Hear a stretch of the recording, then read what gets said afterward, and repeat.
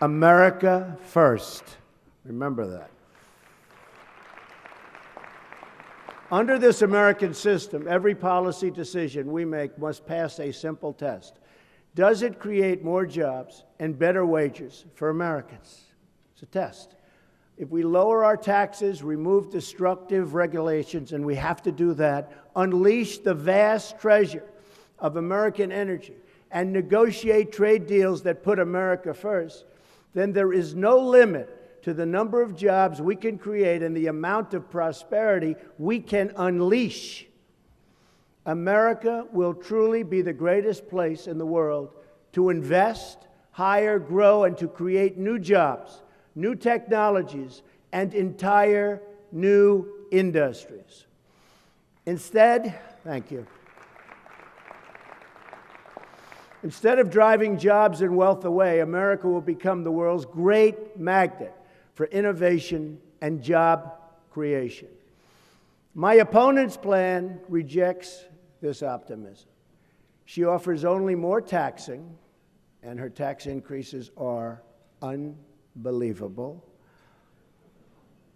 More regulating, more spending, and more wealth redistribution. A future of slow growth, declining incomes, and dwindling prosperity. The only people who get rich under Hillary Clinton are the donors and the special interests, but bad for our country. In Hillary Clinton's America, we have surrendered our status as the world's great economy, and we have surrendered our middle class to the whims of foreign countries. We take care of them better than we take care of ourselves. Not one single idea she's got will create one net American job or create one new dollar of American wealth for our workers. The only thing she can offer is a welfare check. That's about it. Our plan will produce paychecks, and they're going to be great paychecks for millions of people now unemployed or underemployed. In the course of this campaign, I've traveled all across the country, and I've met the most amazing people. Every day I've seen the goodness and character of our country and brave citizens proudly fighting through hard times and difficult circumstances. I have been all over this country, folks, and we have unbelievable people, but they need leadership. The country needs leadership. In many parts of our country, the hard times never seem to end. I visited cities and towns in upstate New York where half of the jobs have left and moved to Mexico and other countries. The businesses are gone. They've been taken away like taking candy from a baby. Politicians have abandoned these places all over the country, and the people who live there are just there. No hope. Worse still, politicians have heaped scorn and disdain on these wonderful Americans. My opponent described tens of millions of American citizens as deplorable and irredeemable just last week. So how can Hillary Clinton seek to lead this country when she considers its citizens, tremendous, tremendous numbers of them, beyond redemption? The hardworking people she calls deplorable are the most admirable people I know. They're cops.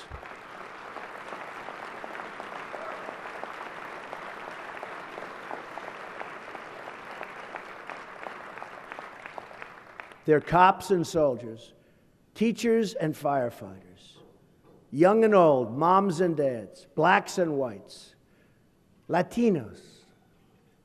Above all, everything else, they're Americans. Some are rich Americans, some are poor Americans. They're Americans. They love their families, they love their country, and they want a better future. These are the forgotten men and women of our country, and they have been forgotten. People who work hard but don't have a voice. I'm running to be their voice.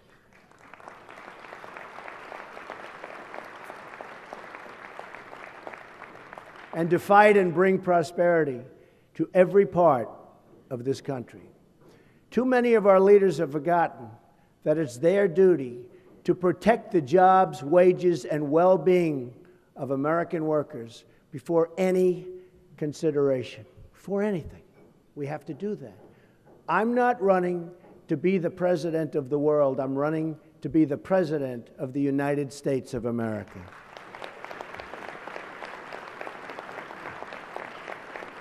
And as your president, I will fight for every last American job and every American company, which really a lot of companies in this room, I can tell you.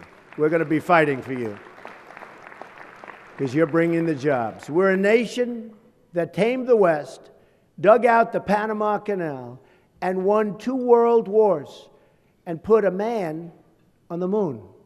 It's time to start thinking big once again. That's why I believe it's time to establish a national goal of reaching 4% economic growth.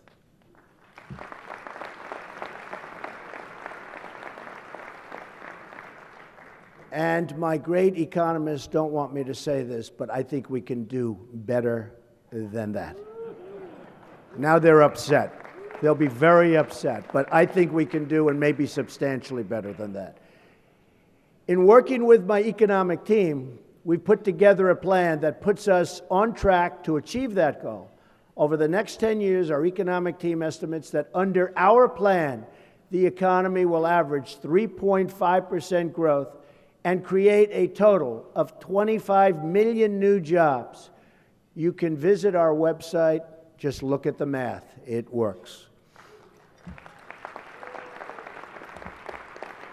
This growth means that our jobs and plans, including our child care reforms that Ivanka Trump, my daughter, is so involved in, will be completely, I like her too, I agree, will be completely paid for in combination with proposed budget savings. It will be deficit neutral. If we reach 4% growth, it will reduce the deficit. It will be accomplished through a complete overhaul of our tax, regulatory, energy, and trade policies.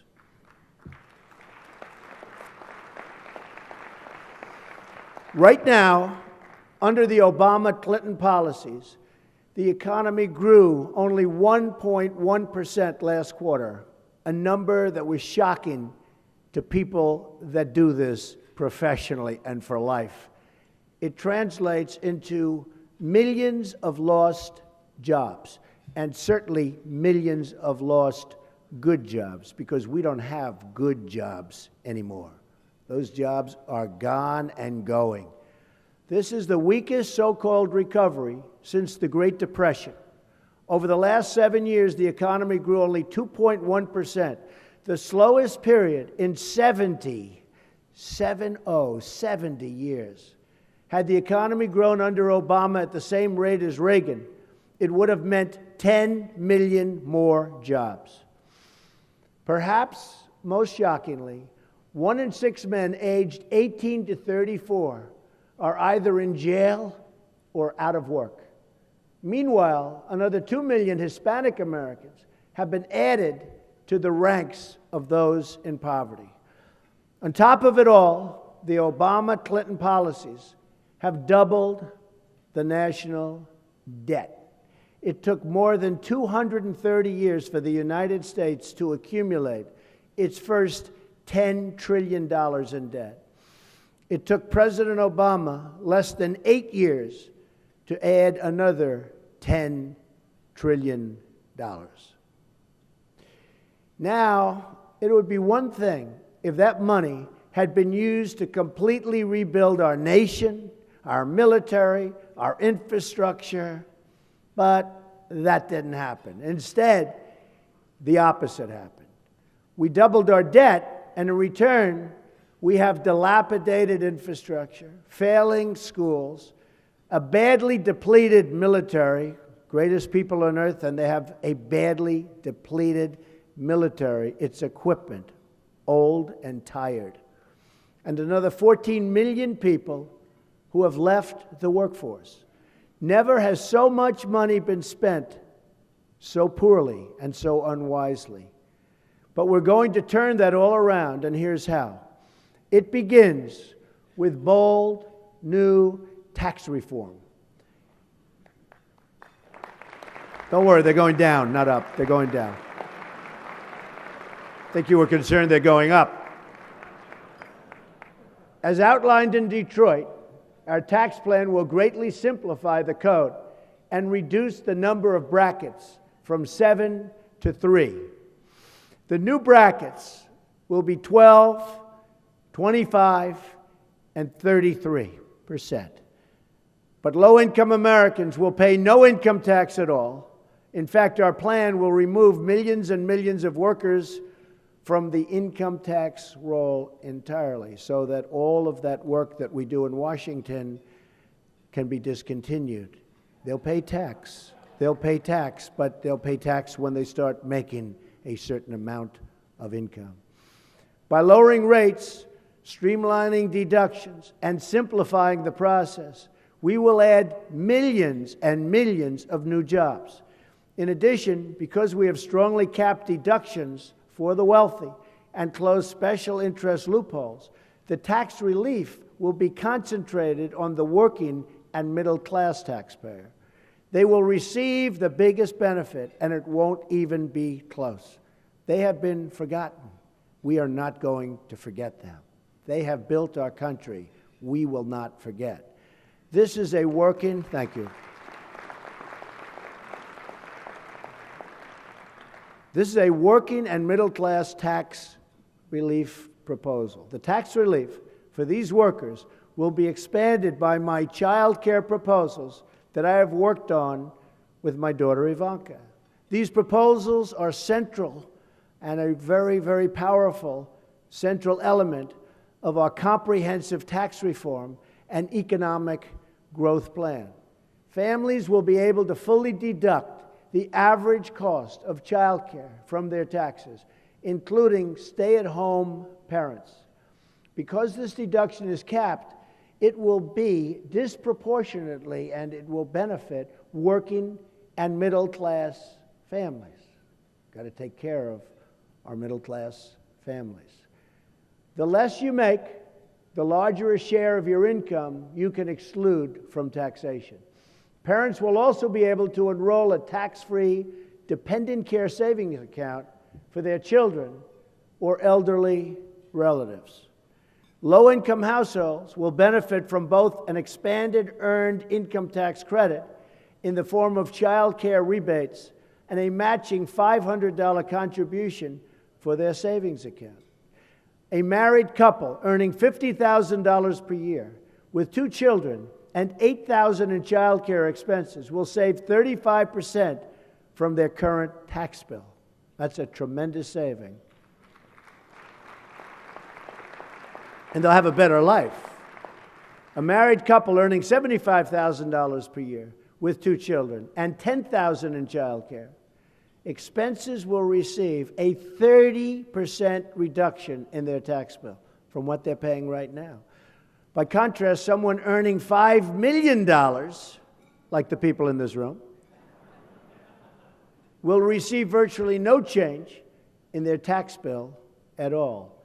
One of our greatest job creation measures is going to be our 15% business tax rate, down from the current 35% rate, a reduction of more than 40%.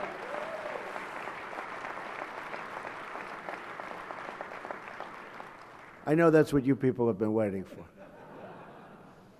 An explosion of new businesses and new jobs will be created. It will be amazing to watch.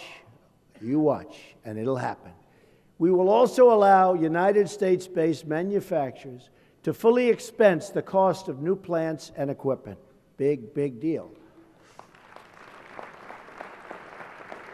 On top of that, we will bring back trillions in business wealth, and this is wealth that's parked overseas. Nobody knows how much it is. They say it's $2.5 trillion. I have people that think it's $5 trillion.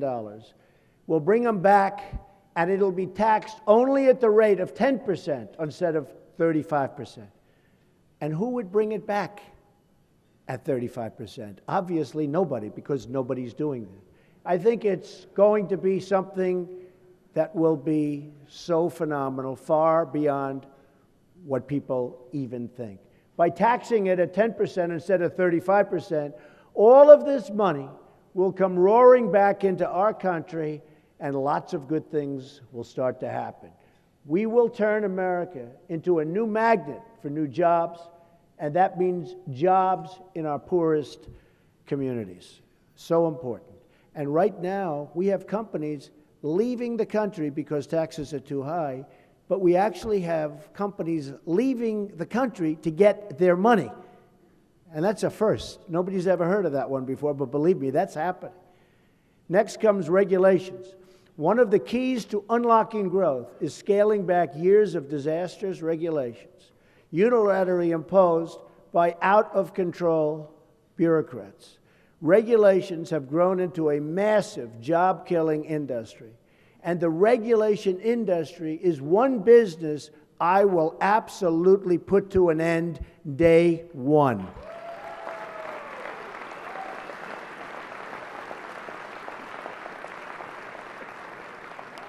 In 2015 alone, federal agencies issued over 3,300 final rules and regulations, up from 2,400 the prior year. Every year, over-regulation costs our economy $2 trillion a year and reduces household wealth by almost $15,000. I proposed a moratorium on new federal regulations that are not compelled by Congress or public safety, and I will eliminate all needless and job-killing regulations now on the books, and there are plenty of them.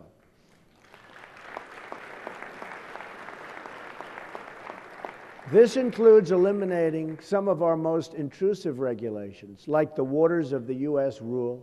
It also means scrapping the EPA's so-called Clean Power Plan, which the government itself estimates will cost $7.2 billion a year. This Obama-Clinton directive will shut down most, if not all, coal-powered electricity plants. I mean, all over the country, they're shutting down. Remember what Hillary Clinton said.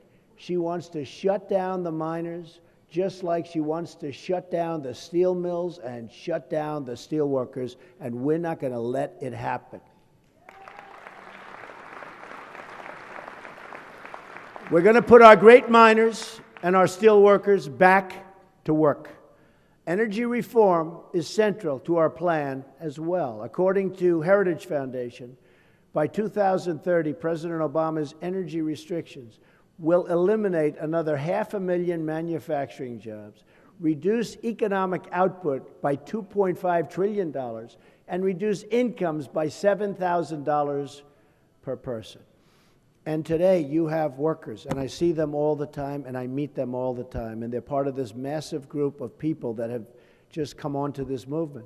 But you have workers making less money today than they made 18 years ago in real wages. They're working much harder, oftentimes because of the disastrous Obamacare that we're going to repeal and replace. Oftentimes they're working 2 jobs. So they're working harder, they're older, and they're making less. It's like me. I'm working harder than I've ever worked also. But these are minor. Nobody cares about that. That's something. Who cares about that? Hillary Clinton wants to go even further, and her plan could cost the economy $5 trillion.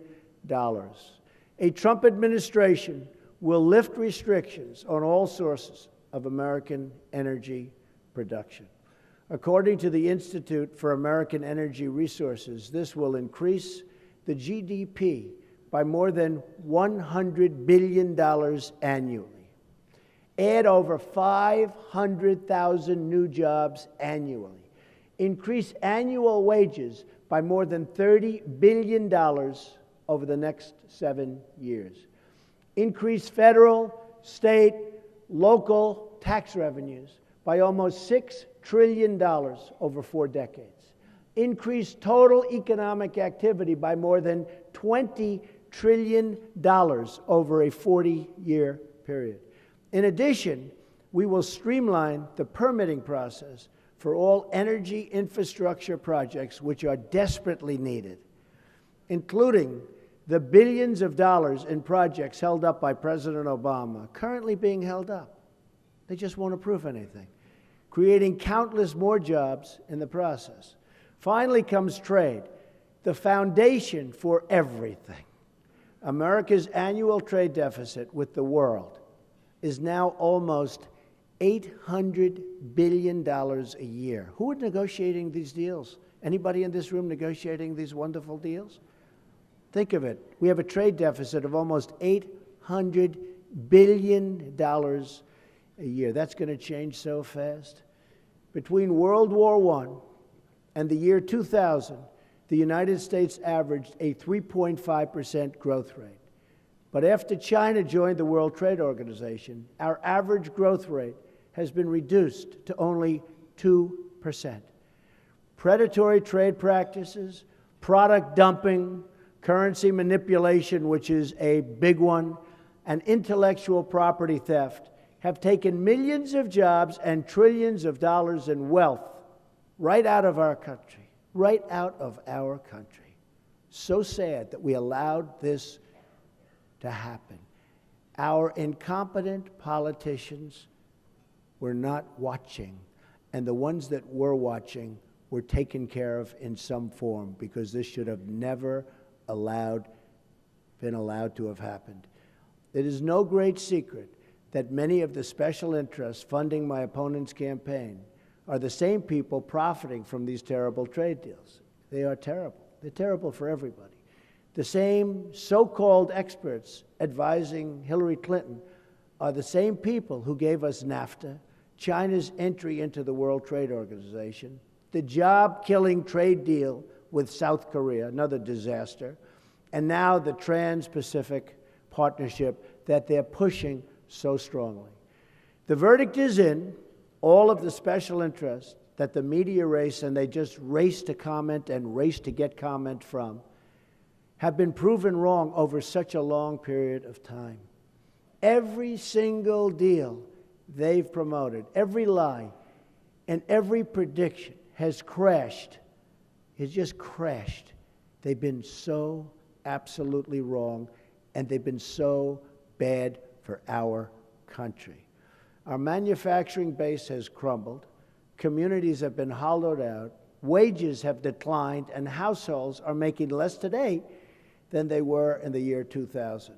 I proposed a detailed plan to reform our trade policies and bring vast new jobs and wealth to America. We need our wealth back. We don't have wealth. We are a debtor nation. This includes the following steps.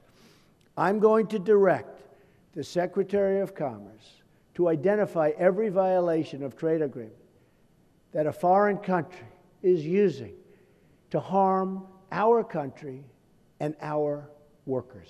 That's what's happening. They're being harmed, and our country is being harmed. I will use every tool under American and international law to end these abuses, and I will use our greatest business leaders and finest negotiators, and I will tell you some of them are in this room right now. Not all of them, but some of them.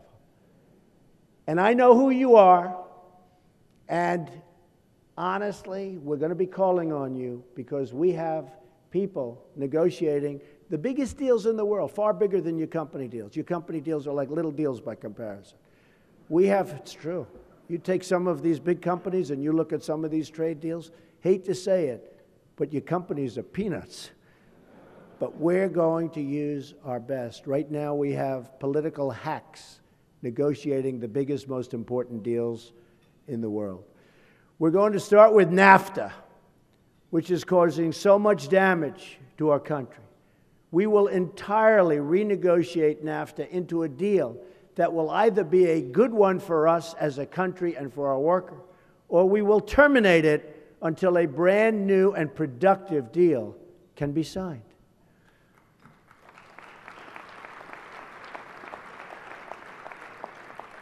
We'll also, and we have to, we're going to keep America out of Trans-Pacific Partnership unless we can do something that's phenomenal, and I'm not seeing it right now. I can tell you that. I'm not seeing it.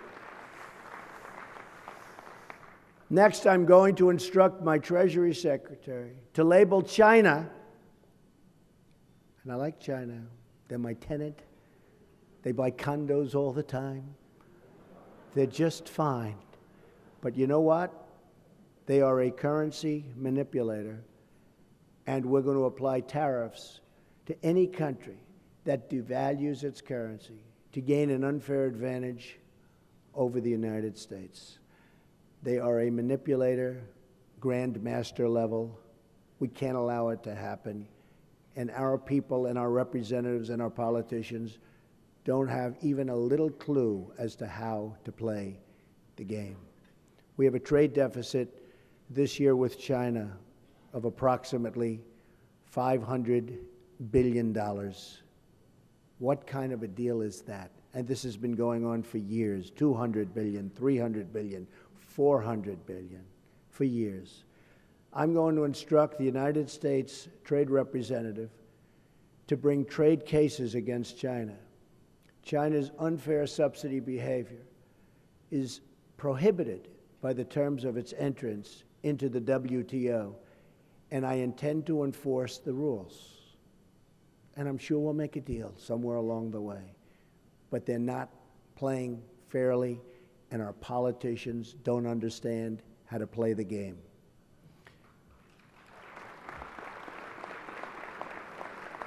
If China does not stop its illegal activities, including its theft of American trade secrets and intellectual properties, I will apply countervailing duties until China ceases and desists. You know what that means. Just the single action of enforcing intellectual property rules alone, just alone, would add millions of new American jobs. According to the United States International Trade Commission, improved protection of America's just think of this, improved protection of America's intellectual property in China would add 2 million jobs a year within the United States every single year, and we do nothing. We allow them to get away with it. Who can blame them? And I don't blame them at all. If you can get away with it, they're going to get away with it. We're going to stop the outflow of jobs from our country and open a new highway of jobs back into our country. Here's how the plan adds up. We're proposing a $4.4 trillion tax cut that will score as a $2.6 trillion under dynamic growth models, which is how taxes should be scored.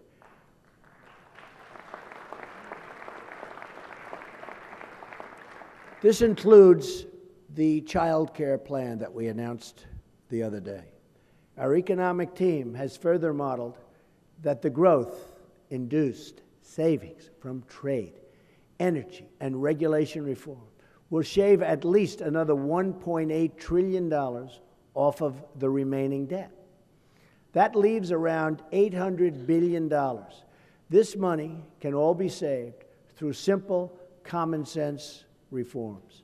If we just save 1 penny of each federal dollar spent on non-defense and non-entitlement programs, we can save almost $1 trillion over the next decade. 1 penny. We can all do that. Save over $1 trillion. Again, this is spending that does not touch defense, because we have to build up our military, which is so terribly depleted. And that does not touch entitlements.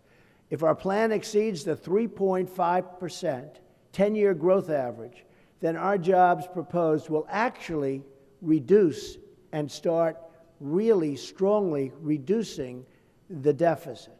Savings will be compounded by the fact that people who are currently receiving unemployment or welfare will finally be able to find jobs.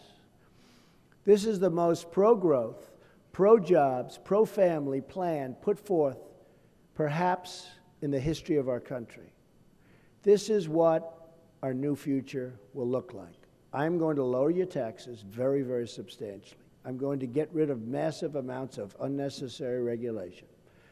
All of these regulations on your business and in your life. I'm going to unleash American energy. I'm going to repeal and replace Obamacare. I'm going to appoint justices of the Supreme Court who will follow the Constitution.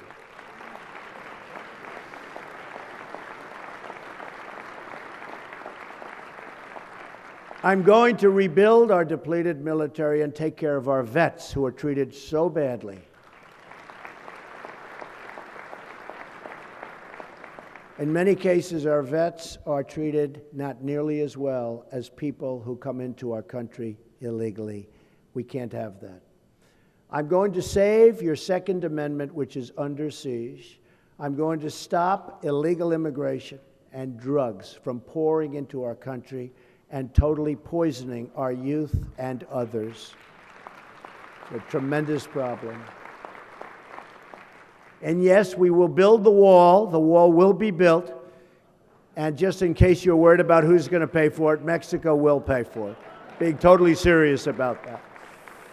Mexico will pay for it. And you understand, Mexico, by the way, we look at the trade deficit we have with Mexico. It's massive. The wall is peanuts compared to what we're talking about. Mexico will pay for the wall. And I'm going to renegotiate our disastrous trade deals, especially NAFTA, and we will only make great trade deals that put the American worker first and put the American worker back to work. That includes our miners and our steel workers. They're going back to work. We will rebuild our roads, our bridges, our tunnels, our highways, our airports, schools, hospitals. We'll rebuild everything. American cars will travel the roads. American planes will soar the skies. And American ships will patrol the seas. American steel will send new skyscrapers into the clouds. American hands will rebuild this nation. And American energy, harvested from American sources, will power this nation.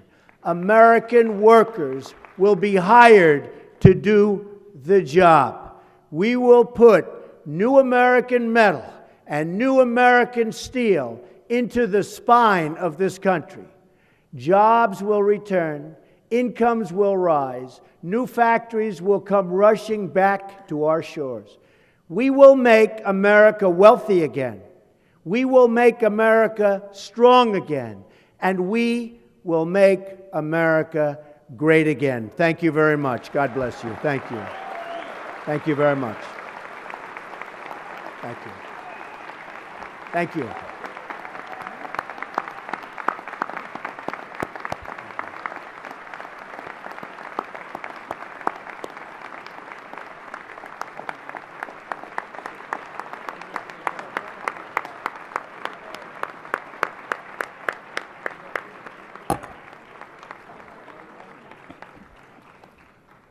Thank you, sir.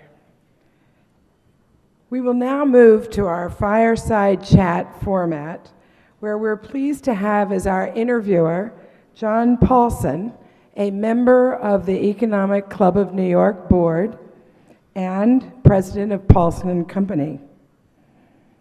We would also like to thank those members who took the time to share their thoughts and ideas on topics and questions for Mr. Paulson online so that they could be perhaps used in this conversation.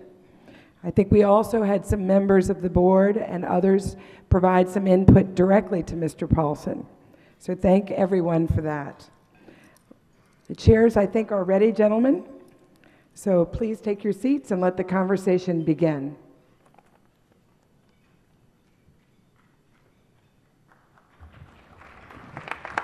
Thank you. What happened with the teleprompter, man? Hey, he's a little late, right? Oh, well. I had nothing to do with it. Well, first let me thank you for speaking with us today. I think many of us found your economic plan very bold and ambitious. Thank you. I was talking with Marty Feldstein, with Glenn Hubbard, who's the dean of the Columbia Business School beforehand. Big difference.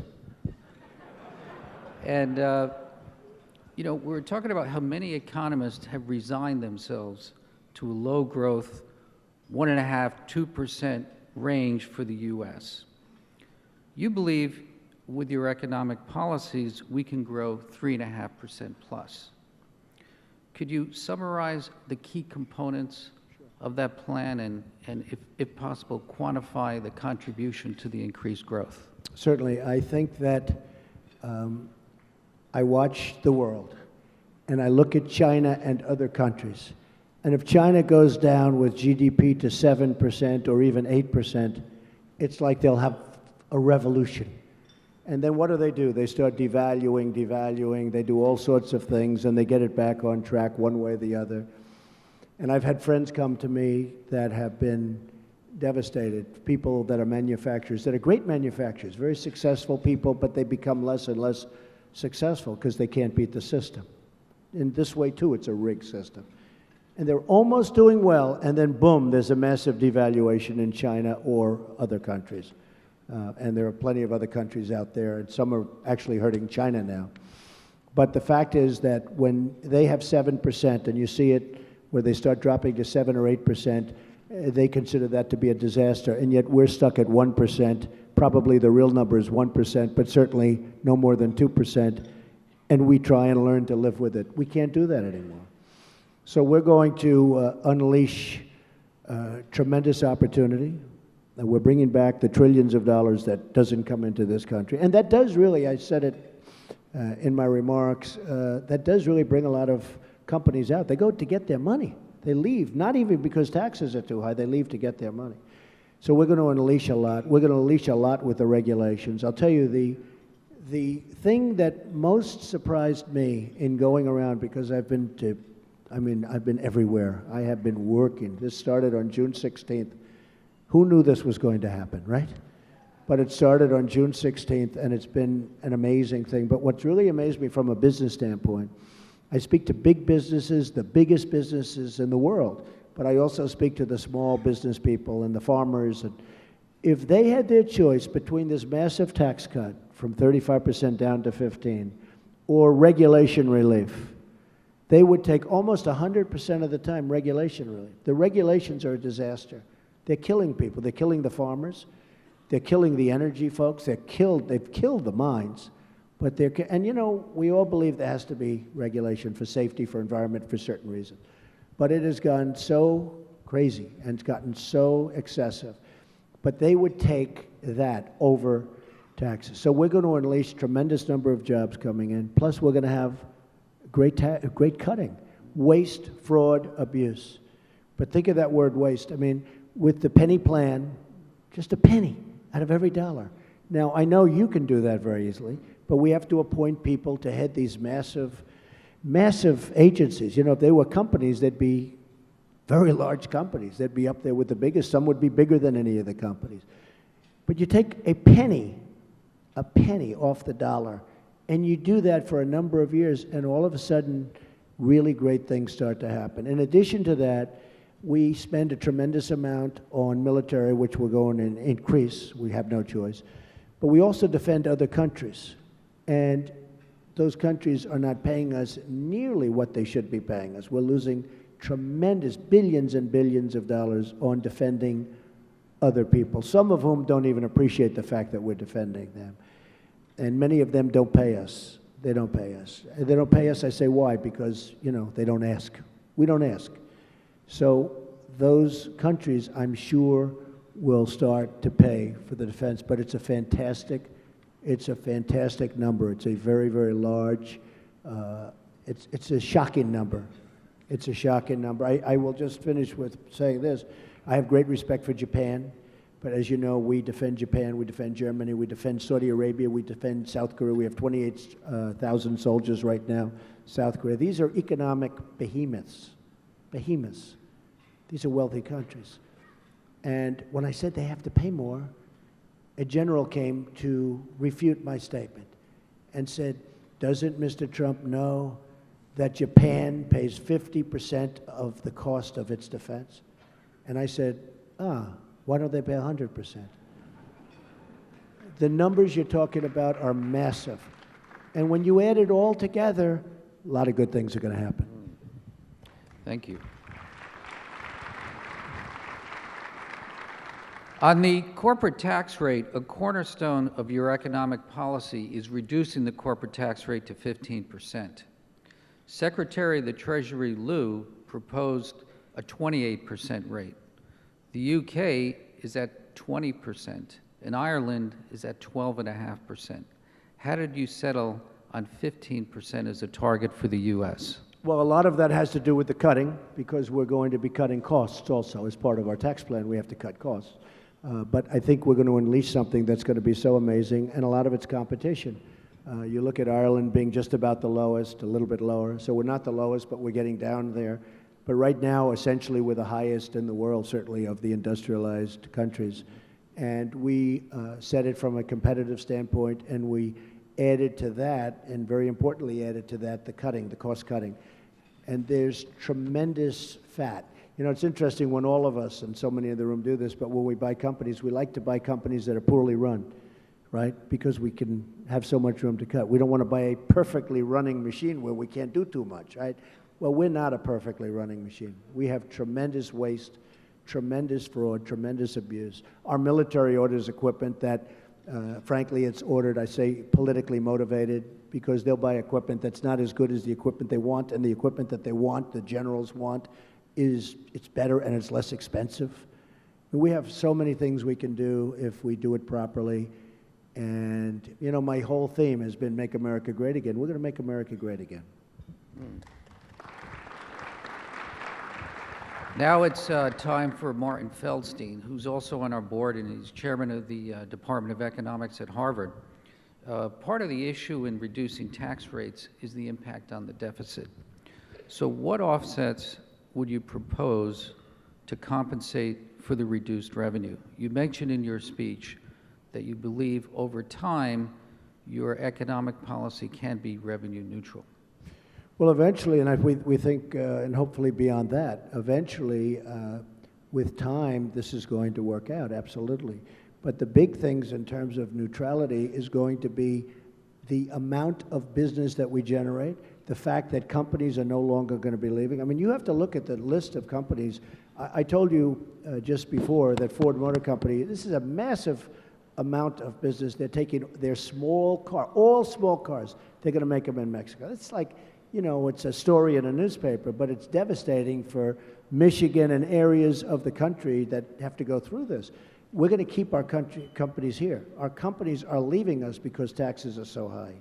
Our companies are leaving us because they can't bring their money back in. Our companies are leaving us because of regulation.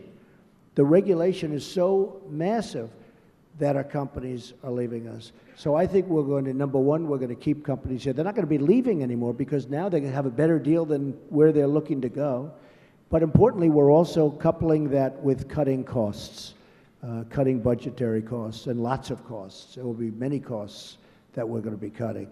And we're going to be enhanced by certain things like I talked about with the military and the defense of other countries, which a lot of people didn't even know. I don't think too many people, even in this room, until I started speaking about it a year ago, I don't think a lot of people knew that we defend, as an example, Germany or Japan.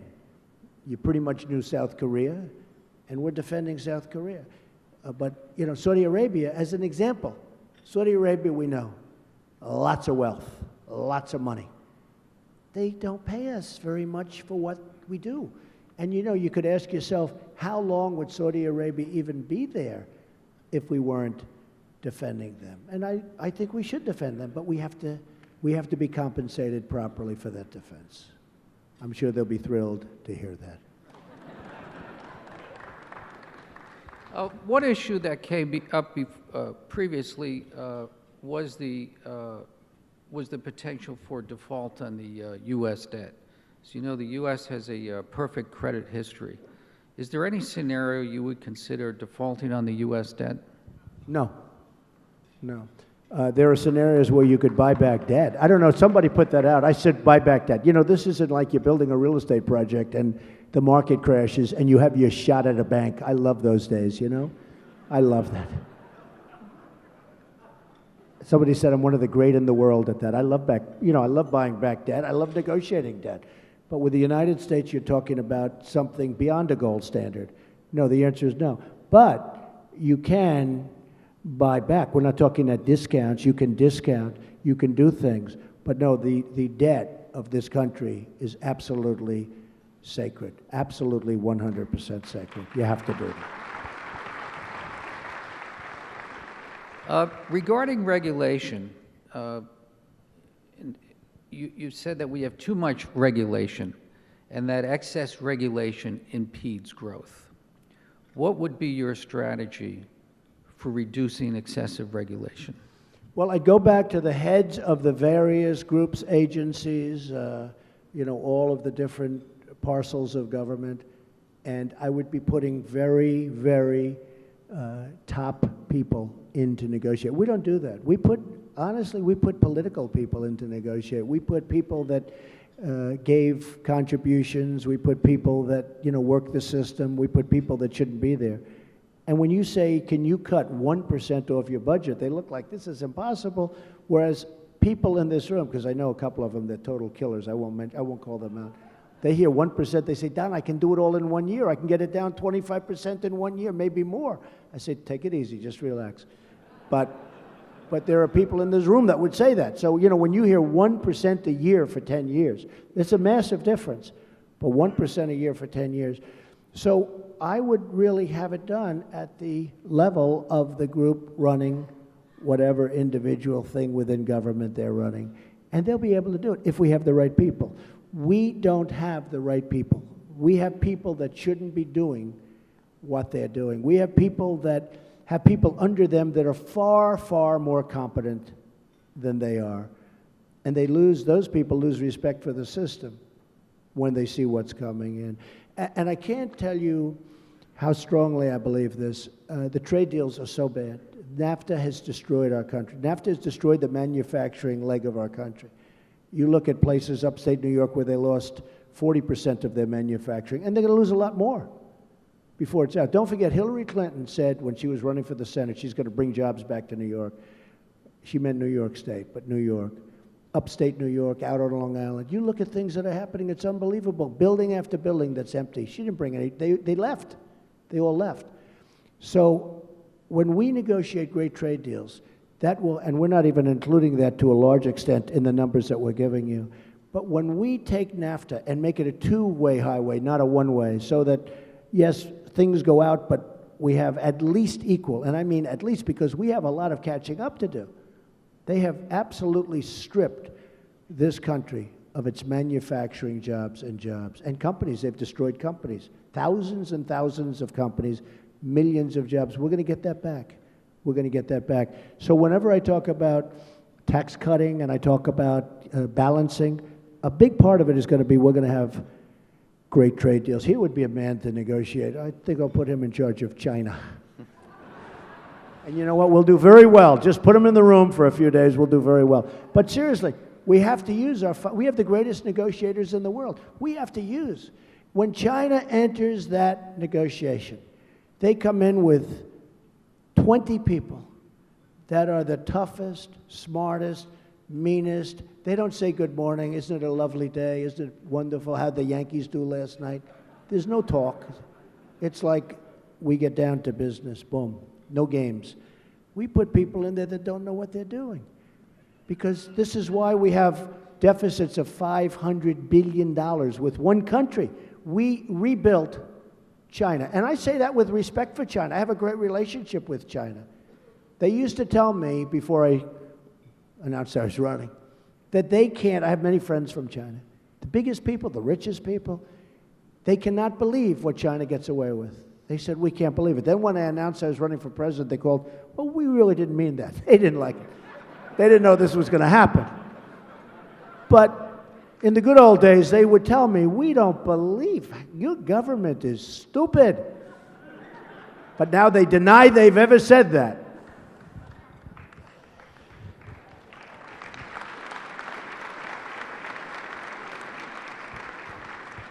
On staffing, how would you run a government to make it more effective?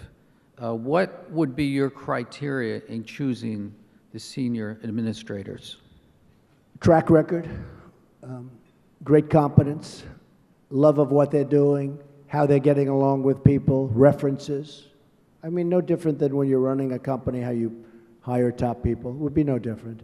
The government, you need people with heart also. You know, it's probably the one thing you need in government that they don't have in business quite as much. But you need, but some do. But not a lot. But you need people that are truly, truly capable. And you need, and I think so much has to do with past history. How have they done? How has it all worked out? You understand what I mean by that perhaps better than anybody. And we have to get the best people. We can no longer be so politically correct. You know, we do things today, we're so politically correct. People are afraid to walk, they're afraid to talk, they can't speak, they're afraid they're going to say the wrong word and they'll be shunned from society. Don't worry, it only lasts for about a week if that happens. It's not that bad. But we have to stop being so politically correct. We need to get the best and the finest, and if we don't, we'll be in trouble for a long period of time, and maybe never come out of it. I honestly believe, and I'm not saying this because it's myself, this is the last time. This is going to be the last election we have a chance to make this country great again, to really make it wealthy again, make it strong again, make it, you know, all of the things that we want to see. We have to have. But I really believe this is the most important election that we've been involved in, you know, for many, many, many, many years, many decades. And because it's going down. The Supreme Court justices that I told you about before, I mean, if they put certain people onto the Supreme Court, our country is going to be a whole different country. We're going to be a large-scale version of Venezuela. We're going to be a totally different deal. And this is the last chance that, in my opinion, our country has to really get better, to get well. And I just think this election is so important, not because of me, but because of the ideas that we have, the ideas that we need to do what we have to do. But I think it's going to be a very, very important election, and that's why we're seeing such enthusiasm. You know, we go make a speech, John, and we have people showing up, 25,000 people show up, and 30,000 people, and we announced one day. We had one in Pensacola the other day. We had this massive, tens of thousands of people showed up. We announced like a day and a half before the speech on Twitter. We don't even take ads.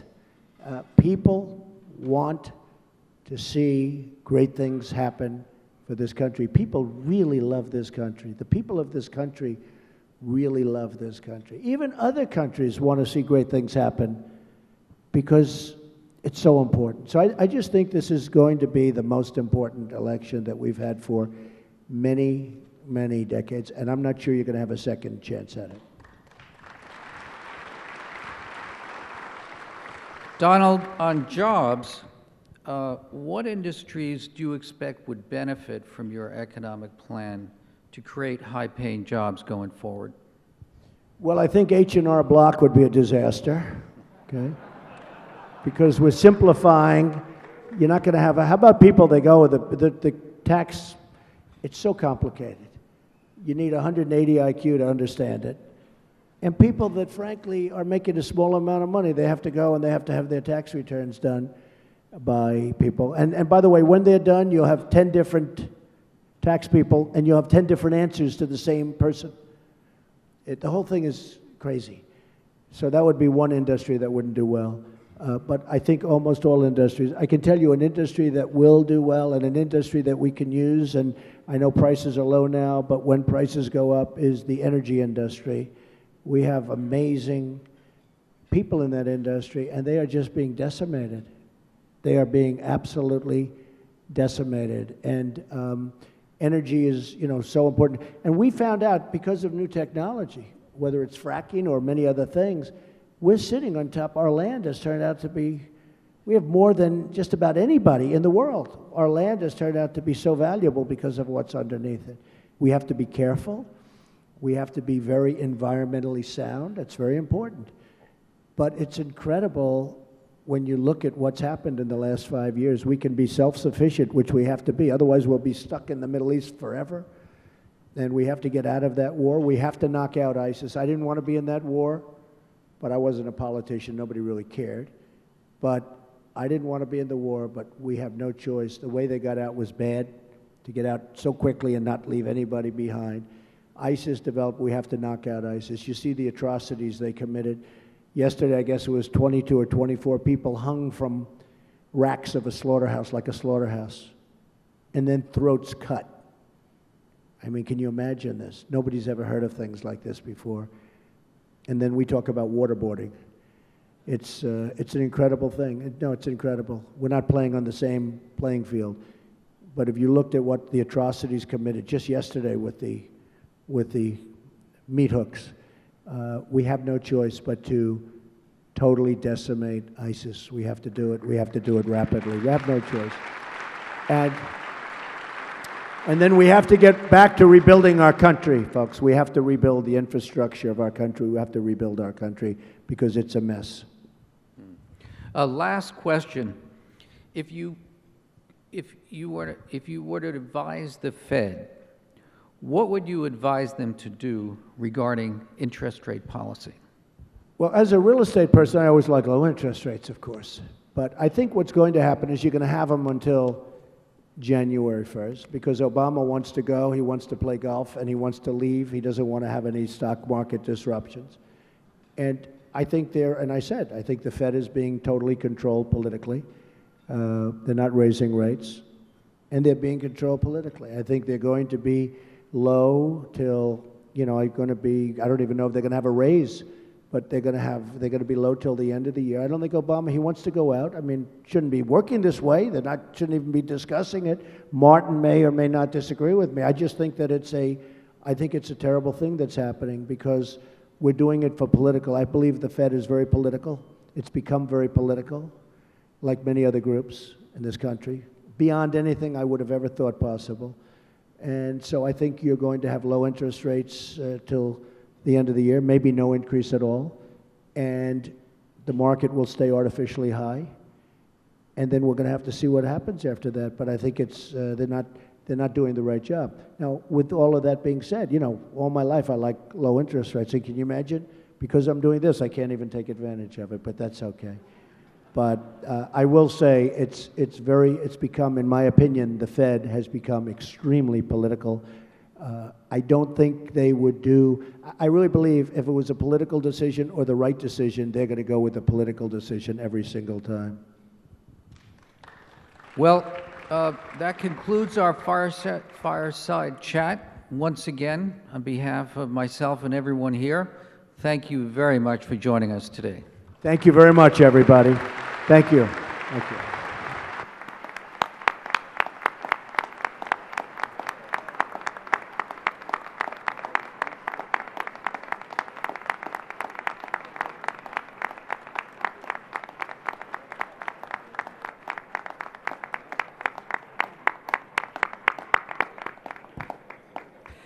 We would ask everyone to stay in place so that Mr. Trump and Governor Pence and their security detail can leave.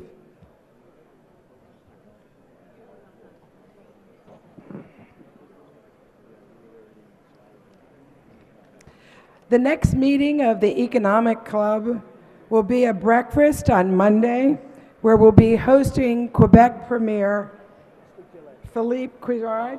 Thank you, sir. And Fred Krupp, the president of the Environmental Defense Fund. That same day, Monday, September 19, we're hosting a luncheon featuring Paul Ryan, Speaker of the House, where he will share his economic and tax reform plans. On Tuesday, the 20th, we're hosting Premier Li of China. Excuse me, sir. Thank you. Thank you very much. Great hospitality. And there are still a few seats remaining for both of those events. And we hope you might be able to join us. Thank you for joining us today, ladies and gentlemen. Thank you. All right, guys, this wraps up the Trump event at the Economy Club of New York. Speaking of New York and Donald Trump, this morning our Fox station in New York spoke with Dr. Oz. Dr. Oz taped his show with Trump yesterday, and this is what Dr. Oz had to say. That show, by the way, airs today, that episode. Let's go ahead and listen in on what Dr. Oz told our sister station in New York. Stand by. And they do a review of systems. It's a comprehensive summary from head to toe of what's going on in their body. And so I went through that list, and then I pushed Mr. Trump about whether we could see his records, because by report, he sounded pretty reasonable, pretty healthy. And then he delivered a letter, which was a very professionally written document that outlined what was going on in his body, the battery of tests he had done last week, plus revealing information about what had happened in prior years, colonoscopies, calcium scores of his heart, echocardiograms, things that are done to screen people for illness. Yeah, that's my question. I guess for people who aren't in the medical community, is this considered a full accounting, a full medical history, or more results of a physical, which maybe aren't full records? This is a comprehensive document that will be sent from one doctor to a colleague to summarize a patient's care. So that way the new doctor could take their care and do what needed to be done. So it's what we normally get from each other, which is why I was able to process it pretty quickly when I saw it. I'm at the hospital every Thursday, and that's what I do. I look at records just like this. So it is what we all anticipate and expect when we're sharing information about another person. As a physician, are you comfortable kind of saying that he's fit to serve and with what you've seen? As a doctor, if he was my patient, I would say he's in good shape for a man of his age, and I'd say you're good to go. Go out and do what you want to do in life. Were there any surprises, anything you were surprised seeing in his records? I am surprised that his blood pressure is as low as it is, as good as it is. With all the stress he's under, been running around and dealing with the realities of running a campaign and business, you would think he'd be a bit more stressed out, but it doesn't seem to have affected him. And with your interview today, and then Clinton releasing her records, do you think health as an issue is more or less behind us in the campaign? I think America should feel a lot more comfortable with the health of its candidates today than yesterday. Now, we taped our show at 10 o'clock yesterday morning. Secretary Clinton released her results in late afternoon and evening. So now both candidates have shared the traditional reports that people share with their doctors. So I'm feeling a lot better about it. And I'm curious, do you agree? Apparently, back in 2008, I just learned this. There was a panel of doctors that said maybe there should be an independent panel of doctors that reviews our party's nominee to kind of ensure fitness, to make sure nothing, everything is on the level. Do you think that's something that maybe we need in this age of campaign politics? It's an interesting idea, especially to deal with the partisan issues that are really hurting us. But there is a value of a doctor who's taken care of a patient for many years, being able to opine on whether that person is in good health or not. And it's hard to replace that personal touch. So maybe you want both. Fair. All right. Thank you very much. Thank you. Appreciate it. Good. All right. Thank you, Joe. Thank you. Been slammed for the past 24 hours. This is my last interview, actually. Oh. That good. pulling me out. So I don't Very have to good. get into this. Good to go? Good to go. So how did the interview that's airing today come about? There was some back and forth about whether or not he would release these records. Was it always the plan for Donald Trump to release his medical records to you?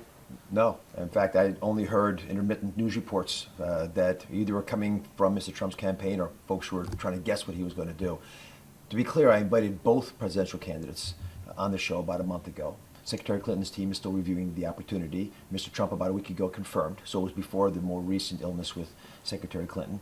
And I wasn't sure what we were going to get on the show. In fact, I planned my show to be sort of like a doctor's office. And when a doctor first meets a person, they do a review of systems. It's a comprehensive summary from head to toe of what's going on in their body. So I went through that list, and then I pushed Mr. Trump about whether we could see his records, because by report, he sounded pretty reasonable, pretty healthy. And then he delivered a letter, which was a very professionally written document that outlined what was going on in his body, the battery of tests he had done last week, plus revealing information about what had happened in prior years, colonoscopies, calcium scores of his heart, echocardiograms, things that are done to screen people for illness.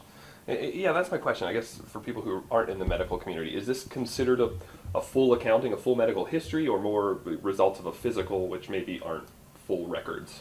This is a comprehensive document that will be sent from one doctor to a colleague to summarize a patient's care. So that way the new doctor could take their care and do what needed to be done. So it's what we normally get from each other, which is why I was able to process it pretty quickly when I saw it.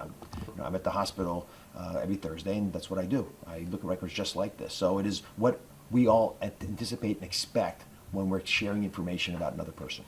As a physician, are you comfortable kind of saying that he's fit to serve and with what you've seen? As a doctor, if he was my patient, I would say he's in good shape for a man of his age, and I'd say you're good to go. Go out and do what you want to do in life. Were there any surprises, anything you were surprised seeing in his records? I am surprised that his blood pressure is as low as it is, as good as it is. With all the stress he's under, been running around and dealing with the realities of running a campaign and business, you'd think he'd be a bit more stressed out, but it doesn't seem to have affected him. And with your interview today and then Clinton releasing her records, do you think health as an issue is more or less behind us in the campaign? I think America should feel a lot more comfortable with the health of its candidates today than yesterday.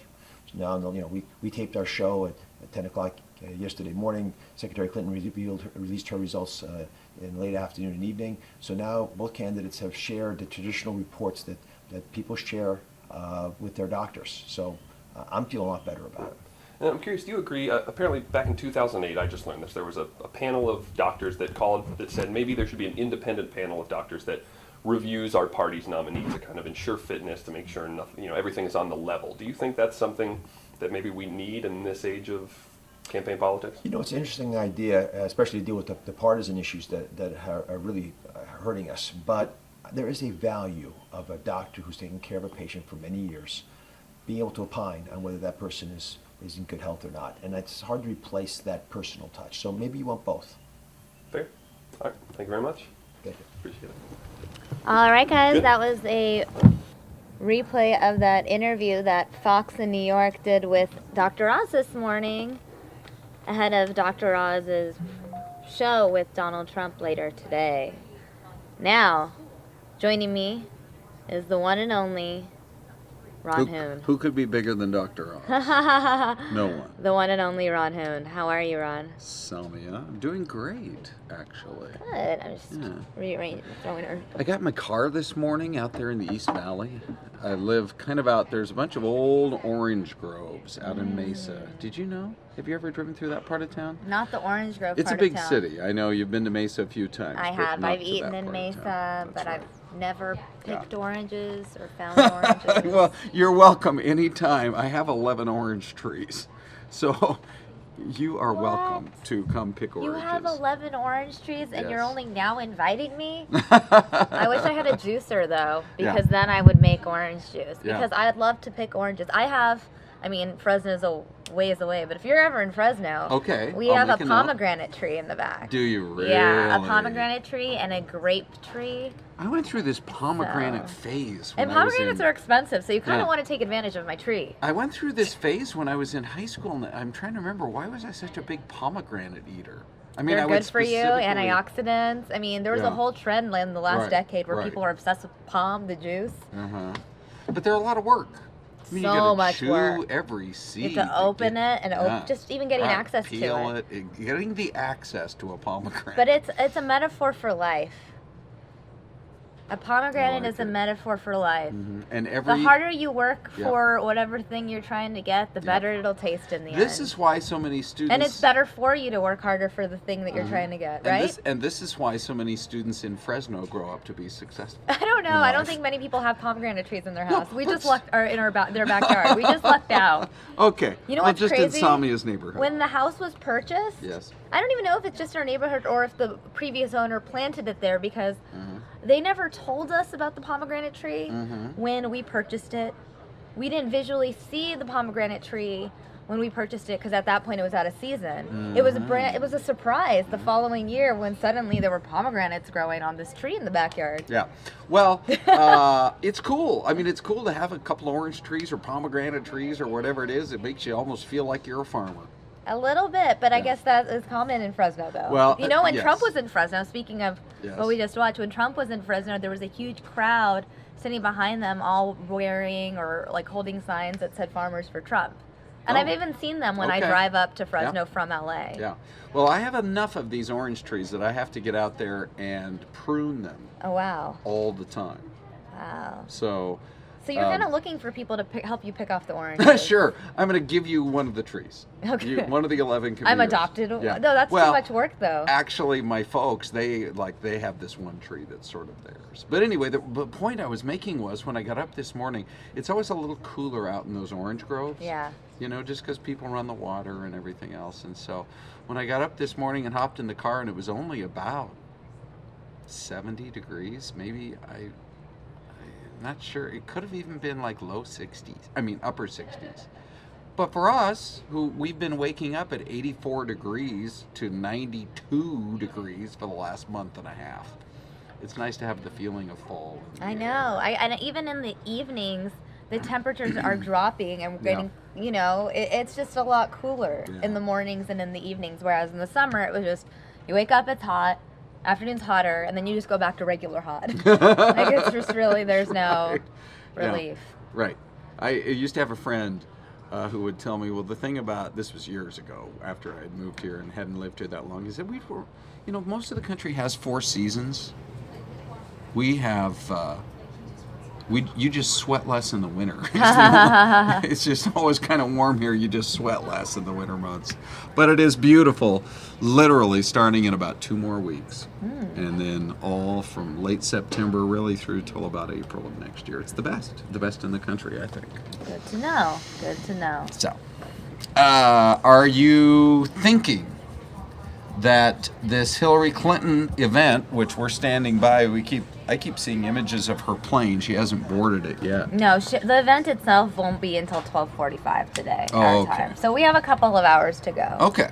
But we will be streaming it for you live here on News Now, guys. Right. Still, she's got to board the plane and fly from New York to the Carolinas. I mean, that's going to take a while. But, nevertheless. So, who was I talking to in the newsroom saying, you watch. She's going to show up today and board that plane. She's going to bound up the staircase. Probably going to be wearing a jogging suit. She's going to probably go 2 steps at a time. And she's going to be so energetic. I'm clearly rubbing off on you. And so I was the one who always looking. Yeah. Believe me, she's gonna be all smiles. She's gonna turn around. She's gonna have to appear in tip-top health. She really is. And yet, here's Mike. Where's Mike? Oh, he's not in yet? No, he's here. Yeah. Here's Mike running a poll question yesterday that I voted on it. Will Hillary Clinton cough in her speech tomorrow? Yeah, I feel like that's something that Mike would ask the public. I'm not surprised that is Mike's poll. And it also really, it depends on what you mean by cough. Do you mean like a quick cough or like a hacking Hillary cough? I think he doesn't mean a clearing of the throat cough, not a No, I think he means that one. What we've seen on the plane and we've seen at other appearances. We've seen it many times here. But anyway, maybe the thing about it is, it's a legitimate concern. You know, the health of our future president is a legitimate concern. But honestly, we're in the home stretch here. And that's all people have been talking about pretty much this week. Right, and I think that is the health of the candidates. It feels like a wasted week. Here's something interesting. I want your take on this. Okay. So, Hillary's health came into question over the weekend after people saw her trip, faint, whatever you want to call it. Right. Bobbing and weaving. Sure, and you know, people are already concerned because of hacking Hillary and that trending last week. Right. Do you think that the Trump campaign strategically decided to make that Dr. Oz appearance this week knowing that everyone was already concerned about Hillary Clinton's health? I do, but I also think it might have backfired slightly, and here's why. Oh. It's allowed the media to play it as, in fact, I saw we talk about this all the time, the lower third. You know, you got to figure out if you're producing a segment, what's your actual headline going to be right here. I need to switch these, by the way. Yeah, that's true. Because people tuning in might think you're Samia Khan and that I'm not him. Yeah, I know. I hope they don't. But in case, it's good that you pointed it out. Yeah. So the thing about it is that she was making all the headlines.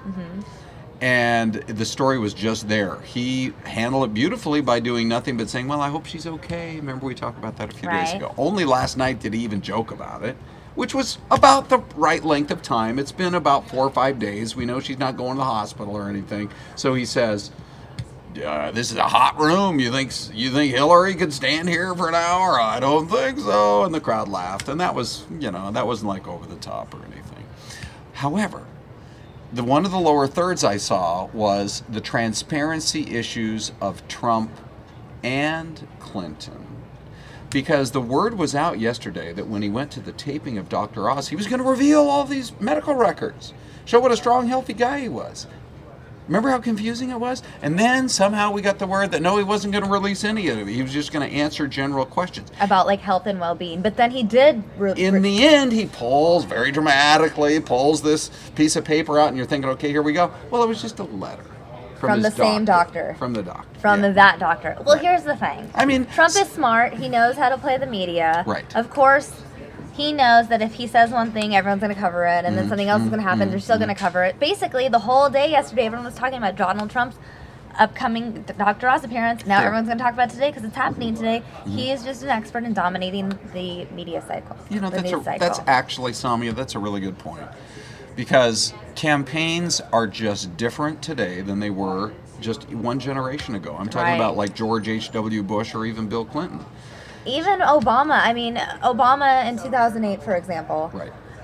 He was on Twitter, but a lot of people weren't on Twitter at the time. Right. I wasn't even on Twitter until February 2009. Oh. And Facebook was there, but it was still, it was just, in the early to mid 2000s, it was just for colleges and college kids. Sure, and then it kind of expanded. Yeah. And it wasn't until, I want to say, like 2008, 2009 that they even released this concept of fan pages. So social media and being super connected didn't really exist back then. Now everyone has access to every one of their favorite or least favorite people out there. If that makes sense. So you have Twitter, you have Facebook, Instagram. I mean, I didn't get on Instagram till 2011, and a lot of people, and I was one of the early adopters. So you kind of just view it as just a completely different campaign. And we could have seen similar effects in 2012, but I feel like it's different when an incumbent's running. Yes, right. It is. The whole election feels a bit different. Just down a notch. This is the first time, if you compare 2000, 2008, and then 2016, it's like when both major party candidates are completely fresh and new. Right. This is their time to really be out there campaigning. You have not only regular media to appeal to, but then this whole social media element that just didn't exist in 2008. So this is our first glimpse of it. Of oversharing, of nonstop news. I mean, 2008, people still had to tune in to either cable news or the evening news or something to get most of the news updates, or just read articles online. There was no such thing as Twitter and things suddenly trending and news stories just breaking at 3 p.m. when it normally wouldn't break till like 6 p.m. You know what I'm saying? Yeah, it's just a completely different world. It is. And so there's that part of it which Donald Trump sort of owns that space. Sure, Hillary Clinton has plenty of followers on Twitter, but all Trump has to do is he can drive the conversation forward with one simple tweet. And I believe he sends out most of his tweets. I think Hillary so too. Clinton, I think she has a lot of people that are working up the tweets for her. So like last night, he decides to respond to Colin Powell. And Powell, the big headline this time yesterday morning. Keep talking. Good. The big headline this time yesterday morning was Donald Trump is a national disgrace. Colin Powell, former Secretary of State, Republican, pretty highly thought of in GOP circles. So he sends these emails. He had to know they were going to get out. I mean, you just, especially if you're high profile in the political world. A lot of people still don't think their emails are going to get out. Attention stations, Edge Technology is going to switch now to Hillary Clinton. She is in White Plains, New York. Here we go. Here comes Hillary, and about to board the plane. We'll get back to Trump's Twitter later because we're going to watch Hillary Clinton board the plane. Here we go. Oh, she's already on board. Let's listen. I'm doing great. Thank you so much. And I think Jen and Nick have suggested we do an actual avail on the next leg, if that's okay. So we'll get to North Carolina, we'll do the speech, and then we'll get back on, and then we can answer questions, and go from there. You might want to do it. I'll talk about that later too. I'll talk about that later. That'll be tonight after the newscast. Could you just give us I am so sad. I know, I really am. It's really a loss. Madam Secretary, however, is coming back. So that's something to look forward to. Is that odd to watch that? It's a little No, bit. I actually get a big kick out of it. I watched it with play you. Yeah, I watched it with, a little bit of skepticism at first, but I got so into it and really liked the storylines. They had some good, quasi-realistic storylines. So anyway, okay. Anything about North Carolina? Why North Carolina? Can we do something? Excited to get to North Carolina. Bye. Jen, that's after the news. No, I gotta figure it out since then after. I have to do it on the ground before we take off. On the ground? Yeah. At the airport or in? It depends on what the timing is. Do it at the venue where we all are live. We can feed it out live. I just don't know what the venue is today. All right, guys, so we just heard from Hillary Clinton live from her plane. She is now on board, about to depart for North Carolina. Oh. She told us she was excited to Yeah. get to North Carolina, in fact. I think that was a little bit of a missed opportunity. This is the first time she's spoken since the whole van incident, which the story's out there that there was a kind of an argument on board because the Secret Service has a protocol when it appears that you have almost lost consciousness or fainted, that they Right. run you to the hospital for Right. a check. And she didn't want to do that, and her campaign people didn't want to do that, and they didn't go there. This was her first chance to just offer a little bit more meat, which then would have resulted in our newsroom and in every newsroom across America, when there's an urgent that's sent down by the wire service, you hear this little doot-doot, doot-doot. That would have been suddenly the headline grabber, Right. and would have been for several hours that Hillary Clinton. Why say, well, I'm going to be talking about how I felt later today? Why does that have to be pre-planned? You're talking to the Maybe media. she just doesn't. Create the headline now. I don't have an answer for you. Yeah, I think it's just because everything's so scripted. It would have been way better, I think, if she would have said, even I was a little surprised at how hot I got. I mean, after all, the weather broke. It had been hot, and it was only an 82-degree day, but boy, I'll tell you, thankfully, Chelsea was there with the Gatorade or whatever. Yeah, it would have been use humor to diffuse the situation. Use humor, show us your softer, humorous side. I guess she Who knows? sort of We'll did. tune in at 12:45 Arizona time. We'll have her live from North Carolina. Yeah. Assuming the event starts on time. Yeah. All right. Well, she looked pretty good there. Mm-hmm. She didn't hack or cough or anything like that. Nope. Yeah. She's well rested. Well, the other thing I was going to say about Donald Trump then is this. So not only is he sort of king of social media, Right. I actually believe that helped play a role in his success of blowing through 17 other candidates on the Absolutely. GOP side. I really do believe that. And then everybody else, whether they were his primary opponents or now Hillary Clinton, they always complain about the, quote, free media that he gets. But I don't believe there's ever been a politician who is as, you may hate him. You may hate this guy. You may hate that he's running for president. You may hate that he could win. You may hate his position on just about everything. But you have to give him credit for being so media savvy. So media savvy. So media savvy that he knows he can just figure out the ways to get the attention constantly on himself and get the whole country and the media, the traditional media and social media, talking about it. And so they can complain all they want about the free media. Hillary's going to get some free media today, mostly because of the health scare. Mm-hmm. If that had never happened, I don't know if this speech in Carolina would be that big honestly, a deal. I think at this point both candidates are getting a lot of free press and free sure. media. Yeah. We're down to the Democratic nominee has been selected, the Republican nominee has been selected. Yeah. So now at this point, I feel like they're both getting Yep. free press. Right. One just might get more free press than the other. Let's leave it that way. It's not like we're looking at, Yeah. a year ago when there were 17 Republican candidates and Yeah. no one knew that George Pataki was even running kind of thing. And someone who didn't get any there attention. You go. You know what I mean? There but you I'm go, just saying, ripping Pataki again. I'm just saying there were certain candidates that never got any airtime. Right. But at this point, when it's down to two and all eyes are on this November, right. I mean, every day people are watching? So the thing about Trump is that he just knows how to work the media. He knows how to grab the headlines. You can't have been as kind of media driven as you have been in your whole career and not know how it all works. Up until the day comes that we get somebody who is actually a member of the media, who is a presidential candidate. I'm trying to Which think. will probably happen soon. It'll probably be someone from cable. Yes, I think you're probably I right. think it would be someone from cable. You know, say a Bill O'Reilly, for I don't example. think it would be a Bill O'Reilly, personally. But somebody of that high a stature, but who knows on an everyday basis on how to make. I mean, I think it might be like Joe Scarborough. I've heard things about him. really. Yeah, wanting to would go be a into good- politics, that would and be then a- he is a Republican, but he's also Kind is of on moderate. MSNBC, so he has an interesting crowd. It would be interesting Yeah. to see someone like him. Yeah, he was a House Yeah, Republican. he had a political career, so I could easily see someone like him running. Yeah. Although that picture of him when he first went into Congress with the big hair and everything, Oh my gosh. I think that might Let's come just back show to haunt him.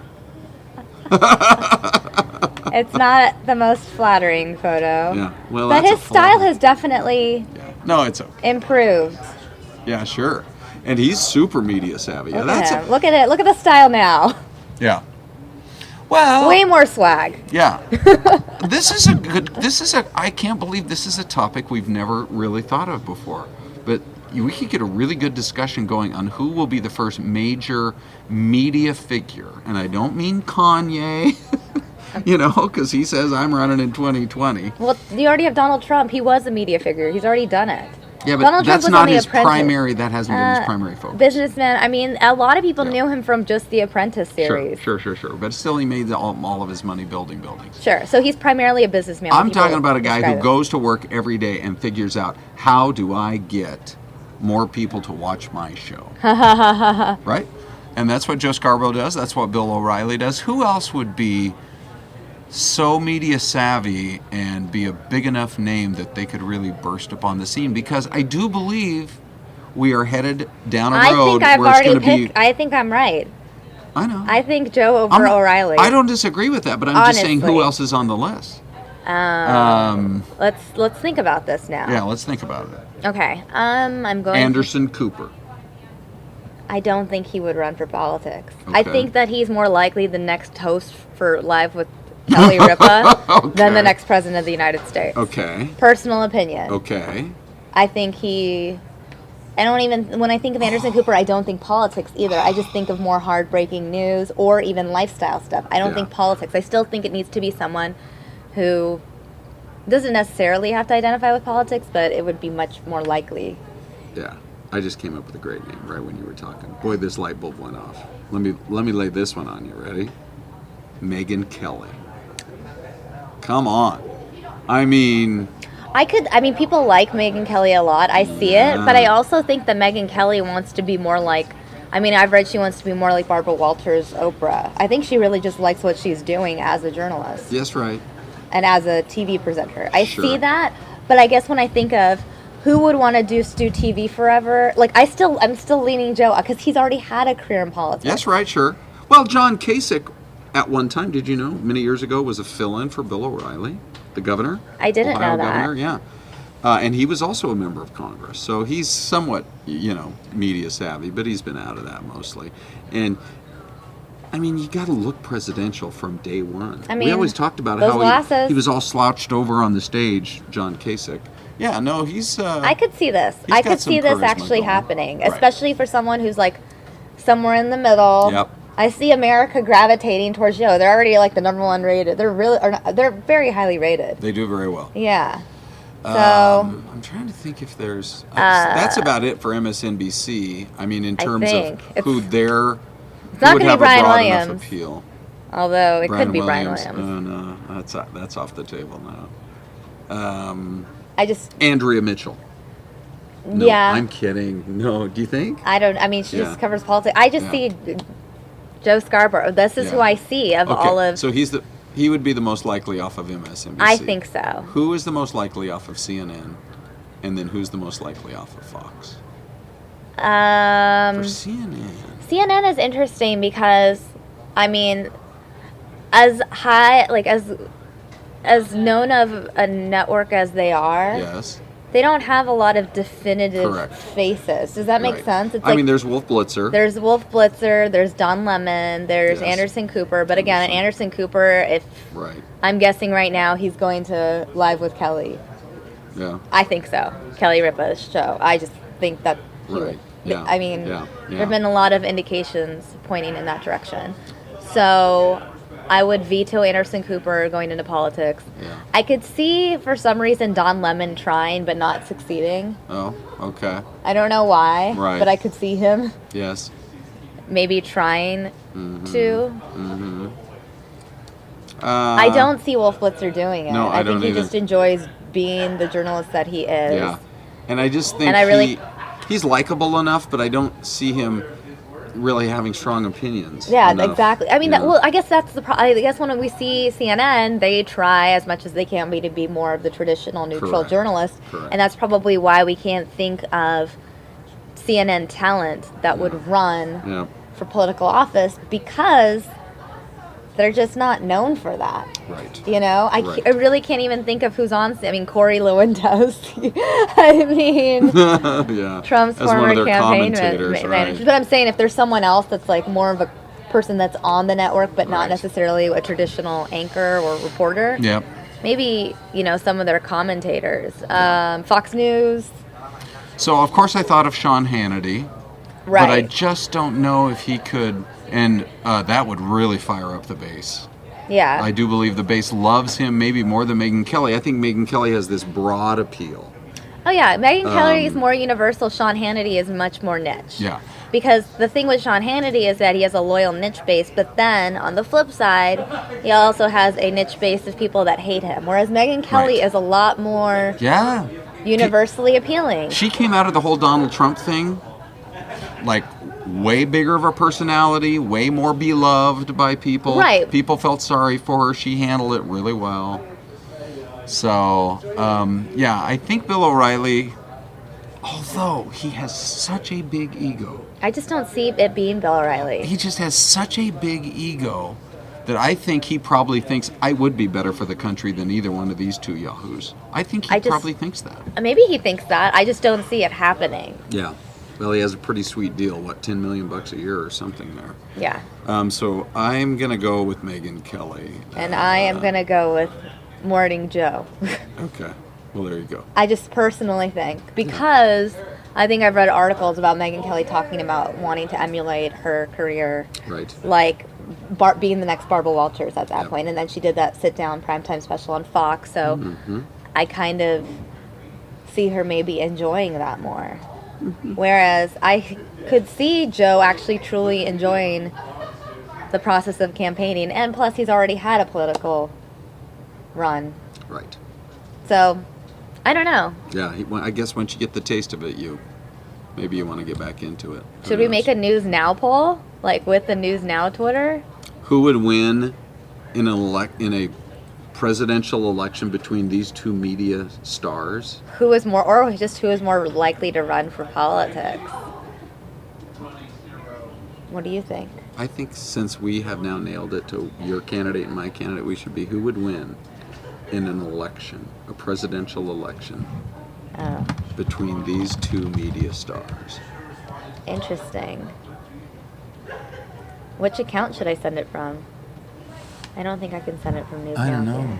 You have lots. I can do it online, and then we can just retweet it, because I'll go do it on mine too.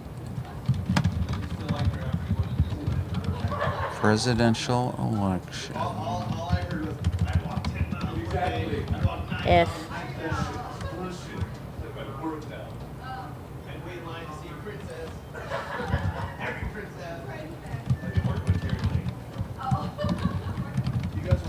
am I spelling his last name right? I think so. Yeah. Mm-hmm. If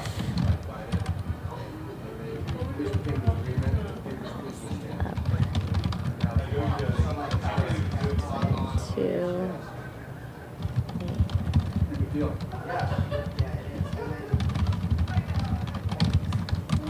This is good. If there was a presidential race between two major media figures, who do you think would win? Megyn Kelly, Joe Scarborough. Should I give them another choice?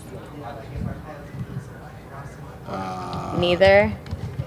No. Nah, I hate the neither option. So let's just do between these two? Yeah, let's. How long should the poll be? 2 one- days? No, 1 day, and it should actually be exactly 1 day. Okay, so that we can have the end results tomorrow morning. If there was a presidential race between two major media figures, who do you think would win? Why don't you say between these two major figures? Good. Between these two major media figures. Good. I always wish that I had access to an emoji keyboard from the desktop because I want to use the thinking emoji, the one that goes like this. I know, I love that guy. And I can't use him here. Yeah, I used him yesterday. I use him probably once Very every other day. frustrating. You know what I sometimes do? I'll show you. It's extreme, but I copy and paste it sometimes from like a tweet that I sent with my phone. Oh, really? Whoa. Yeah. That's pretty cool. You know, I'm a creative thinker. I sure are. All right. Okay. All right.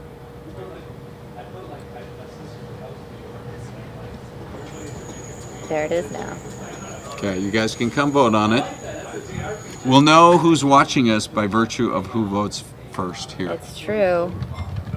Who's voting? I'm going to retweet this on the Fox 10 and News Now accounts, guys. Please vote in this poll.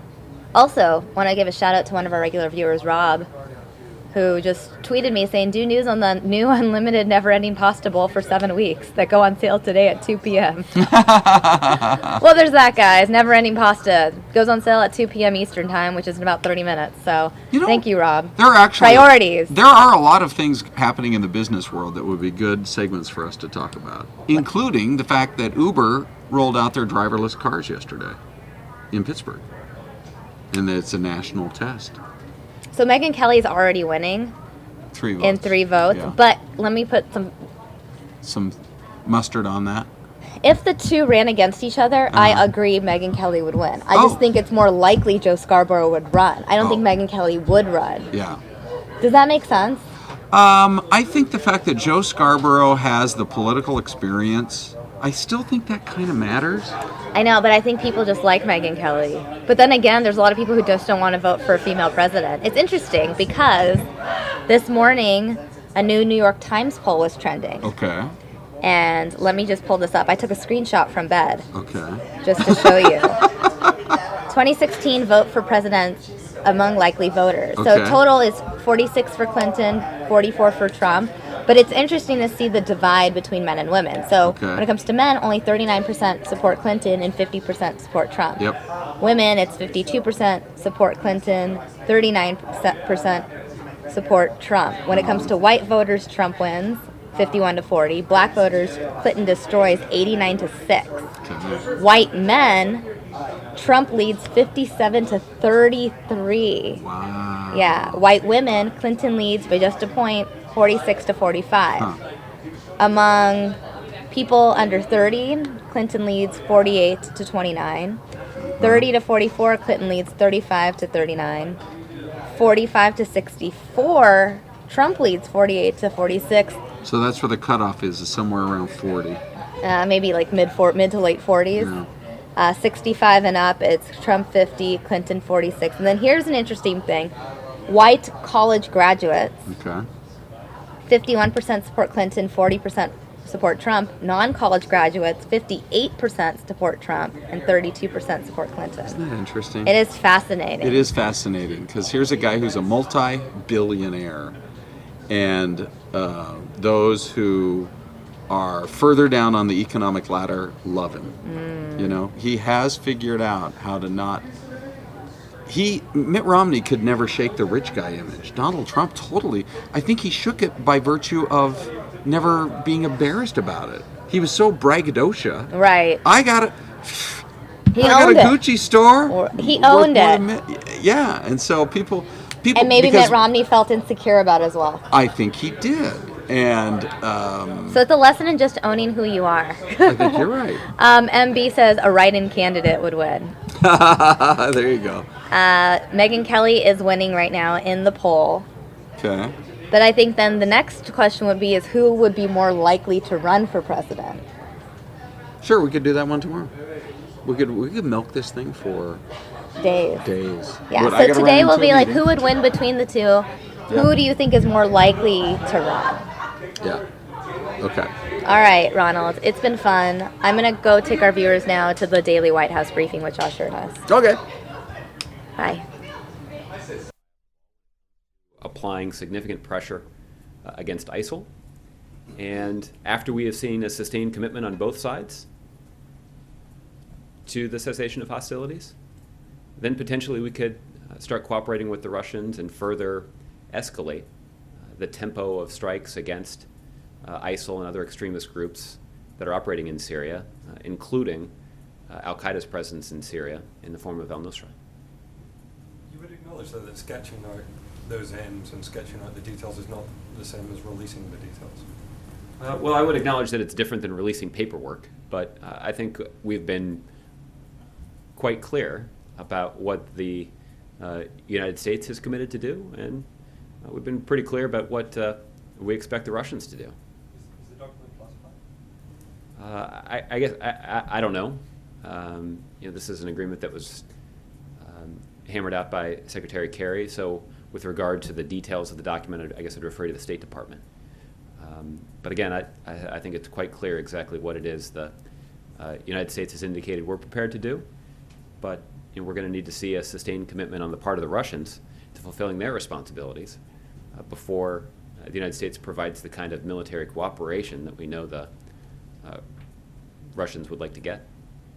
Okay, Ron. Given that nothing seems to be happening on the humanitarian front in Syria and that we have a clock ticking, so to speak, is the president personally engaged in trying to work this out so that this process moves forward?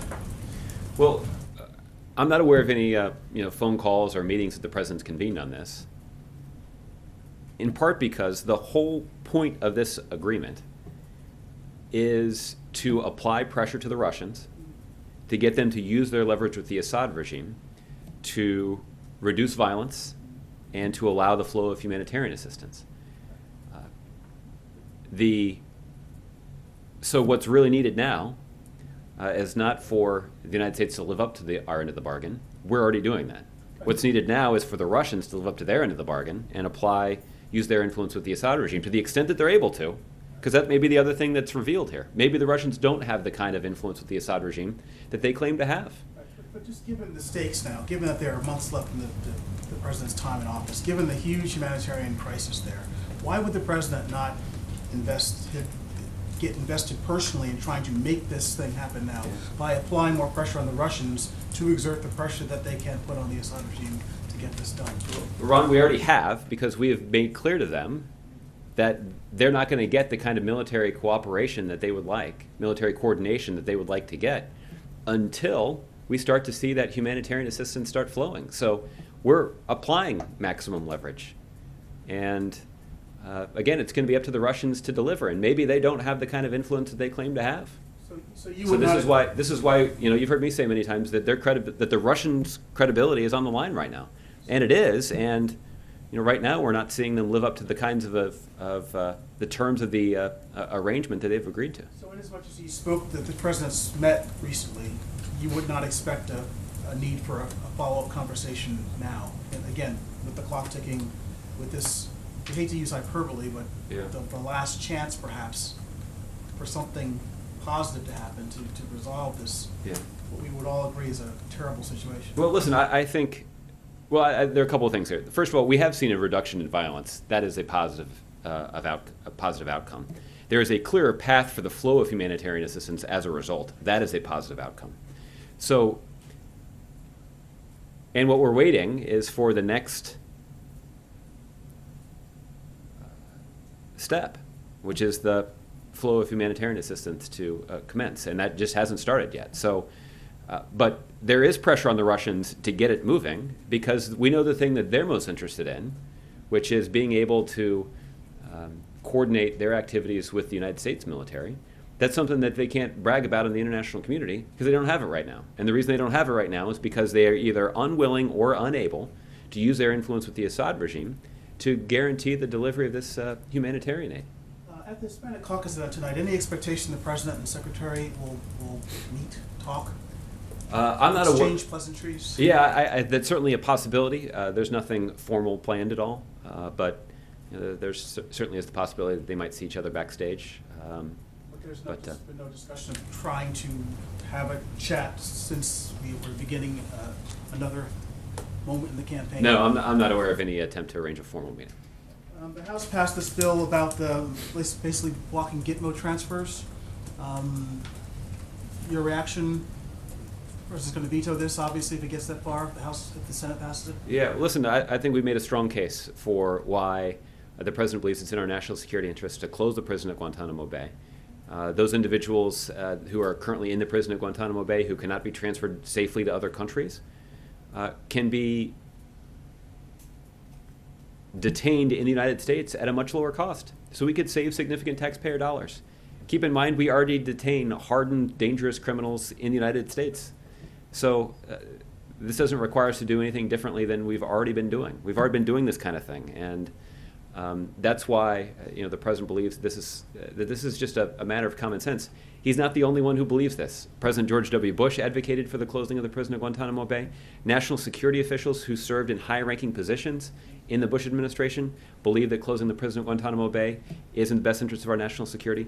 Military officials who dedicated their lives to protecting this country have indicated that they believe that the prison at Guantanamo Bay should be closed and that doing so would enhance our national security. So the President and the bipartisan group of experts allied with him have made a powerful and persuasive case about closing the prison. And again, I understand the politics of this are tough, but when it comes to America's national security, at some point that should rate higher on the priority list than an individual's reelection prospects. As the process continues to try and find places to transfer those approved for transfer, you have acknowledged that there are efforts to find new countries where some of these detainees might go to, in addition to the places where they've already gone to over the years. That is a possibility. I certainly wouldn't rule out that there might be countries who would be taking Gitmo detainees for the first time. But you're not acknowledging that there are currently negotiations, discussion underway with other countries to expand the possibility. Yeah. I'm not going to talk about any of the ongoing negotiations. And just lastly, looking ahead to the United Nations next week, can you give us any kind of a preview of what the President's priorities are? This is arguably one of his last appearances on the world stage. What are his thoughts going into this? What is he trying to accomplish? Do you have any more detail about specific meetings? We know about the refugee summit, so on and so forth. We'll have additional information tomorrow about the President's trip to New York and his visit to the United Nations next week. A couple things I guess I can point out. The first is one hallmark event that the President will convene while he's there is an international gathering of world leaders to discuss what countries around the world can do to address the refugee crisis. There are too few countries around the world that are bearing a significant burden in the form of hundreds of thousands and in some cases even millions of individuals who fled their home country to try to avoid violence. And there's more that the international community and that the world must do to help those countries bear that burden. And we've talked about what the United States has done. We've ramped up the number of refugees that have been admitted to this country over the last couple of years. We've done that without cutting corners when it comes to our national security. Refugees who enter the United States continue to be the most vetted group of individuals that enter the United States. The United States is also the largest bilateral donor of humanitarian assistance to try to meet the needs of those who are fleeing violence. So the United States has done a lot, but we believe there's more that the international community can do to respond to this situation. That's something that the President will talk about with his counterparts at the United Nations. The President will also give a speech to the UN General Assembly. I believe that's scheduled for Tuesday morning. And the President will use that speech to talk about some of the progress that we have made in unifying the international community to take on some significant threats.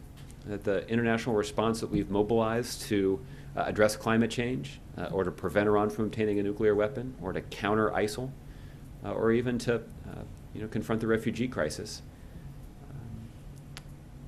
I think serves as a model for how the world can address problems moving forward. And the ability of the international community to coordinate on shared challenges is going to be critical to the kind of safer, more prosperous planet that we'd all like to see. President Obama is quite proud of the role that he has played in that process and the role that the United States has played in leading that process. And he's hopeful that his successor will pick up the mantle and do the same thing. But we'll have a more detailed preview in the days ahead. We'll work on the details on that. Okay, Mark. Josh, you mentioned again today that President... All right, guys, we're going to cut out of Josh Earnest because Leonardo DiCaprio is speaking at the Oceans Conference. President Obama spoke at this earlier. We're going to go ahead and watch Leonardo DiCaprio. Then we'll show you Obama's speech there. Never leave me, Jack. Off the coast of the Bahamas, and what I saw took my breath away. Not a fish in sight, colorless, ghost-like coral, a complete graveyard. This is the state of the majority of the world's coral reefs, and it is a sobering reality. We've destroyed irreplaceable ecosystems, reversing 500 million years of evolution. I also recently visited Palau and met with the leaders of Kiribati, 2 island nations in the South Pacific that are feeling the impacts of a warming climate right now. Houses are being abandoned because of the rising tides. Whole communities face an uncertain future as their islands shrink, waters closing in around them. The nation of Kiribati is already preparing for the unprecedented relocation of their people, having purchased land in Fiji to accommodate an almost certain migration from their home. These nations are also dependent on the health of the seas for their economic survival. Tuna is the #1 source of income in Kiribati. To prevent the collapse of this fishery, Kiribati created a marine sanctuary the size of California. They understand that protecting nature, giving it a chance to rebound and replenish, is the key to protecting the future of their nation, their culture, and their people. We need more leaders and communities to take bold actions like this. As a global community, we must protect and value vital marine ecosystems rather than treating the oceans as an endless resource to be exploited and as a dumping ground for our waste. Oceans absorb about 1/3 of the carbon we pump into the atmosphere, but we've pushed it way too far. The ocean can no longer keep up with our rampant rate of carbon dioxide emissions. Today, our seas are warmer and far more acidic, weakening the shells of marine creatures and destroying coral reefs that we all depend on for life. The only way we can avert this disaster is by scaling up innovative actions and solutions to these problems as quickly as possible. One solution that is poised to address global overfishing and illegal fishing is a new platform called Global Fishing Watch. This innovative technology is the result of a powerful partnership that leverages the unique skills of each participating organization. Google's ability to organize big data and inform and make it universally accessible, SkyTruth's ability to use satellites to monitor threats to the planet, and Oceana's ability to execute winning campaigns to bring back fishery abundance. Today, this unprecedented technology is available to everyone in the world. I encourage everyone to go check it out here in the watch room and on your own devices, as you soon can get globalfishingwatch.org right in your hand. This platform will empower citizens across the globe to become powerful advocates for our oceans. With the data Global Fishing Watch provides, governments, fishery management organizations, researchers, and the fishing industry can work together, rebuild fisheries, and protect critical marine habitats. We encourage all of you to take advantage of this new technology and work together to effectively monitor and protect our seas. Another critical issue is the global crisis facing sharks and rays. In recent years, markets for shark fin, liver oil, cartilage, leather, meat, and ray gill plates have surged, while conservation efforts have failed to keep pace. As a result, it is estimated that 100 million sharks are killed annually, with over 90% of the population declined for some species, and nearly a quarter of all species are now facing extinction. The Global Partnership for Sharks and Rays is a coalition working to halt the overexploitation of these species, reverse their decline, restore populations, and prevent extinctions. This collaborative effort, which is close to me personally, is also supported by the Paul M. Angel Foundation, the Helmsley Charitable Trust, Oceans 5, and the Paul G. Allen Family Foundation. We joined together to develop a global strategy to stop the slaughter of sharks and rays and to ramp up resources to change the tide for these incredible and important species. These initiatives are great examples of what can be achieved when the right partners come together to solve these challenging problems. Partners like all of you. There are many other exciting solutions and game-changing commitments that will be shared over the next 2 days. Among them are President Obama's incredible announcement just a few weeks ago to create the largest protected area on the planet in and around the northwestern Hawaiian Islands. Let's give him a round of applause for that.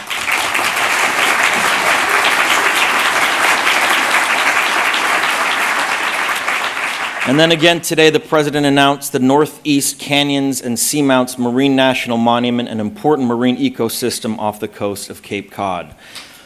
This is exactly the kind of bold leadership that we all need more of. I am truly inspired by this group of people and all that you have done collectively to protect our oceans since the first conference 2 years ago. But my hope is that this is just the very beginning. The great ocean explorer Jacques Cousteau once said, "The sea, once it casts its spell, holds one in its net of wonder forever." That is true for me. I suspect it is true for each one of you, but there will be no wonders for our children and our grandchildren to behold unless we step up and push ourselves to go bigger, to be bolder, and to take action now to protect our oceans before it is too late. Thank you very much.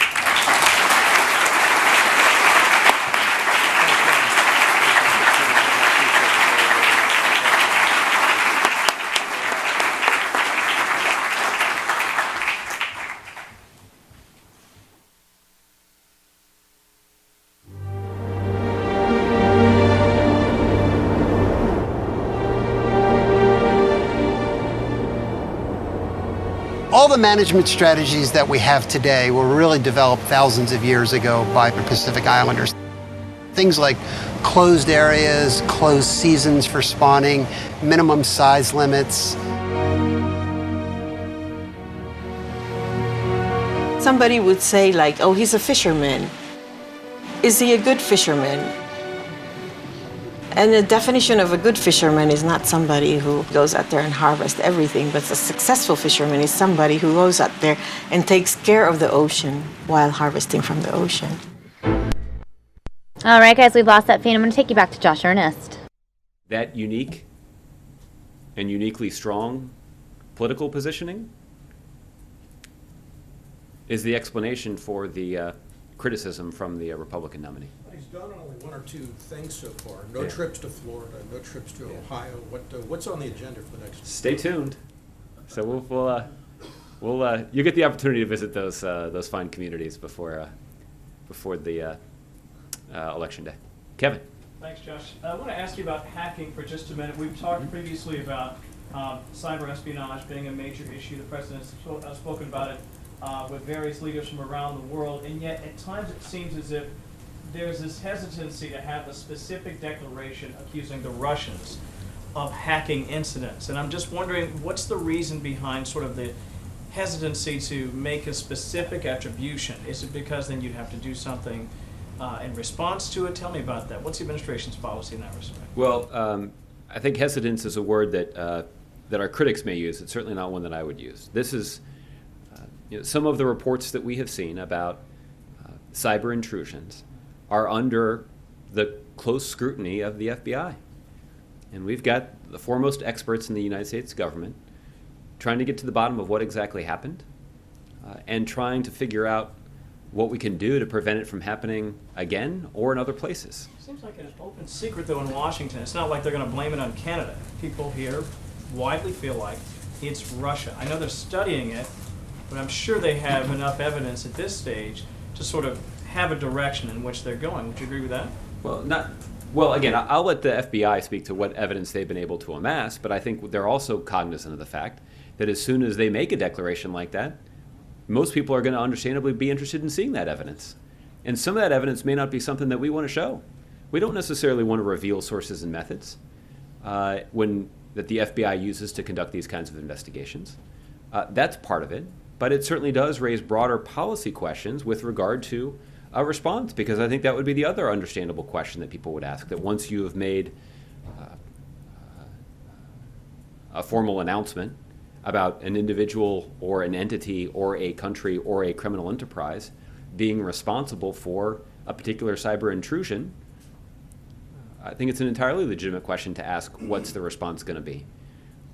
And formulating an appropriate response in this area is something that the president and other policymakers have acknowledged is rather complicated.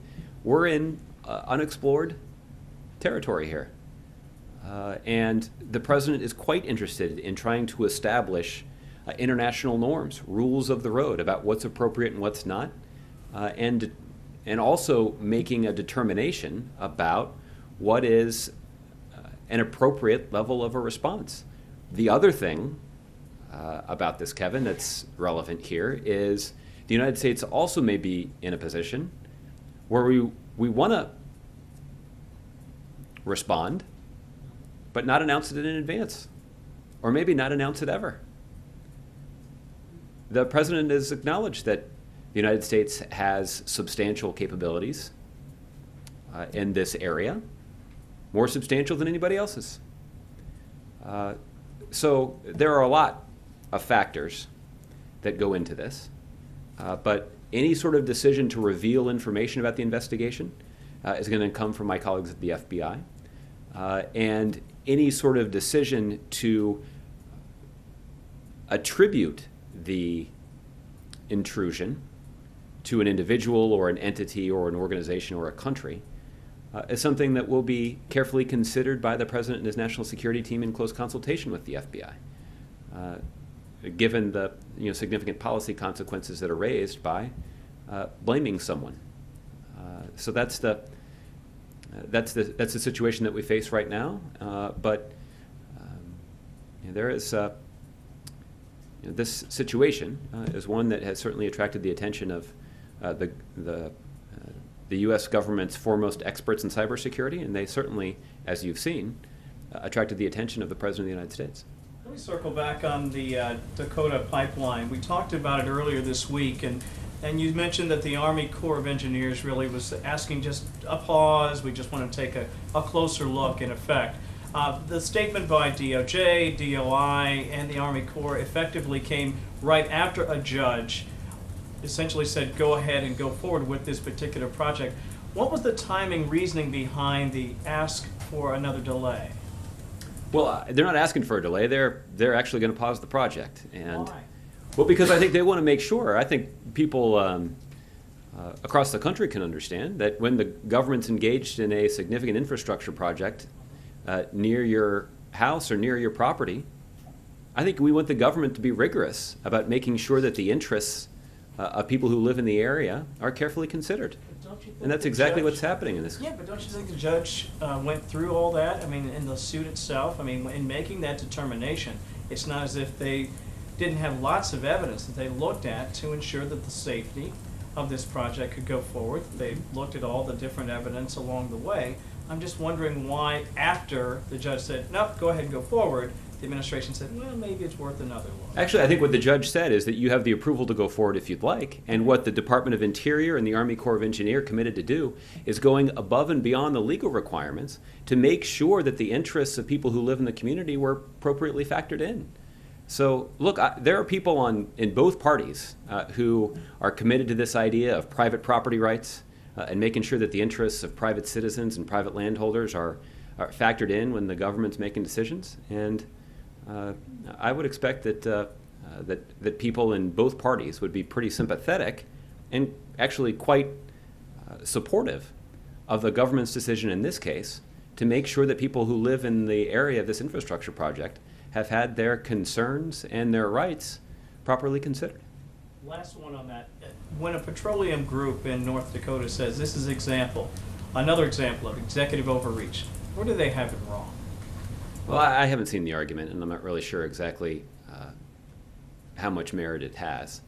The truth is the administration is committed to a system that is focused on the interests of local communities. And that certainly is something that the administration has made a priority. That notwithstanding, while President Obama has served in office, we've seen thousands of miles of pipelines be constructed in the United States, and the oil and gas industry has been producing at record levels. So I think it's a little hard to say that the Obama administration has gotten in the way when you consider the productivity of this industry during President Obama's tenure in office. But I think you certainly can say that the Obama administration is interested in going above and beyond legal requirements to make sure that the interests of local citizens, local property owners, and people who happen to live in the community are properly taken into account when a large infrastructure project like this is being considered. On Gitmo, is it classified information, the amount that the United States pays other countries to take on detainees, the transfers, or is there cash exchange? How does that work? Well, there are individual diplomatic negotiations that take place between the United States and other countries to find an appropriate setting where individuals can be safely transferred in a way that doesn't pose an undue threat to U.S. national security. Because of the interests that our partner countries. All right, everybody, we're going to switch gears here, take you to Arizona, right here in Arizona, where they are having the Prop 205 discussion. Female leaders and workers from local marijuana businesses in Arizona getting together to talk about the economic benefits of regulating marijuana like alcohol in Arizona. Let's take you there live. The faces of legal cannabis right here. The power of women. Down with prohibition. Ready? 1, 2, 3. Down with prohibition. All right. So cool. All right, I think this is a good time to start, just to start on time. We have 3 different speakers today. They'll introduce themselves and why they support Prop 205. If you could just stay up there with them. Yeah, you have to stay up there. While this happens, that'd be great. Go ahead. Let's get going. Hi, everyone. My name is Gina Berman. I'm the medical director of the Giving Tree Wellness Centers of Phoenix and Mesa. I originally came to the Valley after medical school to do my residency in ER. Ended up loving the area and staying. I met my husband here. I have 3 kids in elementary school here, so I have roots, and now Phoenix is my home. After about 10 years of working as an attending in the ER, the opportunity came up to become the medical director of the Giving Tree Wellness Centers, and I took it. As a medical director, I really enjoyed the change of pace and being able to sit down with patients without the constraints of time to talk about their problems and support them in their goals of improved health. Through these conversations, I started to more and more see patients reporting that they were seeing benefit from decreasing use of pharmaceuticals. In an effort to further help these patients, I pursued and obtained board certification in addiction medicine, which has given me tools to better help these patients. So that's my passion in this industry. As an ER doc prescribing opiates daily, I felt like I was part of the problem. Working in the dispensary gave me the opportunity to be part of the solution. But that's about me and medical marijuana, and we're here to talk about the adult use of cannabis. When the idea to regulate marijuana for adult use came up a couple of years ago, I had to really think about it. When a big change like this comes around, the natural instinct, I think, is to resist it and protect the status quo. Then to reflect, how is this going to affect my children, my family, and my community? I can't say I was an immediate yes in supporting this initiative. I have 3 young children, so I have concerns about them having increased access. I live in a community I've seen ravaged by alcohol and opiates. So I get why put another addictive substance out there, that sentiment. But as I thought it out, I realized this. Marijuana was more accessible than alcohol when I was a teenager. It is true, the drug dealers don't card. I can't imagine it's any different now. My kids will have access to marijuana, whether this initiative passes or not. That's where parenting and talking to kids comes in. That's not going to change. And frankly, I'm more worried about my kids getting access to legally prescribed opiates and amphetamines that are readily available in medicine cabinets across the state. I also reflected on my time in the ER and the merry-go-round of patients suffering from alcohol or opiate dependence and addiction. It was seemingly endless. But it's odd because marijuana is statistically the most commonly used illicit drug, yet I myself never saw a patient with a marijuana-related complaint. I'm not saying they aren't out there. My experience is 3 years of residency at Maricopa County Medical Center and 10 years of experience as an attending at St. Joe's. So, marijuana ravaging our community like alcohol and opiates do, regulated or not, that's not going to happen whether this initiative passes or not, and whether marijuana is regulated or not, if it hasn't happened already. We aren't introducing a new drug into our communities. It's already here. And frankly, if I could wave my, my magic wand and switch every patient using alcohol or opiates to marijuana, I would do it in a heartbeat. Marijuana has no end organ damage, addiction incidents on par with caffeine, and no overdose deaths reported ever. It might just be harm reduction to have marijuana as an option to alcohol and opiates, but if it's your loved one being harmed by alcohol and opiates, that's significant. But clearly, I don't just not mind this initiative. I actively support it, which is why I'm standing here today. The reasons I actively support it are, ironically, highlighted by the very large donor who has just spent $500,000 to fight it, INSYS. This company stands only to gain from marijuana remaining unregulated and underground. The reasons they don't support it are the very reasons that we should. This is a company whose best interests are in keeping people hooked on opiates, such as fentanyl, which they produce. Fentanyl, if you've been following the news recently, is littering our nation's streets with the dead. But INSYS is rightfully afraid of marijuana. 3 studies have now shown that opiate use and opiate deaths decrease in states with marijuana regulation. This is a savings of literally thousands of lives a year and people not using their deadly opiates products and instead choosing a safer alternative. This is a company whose best interests are not in allowing people to buy or grow this plant, but who are, and I'm not joking here, themselves actively manufacturing synthetic cannabinoids to bring to market. Supporting this company is supporting cannabis prohibition, unless you get your cannabinoids from INSYS. Let's face it, the marijuana industry exists and it's always existed. Let's be honest with ourselves and benefit from its regulation. Let's take the jobs from the cartels and give them to Arizonans. The Giving Tree alone supports over 50 employees, and these are employees with 401ks and health insurance, and this doesn't even begin to include all the small businesses we support with our patronage. Let's take the millions of dollars in taxes that this program will generate and give them to our struggling schools. We can make Arizona the greatest in the nation in education instead of flailing at the bottom. Finally, let's give the respect due to the adults of this state to be able to make this decision for themselves. How can we in good conscience allow pharmaceutical companies such as INSYS to say that synthetic cannabinoids are somehow okay, but using a cannabinoid directly from the plant is criminal activity? That is just absurd. Marijuana prohibition has never made sense. Marijuana prohibition has never worked. It has just made criminals of ordinary Americans. This is our opportunity to begin to right the wrongs of the past. Vote yes on Prop 205. Thank you.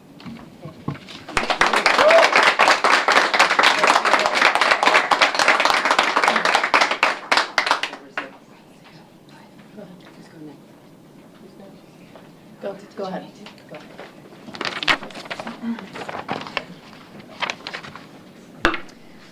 Thank you all for coming today. My name is Laura Bianchi. I am an attorney and partner with Rose Law Group, and I'm a business corporate transactions attorney, but since 2010, my focus area has been cannabis law. One of the most exciting things I've seen about the cannabis industry in the past few years is the amount of women propelling the legal industry forward. Right now, as you can see, 36% of the executive positions in the legal cannabis industry are held by women, as opposed to 22% in other traditional industries. This industry has given women incredible opportunities to not only succeed on an executive level, but surpass and avoid that glass ceiling that's plagued so many of us in other industries. Why do I support Proposition 205? There's a number of reasons, but just to give you a few, Proposition 205, if passed, will actually, not only is it a well-structured, well-thought-out initiative, it will boost the economy in Arizona, it will bring jobs, it will bring opportunities, and it will help businesses flourish, not only for women, but everyone in Arizona. It will bring over $50 million to our education system on an annual basis. Keep in mind, we are 47th in the nation. It's pitiful. If we want to actually educate and propel our kids into the future with a positive education, these are funds that we desperately need. It will remove over $400 million annually from the black market. That means we're helping and aiding in the fight against the cartels, which are devastating so many Arizona citizens as well as those in Mexico. It will bring, again, annually, over $100 million to state and local municipalities. Again, that goes to our fire, first responders, police officers. These are funds that are desperately needed and don't currently exist. It will allow the state of Arizona to take funds away from the criminalization of marijuana possession. We won't be wasting money on arresting, convicting, and incarcerating individuals simply for possessing a plant. It will allow us to take that revenue and allocate it to much more important resources. Probably as a business attorney, my most prized part of this initiative is it will actually create a separate department which will be much more well-funded, well-educated, and well-equipped to manage not only the medical but adult use components of this industry in Arizona. As a business attorney, not only do I help with the legal side of this, but I help with compliance, best business practices, employment issues, legal, finance, investing, so many different sides that require really clear rules and requirements in any industry, but even more so in an emerging industry that has so many gray areas as it is. Having a department that is solely dedicated to providing accountability, actually developing rules that make sense from a business and community perspective, and enforcing those rules and requirements is a benefit to anyone who's in this industry, whether it's specifically in a dispensary or a cannabis and ancillary business. It provides the rules and regulations and the structure that we desperately need. In addition, it gives people access to a plant that, as we've discussed, does not have the issues and the death toll that the opiate industry has. You see who's contributing to the No campaign. They have gone through Arizona for the past year and said how cannabis is horrible for you. It's going to kill our kids. It's going to turn them into drug users. Yet they just accepted $500,000 from a pharmaceutical company that produces opioids, which kills more kids in Arizona than marijuana has ever. And I don't think we actually have any record deaths from marijuana. It severely undercuts their story. Apparently, it's horrible and deathly if you want to consume cannabis from a plant perspective, but if you take a synthetic form from a pharmaceutical company that's attached to a check, that's fine. I urge you, read the initiative. Take a look at Proposition 205. I promise you will be surprised that the fear-mongering, the lies, the nonsense that's out there is not supported by the actual language of the proposition. Make a decision for yourself. Don't read what's on Facebook and social media. This issue does not fit on a bumper sticker. Take a look at Proposition 205, and I think you'll come to the same conclusion that I am, that it's good for Arizona, it's good for women, but it's good for the community as a whole. Thank you.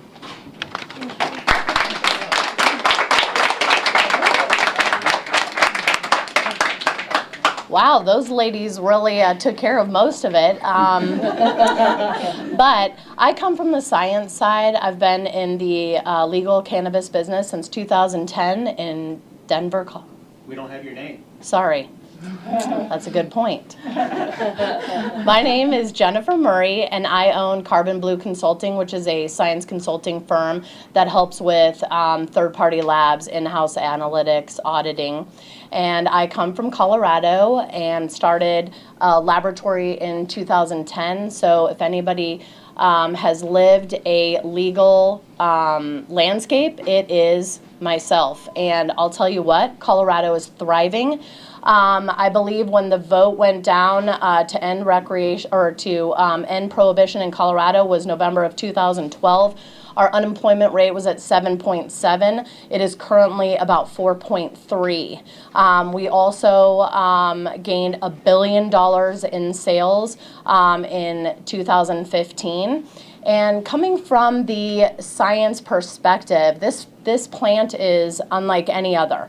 It has over 500 constituents. About 483 of those are unique to the cannabis plant, and we are just scratching the surface. So to not be part of ending prohibition is not supporting medical studies that absolutely need to be done with this plant. And since the DEA decided not to deschedule, but they allowed us supposedly to apply for clinical trials and such, so that's good.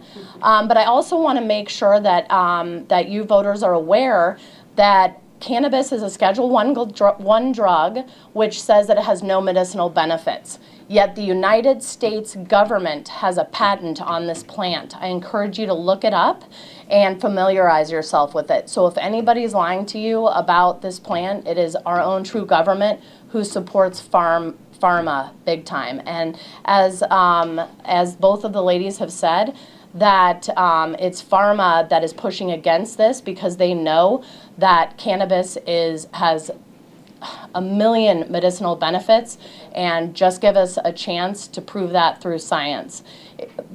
Voting for 205 is not bringing cannabis here. Cannabis is already everywhere. All it is calling for is to regulate it, to keep it out of the hands of children. That is the most important point. We also have a ton of regulation around packaging, and you will get tested product if you vote yes on 205. Thank you.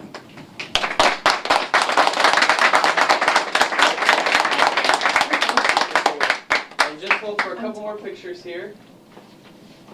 I have a question. Gene. I have a question. Yeah. And I don't know who wants to answer that. Maricopa County traditionally has not really welcomed the marijuana industry here, especially the county attorney, Bill Montgomery. I was with him yesterday, Jane. and he does not really endorse 205. You have an uphill battle with him. Somebody Laura, do you want to take the podium? Thank you, Laura. Yeah. Sure.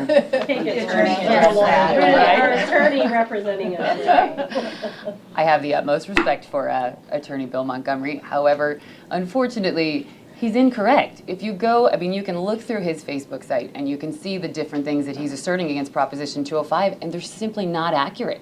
He said this is going to affect employers. You're suddenly going to have to keep people on staff who are high, who are somehow impaired. It's nonsense. If you look at the language of Proposition 205, employers are still absolutely able to regulate in their workplace. You can prohibit people from consuming, from possessing, certainly from being impaired. It does not take away employers' rights. He said, you know, there's nothing in there that will stop basically DUIs for marijuana impairment. Again, absolutely wrong. If you look at the language of Proposition 205, it clearly states there is nothing in the proposition that prohibits the state or local municipalities from preventing you from driving or operating any sort of machinery, whether it's a car, a boat, a tractor, while you're impaired. So, you know, he's clearly against it. Again, I think just his accepting of this last donation really undermines a lot of his arguments. If marijuana is so bad, then why would you accept something from a company that, again, produces opiates and has in the works synthetic cannabis product? It just doesn't add up, and it doesn't make sense. And I support everyone's opinion, but I think that, you know, he's selling sort of a bill of goods. And my answer is always read the language, read the proposition, and you'll see what's actually in it and what's actually not. And I think that makes clear why his opinion is wrong in this case. You face a bigger Sure. battle statewide. I mean, this is traditionally a Republican state, and they've been traditionally against any kind of marijuana. You got the medical marijuana. We did. But for recreational use, that might be a tougher battle. How do you answer that? You know, again, I think it's impressive, even the medical program. I mean, keep in mind that we passed that program in an off-election year. There was no presidential election. It was not, you know, not something where you would have historically had a huge amount of voters, and we still passed the medical program, and it's been successful. And you know, I speak with a lot of people in my industry. I speak with every different realm. You have industry people, you have business, I have investors, I have people from all across the United States and around the world who are interested in this industry. And I think you'd actually be surprised how open to it most people are, that they see it as a legitimate business in the same way as any other business, and they're not opposed to it. Certainly, do we have an uphill battle? I think because you have some fear-mongering going on and some nonsense out there. However, I also think we have a really great industry that's done a wonderful job, including MPP, of educating people, of providing them with the actual accurate information. And I really think that once they understand what's actually in Proposition 205 and what it does for Arizona as a whole, especially from an allocation of funds perspective, I think you'd be surprised as to how many people are in favor of it. It seems odd that you're favoring the taxes to go to education. Sure. Why is that? Why is that odd? I mean, you're using a recreational use of the drug Sure. to finance education. Well, first of all, in this state, being that we're 47th in the nation, we certainly need funding from somewhere. We've been, again, they've been very slow to approve any sort of additional taxes. Our teachers are underpaid. Our kids are simply not being educated. We're producing just a generation that doesn't know how to read. And so, to me, this is no different than any other legal industry. The alcohol industry is not for children. It doesn't mean it should be prohibited. And certainly if they said, woke up tomorrow and said, we're going to change the regulations so there's a tax on alcohol that goes to the education system, I'd have no problem with that. Doesn't mean I want kids consuming alcohol, but I'm happy to take the funds from it because it's going for an adult use industry. I don't think one has anything to do with the other. I am not purporting that we have kids consuming in any way, shape, or form, but I am happy to take the tax revenue from it. Can I make a comment really quick on the... Let me get your name again. Laura Bianchi. Spell that for me. Laura, last name is B as in boy, Ianchi. And you're an attorney? I'm an attorney. I'm a partner at Rose Law Group and a cannabis attorney. All right. I'm sorry. Go ahead. I wanted to just make a little comment about your concern about the uphill battle in the state. I had a conversation with somebody at one point, and I said the initiative in 2010 passed by just a very thin margin, 4,000 votes or something. But the latest polls show that Arizonans overwhelmingly support the medical program. And so the gentleman I was speaking to, I said, in 2010, did you support the medical program? And he said, no. And I said, do you support it now? And he said, yes. And I said, I'd like for you to entertain the idea that you were wrong then and that you're wrong now. Because he didn't support recreational. Think about the status quo. Think about that resistance to the status quo. Let's, as Laura said, read the initiative. Look at the language. Don't go with your gut to resist the status quo, but let's see about, we were wrong before, let's not be wrong again.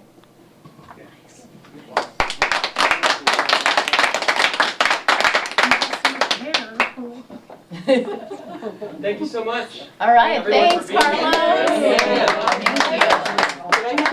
Speakers? Yeah. Right. Just to hold this. Sure. All right. Wonderful to meet you. Thank you. Are you in the middle? I feel like All right, everybody, you can see that press conference just wrapping up there. We're going to take you out to New Hampshire now, where Tim Kaine is going to be having a rally there, in a town hall rally in New Hampshire. Critical in New Hampshire for doing that right now is finding ways to move our state forward that bring and keep more young people and young families and new businesses and startups in our state. That is our state's future.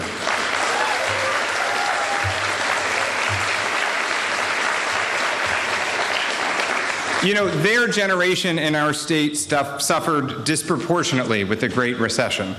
It became more difficult to find full employment and pay down student loans and start new businesses. Since then, we've made great strides as a country, and we've created nearly 15 million new jobs, but we still have a lot of work to do to make sure that every young Granite Stater who wants to work can find a good paying job and has the opportunity to succeed.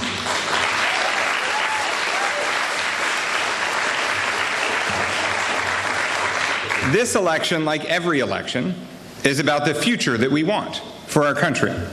With Hillary Clinton, we have a chance to build an economy that works for everyone, including our students and those young professionals who are beginning to build their careers and their homes here in our great state.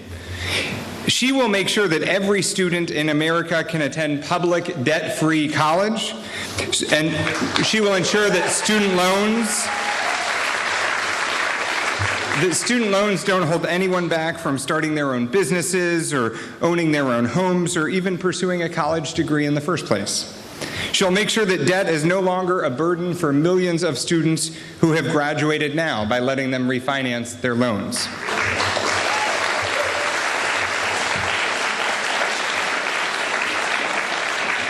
Hillary knows how important it is to free that next generation of young entrepreneurs from this debt so they can get their ideas off the ground and help drive the innovation economy.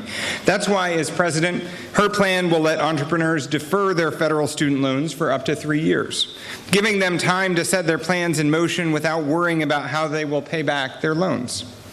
She has spent her life fighting for children and families.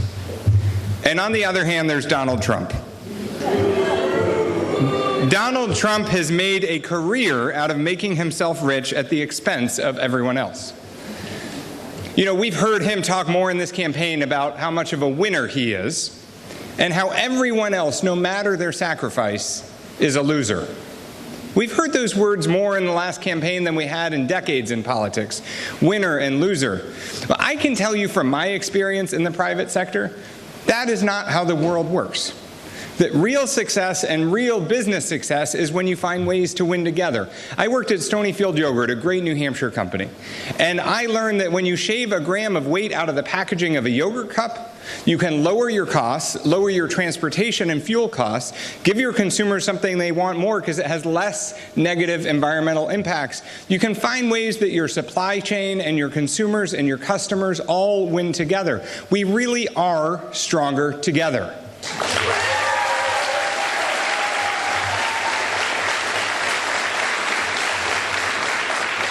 But Donald Trump's economic policies would devastate young families and devastate our country's economy. Independent analyses show that his plans would plunge us into an economic recession that our families can't afford. So the stakes in this election could not be higher. We cannot afford to have Donald Trump in the White House, turning back the clock on the progress we have made throughout the past 8 years.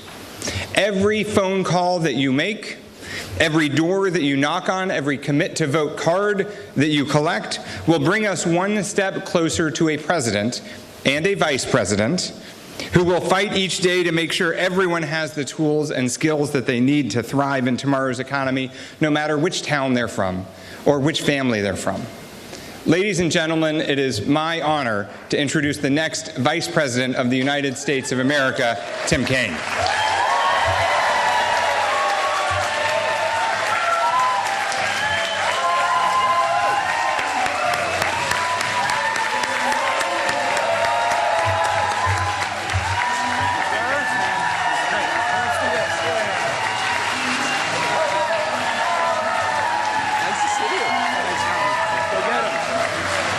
Your next governor.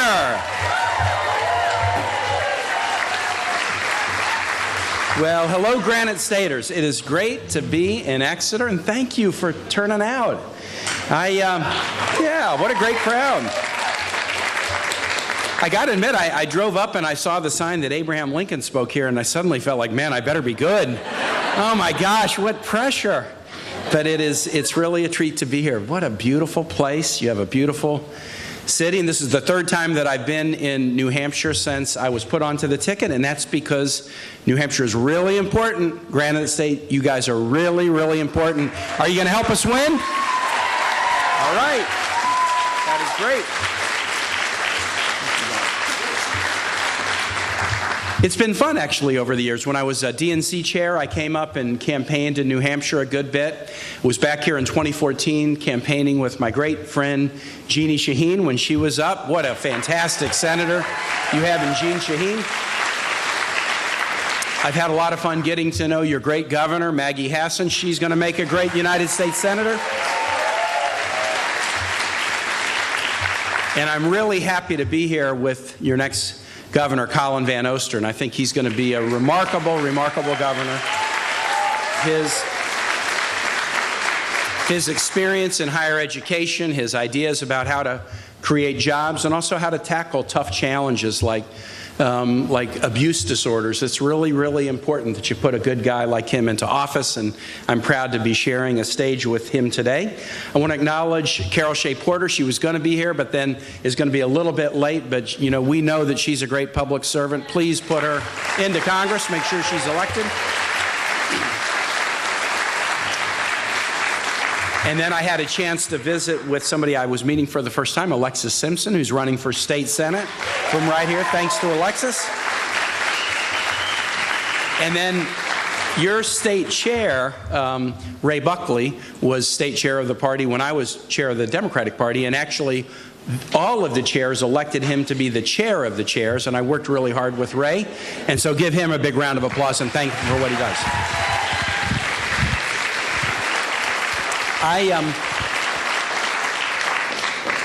Campaigning is tough. We have 54 days left. But it is also delightful because being out with people all across the country, this is the 6th state I've been in 4 days, and we are just working so very hard. Hillary's doing a big rally in Greensboro, North Carolina this morning before doing a couple of important speeches in D.C. And both Hillary and I kind of are the same. We're sort of happy warrior types. We get out, we love campaigning, we love meeting people, we love making our case, but at the same time as we're campaigning full tilt with smiles on our faces, we are also deeply aware that this race is deadly, deadly serious. The stakes are high for our country. The choices are near existential. I point out that most elections are about candidates, and this one certainly is, and I'm going to talk about Hillary and talk about Donald Trump, but in an unusual way, in my experience, this election is also a little bit of a self-definition election. America looks in the mirror, and what is it that we see there? And that's why the stakes are so very high. So what I thought I would do today with you, before just visiting a little bit, is talk about how proud I am to be on this ticket with Hillary, talk about what's at stake, and then talk about how we're going to win here in New Hampshire and how we're going to win all over the country. So let me just start with how proud I am to be on this ticket. I have been in politics for 22 years. I ran my first race to be a city councilman of Richmond in 1994. And I've had a really remarkable career in local, state, and federal office, especially for somebody who didn't even think about politics really at all growing up. I was from a non-political family. When Hillary Clinton called and asked if I would be her running mate, so this is a call from somebody that President Obama described as the most qualified person to be nominated by a major party in the history of the country, and I deeply believe that to be true. Hillary Clinton is so qualified to be a great president and commander-in-chief. Absolutely.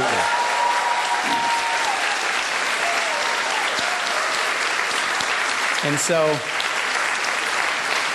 when that person says, I want you to be my running mate, I started to say yes right away, and she said, wait a minute, I want to tell you why first. Oh, okay, I guess I was too anxious, you know. So what she said was this, and this tells you about the way she thinks about the job that she is going to do. She said, the test of a Clinton administration will not be a bill signing or the margin by which something passes in Congress. It will be, is a classroom a better place, a better learning environment for a child or a teacher? Is a neighborhood a little bit safer? Can a small business hire a few more employees or a worker get some more skills? The test is going to be, can we make a difference in people's lives? And then she said, look, you've been a missionary, you've been a civil rights lawyer, you've been a mayor, you've been a governor, you've been a senator. I think you can help me make sure that we use the right yardstick to measure our achievements. Are we making a difference in people's lives? That tells you the way she looks at the job. It's about making a difference, which is what she's tried to do her whole life since she was a member of a Methodist youth group in the suburbs of Chicago and kind of got turned on to the big challenges in the world and the responsibility of every person to try to tackle them. So obviously I'm deeply humbled that that's what the yard, you know, if she wants that yardstick, she thinks that I could be a good partner for her. And the other thing about it that made me so excited to say yes was just reflecting about my own political career. I've been in office for 22 years, and I've always been the one with my name on the bumper sticker or the ballot or the yard sign. And if I'm honest, I have to say my career in politics has been built on the foundation of support by strong women. My wife, Ann, who just stepped down as Secretary of Education in Virginia to campaign full-time for Hillary, she sacrificed a ton to enable me to do what I do. And I've had women campaign managers and cabinet secretaries and agency heads and donors and volunteers. And in this country, in presidential years, everyone since 1964, more women have voted than men. So when Hillary asked if I'd be her vice president, it made me think, you know, for all the strong women who've helped me be a strong man in politics and get a lot done, I'm a strong man who's really excited to play that supporting role for a woman who's going to make history in this country that said in 1776 it was about equality, but then it took us 140 years to even give women the right to vote. But now we're on the verge of making history again and showing our nation and showing the world that when we said equality was our North Star, we mean it. New Hampshire got this before virtually everybody in terms of your track record in electing strong women to major offices. But as a nation, we haven't been what we can be, and I'm so happy that I have the chance to participate and support this magnificent woman and friend to be president. There's a lot at stake in this race, and I want to talk about a couple of issues. But you know what? Before I really get to issues, let's just talk about vision. Let's just talk about the vision that a Clinton-Kaine ticket have and the vision that a Trump-Pence ticket has. And I got a visual aid. So Hillary chose as the theme of the campaign Stronger Together, and we've just published this about 10 days ago. I think it's number 15 on the New York Times bestseller list, but who's counting? But we just published this long book laying out all the plans, everything that we care about, what we want to do if we have the opportunity to serve. And we put it all under the banner Stronger Together because this is deeply what we believe. If we're going to build an economy, it's got to work for everybody, not just a few. If we're going to be strong in the world, part of that strength is alliances rather than just trying to build walls and tear up alliances, right? So that makes us stronger. That makes us stronger. And then, and this is the third pillar of the campaign that's so important, we believe in a community of respect.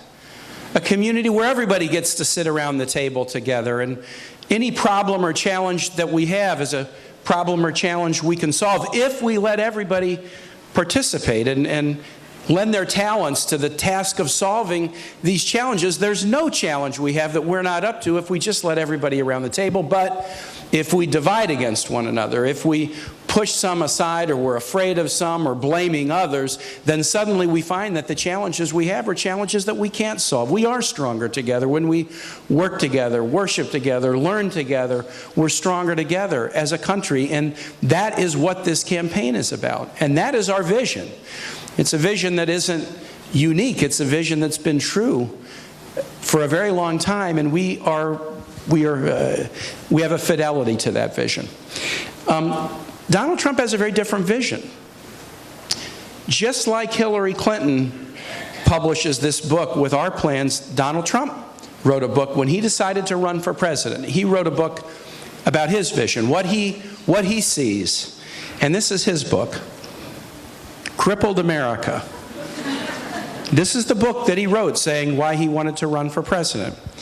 Now, let me just show you this, folks. Right? So the Clinton-Kaine team is an upbeat and positive, because let me tell you something, not just about Democrats, about Americans. We are upbeat, positive, can-do, optimistic, patriotic, problem-solving people. That's who we are. That's who we are. We don't, that's who we are. That's who we are as a party. That's who Granite Staters are. That's who Virginians are. That's who we are as a nation. We are upbeat and positive. We don't sugarcoat challenges. We embrace them and we solve them. But this is a view that is a view out of the penthouse of the tall tower, right? Looking down and looking at a nation and seeing a crippled America. I do not recognize this picture of our country. I don't. This is not who we are. This is not who we are.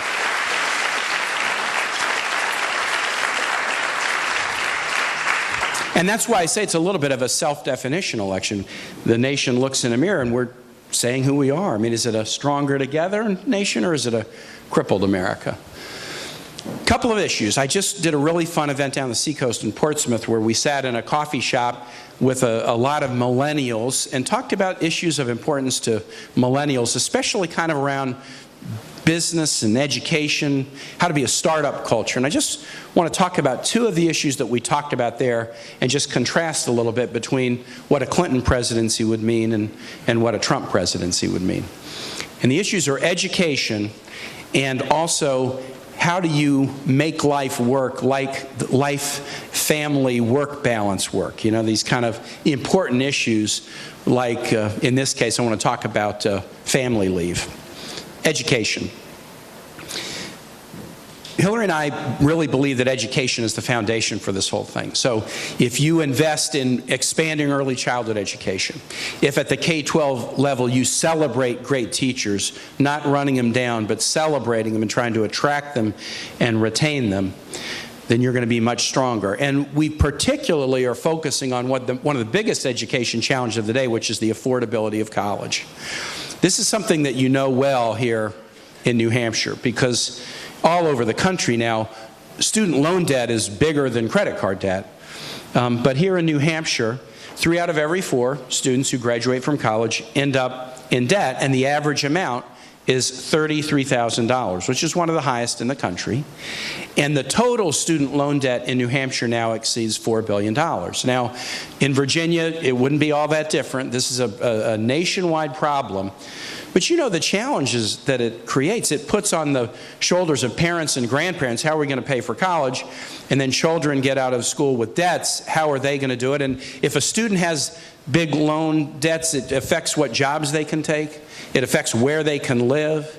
It delays them purchasing things like cars that help drive the economy. It delays them by years maybe in buying a house, which helps drive the economy. So the cost of college and student loan debt has a huge effect, not just on individuals and their futures, but a huge effect on the economy. Hillary and I have a plan that we've put on the table.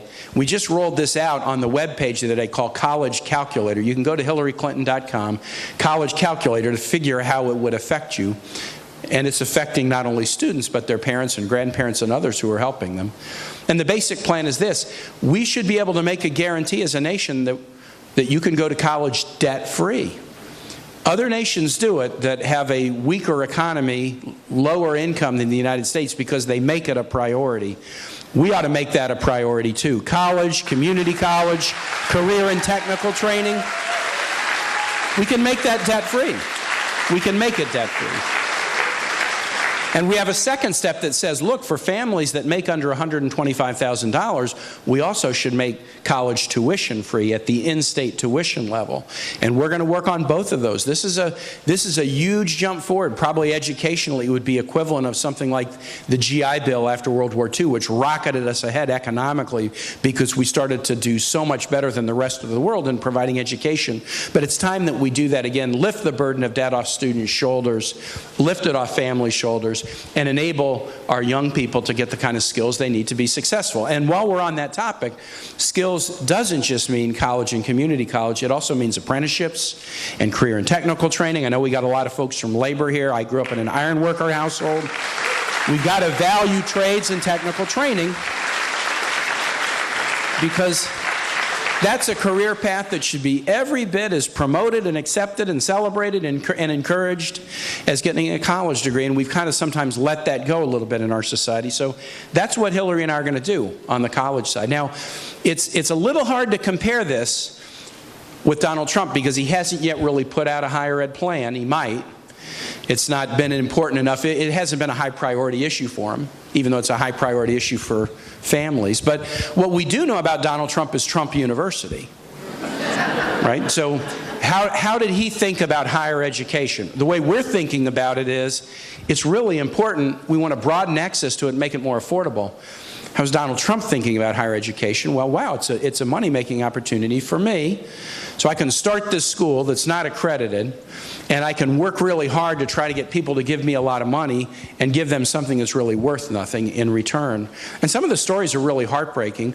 Tens of thousands of dollars given to him by people who are veterans using GI Bill or Veterans Bill benefits. In some cases, the GI Bill that transferred to a surviving spouse after a military member was killed on deployment. The spouse trying to use these monies to create some economic security, and they end up giving these monies to Trump University, not knowing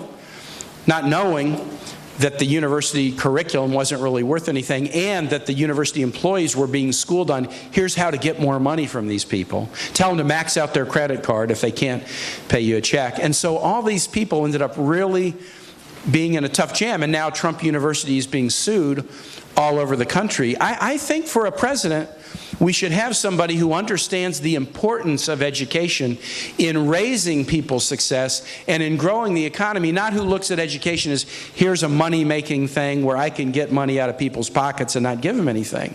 Seems to me that the choice, if you worry about education in college, between a Hillary Clinton and a Donald Trump is very, very clear. Very, very clear.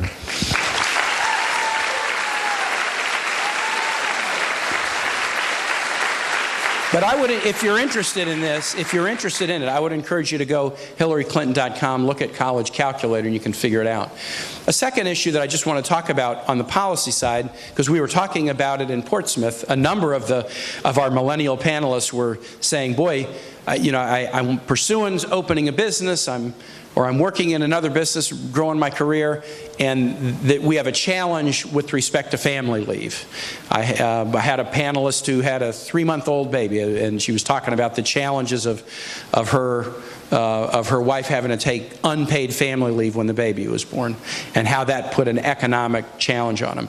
Now, we're kind of used to this because it's the way we've run it, but other nations don't do it that way. Other nations offer paid family leave to either care for a child right after birth, but also to do something that virtually everybody in this room, I'm sure, has done at one time or another, which is to try to care for a sick family member. And so Hillary has a plan that she's pushed for a long time, 12 weeks of paid family leave, where if you are taking care of a child or taking care of a parent with Alzheimer's, for example, you can get up to 12 weeks of paid family leave, and you would be guaranteed to be paid 2/3 of your income during that 12-week period. Again, a very, very important recognition of the fact that here's the way the world works today, here's the way the workplace works. And if you make it easier for people to do that, what you find is actually end up with more productive employees. They're happier, they feel more sense of stability and security, and then it ends up being better for everybody. Donald Trump this week put out his response. And his response was not family leave, it was maternity leave. See, it's just the women's issue to deal with.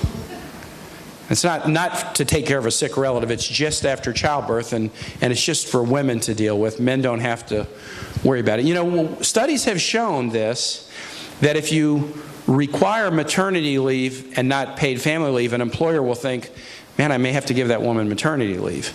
And then they become a little bit more reluctant to hire women rather than men. But if it's an equal benefit, everybody gets family leave, then there's no incentive to just hire men, not women, and you can treat people fairly. Again, equal is equal. You can treat people equally.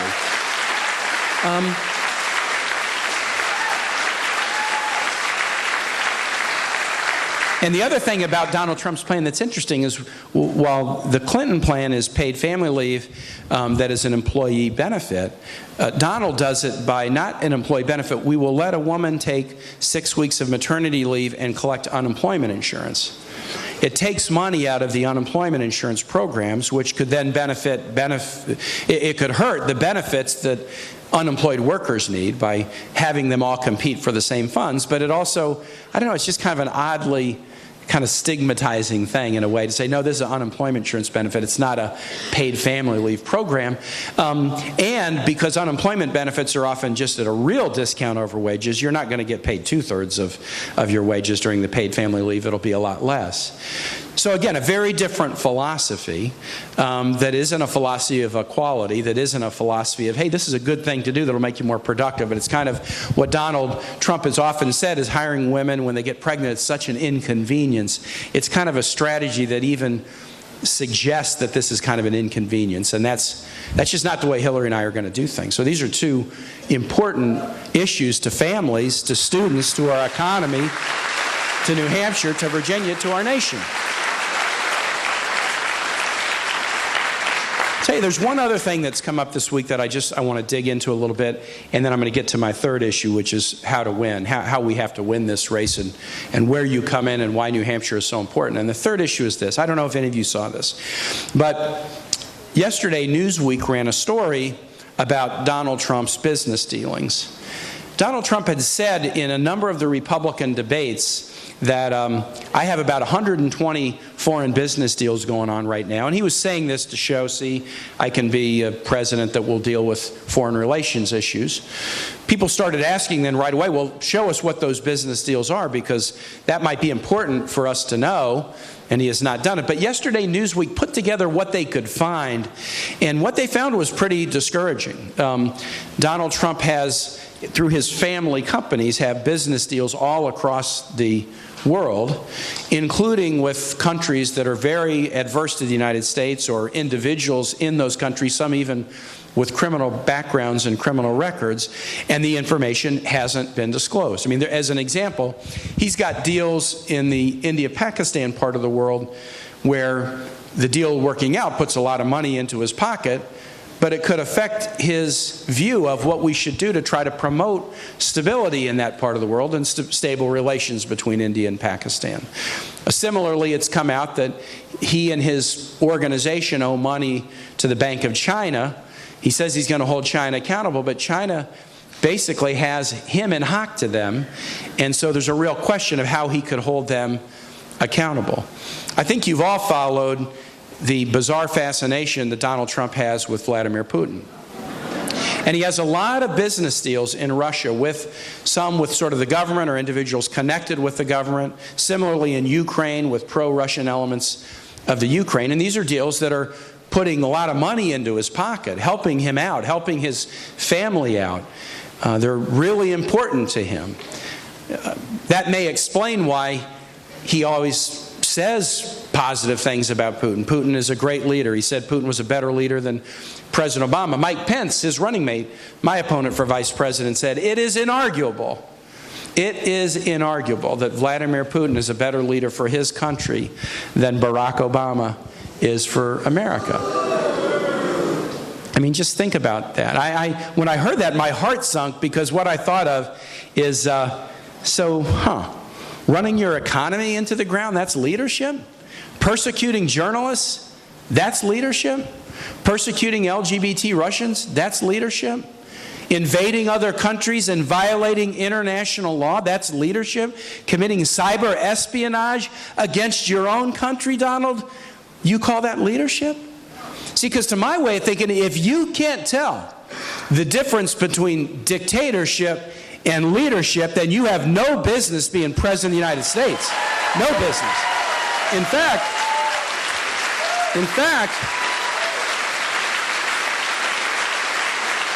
if you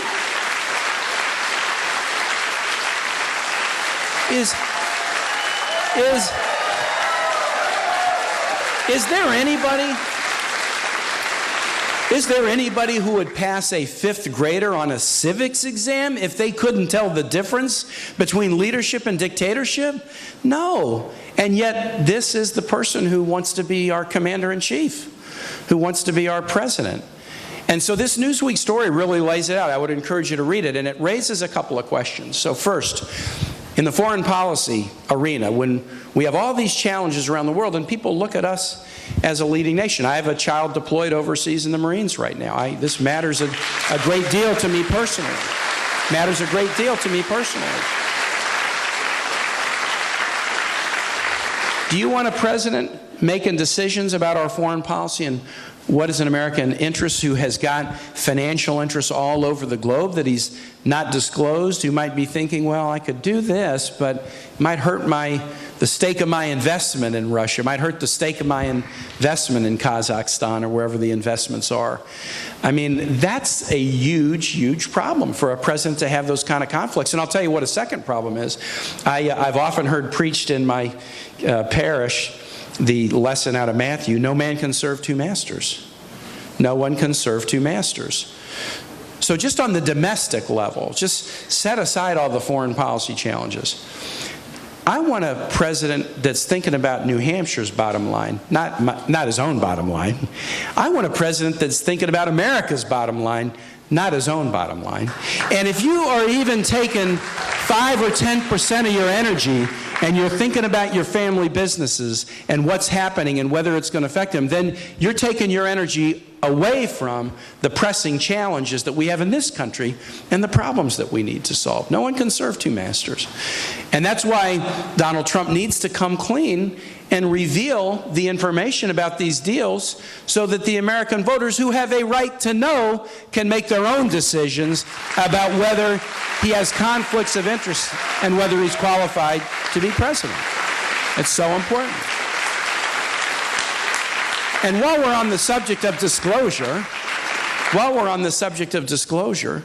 Hillary Clinton has released her tax returns going back to 1977 for two reasons. One, because it's the precedent. This is what people do when they get into the job interview to be president of the United States. This is what every president has done going back. Even President Nixon released his tax returns. I mean, if you can't come up to the standard of President Nixon, the ethical standard, you got a problem. And so Hillary Clinton has done this because this is what you do when you're running for president. But she's done it for another reason. She believes American voters have a right to know, has she been responsibly paying her taxes? Has she been giving to charity? Does she have any interests or loans to anybody that would make folks question her judgment? Whether you are a Democrat, Republican, or independent, Hillary believes you have a right to know that information. Donald Trump hasn't only, obviously, not released this information about his deals, he hasn't released his tax returns. When in 2014, he promised, if I run for president, I will release my tax returns.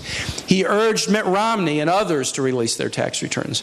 But now that he's running, he is suddenly saying, the rules that apply to everybody else don't apply to me. I'm trying to hide what's in my tax returns. And you know what? He thinks that voters might let him get away with it. Are we going to let him get away with it? Absolutely not. We can't. Because if we let him get away with it, then everybody will try to get away with it. I don't know what's in Donald Trump's tax returns, but I have some suspicions. I mean, for example, as part of casino applications, a couple times he had to give tax returns in the 80s and 90s, and they showed that in those years he paid nothing in federal taxes. So I'm not going to ask, raise your hand if you love paying taxes, because I'm not going to get one hand up. But I do think many of us understand that there is a responsibility and a price of living in community. If you support teachers, you understand that taxes are what pay teachers' salaries.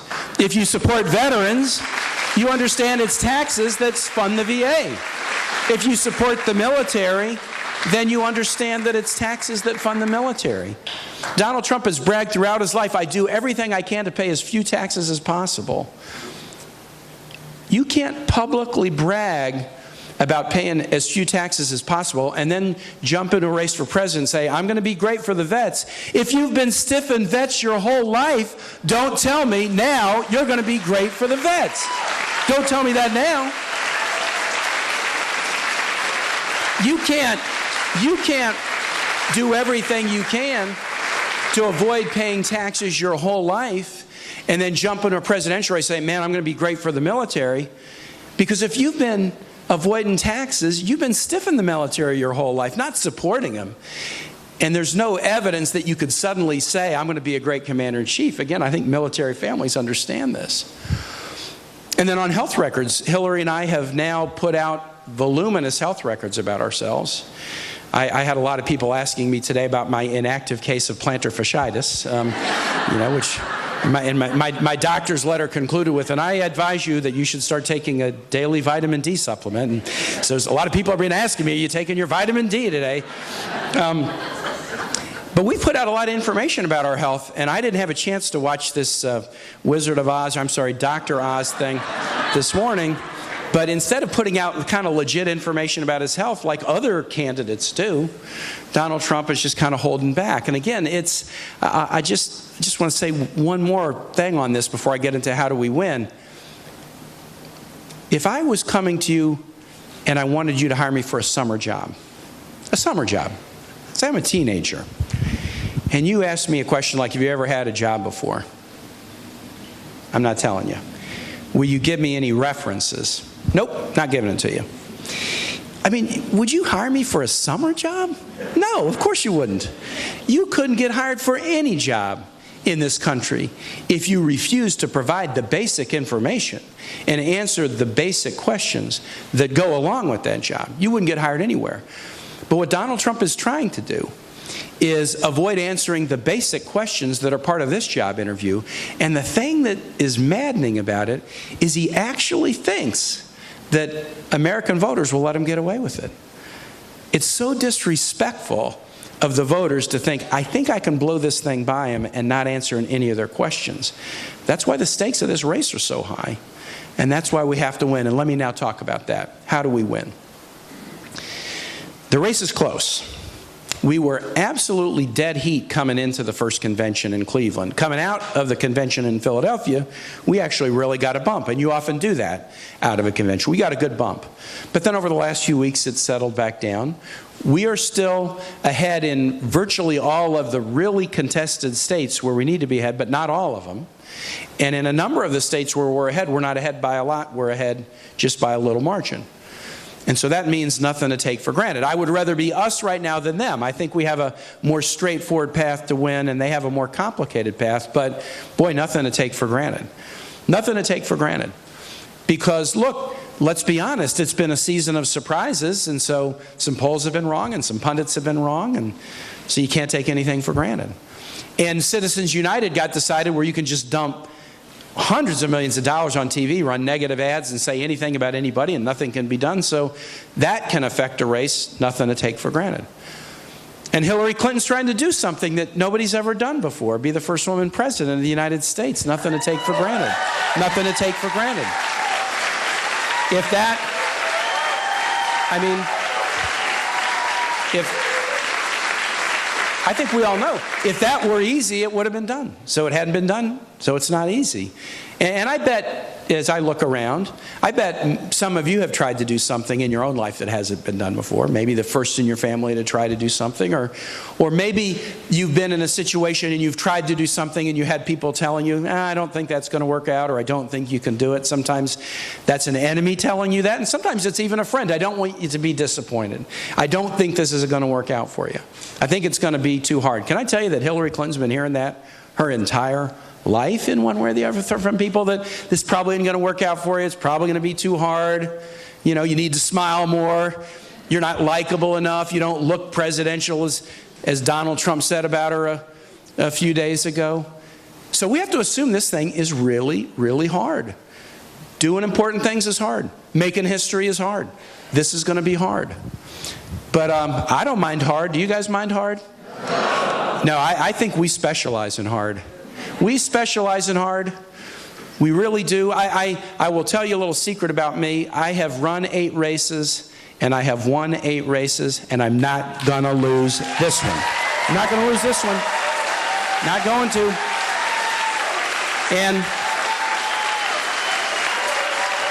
And I'll tell you, when Hillary asked me to be on the ticket, she told me those things about, it's about making sure that we serve in the right way, and it makes a difference in people's lives. But when she talks about me on the trail, she always adds, and he's never lost a race. I'm kind of like a good luck charm, I think. Never lost a race. But I'll be honest with you, now that I've kind of puffed myself up, I do have to be honest, I barely win my races. I'm not a big landslide guy, no. No, I barely win my races. And I always say to young people, career advice, if you find that you're a barely likable enough person, go into politics. You just need 51%. There's no other profession where 51% is success. But hey, in politics, it can be success. But to be serious for a minute, the reason I barely win a lot of races is because Virginia's tough. I mean, it was super red when I started, and it's gone a little bit better now, but it's not an easy state. It's not an easy state at all. But the way that I win is an attitude, and Hillary has this attitude too, and the attitude is, I'm the underdog until I'm the winner. I'm the underdog until I'm the winner. I don't care what a poll says. I don't care what an editorial says. I don't care if somebody sees me on the street and says, I think it's looking great. I'm the underdog until I'm the winner. And I think that that's an attitude that we all get. One thing, that the Democrats are kind of a big, happy family, and we're kind of all different types, but we're underdog people, folks. We are underdog people. We have an instinctive sympathy and want to battle for the underdog. Again, just thinking about my own experience, we kind of call them in my church Good Samaritan people. You know, if somebody's having trouble on the side of the road, some will pass by, but we're not the kind of people that pass by. We're the kind of people, even if we don't necessarily know all the answers, that are willing to kind of roll up our sleeves and try to get in, try to help somebody out. And so we're underdog people. And that means the way we're going to win this thing in 54 days here in New Hampshire is just have that underdog mentality. And this is where you fit in. Raise your hand if you have already volunteered to work on this campaign. Give them a round of applause. That's really great. That's really great. So what I would encourage you to do, if any of you have not yet volunteered, please do. All you have to do is text TOGETHER to 47246, or reach out to anybody that had their hands raised and say, how do I do it? HillaryClinton.com online, you can do it that way too, and volunteer. Because you know this in New Hampshire probably better than anybody, the person-to-person still matters. The TV ads, people are turning them out. There are just too many of them, and they're too negative, and we don't know who's running them, and we don't know if they're true. So people tune them out. They tune them out. But they still will believe a word from someone they trust. Because people are deeply interested in their country and in the race and the choice they should make, and they believe a word from somebody they trust. A friend, a coworker, somebody they're in school with, a parishioner, a neighbor. They believe a word from somebody they trust. And here's a funny thing that I've found in 22 years in elected office. They'll even trust a word from somebody they don't know. If you call someone or knock on the door and say, I'm a volunteer working for Hillary Clinton, the first thing they hear, volunteer. They didn't have to do this. They're taking their time as a volunteer to do this because they think it's important enough. That opens up the door to have a discussion, to talk about issues that matter, answer some questions, talk about the importance of voting, talk about all the issues. Do we believe in climate science or not? Do we want to preserve and defend and promote and expand Medicare and Social Security, or privatize it or voucherize it? There's a whole series of issues that you can get into with people, but they will believe you. And so if you could join in to this volunteer effort in the last 54 days, see the stakes as large stakes, be energized by this vision that's a stronger together vision, not a crippled America vision. If you can do that, then I'll tell you this, I know, because I've watched you, I know what work you can do here. I've watched elections up here. I know what you can do, and if we tackle it with that underdog spirit in the next 54 days, then we're going to make history for this country and around the world on November 8th, and then the real work of making history will start. As we build an economy that works for everybody, as we exercise American leadership in a world that still desperately needs it, leadership to keep us safe, and as we keep plowing forward, building a community of respect, not a community of division, not a community of fear, not a community of blaming anybody. You ready to do that, Granite Staters? I think we can do it. With your help, I know we'll do it. Thank you so much for having me here to Exeter. Let's go win this thing. Appreciate it. All right, everybody. That was Tim Kaine in New Hampshire. We are just about 30 minutes away from Hillary Clinton rally set to begin in North Carolina. We will have that stream for you. Her first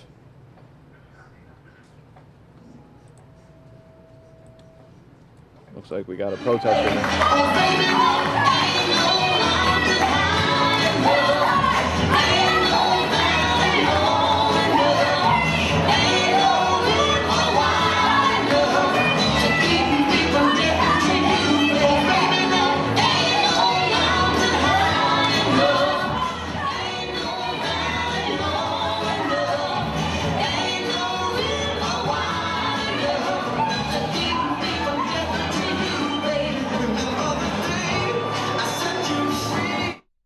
All right, folks.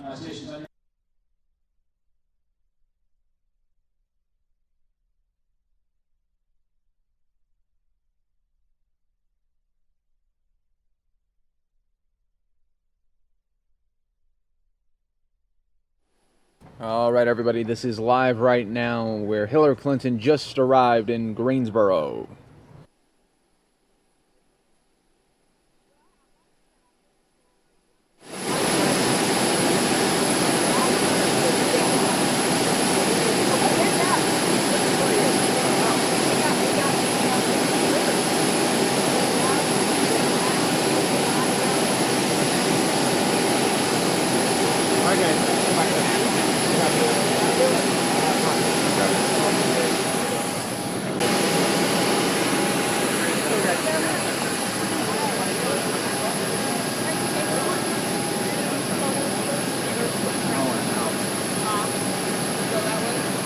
Yeah.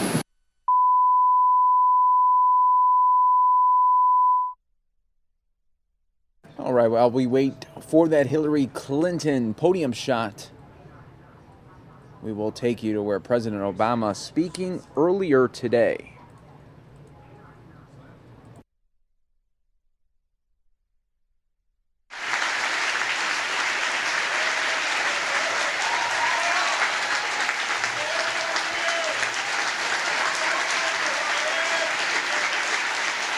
Thank you.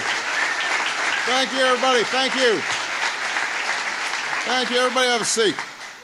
Well, thanks, John, for the introduction and the vision to create this conference. I am obviously grateful to John Kerry for a whole host of reasons. But one thing that we all owe to John is his conviction that a healthier ocean and a healthier planet are about more than just our environment. They are also vital to our foreign policy and to our national security. So he has elevated the profile of climate change, ocean protection, to the point where we have conversations about this, not just in the Oval Office, but in the Situation Room. And that is critical in helping us mobilize all of government around the issues that all of you care so deeply about. And it is no wonder that John feels this way. Our Secretary of State is the descendant of sea merchants and sailors. He's a Navy veteran himself, so in a lot of ways the ocean is in his blood. Many years ago, John's father passed to his son a sailor's love of the sea, its wonder and its beauty and its power. But John's dad also loved what he called the sailor's environment, reading the weather and the waves and the different ways that one adapts to the ocean. Of course, the problem that confronts all of us today is that we're asking far too much of our ocean in asking it to adapt to us. And John's right that this is also personal for me. I grew up in Hawaii. The ocean's really nice there. And anybody who grows up on an island, certainly those of us who grow up in Hawaii, learn to appreciate very early on its magic, how it inspires awe. And sometimes, if the waves are a little too big and you've gone a little too far out, how it inspires fear and a healthy respect. And the notion that the ocean I grew up with is not something that I can pass on to my kids and my grandkids is unacceptable. It's unimaginable. And so the investment that all of us together make here today is vital for our economy, it is vital for our foreign policy, it's vital for our national security, but it's also vital for our spirit. It's vital to who we are. Dangerous changes in our climate, caused mainly by human activity, dead zones in our ocean, caused mainly by pollution that we create here on land, unsustainable fishing practices, unprotected marine areas in which rare species and entire ecosystems are at risk. All those things are happening now. They've been happening for a long time. So if we're going to leave our children with oceans like the ones that were left to us, then we're going to have to act. And we're going to have to act boldly. And that's why the pledges and the partnerships from all of you at our Oceans Conference are so vital. The more than $4 billion that governments and philanthropies committed towards conservation at the first two gatherings here in Washington and in Chile, the more than 2 million square miles of ocean we came together to protect over these last 2 years, and what you'll add to those totals this week through more than 100 new initiatives and contributions, all of that's going to make a difference. It's probably not enough, but it's a pretty good down payment. And more importantly, it's signaling the fact that Just as we did with the Paris Agreement, increasingly we are able to construct an international architecture that addresses some of these most vital environmental challenges in a serious way. One of the reasons I ran for president was to make sure that America does our part to protect our planet from future generations. And I am very proud that America has become a global leader in the fight against climate change. From tripling the electricity we get from wind, multiplying solar electric power more than 30-fold, to the Clean Power Plan that will limit the pollution we spew into our skies, to our role in rallying nearly 200 nations around the Paris Agreement and our work that continues to bring it into force this year. We cannot truly protect our planet without protecting our ocean. I have not gone to as many countries as John has. Few humans have. And I got to say, by the way, he never looks tired,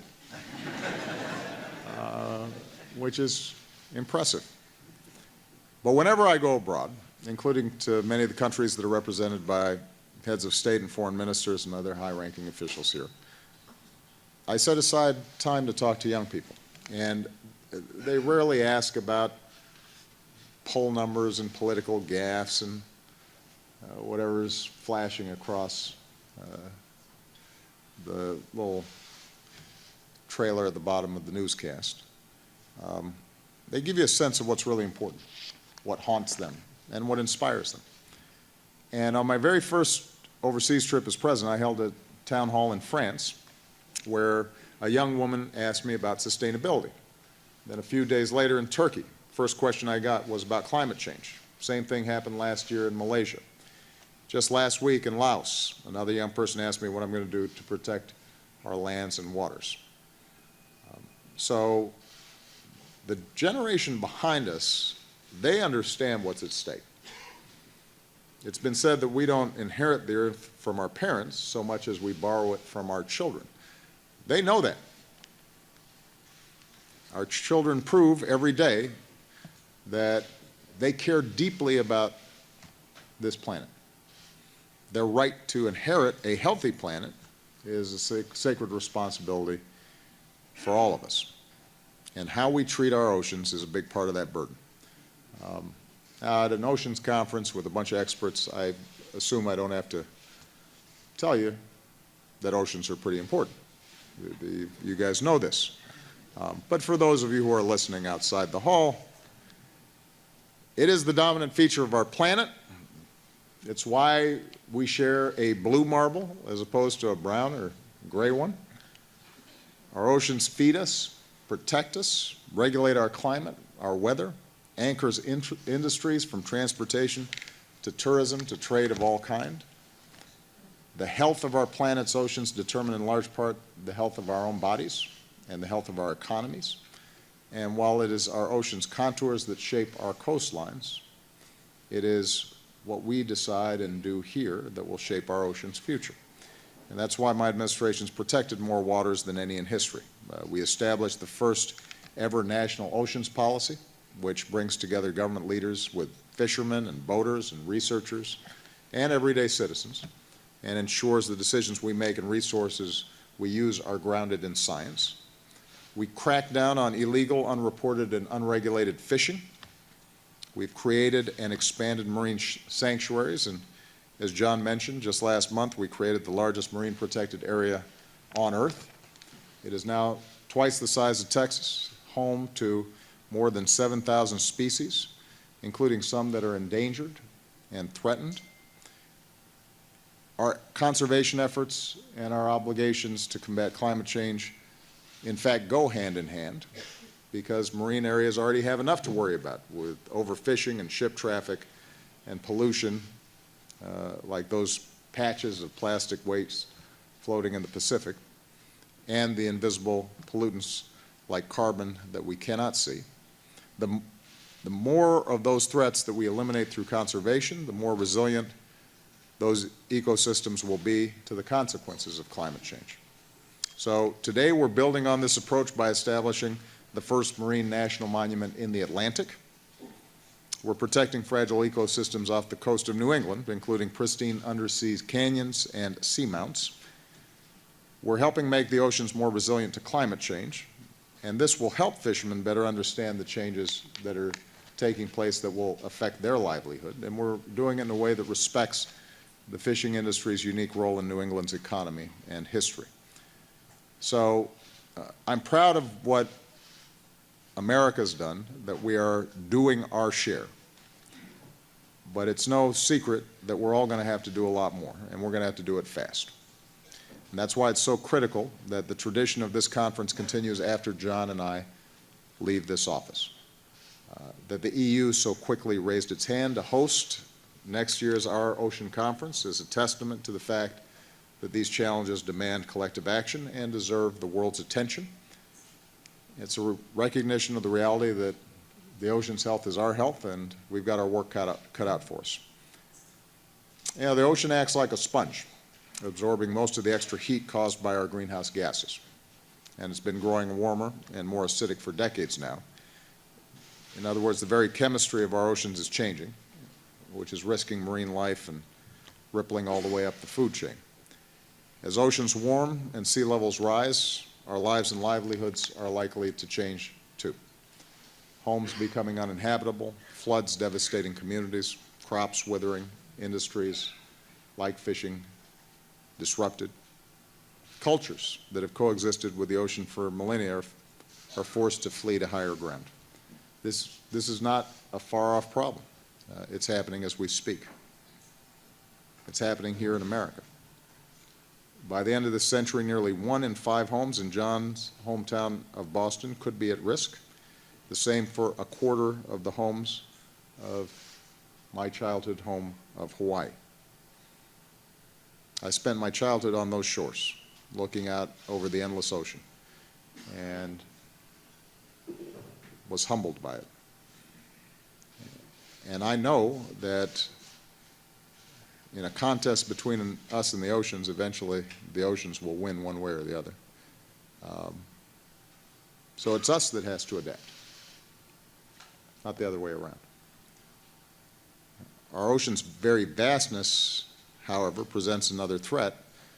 We don't touch the depths of the ocean in the course of our day. We don't see it. We don't see the effects of climate change every single day with our own eyes. We just see this great big ocean. We assume that it's too big to be wrecked. It's easy, as a consequence, to dismiss the urgency of the challenge, but part of what I hope this conference is about is recognizing that we cannot shy away from problems because they're too big. We cannot pretend the problems don't exist because we're going to have to make some changes in our own ways of doing business in order to confront them. Instead, we have to come together and we've got to find solutions, and we can. One of the most, well, let me close with 2 stories, going a little off script. One of the most encouraging things that I heard this year, a year full of tough news in various places around the world, is the news that many of you heard that the hole in the ozone was actually shrinking. Now, for those of us of a certain age, you'll remember that was quite worrisome. We weren't really sure what the ozone layer did, but the idea that there was a big hole in it was a problem. And I remember as we slowly began to phase out aerosol deodorant cans, which were kind of obnoxious anyway, because when you sprayed them, you couldn't breathe. So you knew they weren't really that good for you. It felt like a nice thing to do, but I don't know about you, I was not convinced that this was actually going to solve the problem, and that whatever it is that was going to happen to these ozone layers up there, that it was just going to keep on getting worse. And lo and behold, just this year, we get reports back that actually that hole that we had blew in the ozone layer began to shrink. And by the way, we figured out other ways to produce deodorant. I say that because it gives you a sense of human ingenuity. When we make up our minds to do something, we can do it. The same was true with acid rain in much of North America. People were skeptical, thought it was going to be too expensive to try to figure this out. We figured it out. Nobody talks about it anymore. My kids don't know what acid rain is. That has to be a cause for optimism. These are problems we can solve. And part of the power of conferences like this is to insist on human agency, to not give in to hopelessness or to suggest that somehow these problems are just too big. We can solve them. We just have to have the will to pursue collective action. And the second thing I'll just end with is the trip we took to Midway, which is right in the center of this new marine preserve. And as many of you know, this is a historic monument, not only for conservation reasons, but because this was a major turning point for the war during World War II. At its peak, there were about 5,000, 6,000 troops on this island. Now there are exactly 45 people and 3 million birds, I think it is. The population, the bird population had shrunk drastically. And then we figured out that if you eliminated some of the people and the rats that the people had brought to the island, the birds would actually do pretty good. And they are thriving. And so we drove around and went to a beach in which there were 6 or 7 turtles lying in the sun. And we have sea turtles down in Hawaii. In fact, they nest up around Midway and then come down to Oahu and the beaches where I used to body surf. But we'd never see them on the beach. But up in Midway, they didn't have people chasing them away, and so they felt pretty comfortable. Turns out they like sun when we're not overcrowding the beaches. And then we went out snorkeling, and the coral was purple and it was orange, and there were monk seals sunning themselves on some rocks, and one of them dove in, which made one of the people on my team, who I shall not name, pretty nervous. And staying in shape we is spent part the of the job. afternoon looking at this incredible variety of fish. And we had to leave before 5:30 because that's when the birds start coming back, and then your plane's stuck because you can't fight the birds. And that, too, was a great cause for optimism because it reminded us that nature is actually resilient if we take care to just stop actively destroying it. That it'll come back. And certainly the oceans can come back if we take the steps that are necessary. I saw it. It was right there, evidence of the incredible power of nature to rebuild itself if we're not consistently trying to tear it down. So I wanted to leave you with those 2 images just to remind us that what you are doing here is important and that we can be successful. It is going to require work. It is going to require vision. It will require occasional sacrifice, but as long as we make sure that the sacrifices are not borne just by a few people, but are spread broadly and fairly and justly, then my hope is that my children and your children and our grandchildren, they'll be able to take that trip to Midway at some point, and they'll be able to watch seals swimming through water. And they'll thank us for it. And we will have done what is probably the most important thing that you can do on this planet Earth, and that is make sure that you're making it just a little bit better for future generations. Thank you very much, everybody. All right, everybody, we are just about 15 minutes away from Hillary Clinton's North Carolina speech. As soon as we get a podium shot, we will be going to that.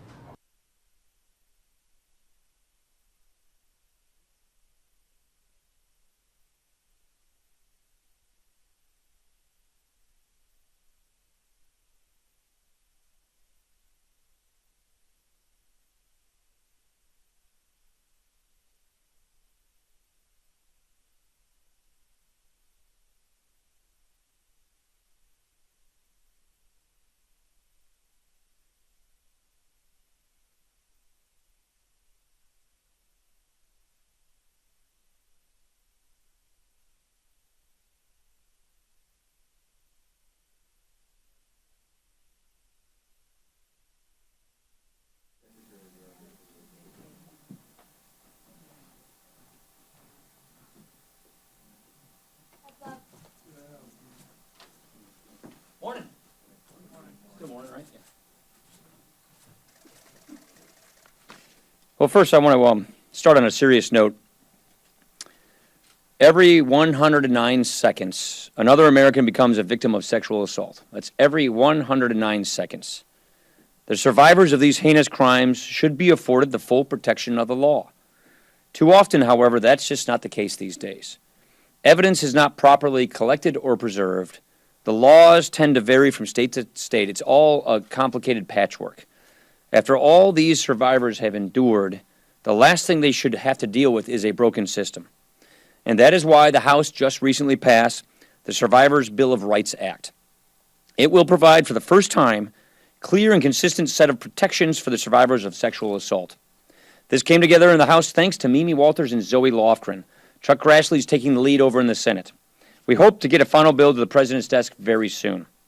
Second, earlier this week I met with leaders of Korea, a delegation led by their Speaker of their Assembly, to reaffirm our strategic alliance, which is particularly important in light of the North Korea launching its second nuclear test of the year. In February, we enacted new sanctions to cut the Kim regime off from the global financial system. Unfortunately, the President has failed to make use of these new authorities. I do support the announced overflight exercises with South Korea, but the President must enforce these sanctions to isolate North Korea. This administration's continued policy of strategic patience clearly is not working. We need concrete action, and we need concrete action soon. Last, this has been another good week for our Better Way agenda. The House has passed Glenn Thompson's bill to improve career and technical education, which is critical to getting more people on the ladder of opportunity. We've passed Martha McSally's bill to protect seniors from another Obamacare tax increase. We passed Tim Walberg's bill to make agencies post more information online about pending regulations. Believe it or not, the White House calls this idea burdensome. And we passed Jeff Miller's bill to boost accountability at the VA and overhaul the disability benefits appeals process, something that those of us in Congress work a lot on, and it's been extremely frustrating for our veterans. I could go on and on, but for now, I'll just encourage everyone to learn more about these ideas by going to better.gop and look at the concrete solutions that we're offering. Questions?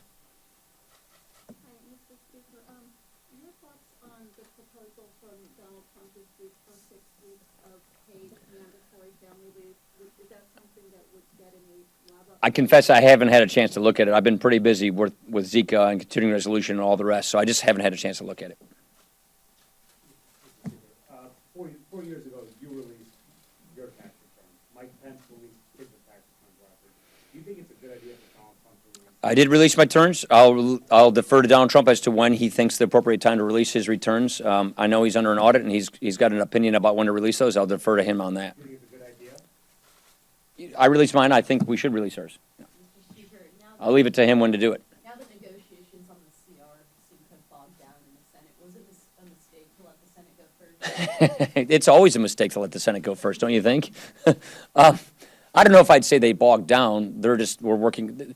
I wouldn't say bogged down is the way I would describe it. They're just taking time because it's painstaking. It's complicated, and I think they're just going to continue on. And so, I typically think we're a little more efficient and faster when the House goes first on things, but in this case, the Senate chose to do that, and I think they're going to work their way through it. Are you going to let them go first? Are you going to let them? I don't know the answer to that question. We don't have an answer to that question. Can I ask you about where the Senate's about to pass their version of the word bill? Is this something that you see the House taking up either in the next few weeks or the way it's up? We could. I've talked to Bill Schuster about this. We would like to get a word bill done. I'd like to get us doing a word bill every 2 years. I think it'd be a good practice to have. And so that's something that is definitely within the realm of possibilities. Yeah. Mr. Speaker, with regard to the impeachment vote that we were expecting today, that's not happening, I just want to know, were you involved in the negotiations that led to this outcome, and is this a good outcome? It is, because what occurred are the members worked their differences out with themselves, with the Committee of Jurisdiction. I back our committee and our chairs. The chair worked this out with the members who were involved. That's how I like things getting handled here, which is instead of going to leadership, members work these things out among themselves. And so this is something that the chairman of the Judiciary Committee worked out with the concerned members, and he's going to have a hearing, which is what the concerned members were looking for. And so I think that this agreement that they reached, that we were obviously notified about it, but I think this agreement that they reached was a good way to work things out. That's how I want to see things get done around here, is members work things out among themselves.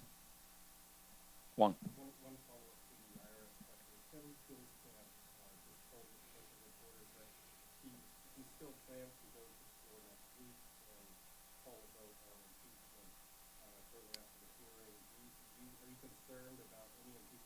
My understanding of the agreement that was reached was that in lieu of the vote, they're going to have the hearing. In lieu of the vote before November is the hearing. Improve the lives of families all across Nobody the else? country. Oh. In fact, Check.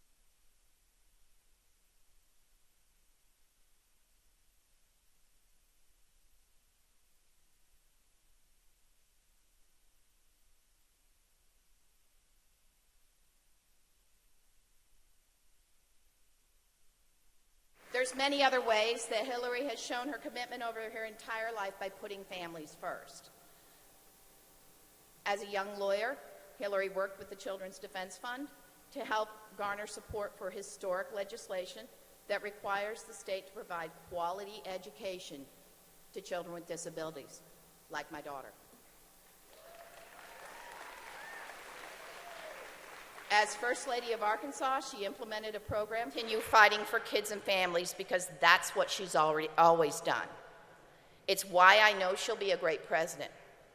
So, ladies and gentlemen, please join me in giving a warm welcome to the next President of the United States, Hillary Clinton. I feel good. I knew that I would. I feel good. I knew that I would. So good. So good. I got you. Wow. I feel nice. A sugar and spice. I feel nice. Sugar and spice. So nice, so nice, I got you.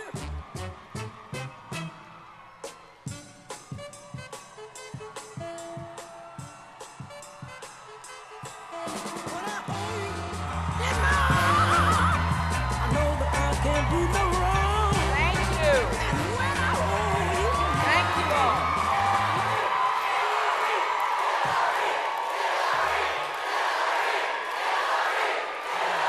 Thank you.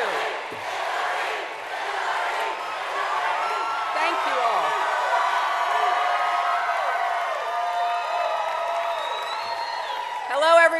It's great to be here at UNC Greensboro.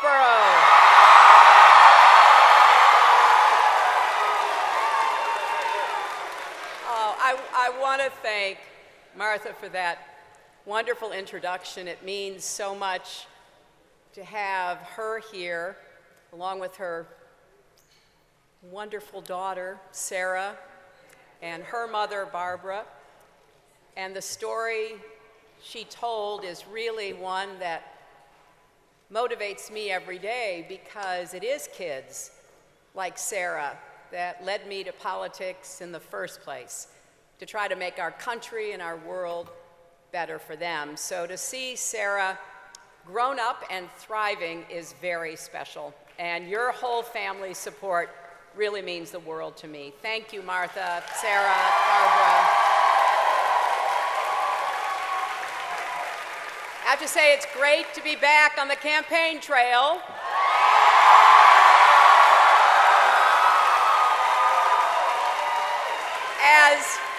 As you may know, I recently had a cough that turned out to be pneumonia.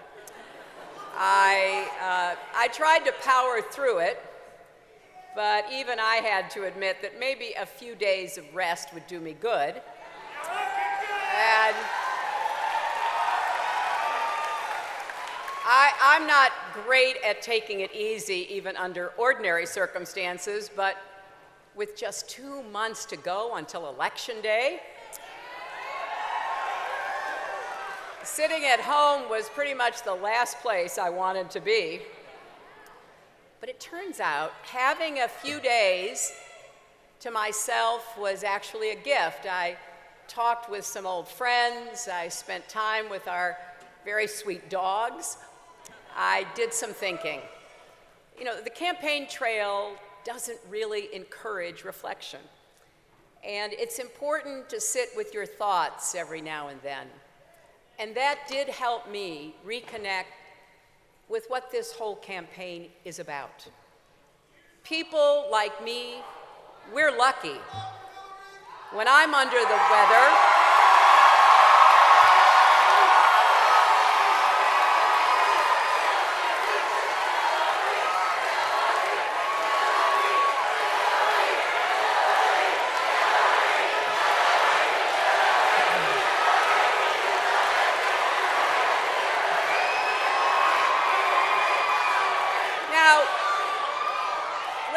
I just want to have a conversation, and other people can wave their arms and their signs, but I want you to think with me for a minute about how I certainly feel lucky. When I'm under the weather, I can afford to take a few days off. Millions of Americans can't. They either go to work sick or they lose a paycheck, don't they? Lots of Americans still don't even have insurance, or they do, but it's too expensive for them to actually use. So they toss back some Tylenols, they chug orange juice, and they hope that the cough or the virus goes away on its own. Lots of working parents can't afford child care, which in many states costs as much as college tuition. So for millions of moms and dads, if they get sick, there's no backup. They're on their own, aren't they? That's a story for too many people still in America. When illness strikes or an accident happens, you feel you're on your own. If you lose your job or can't afford college, you're on your own. If your aging parent starts needing more help and you don't know what to do, you're on your own. Life events like these are catastrophic for some families, but mere bumps in the road for others. I have met so many people living on a razor's edge, one illness away from losing their job, one paycheck away from losing their home. And that goes against everything we stand for as Americans, because some things should not come down to luck. Some things should be within reach for everyone, no matter what.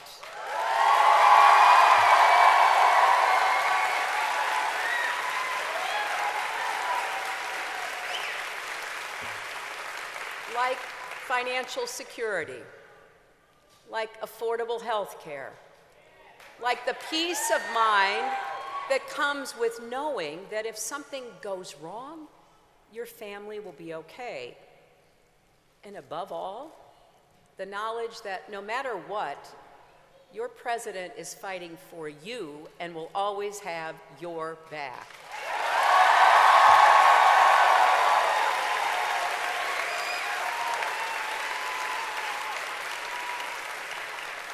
That right there, that's why I got into this race. I am running for everyone working hard to support their families. Everyone who's been knocked down but gets back up.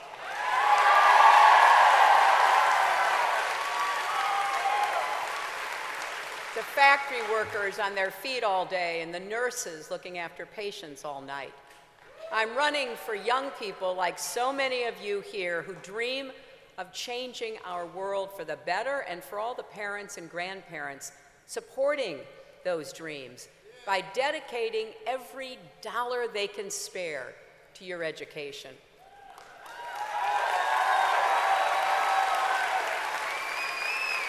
I'm running for the LGBT teenager here in North Carolina who sees your governor sign a bill legalizing discrimination and suddenly feels like a second-class citizen.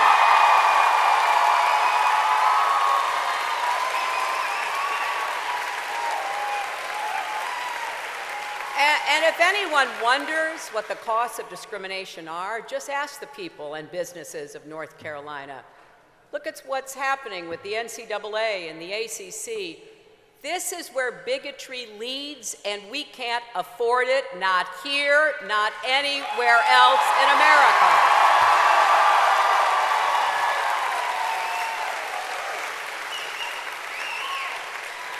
I'm running for women like Janelle Turner. Back in May of last year, Janelle was diagnosed with breast cancer. She went through nearly 6 months of very tough treatments. Last October, she brought her 8-year-old daughter to one of our rallies in Iowa, and they made a huge sign that read, 13th chemo yesterday, 3 more, hear me roar.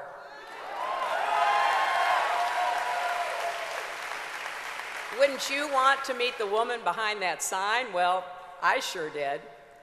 So we got talking and we stayed in touch.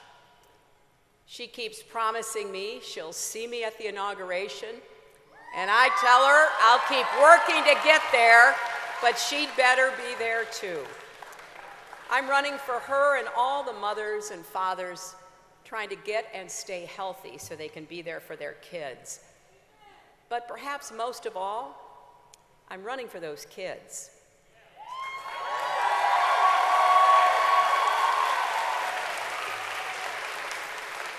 Standing up for children has been the work of my life. As a lawyer with the Children's Defense Fund, as First Lady in Arkansas, in the White House, as a senator, I have fought for kids housed in adult jails, kids who've been neglected and abused, kids who couldn't get health insurance because of pre-existing conditions, kids with disabilities so they could go to school. You heard today from someone I've known for a long time, now grown up and a lovely young woman, Anastasia Somoza.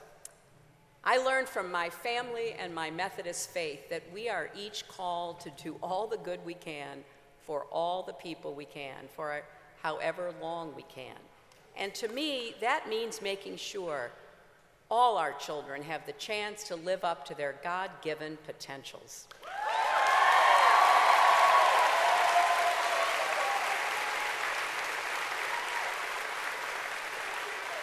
So when I meet a little girl in Nevada, terrified that her parents are going to be deported, it hits me right in the gut. When I meet a little boy in Flint, Michigan, who can't drink the water at home or in school because it's poisoned with lead, that gets me going. All I want to do is get to work, making things better for them. That's why I care so much about national security, too. I want to give our kids a safer world. To me, that means a world with strong allies, more friends, fewer enemies, and fewer nuclear weapons.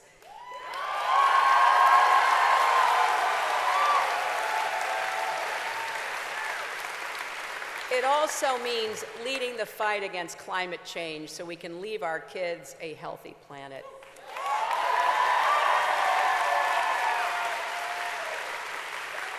My opponent in this race disagrees with me on every one of these fronts. Just a few days ago, he said that if another country's troops taunted ours, not fired at them, but taunted them, just taunts, he would respond by blowing them out of the water. He would start a war over that. That is just one more reason, my friends, why the stakes in this election are as high as any in our lifetimes. You know, I've been involved in politics in one way or another for many years. It is not an easy business. It can get rough, and I've built up some defenses. When it comes to public service, I'm better at the service part than the public part. But this is why I do it, and this is who I'm in it for, to make life better for children and families. And that's what this race has always been about for me. Well, now we're in the final stretch. There are just 54 days till Election Day, just 54 days till the most consequential vote of our lifetime.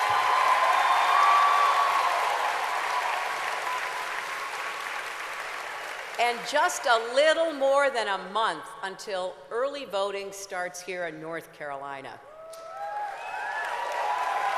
Let's make these days count, particularly here, because you know what your governor and legislature tried to do. Make it harder for young people to vote, harder for people of color, harder for people with disabilities, harder for the elderly.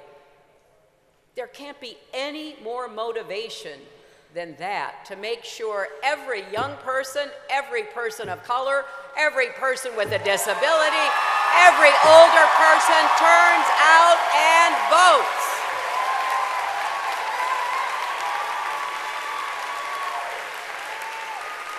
So in these final days, let's try to tune out all the chatter and the nonstop analysis that doesn't often have much to do with what the next president has to do to create good jobs, to create opportunity, to make it possible for every young person to afford to go to college or get the skills that you need for the jobs of the future. Let's talk about what really matters. And here's my promise to you. I'm going to close my campaign the way I began my career and the way I will serve as your president should you give me that great honor. Focused on opportunities for kids and fairness for families. Next week, I'll go to Philadelphia to talk about challenges facing our young people. In Florida, to focus on building an economy that welcomes everyone's contributions, including people with disabilities. Then I'll be back here in North Carolina to meet with more working families. From now until November 8th, everywhere I go, I'm going to talk about my ideas for our country. You know, my campaign has rolled out detailed plans in 38 different policy areas. Yes, somebody actually counted. Everything from reining in Wall Street to creating good-paying jobs to fighting Alzheimer's, supporting people with autism. You see, I have this old-fashioned notion that if you're running for president, you should say what you plan to do, how you're going to get it done, and how you're going to pay for it.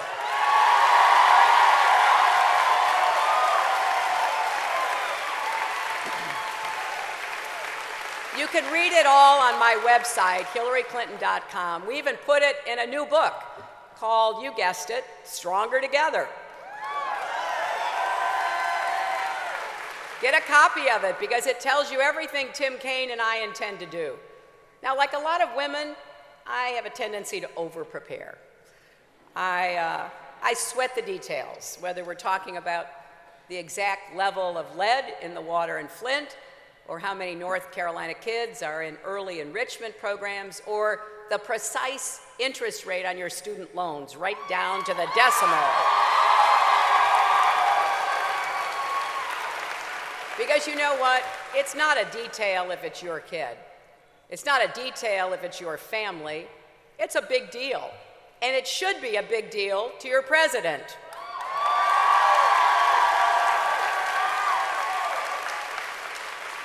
Now, I confess, I'll never be the showman my opponent is, and that's okay with me. Just look at the show he put on with Dr. Oz today. But I am going to deliver for you and your family just like I did for Sarah all those years ago with the Children's Health Insurance Program that gave her the chance to be the extraordinary young woman she is. And I'll tell you something else. People accuse me of all kinds of things. You probably have seen that. But nobody ever accuses me of quitting. And I will never give up. I'll never walk away, no matter how tough the going gets. I'm actually asking Americans to hold me accountable for my ideas and hold my opponent accountable for his. We don't need a president who says the minimum wage is too high. We need a president who knows that Americans deserve a raise to get to a living wage. We don't need a president who wants to take away people's health coverage. We need a president who wants everyone to have quality, affordable health care. And we don't need a president who apparently thinks only married people deserve paid leave and only mothers ever stay home with the kids. We don't need someone who rushes out a half-baked plan just weeks before an election after decades of ignoring or putting down working moms. We need a president who has spent years fighting for these issues, who has a plan to support all families in all their various shapes. Ask yourself which candidate you can count on to be on your side. Respect your family. Stand up and fight for you and your kids.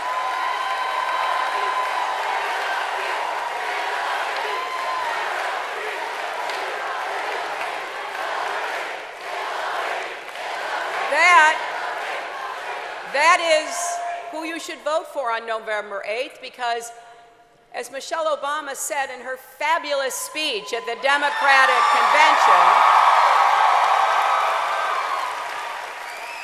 when we go to the polls this November, the real choice isn't between Democrat or Republican. It's about who will have the power to shape our children for the next 4 years of their lives.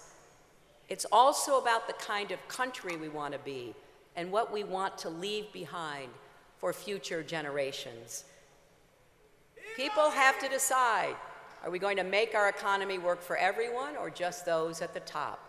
Are we going to bring people together or pit Americans against each other and rip our country apart?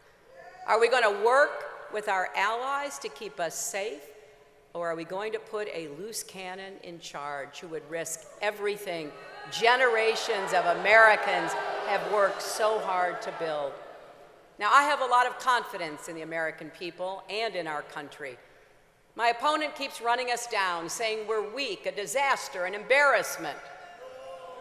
Every time he says things like that, I think about Janelle and her strength in the face of cancer, or Martha and Sarah in the face of their health challenges, and that little boy in Flint who gets up every day and goes to school even though he can't drink the water.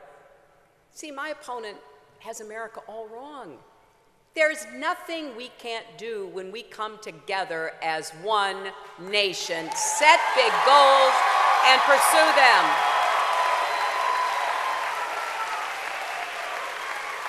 And the American dream is big enough for everyone to share in its promise.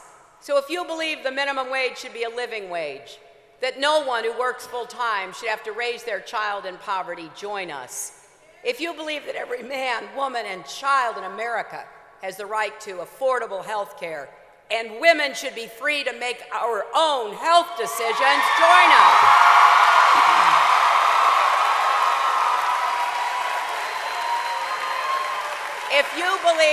If you believe your working mother, wife, sister, or daughter deserves equal pay, then join us.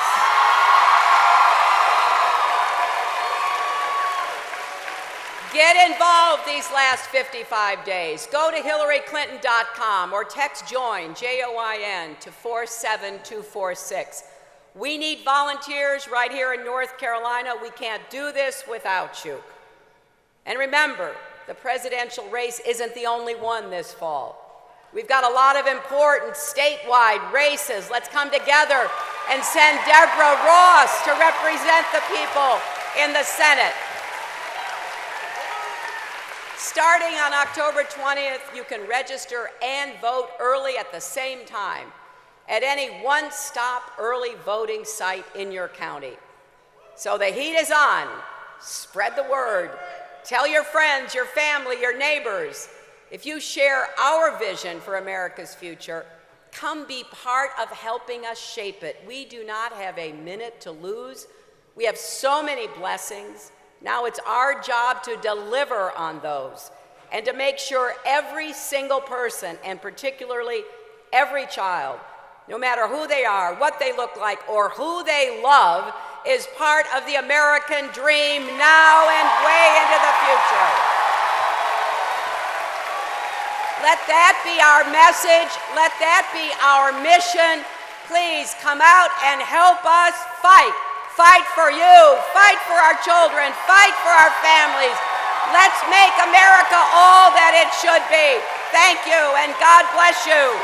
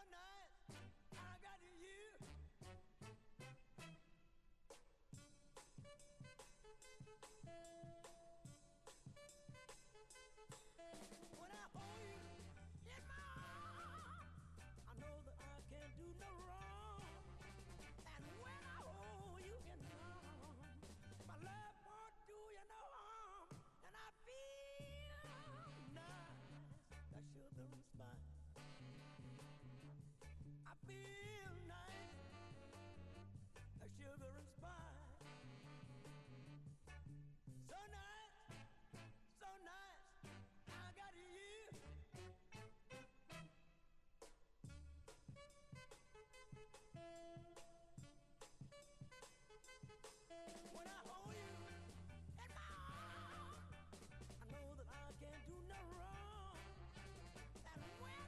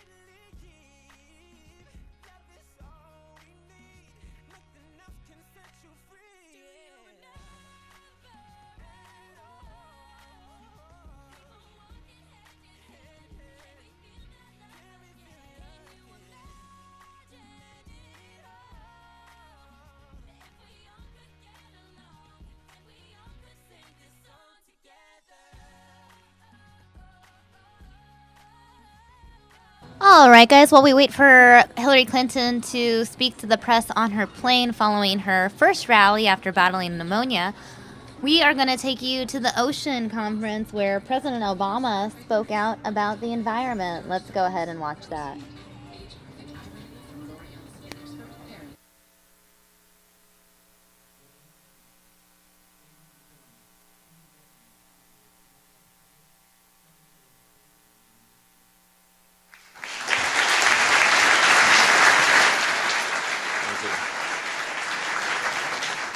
I told them I didn't need a voice of God introduction, but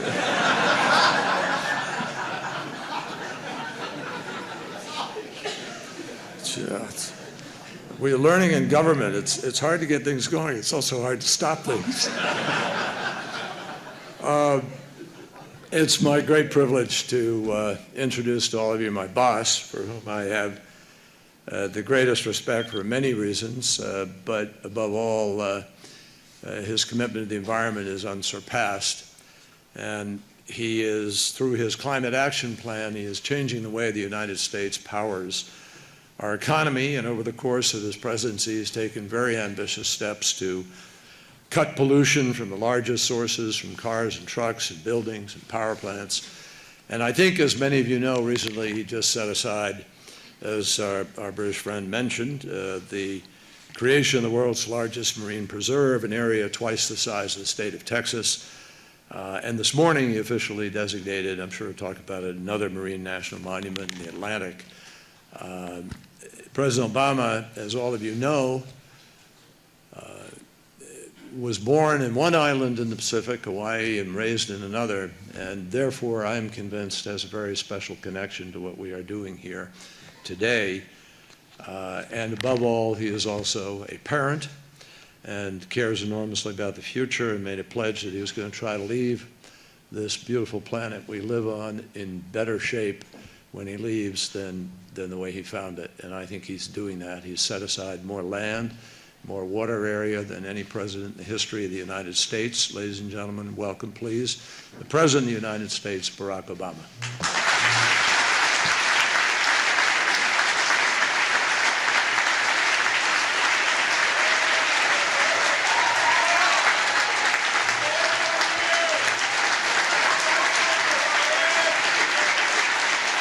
Thank you. Thank you, everybody. Thank you. Thank you, everybody. Have a seat. Well, thanks, John, for the introduction and the vision to create this conference. I am obviously grateful to John Kerry for a whole host of reasons. But one thing that we all owe to John is his conviction that a healthier ocean and a healthier planet are about more than just our environment. They are also vital to our foreign policy and to our national security. So he has elevated the profile of climate change, ocean protection, to the point where we have conversations about this, not just in the Oval Office, but in the Situation Room. And that is critical in helping us mobilize all of government around the issues that all of you care so deeply about. And it is no wonder that John feels this way. Our Secretary of State is the descendant of sea merchants and sailors. He's a Navy veteran himself, so in a lot of ways the ocean is in his blood. Many years ago, John's father passed to his son a sailor's love of the sea, its wonder and its beauty and its power. But John's dad also loved what he called the sailor's environment, reading the weather and the waves and the different ways that one adapts to the ocean. Of course, the problem that confronts all of us today is that we're asking far too much of our ocean in asking it to adapt to us. And John's right that this is also personal for me. I grew up in Hawaii. The ocean's really nice there. Anybody who grows up on an island, certainly those of us who grow up in Hawaii, learn to appreciate very early on its magic, how it inspires awe. And sometimes if the waves are a little too big and you've gone a little too far out, how it inspires fear and a healthy respect. And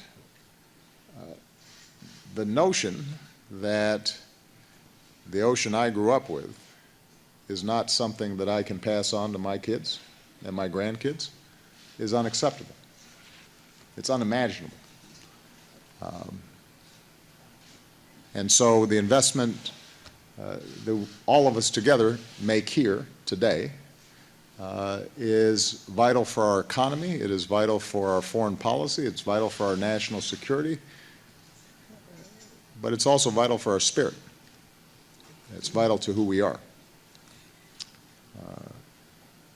Dangerous changes in our climate, caused mainly by human activity, dead zones in our ocean, caused mainly by pollution that we create here on land, unsustainable fishing practices, unprotected marine areas in which rare species and entire ecosystems are at risk. All those things are happening now. They've been happening for a long time. So if we're going to leave our children with oceans like the ones that were left to us, then we're going to have to act. And we're going to have to act boldly. And that's why the pledges and the partnerships from all of you at our Oceans Conference are so vital. The more than $4 billion that governments and philanthropies committed towards conservation at the first two gatherings, here in Washington and in Chile, the more than 2 million square miles of ocean we came together to protect over these last 2 years, and what you'll add to those totals this week through more than 100 new initiatives and contributions, all of that's going to make a difference. It's probably not enough, but it's a pretty good down payment.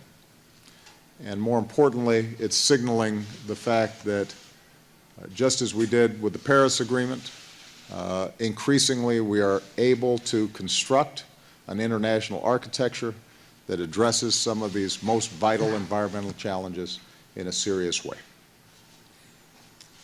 One of the reasons I ran for president was to make sure that America does our part to protect our planet from future generations.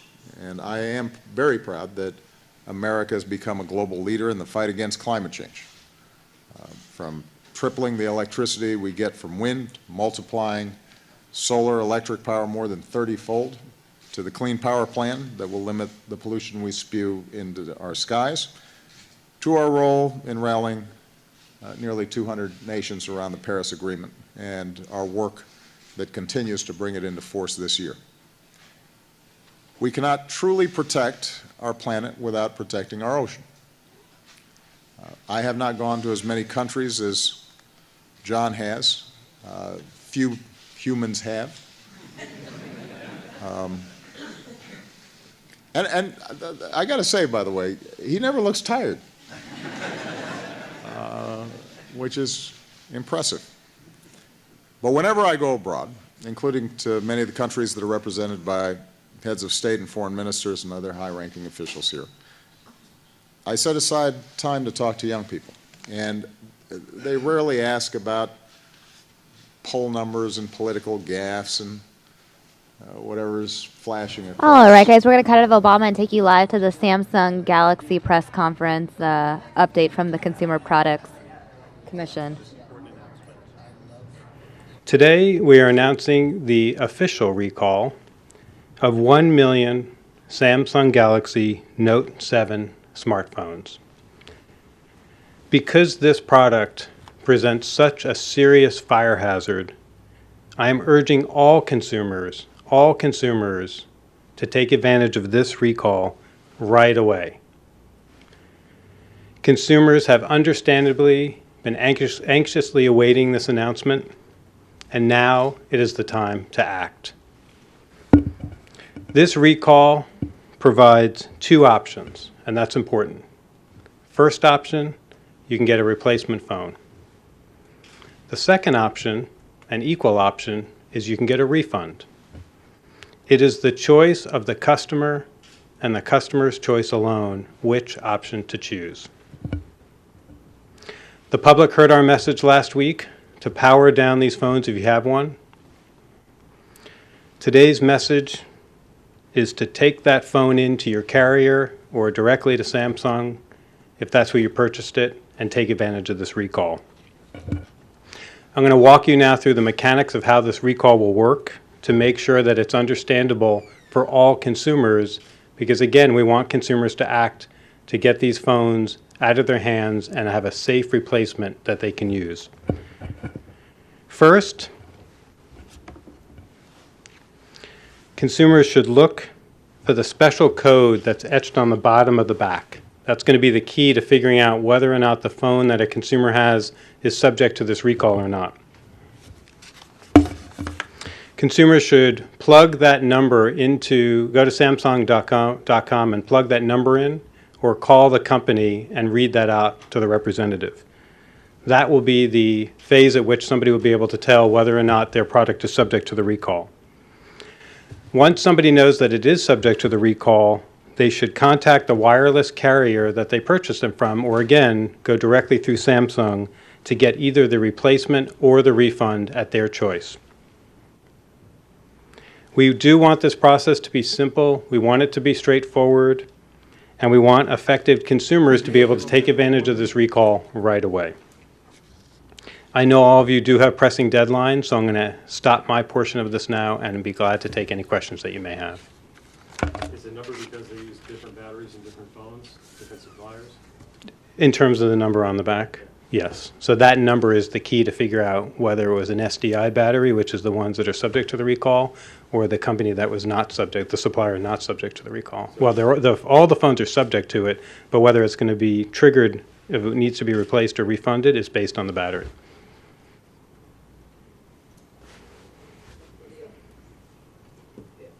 What signs should people look out for in their devices, Samsung or otherwise, that there's a problem?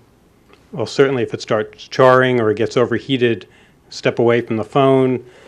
Make sure that it's, of course, if it's contained, it's not near anything combustible, and immediately, certainly if it's a fire hazard, contact the fire department, call 911. But other than that, if it's contained, then contact the company, or of course reach out to us if there's issues. There shouldn't be. If there are issues in terms of getting either the refund or the replacement, please do reach out to CPSC and let us know so we can follow up on it. Follow. Why did it take CPSC so many days to issue this recall after Samsung initially issued it? Because without CPSC's recall, the FAA couldn't ban the phone. So exactly. What was the delay in that? Well, the delay takes time of us making sure that we get the documentation that we need to provide that independent verification to consumers that they know that the remedy that a company is providing is legitimate. And I think that's an important point of why it's so important that companies do come to us, because it works out better for the company. It's a cleaner, more efficient recall that is smoothed out, and it also gives consumers the benefit of knowing that somebody has independently checked that remedy so that they don't have to go through further hassles.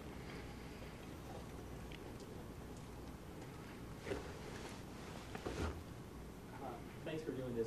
Can you explain a little bit more about which of the phones are actually going to be recalled? Is it all 1 million, or are those the ones that are subject to recall, but a subset of those is going to be? So all the phones are subject to the recall. The only phones that are going to get a replacement or a refund are those that have that battery. But we're talking in the United States, about 97% of the phones have this. So there shouldn't be that many people who ultimately do not get to take advantage of this recall. You're saying 97% of the phones that they sold were in the U.S.? 97% of the phones in the U.S. that are, exactly.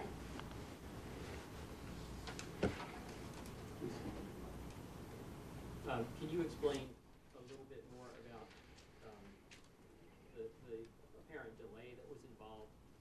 Did you consider other remedies? Did you consider, for instance, some kind of replacement battery? And also, could you talk a little bit more about the idea the company has floated of All right, guys, we're going to cut out of this and take you to Hillary Clinton live holding a press conference with reporters. So I'm going to keep working as hard as I can to lift up our country, not tear it apart. I honestly believe there is so much more that unites us than divides us. And I believe with all my heart the American dream is big enough for everyone to share in its promise. So I'm determined to be a president for Democrats, Republicans, and independents, for all Americans, to really roll up our sleeves, solve our problems, and make positive differences in people's lives. So with that, I'd be happy to answer your questions. Okay, Celia.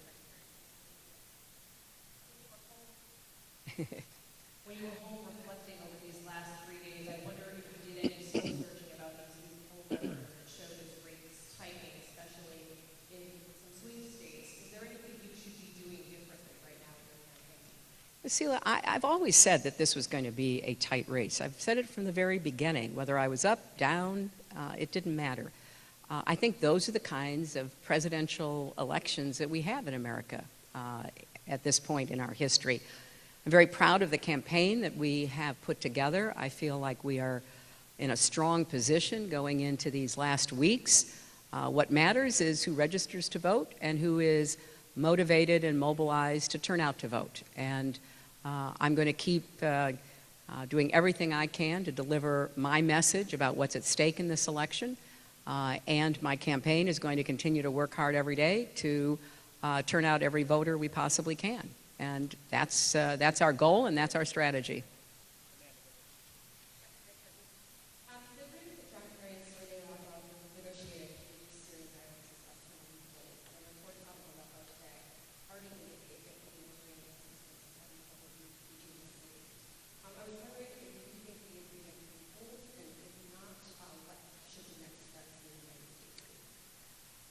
This has been such a terrible conflict, and the humanitarian cost is incalculable. I really applaud Secretary Kerry's persistent efforts to try to reach some kind of an agreement with the Russians in order to create a period of cessation of hostilities, in order to get humanitarian assistance into Aleppo and other places within Syria. I think whether or not this works is really up to the Russians. It is up to whether or not Vladimir Putin decides that it's time to do what the Russians can do to bring this conflict into a period where there can be the beginning of political discussions, a hoped-for protective zone for people who are under relentless assault from the air, and a commitment to going after the terrorist groups that pose a threat to everyone. So I'm going to watch this closely, but at the end of it, it's going to be determined by whether or not the Russians decide it is in their interests to pursue this agreement.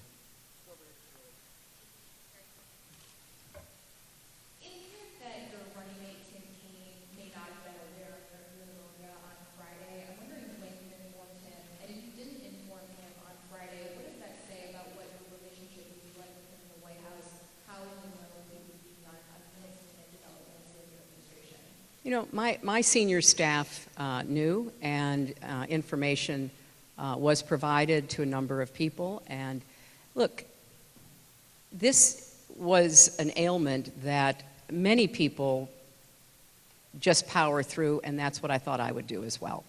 I didn't want to stop. I didn't want to, quit campaigning. I certainly didn't want to miss the 9/11 memorial. As a senator at that time, I consider it a sacred moment, and I was determined to get there.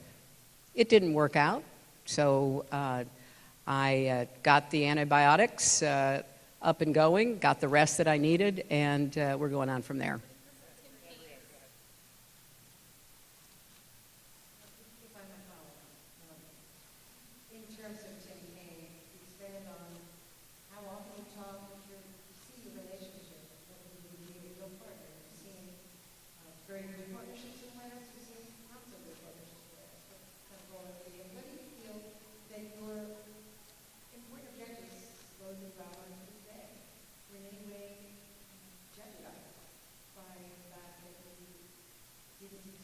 No, look, I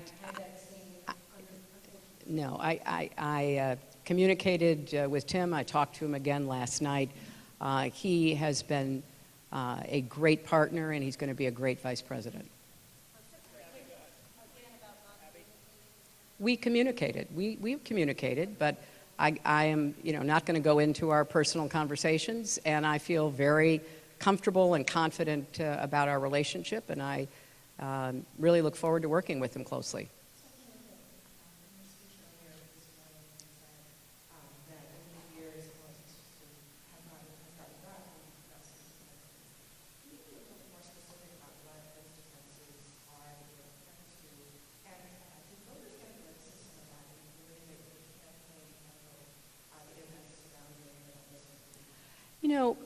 My campaign has said that they could have been faster, and I agree with that. I certainly expect them to be as focused and quick as possible.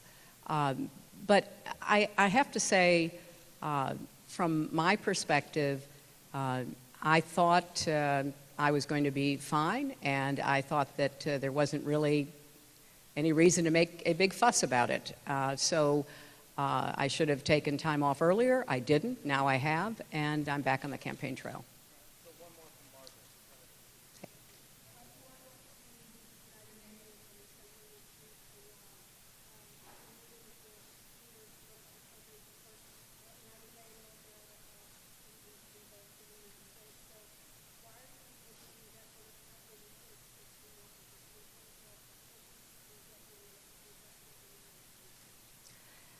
Well, I think it's important to be constantly reaching out, listening to, learning from leaders, and I was pleased to be able to find the time to meet with several of them, which I intend to do, to hear firsthand their perspective about what they see happening in the world today, to answer their questions from what I think is happening, whether it's in Syria or anywhere else.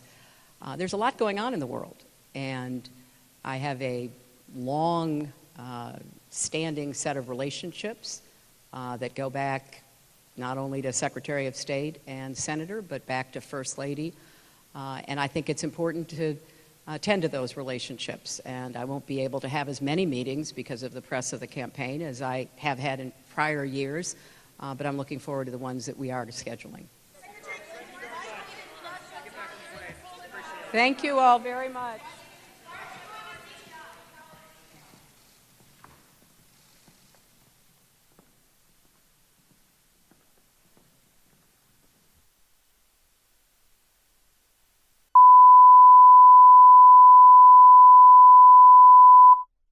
All right, guys, we apologize for hurting your ears. We're going to go ahead and replay for you President Obama speaking at the Ocean Conference this morning. Stand by.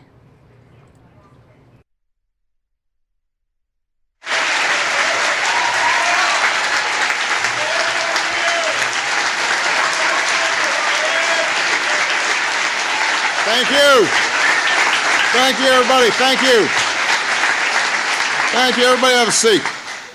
Well, thanks, John, for the introduction and the vision to create this conference. I am obviously grateful to John Kerry for a whole host of reasons. But one thing that we all owe to John is his conviction that a healthier ocean and a healthier planet are about more than just our environment. They are also vital to our foreign policy and to our national security. So he has elevated the profile of climate change, ocean protection, to the point where we have conversations about this, not just in the Oval Office, but in the Situation Room. And that is critical in helping us mobilize all of government around the issues that all of you care so deeply about. And it is no wonder that John feels this way. Our Secretary of State is the descendant of sea merchants and sailors. He's a Navy veteran himself, so in a lot of ways the ocean is in his blood. Many years ago, John's father passed to his son a sailor's love of the sea, its wonder and its beauty and its power. But John's dad also loved what he called the sailor's environment, reading the weather and the waves and the different ways that one adapts to the ocean. Of course, the problem that confronts all of us today is that we're asking far too much of our ocean in asking it to adapt to us. And John's right that this is also personal for me. I grew up in Hawaii. The ocean's really nice there. Anybody who grows up on an island, certainly those of us who grow up in Hawaii, learn to appreciate very early on its magic, how it inspires awe. And sometimes, if the waves are a little too big and you've gone a little too far out, how it inspires fear and a healthy respect. And the notion that the ocean I grew up with is not something that I can pass on to my kids and my grandkids is unacceptable. It's unimaginable. And so the investment that all of us together make here today is vital for our economy, it is vital for our foreign policy, it's vital for our national security, but it's also vital for our spirit. It's vital to who we are. Dangerous changes in our climate, caused mainly by human activity, dead zones in our ocean, caused mainly by pollution that we create here on land, unsustainable fishing practices, unprotected marine areas in which rare species and entire ecosystems are at risk. All those things are happening now. They've been happening for a long time. So if we're going to leave our children with oceans like the ones that were left to us, then we're going to have to act. And we're going to have to act boldly. And that's why the pledges and the partnerships from all of you at our Oceans Conference are so vital. The more than $4 billion that governments and philanthropies committed towards conservation at the first two gatherings here in Washington and in Chile, the more than 2 million square miles of ocean we came together to protect over these last 2 years, and what you'll add to those totals this week through more than 100 new initiatives and contributions, all of that's going to make a difference. It's probably not enough, but it's a pretty good down payment. And more importantly, it's signaling the fact that just as we did with the Paris Agreement, increasingly we are able to construct an international architecture that addresses some of these most vital environmental challenges in a serious way. One of the reasons I ran for president was to make sure that America does our part to protect our planet from future generations. And I am very proud that America has become a global leader in the fight against climate change. From tripling the electricity we get from wind, multiplying solar electric power more than 30-fold, to the clean power plan that will limit the pollution we spew into our skies, to our role in rallying nearly 200 nations around the Paris Agreement and our work that continues to bring it into force this year. We cannot truly protect our planet without protecting our ocean. I have not gone to as many countries as John has. Few humans have. And I got to say, by the way, he never looks tired, which is impressive. But whenever I go abroad, including to many of the countries that are represented by heads of state and foreign ministers and other high-ranking officials here, I set aside time to talk to young people. And they rarely ask about poll numbers and political gaffes and whatever's flashing across the little trailer at the bottom of the newscast. They give you a sense of what's really important, what haunts them, and what inspires them. And on my very first overseas trip as president, I held a town hall in France where a young woman asked me about sustainability. Then a few days later in Turkey, first question I got was about climate change. Same thing happened last year in Malaysia.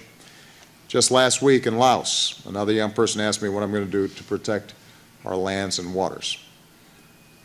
So The generation behind us, they understand what's at stake.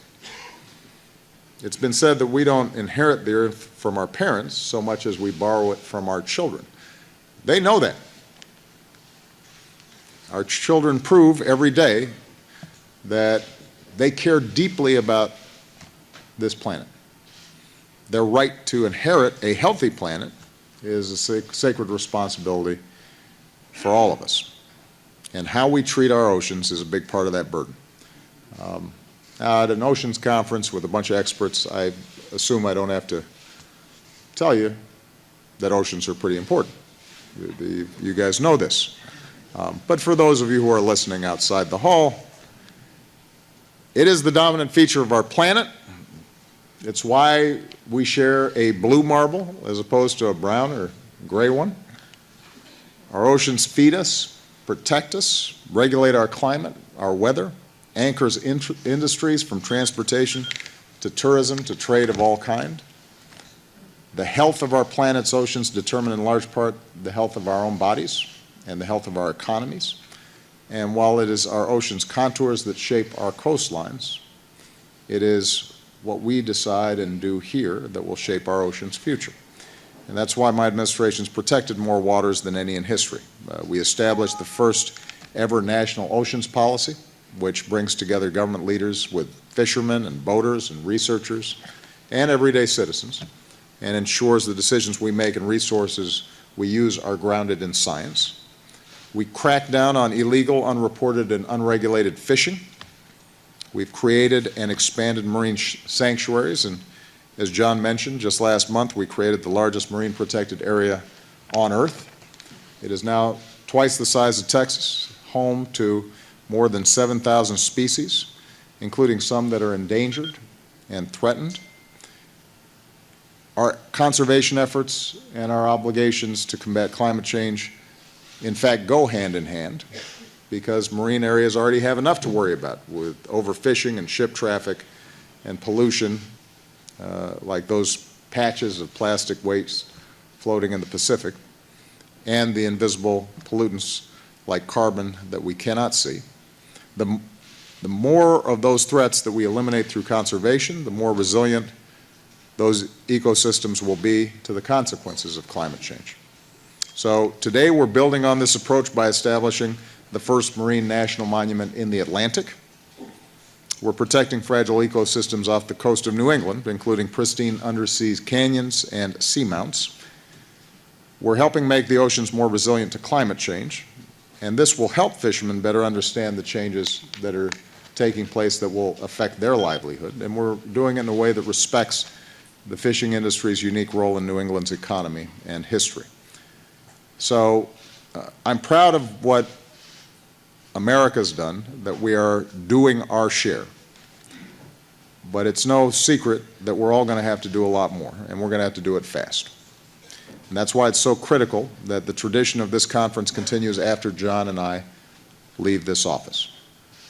That the EU so quickly raised its hand to host next year's Our Ocean Conference is a testament to the fact that these challenges demand collective action and deserve the world's attention.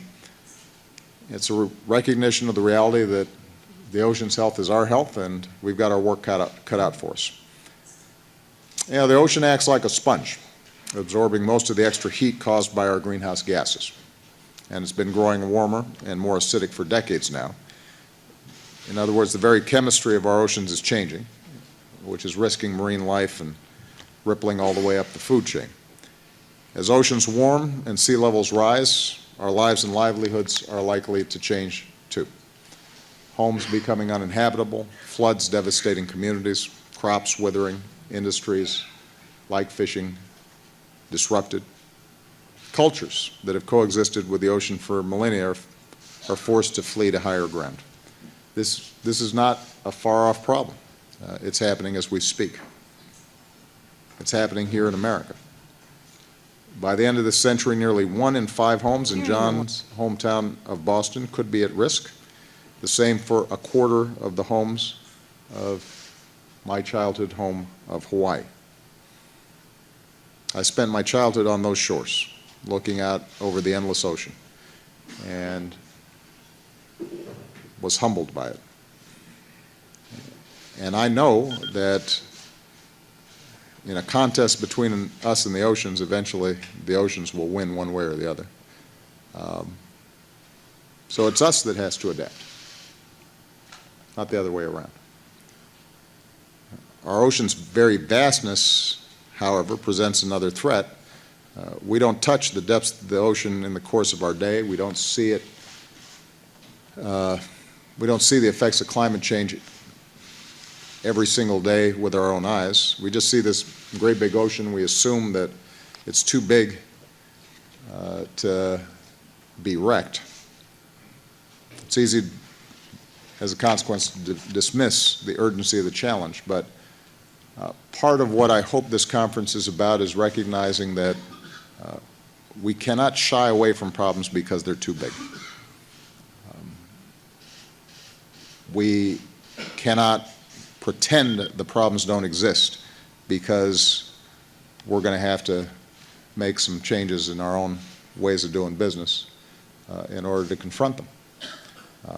Instead, we have to come together and we got to find solutions, and we can. One of the most, well, let me close with two stories, going a little off script. One of the most encouraging things that I heard this year, a year full of tough news in various places around the world, is the news that many of you heard that the hole in the ozone was actually shrinking. Now, for those of us of a certain age, you'll remember that was quite worrisome. We weren't really sure what the ozone layer did, but the idea that there was a big hole in it was a problem. And I remember as we slowly began to phase out aerosol deodorant cans, which were kind of obnoxious anyway, because when you sprayed them, you couldn't breathe. So you knew they weren't really that good for you. It felt like a nice thing to do, but I don't know about you, I was not convinced that this was actually going to solve the problem, and that whatever it is that was going to happen to these ozone layers up there, that it was just going to keep on getting worse. And lo and behold, just this year, we get reports back that actually that hole that we had blew in the ozone layer began to shrink. And by the way, we figured out other ways to produce deodorant. I say that because it gives you a sense of human ingenuity. When we make up our minds to do something, we can do it. The same was true with acid rain in much of North America. People were skeptical, thought it was going to be too expensive to try to figure this out. We figured it out. Nobody talks about it anymore. My kids don't know what acid rain is. That has to be a cause for optimism. These are problems we can solve. And part of the power of conferences like this is to insist on human agency, to not give in to hopelessness or to suggest that somehow these problems are just too big. We can solve them. We just have to have the will to pursue collective action. And the second thing I'll just end with is the trip we took to Midway, which is right in the center of this new marine preserve. And as many of you know, this is a historic monument, not only for conservation reasons, but because this was a major turning point for the war during World War II. At its peak, there were about 5,000, 6,000 troops on this island. Now there are exactly 45 people and 3 million birds, I think it is. The population, the bird population had shrunk drastically, And then we figured out that if you eliminated some of the people and the rats that the people had brought to the island, the birds would actually do pretty good, and they are thriving. And so we drove around and went to a beach in which there were 6 or 7 turtles lying in the sun. And we have sea turtles down in Hawaii. In fact, they nest up around Midway and then come down to Oahu and the beaches where I used to body surf. But we'd never see them on the beach. But up in Midway, they didn't have people chasing them away, and so they felt pretty comfortable. Turns out they like sun when we're not overcrowding the beaches. And then we went out snorkeling, and the coral was purple and it was orange, and there were monk seals sunning themselves on some rocks, and one of them dove in, which made one of the people on my team, who I shall not name, pretty nervous. And we spent the afternoon looking at this incredible variety of fish. And we had to leave before 5:30 because that's when the birds start coming back, and then your plane's stuck because you can't fight the birds. And that, too, was a great cause for optimism because it reminded us that nature is actually resilient if we take care to just stop actively destroying it. That it'll come back. And certainly the oceans can come back if we take the steps that are necessary. I saw it. It was right there.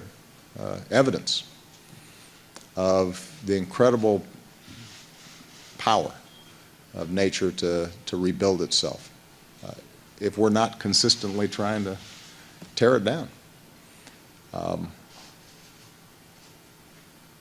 So I wanted to leave you with those 2 images just to remind us that what you are doing here is important and that we can be successful.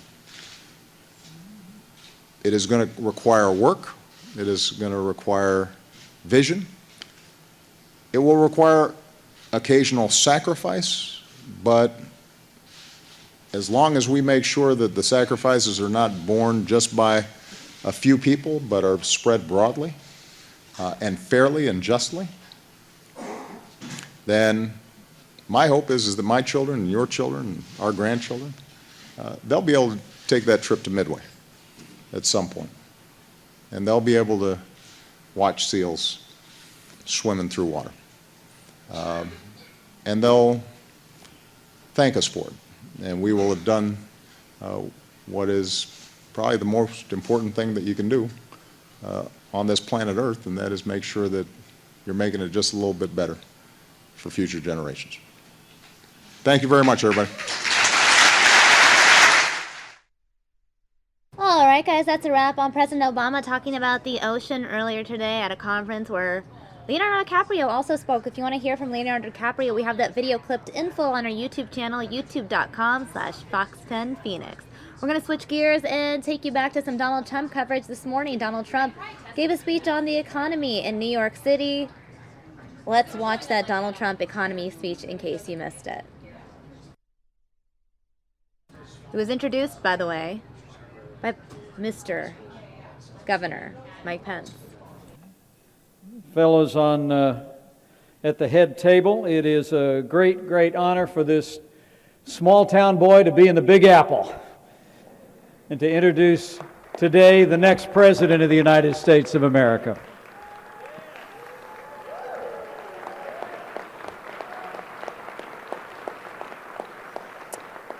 Particular honor for me to be here at the Economic Club of New York, a historic and storied place, and a place where men and women who drive not only this great city, but much of the dynamic American economy over the decades of our nation's history in so many different ways. Each one of you makes an extraordinary difference, and I'm honored to be before you today. It's also great to be back in New York City. I've been on the campaign trail now for the last couple of months. This is my first time back since I accepted my running mate's invitation to run and serve as the next Vice President of the United States of America.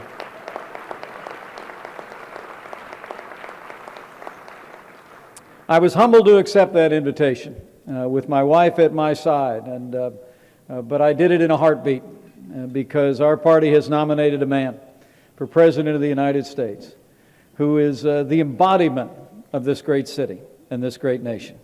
He is a builder, he is a dreamer, and I believe when he becomes president, he will make America great again.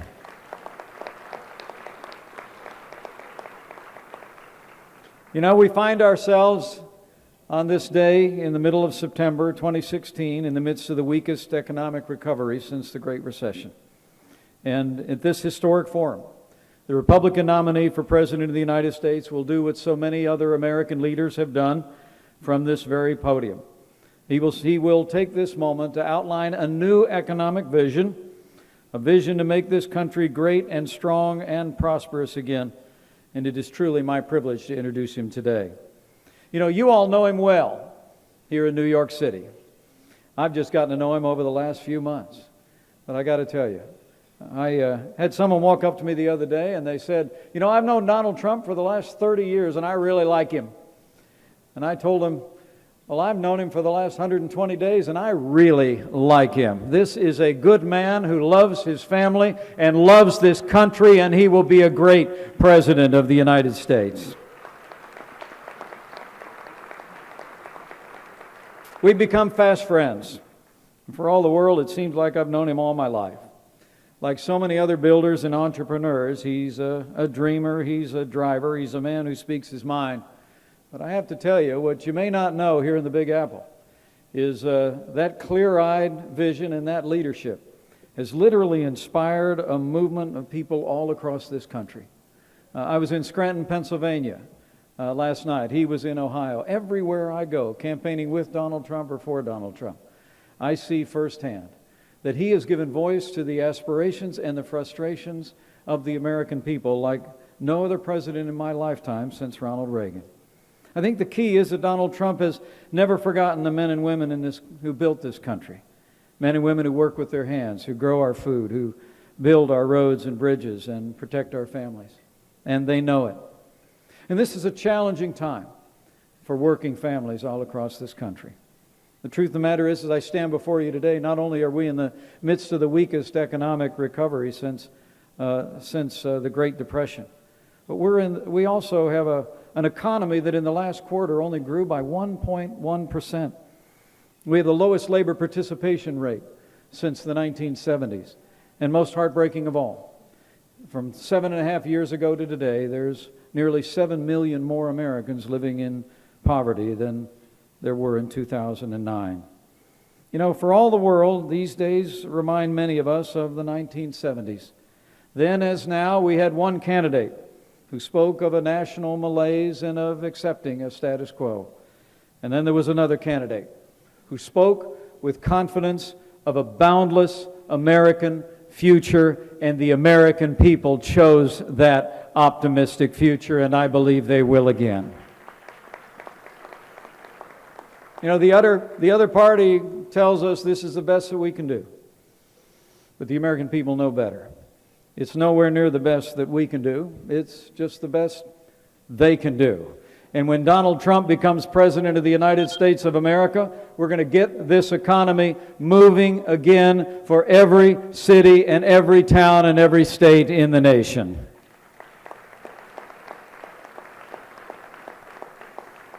Today, you'll hear Donald Trump again describe that vision that will unleash the boundless potential of the American economy. An American economy that will be driven by empowering working families and businesses large and small, encouraging entrepreneurs to invest, to build, and to grow and to produce right here in America again. And so let me say, it is a joy for me. It is a privilege for me. But it is also a distinct honor to introduce to you the next President of the United States of America, Donald Trump.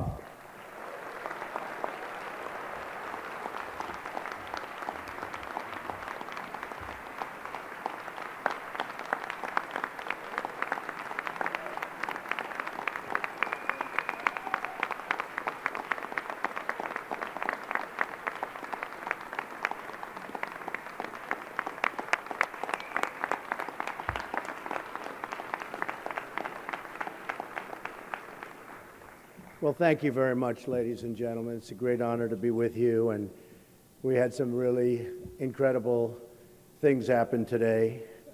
The polls are coming out. We're leading in so many polls, I can't tell you, I don't know where to begin, but that's a good feeling. And we are, I guess CNN just came out, we're leading nationwide with CNN. We're leading in Ohio, and we're leading just, I think it just came out, we're leading in North Carolina, Florida. We're leading, and we're having a lot of fun. We're having a lot of fun on the campaign and on the trail. I just wanted to say that, and it's always a lot of fun when you come up and the people don't have the teleprompter working, but that's okay. Lucky I brought some notes. But today I do want to outline a plan for American economic revival. And it's a bold and ambitious and forward-looking plan to massively increase jobs, wages, income, and opportunities for the people of our country. Great people of our country, I will tell you.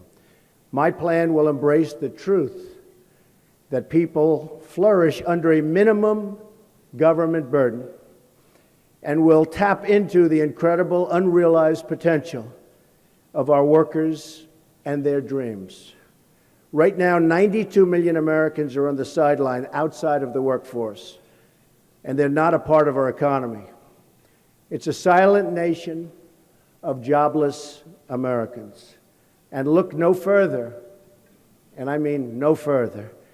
All you have to do is look at Flint, where I spent a lot of time, the city of Flint, and what a disaster has taken place.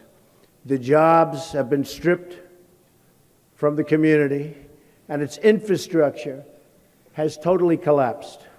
In 1970, there were more than 80,000 people in Flint working for General Motors. Today, it's less than $8,000. We have 8,000 people, and that's going down, and they're making very, very little. And people are trying to go down to that $8,000 mark. What we're doing is Ford has announced just yesterday that they're moving their small car production facilities to Mexico.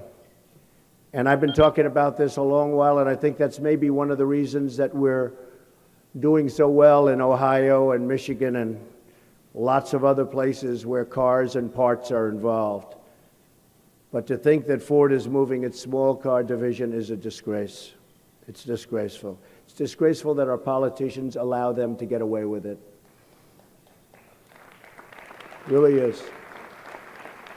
It used to be cars were made in Flint, and you couldn't drink the water in Mexico. Now, cars are made in Mexico, and you can't drink the water in Flint.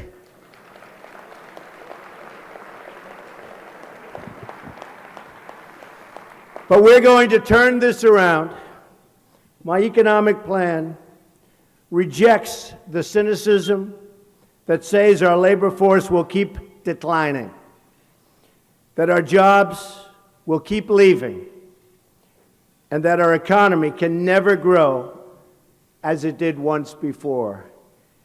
And boy, oh boy, did it used to grow. We reject the pessimism that says our standard of living can no longer rise, and that's all there is really left to divide, because frankly, we're looking at an economy now of no growth and redistribution of wealth, and that's not going to work. Everything that is broken today can be fixed, and every failure can be turned into a truly great success. Just look at the way I just melded into the teleprompter that just went on. Who else could have pulled that off, okay? Who else? Jobs can stop leaving our country and they will just absolutely start pouring in. Can happen. Failing schools can become flourishing schools. Crumbling roads and bridges can become gleaming new infrastructure. Inner cities can experience a flood of new jobs and investment, and rising crime can give way to safe and prosperous communities. All of these things and so much more are possible. But to accomplish them, we must replace the present policy of globalism, which have just taken so many jobs out of our communities and so much wealth out of our country, and replace it with a new policy of Americanism. America first. Remember that. Under this American system, every policy decision we make must pass a simple test. Does it create more jobs and better wages for Americans? It's a test. If we lower our taxes, remove destructive regulations, and we have to do that, unleash the vast treasure of American energy, and negotiate trade deals that put America first, then there is no limit to the number of jobs we can create and the amount of prosperity we can unleash. America will truly be the greatest place in the world to invest, hire, grow, and to create new jobs, new technologies, and entire new industries. Instead, thank you. Instead of driving jobs and wealth away, America will become the world's great magnet for innovation and job creation. My opponent's plan rejects this optimism. She offers only more taxing, and her tax increases are unbelievable. More regulating, more spending, and more wealth redistribution. A future of slow growth, declining incomes, and dwindling prosperity. The only people who get rich under Hillary Clinton are the donors and the special interests, but bad for our country. In Hillary Clinton's America, we have surrendered our status as the world's great economy, and we have surrendered our middle class to the whims of foreign countries. We take care of them better than we take care of ourselves. Not one single idea she's got will create one net American job or create one new dollar of American wealth for our workers. The only thing she can offer is a welfare check. That's about it. Our plan will produce paychecks, and they're going to be great paychecks for millions of people now unemployed or underemployed. In the course of this campaign, I've traveled all across the country, and I've met the most amazing people. Every day I've seen the goodness and character of our country and brave citizens proudly fighting through hard times and difficult circumstances. I have been all over this country, folks, and we have unbelievable people, but they need leadership. The country needs leadership. In many parts of our country, the hard times never seem to end. I visited cities and towns in upstate New York where half of the jobs have left and moved to Mexico and other countries. The businesses are gone. They've been taken away like taking candy from a baby. Politicians have abandoned these places all over the country, and the people who live there are just there. No hope. Worse still, politicians have heaped scorn and disdain on these wonderful Americans. My opponent described tens of millions of American citizens as deplorable and irredeemable just last week. So how can Hillary Clinton seek to lead this country when she considers its citizens, tremendous, tremendous numbers of them, beyond redemption? The hardworking people she calls deplorable are the most admirable people I know. They're cops.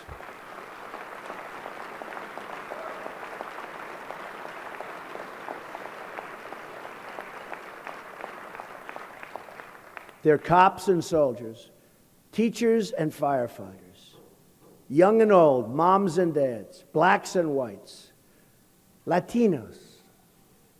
Above all, everything else. They're Americans. Some are rich Americans, some are poor Americans. They're Americans. They love their families, they love their country, and they want a better future. These are the forgotten men and women of our country, and they have been forgotten. People who work hard but don't have a voice. I'm running to be their voice.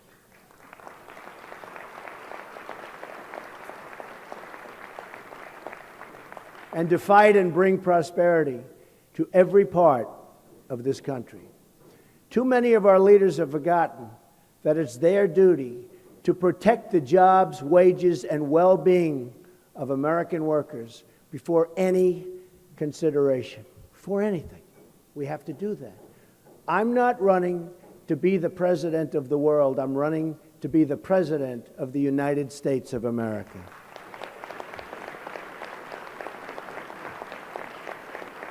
And as your president, I will fight for every last American job and every American company, which really a lot of companies in this room, I can tell you.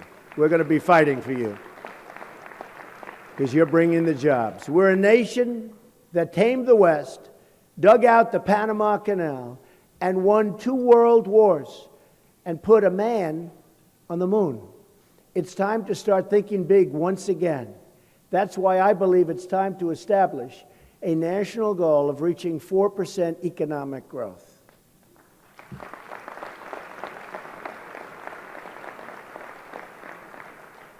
And my great economists don't want me to say this, but I think we can do better than that.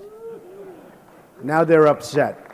They'll be very upset, but I think we can do and maybe substantially better than that. In working with my economic team, we put together a plan that puts us on track to achieve that goal. Over the next 10 years, our economic team estimates that under our plan, the economy will average 3.5% growth and create a total of 25 million new jobs. You can visit our website, just look at the math. It works. This growth means that our jobs and plans, including our child care reforms that Ivanka Trump, my daughter, is so involved in, will be completely, I like her too, I agree, will be completely paid for in combination with proposed budget savings. It will be deficit neutral. If we reach 4% growth, it will reduce the deficit. It will be accomplished through a complete overhaul of our tax, regulatory, energy, and trade policies.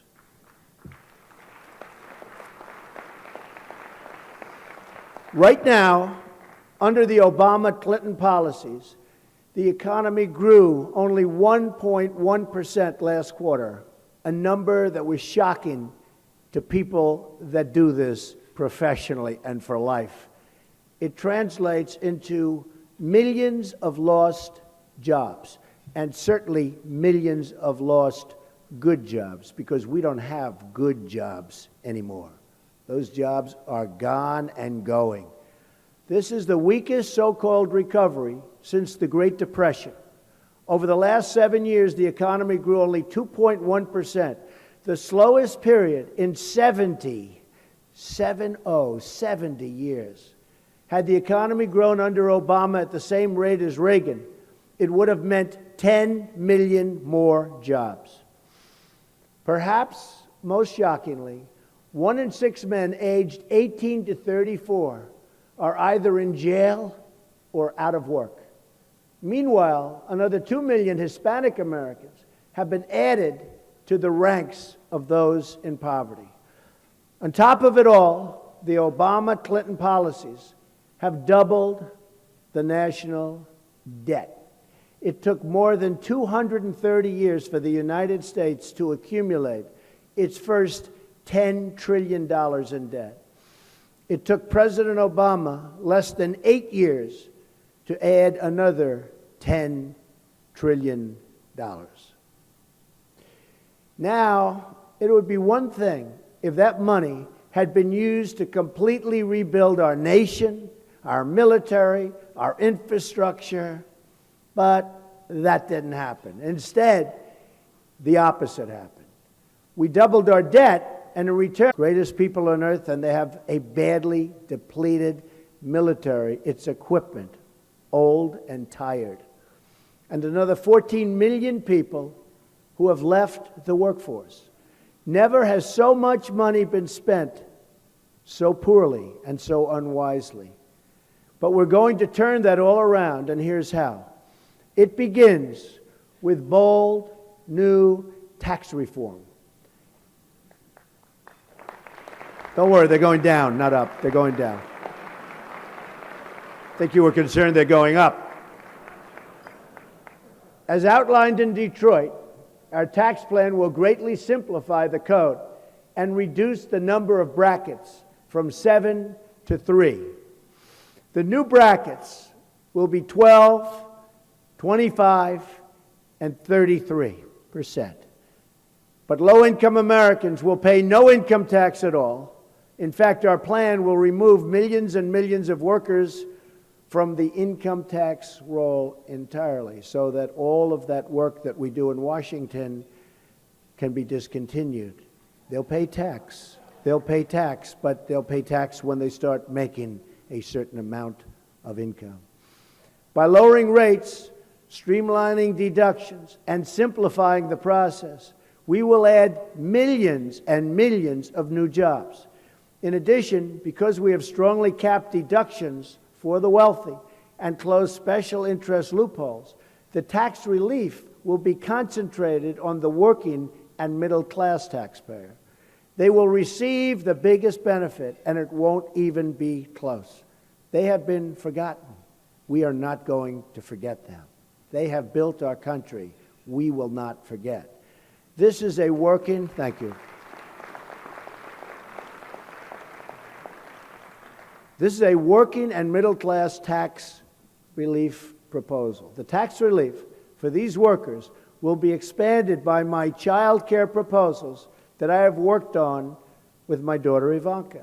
These proposals are central and a very, very powerful central element of our comprehensive tax reform and economic growth plan. Families will be able to fully deduct the average cost of child care from their taxes, including stay-at-home parents. Because this deduction is capped, it will be disproportionately and it will benefit working and middle-class families. Got to take care of our middle-class families.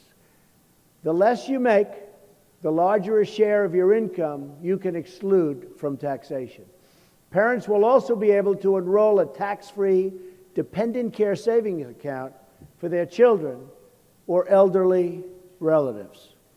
Low-income households will benefit from both an expanded earned income tax credit in the form of child care.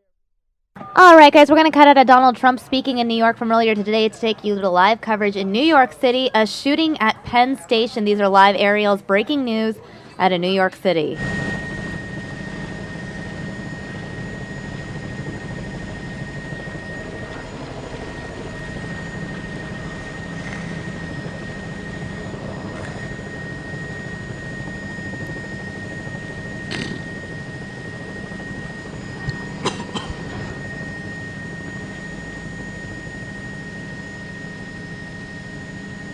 Well, we're listening to it unfold as NYPD started this chase. Now, apparently, police officers spotted what he described as an Arabic-looking man in gray pants, wearing sandals, carrying a meat cleaver. That on 7th, the man with the cleaver was shot by police. Apparently, one police officer was struck by the meat cleaver. That officer is en route to Bellevue via a special police escort. Police are now saying a second police officer was shot. They are describing it as a graze wound to the back. But again, shot the man with the cleaver after a police officer was struck. And in that gunfire, a second police officer was shot. They are describing the injuries as a graze wound to the back. Both police officers, as I say, are en route to Bellevue. I believe the man with the meat cleaver was also en route to Bellevue. The police are saying that both police officers are expected to survive from their injuries, or as they say, not likely, meaning not likely to die from the injuries. But a wild, crazy scene. We heard it all unwrap or unroll here in Midtown as that one police officer got all excited and was screaming over the radio, calling out his location, that he was chasing what he described as an Arabic man, gray pants, wearing sandals, holding a meat cleaver. The latest information we heard, they just called for a third ambulance to the scene for an injured party. We're not sure who that was, but again, a wild scene, and police are confirming that it appears to be just a single individual attack. But obviously, whenever they describe it as an Arabic-looking man, that certainly raises tension. And you can see here, 7th Avenue closed, 32nd Street's closed, 34th is closed. This is just going to gridlock the west side of Manhattan around 32nd and 7th Avenue. That's about all we have for you at this point.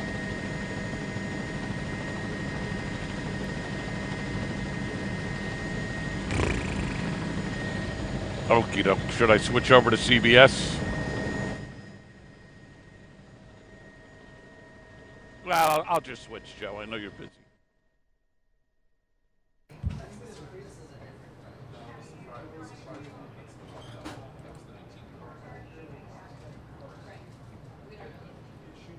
Again, guys, this is breaking news out of New York City. We're going to get you guys more information right now. Stand by.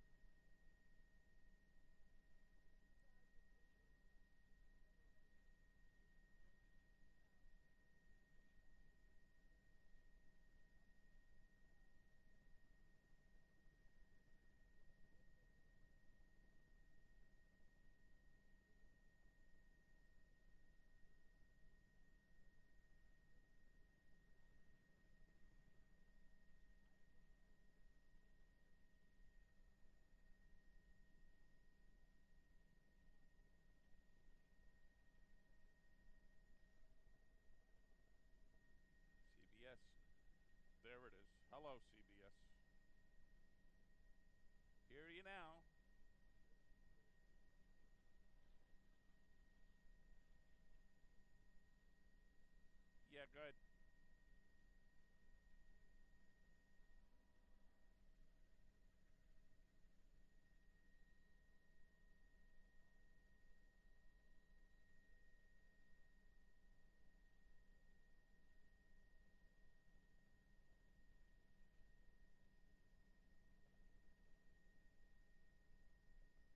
Radio, you know, there's a second police officer with a grazed wound to the back.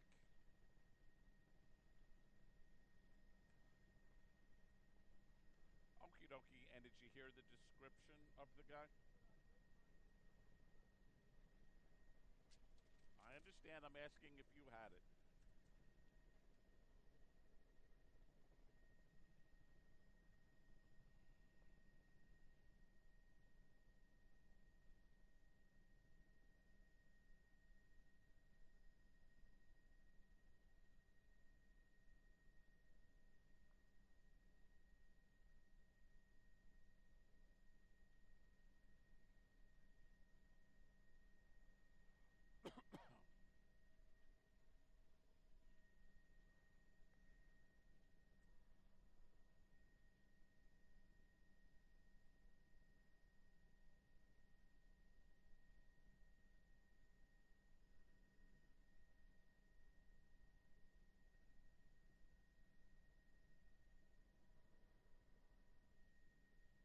Hello, CBS. 2.5 CBS, roger that.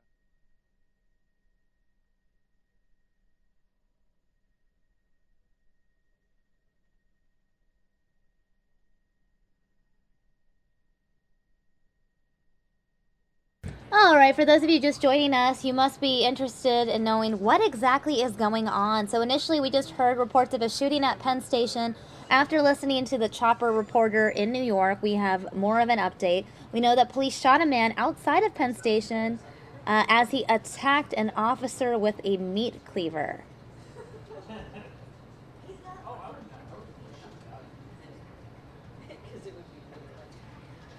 Officers returned fire, hitting the suspect multiple times.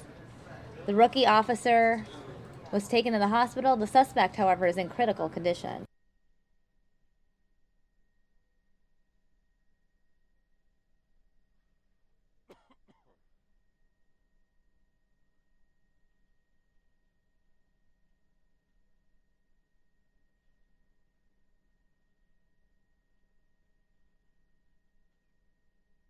Minute 30 CBS.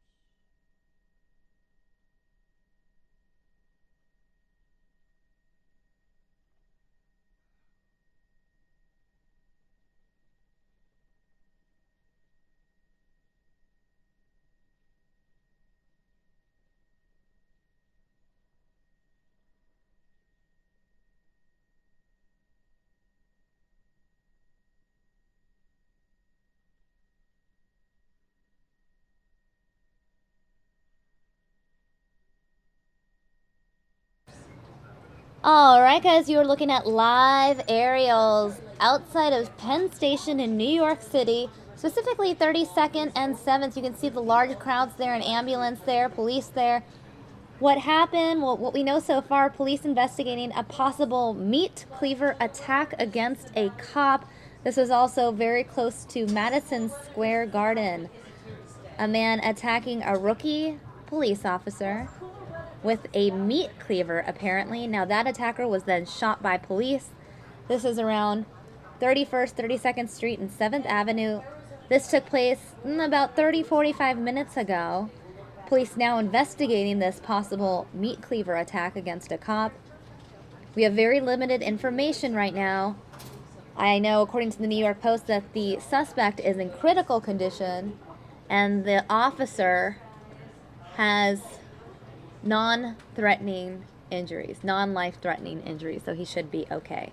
We're going to get you guys any additional information we can. Stand by. We will bring you continuous coverage here on Fox 10 News Now. 5 o'clock. Now, it all ended up here at 32nd and 7th. That's the intersection there where police are confirming an officer was attacked by a man with a meat cleaver. Now, what's interesting, a very busy area here in Midtown Manhattan. especially considering that this happened right around rush hour, just before 5 o'clock New York time. You can see crowds of people in the area, and it's a very busy area, the area near Penn Station and Madison Square Garden. For those of you unfamiliar with New York City, Penn Station is a very popular spot for commuters because Penn Station is where you go to catch the train, where you go to catch some buses. It is also a major subway stop in New York City. Lots of different subway lines connect in or at the Penn Station subway stop, rather. So a very busy area, especially given that it is Thursday during rush hour. Lots of people in the area. We know a man with a meat cleaver allegedly attacked an officer, and after attacking the officer, he was then shot by police. He was rushed to the hospital in critical condition. The officer also rushed to the hospital with non-life-threatening injuries. We will work to get you guys any additional information. In the meantime, we will bring you these live aerials right here on Fox 10 News Now.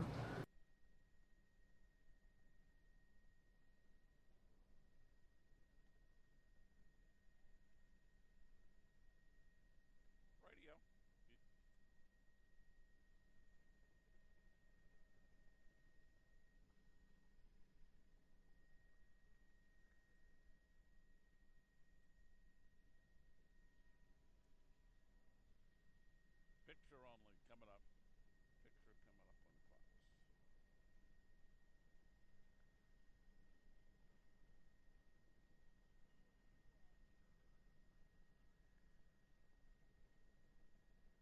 Ten seconds.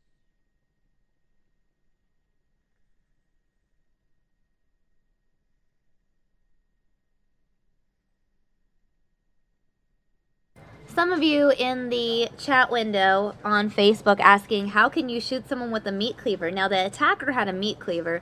The shooting itself was of the man with the meat cleaver. The man with the meat cleaver was shot by police after he attacked another officer. Again, we have very limited information right now as this incident occurred just about 30 or 45 minutes ago. We're working to get you guys any additional information we can. In the meantime, we wanted to bring you these live aerials courtesy of our sister station in New York City.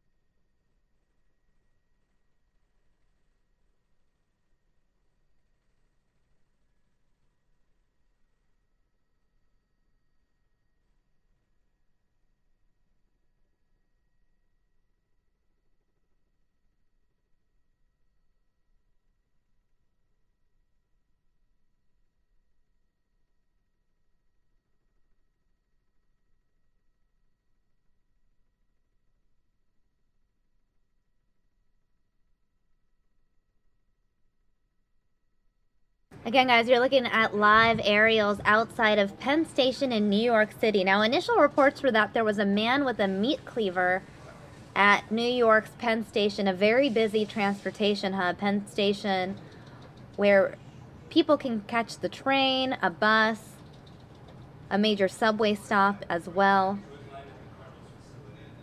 That man was being pursued by police.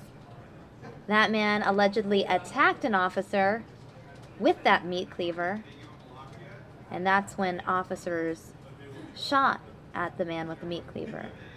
The man with the meat cleaver is said to be in critical condition. The officer faces non-life-threatening injuries. That's the latest update. Working to get you guys more information. In the meantime, we will continue to bring you these live aerials from New York City.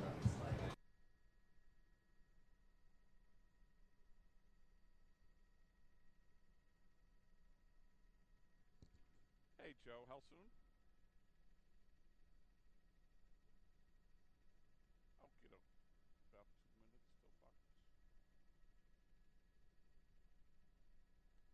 Okay, doke.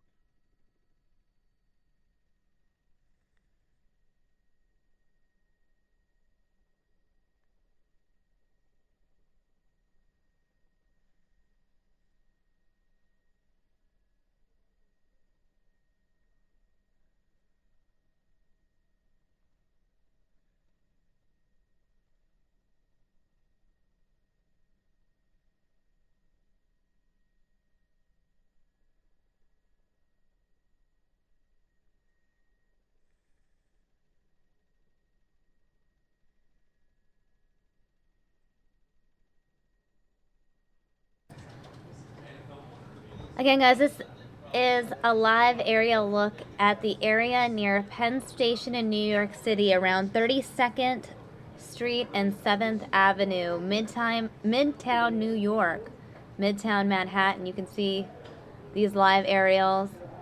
A lot of the area blocked off, huge crowds. Obviously, it's a very busy area in New York, especially during rush hour. In case you just got here, let me give you a quick recap of what we know so far. A man with a meat cleaver was allegedly a threat. Police went after him. That man attacked an officer, and as a result, that man was shot by police. That man now in critical condition at a hospital. The police officer himself facing non-life-threatening injuries. Now, Penn Station, again, in Midtown Manhattan, around 32nd Street and 7th Avenue.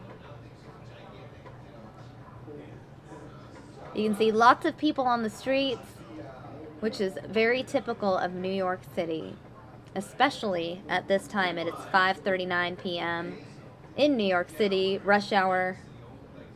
It's a busy time in Midtown Manhattan.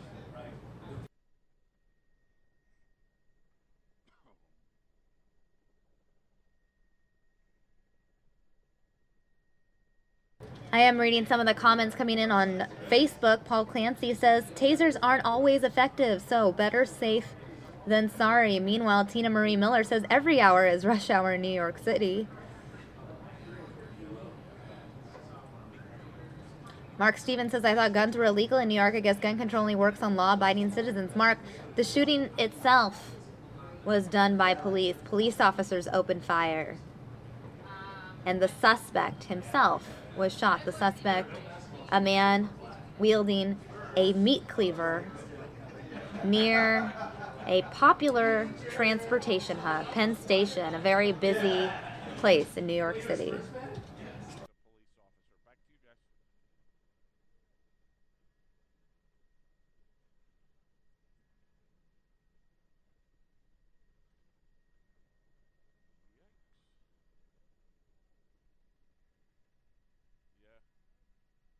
I don't understand why they reopened 7th Avenue, but what do I know?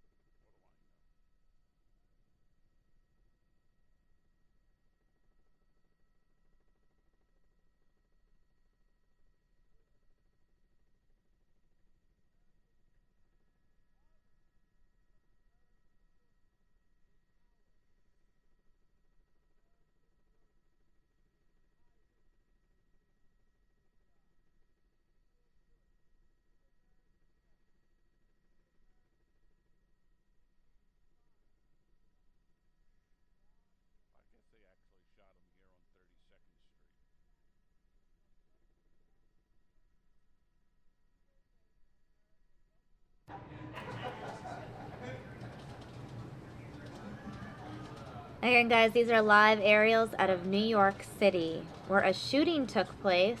Officers opened fire on a suspect who was wielding a meat cleaver in and around Penn Station, a major transportation hub in Manhattan.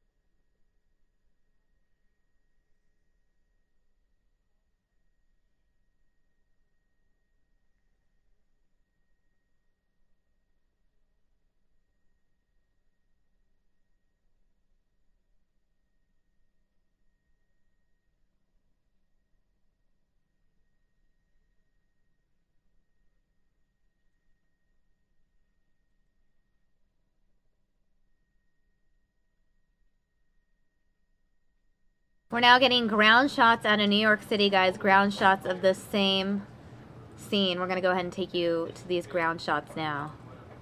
He's getting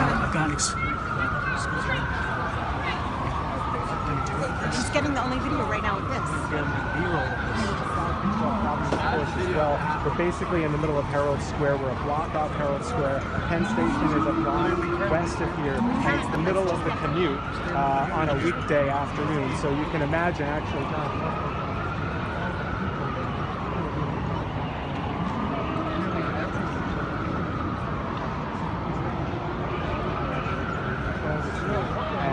And it looks like they've at least managed to do that right now. They're looking right now at the chief of Manhattan detectives, Bill Hobbs, who is walking in here. This would be, of course, his responsibility to investigate. He's the top-ranking chief detective. That's Chief Deuce. 10-4, thank you.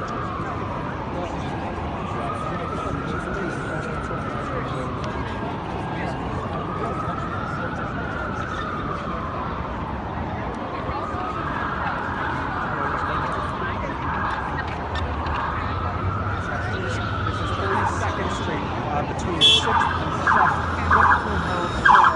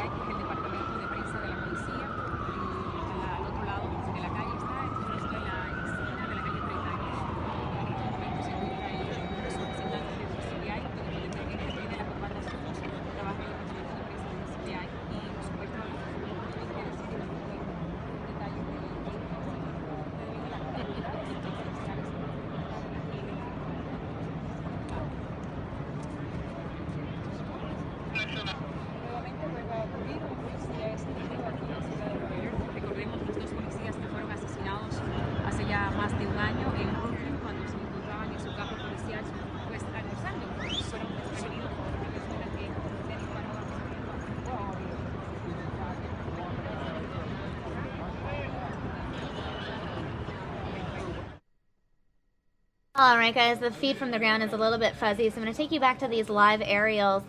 Aerial footage coming in from Midtown Manhattan, about 32nd Street and 7th Avenue, for those of you familiar with New York City and Manhattan. Just outside Penn Station, Madison Square Garden, you see the large crowds there. Lots of people just waiting on the corner watching to see what's going to happen next. We know that a man who was wielding a meat cleaver allegedly attacked police officers. He was then shot by police. That man apparently in critical condition. The condition of the officer facing non-life-threatening injuries. Let's take you back now to the ground shot that we're getting at.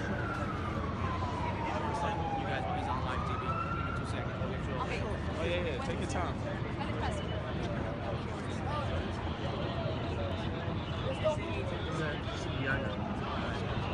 I'm sorry, what can you tell us about what happened here, sir? Nothing yet. Paul, bring him up.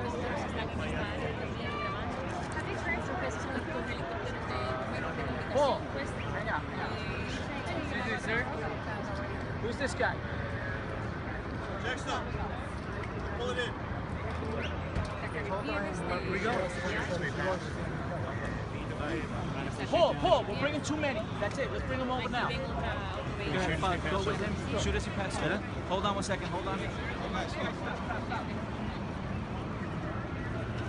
Just walk straight, all right? Guys, come on. Let's go, guys.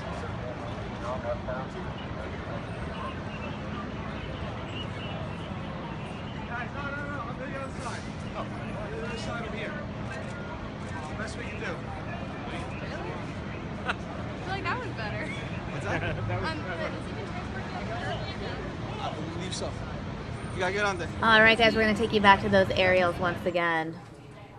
Just a quick recap. A shooting has taken place near Penn Station in New York City after a man with a meat cleaver threatened police. Now, this man allegedly attacked an officer. That's when officers opened fire. That man has now been rushed to the hospital in critical condition. The cop himself facing non-life-threatening injuries, so he should be okay. It was a rookie officer. This is in the area of 32nd Street and 7th Avenue in New York City, Midtown Manhattan, near Penn Station, which is a popular transportation hub, especially around this time. Now, this incident took place just before 5 p.m. Local time in New York City. Rush hour, Penn Station, a popular hub for those traveling via bus, train, and subway.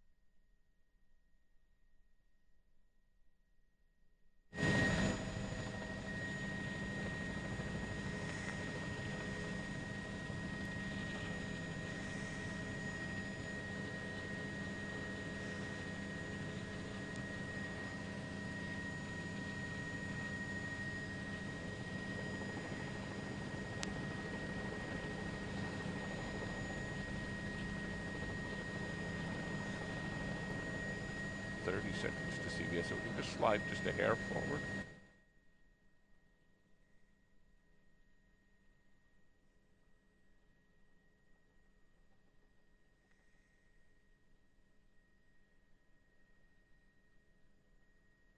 Again, guys, very preliminary information right now. We don't have a lot to go off of. This incident took place just about an hour ago.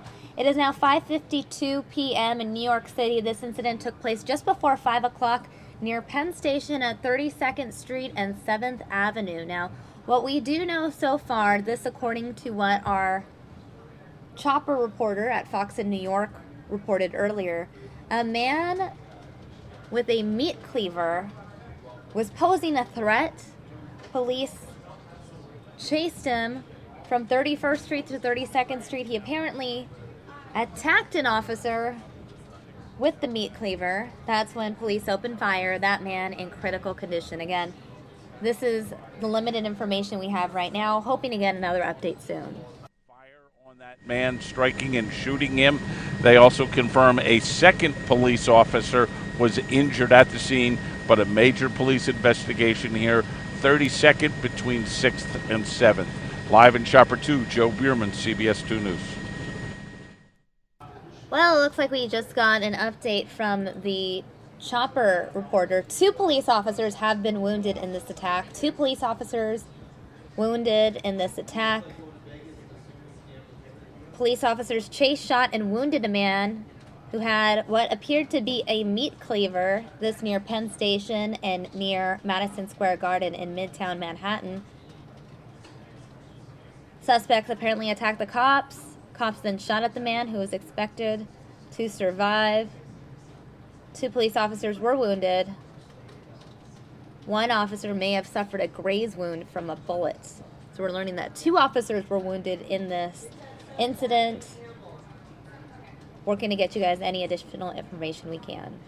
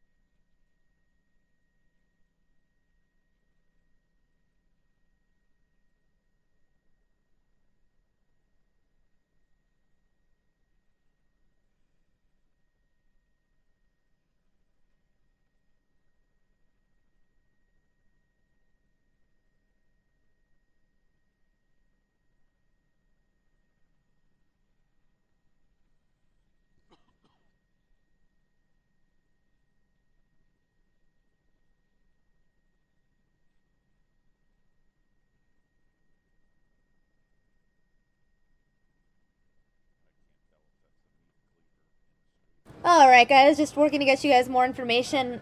Got some clarity. So we know that a man with what appeared to be a meat cleaver or knife attacked officers. He was shot by police. This happened around 32nd Street and 6th Avenue, 32nd and 7th. During the attack, 2 officers were injured. 1 with a cut that was possibly caused by a meat cleaver. The second officer being treated for a possible graze wound. Both officers expected to survive. Officers then shot the suspect. That suspect, the man with the meat cleaver or knife, however you want to describe it, is in critical condition.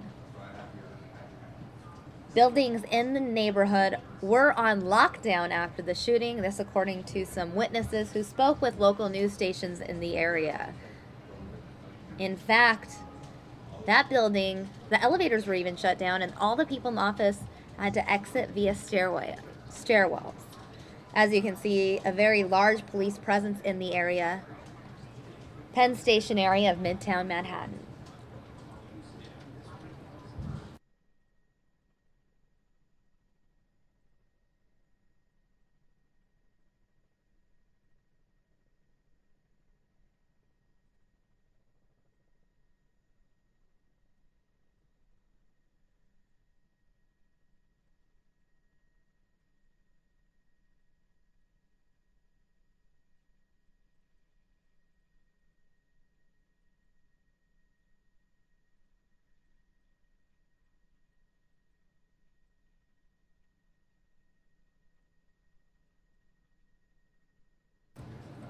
many of you on Facebook asking questions.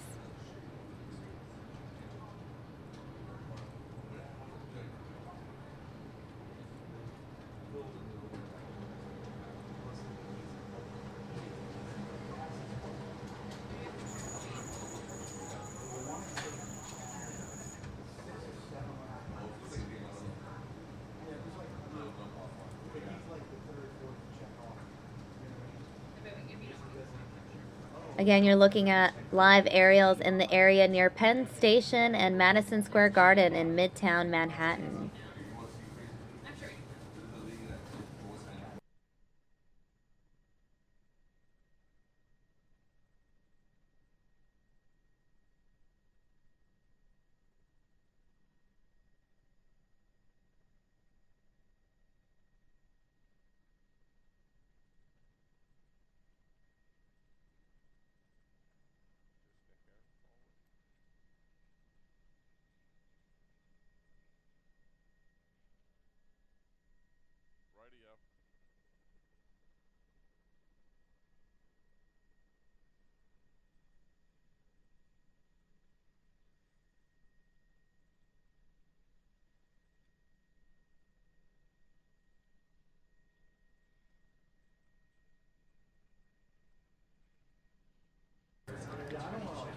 Reading updates from reporters out in New York City. Again, New York police shot a suspect armed with a meat cleaver. Officers told the man to drop the cleaver, and when he didn't, officers opened fire. We also have some ground video live of the scene. We're going to go ahead and show you guys some of that video live from the ground momentarily. Here's a live shot of what it's like at the scene of this incident.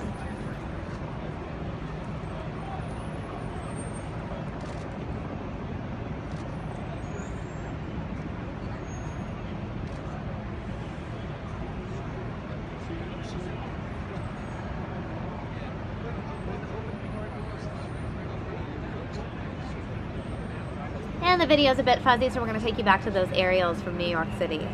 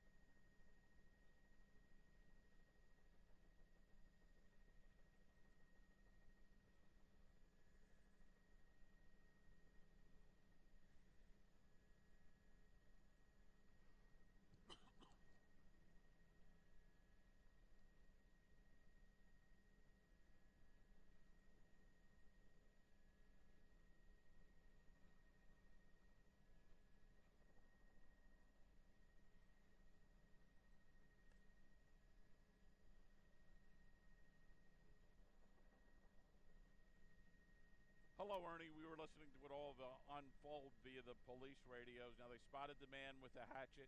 Now, this is actually 32nd Street between 6th and 7th Avenue, about half a block. And if you guys are just joining us, you're looking at the aftermath of a shooting that happened in downtown New York City at the start of the evening rush here in New York City at Penn Station. Police shot at a man who refused to put down his meat cleaver because he attacked an officer with his meat cleaver. Officers then returned fire on the suspect. This happened around 5 p.m. at West 32nd Street and 7th Avenue near Madison Square Garden. The officer was taken to Bellevue Hospital, and the suspect, who had the meat cleaver, is said to be in critical condition. We also know now that 2 officers were wounded in this attack, so we will be giving you the latest information as we figure it out.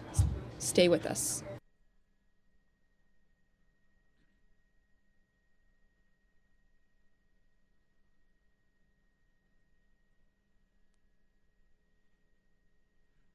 Correct, Ernie. We know a lot more about the story as we had heard it unravel on the police radios.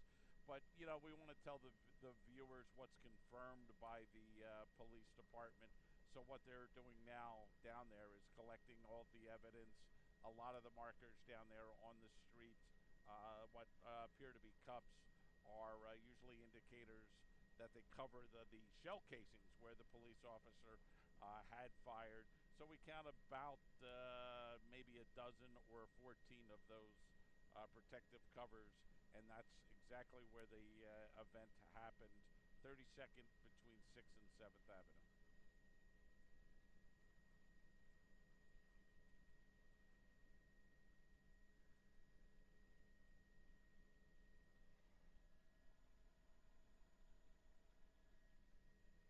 Hello, CBS.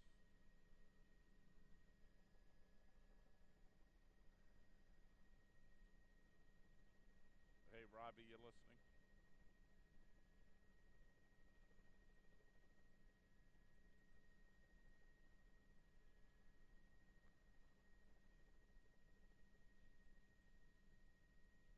Hello, Robbie, you listening?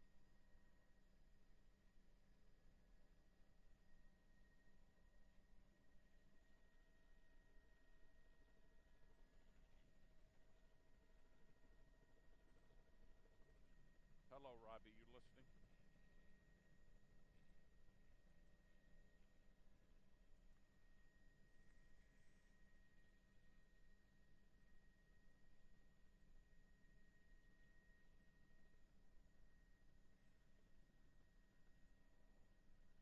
I'm going to read you guys this article that Fox News just sent out a push alert. It says, a man armed with a meat cleaver attacked a police officer near New York Penn Station Thursday before he was shot by police, law enforcement sources told the New York Post. Officers then returned fire after the attack, hitting the suspect multiple times, officials told the newspaper. NYPD spokesperson Peter Donald confirmed on Twitter that a shooting took place in Midtown Manhattan at 32nd Street and Broadway. The shooting happened a block away from New York's Penn Station and famous Madison Square Garden. The suspect is said to be in critical condition. No word yet on the police officers that were injured. We will let you know as soon as we find out about their condition. You're watching this live on the Fox News Now stream. Hit that like button on our Facebook page and that subscribe button on our YouTube channel so you can see live events like this happening all the time.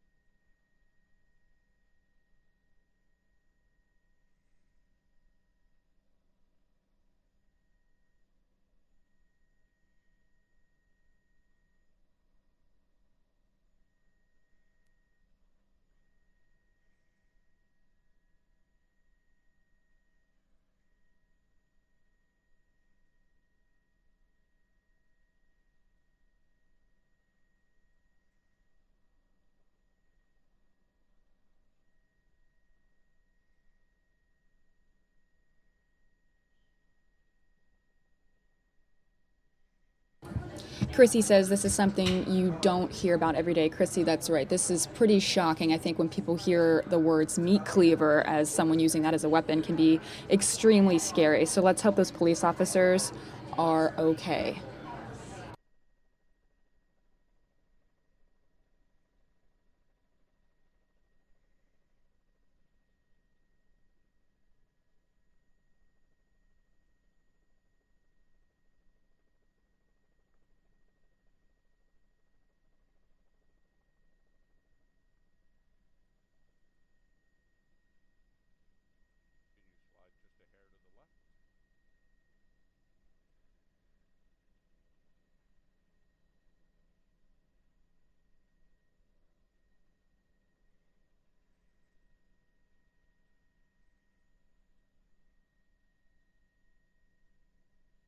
And Robbie, if you're listening, I don't know if that's the meat cleaver or not. You'll have to look on a bigger monitor than I have right there. I don't know if that's the meat cleaver.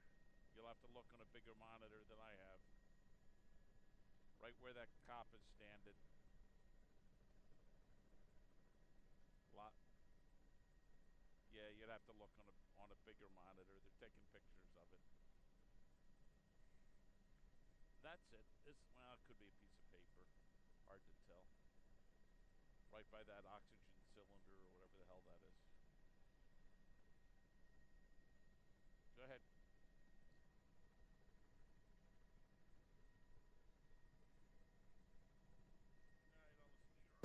And if you guys are just joining us again, I'm going to go through the facts of what you're looking at right now is downtown New York City. At the start of the evening here in New York City, kind of near Penn Station, police shot at a man because he refused to put down his meat cleaver and attacked a cop who's been kind of identified as kind of a rookie cop, like a new cop in the business, and he was being attacked by this man with a meat cleaver. So the officers returned fire on the suspect. This happened around 5 p.m. at West 32nd Street and 7th Avenue near Madison Square Garden. The officer, or two officers, I should say, were wounded in this attack and taken to Bellevue Hospital. And then the suspect who had the meat cleaver is said to be in critical condition because, again, he was shot by police. So we don't know yet the status of the suspect or the two officers, but we'll keep you guys updated. You're watching this all now live, New York City on the Fox News Now stream. Well, Ernie, we heard all the activities starting on the police radios here in Midtown. Now, this is where the whole event ended. 32nd Street between between 6th Avenue and 7th Avenue, right in the shadows of Penn Station there. Now, apparently a man with a meat cleaver was spotted by patrols in the area. They came in contact with him. Now, that man with the meat cleaver managed to strike one police officer in the head or the face. A second police officer. I see you guys are kind of debating about, what should the officer have done? Should they have shot fire? Should not have they shot fire? Well, that's a good question, but I think, if someone's coming at you with a meat cleaver, there's not much more you can do. That was probably a very, very scary situation for the police officers, especially the one that was attacked with the meat cleaver, who was said to be a rookie cop, so new in the business, and this is what he has to deal with on the job. So very scary stuff.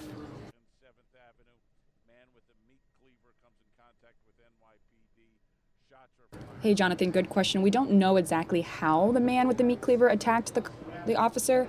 We just know that it is said that he was attacked and he refused to put his meat cleaver down. So I don't know if he was just running towards him or if he ended up hitting him with it. We don't know yet.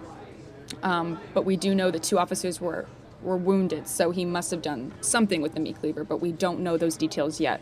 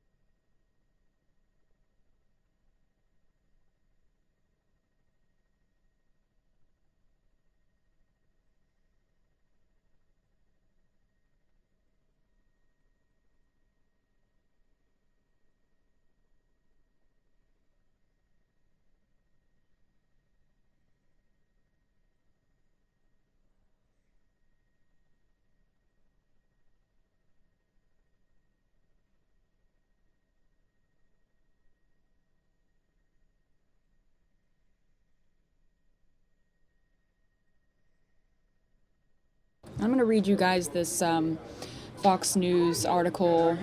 They update it every few minutes with new information, so I'm just going to read this over for you guys again. It says, a man armed with a meat cleaver attacked a police officer near New York's Penn Station Thursday before he was shot by police. Law enforcement sources, or let's see here. Okay, officers then returned fire after the attack. So they were attacked by this man with the meat cleaver. So then they returned fire, and they hit the suspect multiple times. The NYPD spokesman, Peter Donald, confirmed this on Twitter, saying a shooting took place in Midtown Manhattan at 32nd Street and Broadway. The shooting happened a block away from the New York's Penn Station and famed Madison Square Garden. Suspect is in critical condition. So these officers were attacked by a man with a meat cleaver. That's why they had to shoot at this man with the meat cleaver. Can you imagine anything? I mean, that is extremely scary to have someone coming at you with a meat cleaver. Not something you hear every day. You're watching this all now live on the Fox News Now stream in New York City.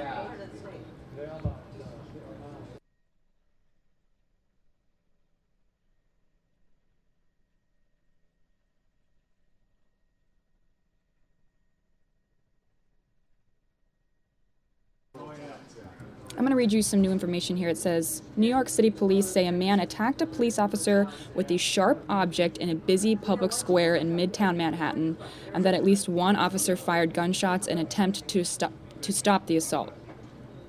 Gunshots rang out in the streets about a block from the Macy's department store just as rush hour was getting underway Thursday.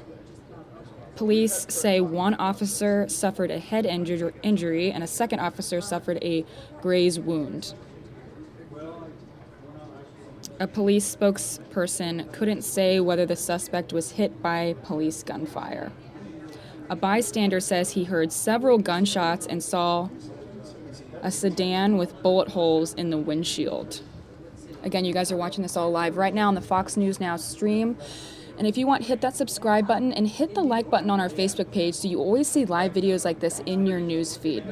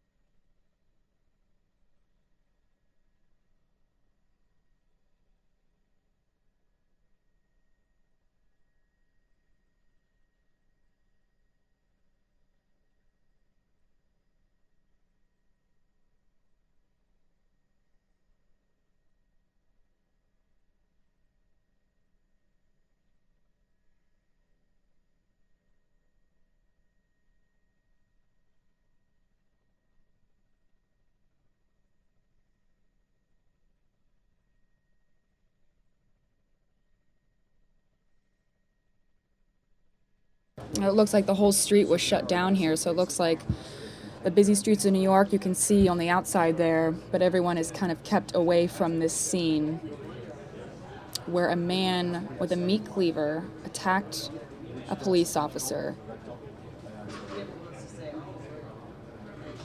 I can't think of any, I mean, that would scare me to death if someone was coming at me with a meat cleaver. So I can understand why they had to kind of take action right away, because that is very scary. They say it was a rookie police officer that was attacked, so who knows how many years he's had on the job. This probably shocked him, and let's hope that he's okay. He is in the hospital. They took him to Bellevue Hospital, and we do not know yet the condition of the actual suspect either, because he was shot several times by police after they saw him attacking this officer with a meat cleaver. And this is in Midtown Manhattan, just a block away from the Macy's department store. Can you imagine if you were shopping in downtown Manhattan with your mom or your dad, just coming out of Macy's, and you see a man with a meat cleaver running towards police? Again, you're watching this live right now on the Fox News Now stream.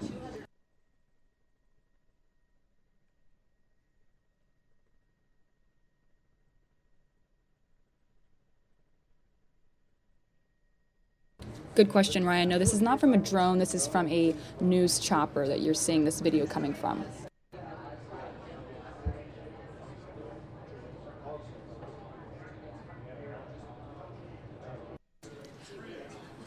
Yes, Debbie, that was a scary video. We actually showed that on our broadcast yesterday, and we're probably showing it on our broadcast tonight, too. It's still a very scary story.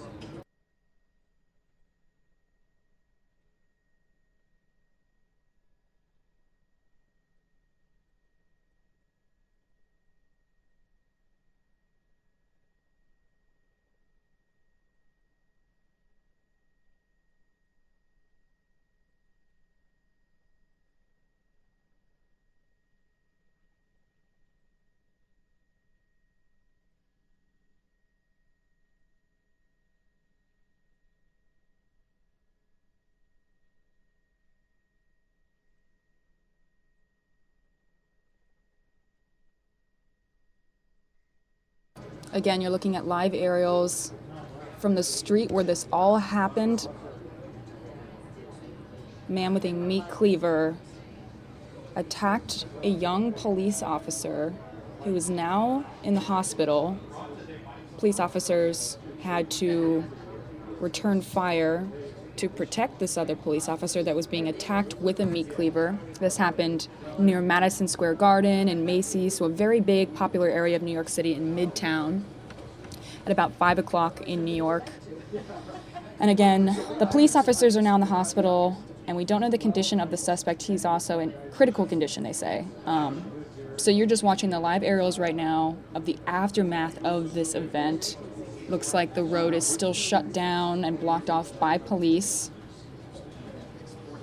Couldn't imagine seeing this happen if I were on the streets of New York right now and seeing a man with a meat cleaver. That would scare me to death.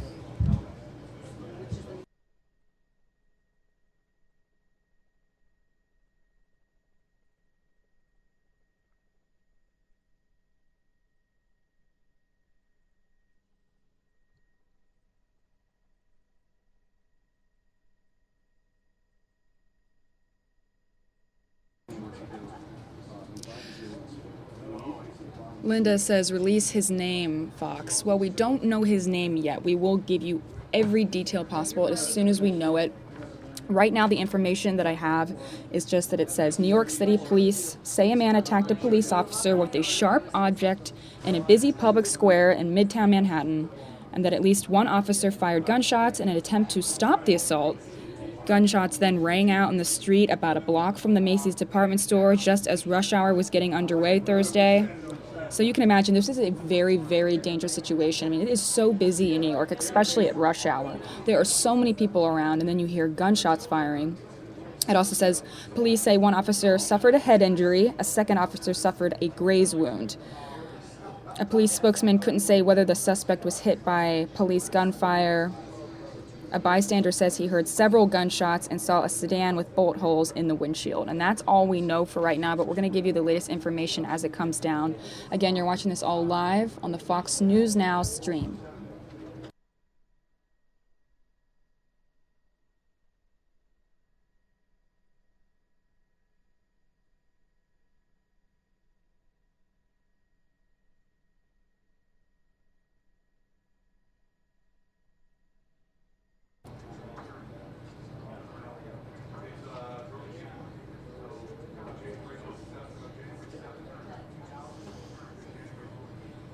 Bill says, it says multiple police officers were hurt. Yeah, that's true. Right now we know that 2 police officers have been injured, and that's all we know right now.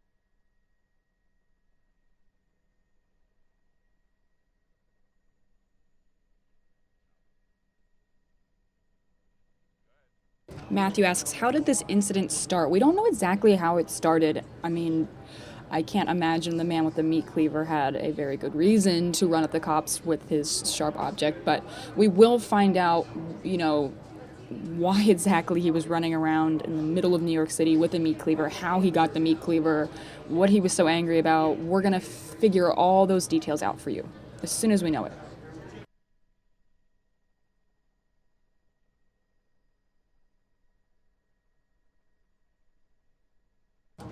Again, this happened about an hour ago in New York City, Midtown, near the Macy's and Madison Square Garden and Penn Station.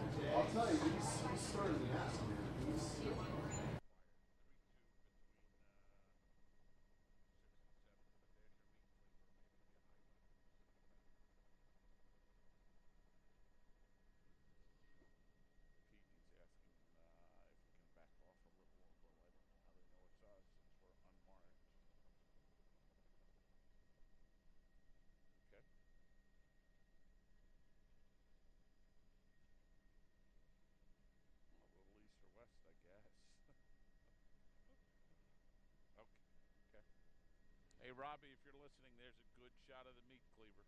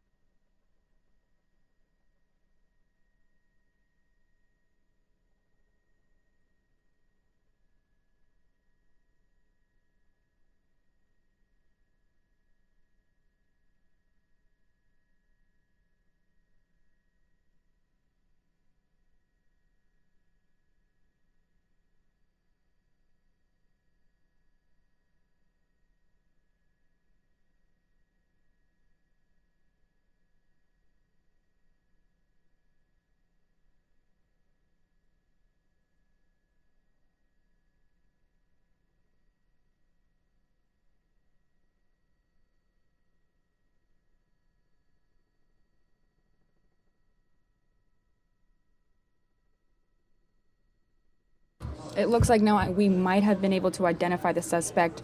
I'm seeing several tweets that say the suspect in Midtown Manhattan cleaver attack has been identified as Akram Judah. I don't think I'm pronouncing that exactly correctly, but that is his name.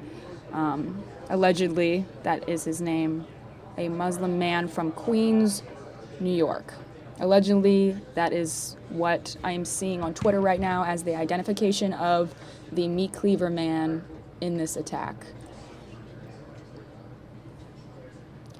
Again, you're watching the aftermath of a shooting that happened in Midtown Manhattan earlier today, about an hour ago.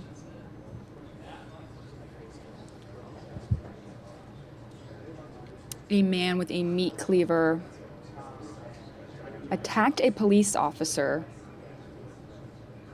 and so other officers had to return fire. Police say one officer suffered a head injury, a second officer suffered a graze wound. They were taken to the hospital, and we do not know the condition of the suspect yet, but you're watching this all live right now on the Fox News Now stream. Lisa says, meat cleaver is only a deadly weapon if it's in the hands of the wrong man. That is true.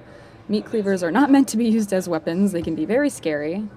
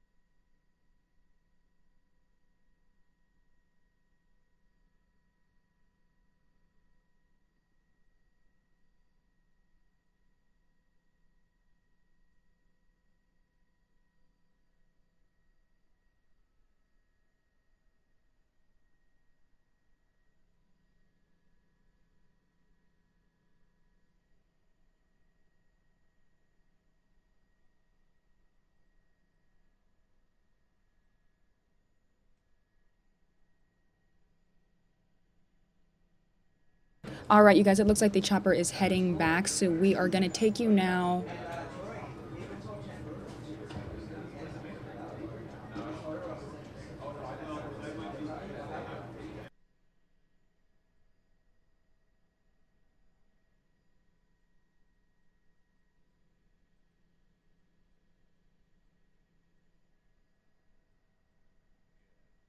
We're going to take you soon to a Donald Trump rally, but in the meantime, it looks like they are heading back. But we will still bring you the latest information on what happened with the meat cleaver man. Just keep watching the Fox News Now stream.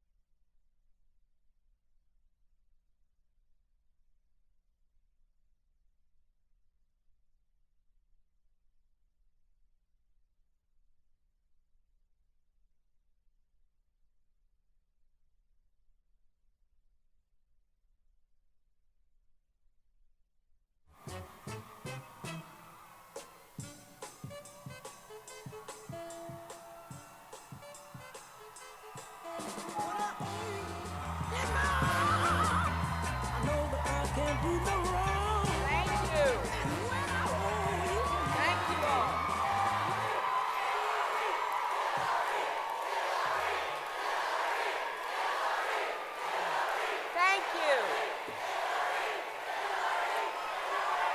Thank you all.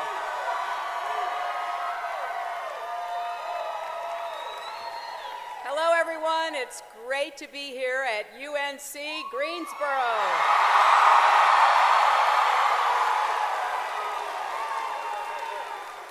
Oh, I want to thank Martha for that wonderful introduction. It means so much to have her here, along with her wonderful daughter, Sarah, and her mother, Barbara.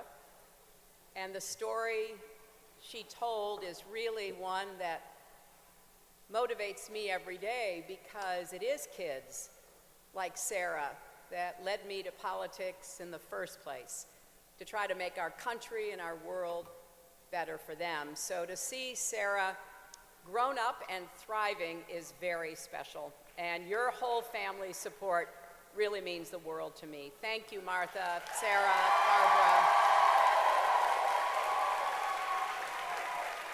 I have to say, it's great to be back on the campaign trail.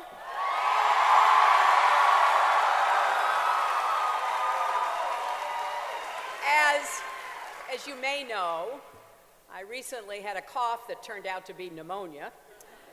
I tried to power through it, but even I had to admit that maybe a few days of rest would do me good.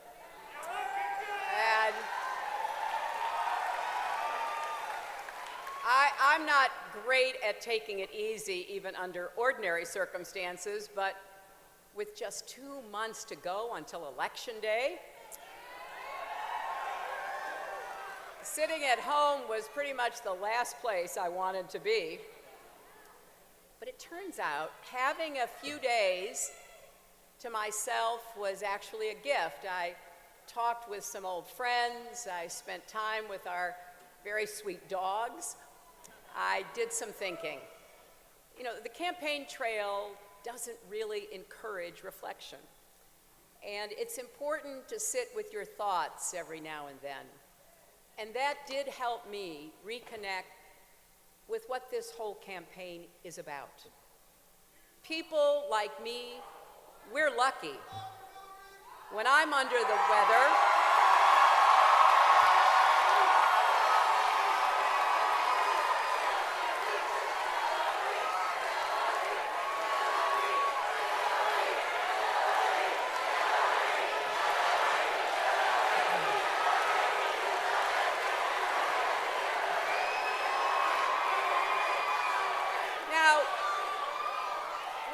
I just want to have a conversation, and other people can wave their arms and their signs, but I want you to think with me for a minute about how I certainly feel lucky. When I'm under the weather, I can afford to take a few days off.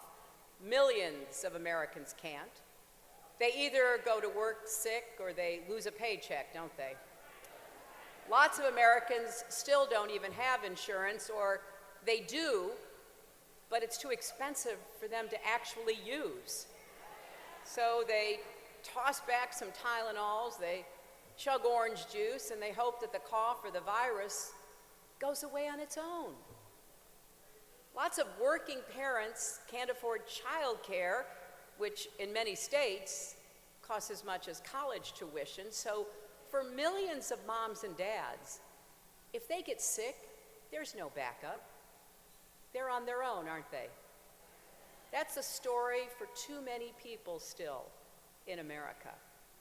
When illness strikes or an accident happens, you feel you're on your own. If you lose your job or can't afford college.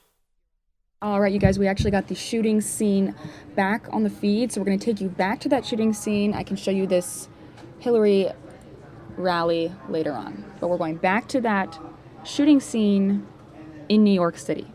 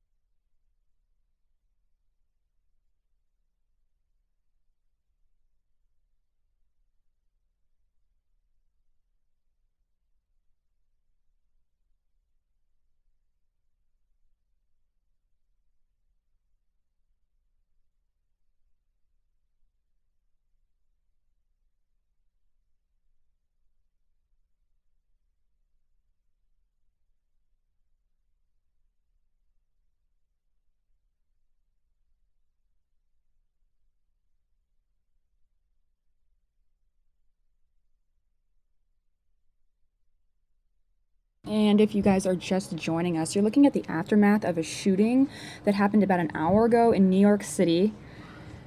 This Fox News article says that a man armed with a meat cleaver attacked a police officer in Midtown Manhattan Thursday before being shot by officers. On your Edge Live Channel 2, the source is WNYW on Edge Live Channel 1.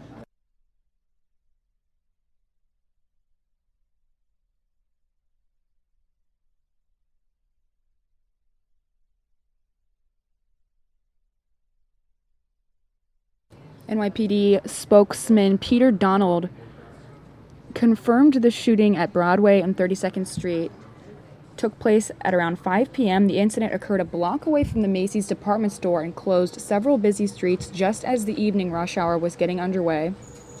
Police responded to witness reports that the man was running down the street with a meat cleaver. So witnesses saw this man running down the street with a meat cleaver and called police, so they responded to this event. Officers surrounded the man and made multiple requests that he drop the meat cleaver, which the suspect refused to do. At that point, a detective got into some kind of altercation with the suspect, and that's when he was struck with the meat cleaver. Officers opened fire, hitting the suspect multiple times.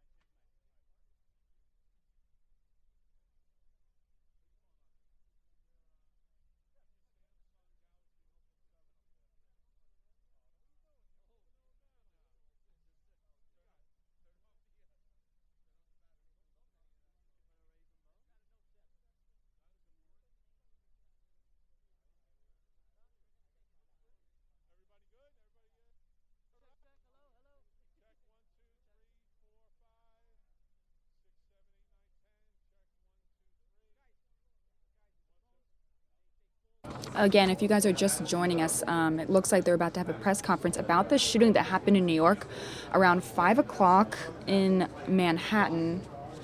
A man with a meat cleaver was running down the street towards an officer. That's when officers had to take fire towards this man because the man with the meat cleaver actually injured one of the officers. The suspect is in the hospital right now. His injuries are unknown, and there, I believe, are 2 officers in the hospital, and their injuries are unknown. But the suspect, they said, is in critical condition. So right now it looks like they're getting ready to do an interview about what exactly happened in New York City today, and why was this man running towards police with a meat cleaver. You're watching it all live right now on the Fox News Now stream.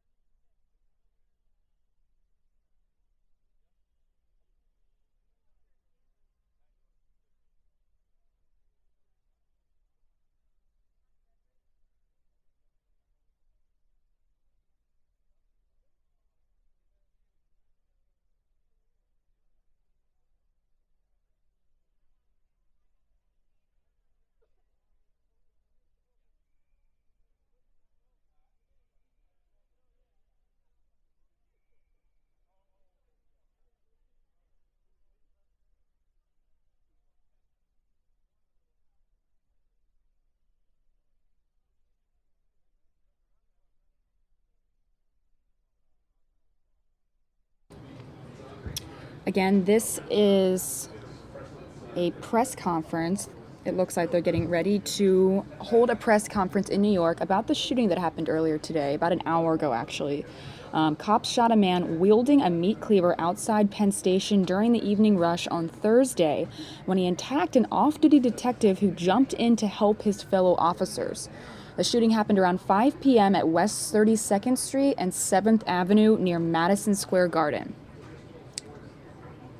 Uniformed officers had been called to the scene to pursue the man with the cleaver, who was upset because his car had gotten a boot on West 30th Street and Broadway.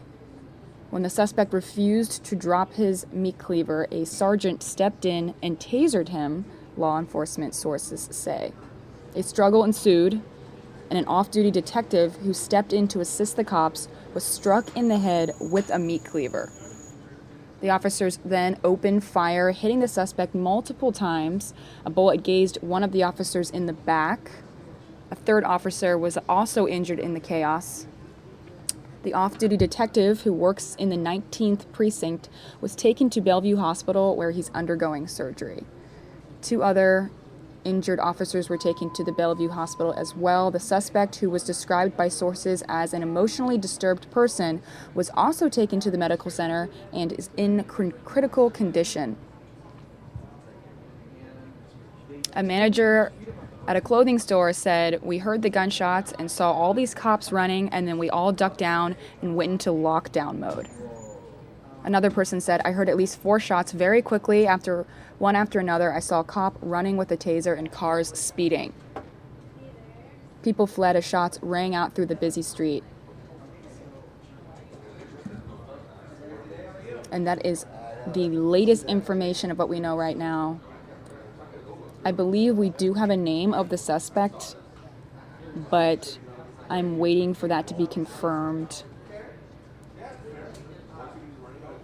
Several news stations are tweeting this name, but I do want to wait to make sure that it's absolutely correct.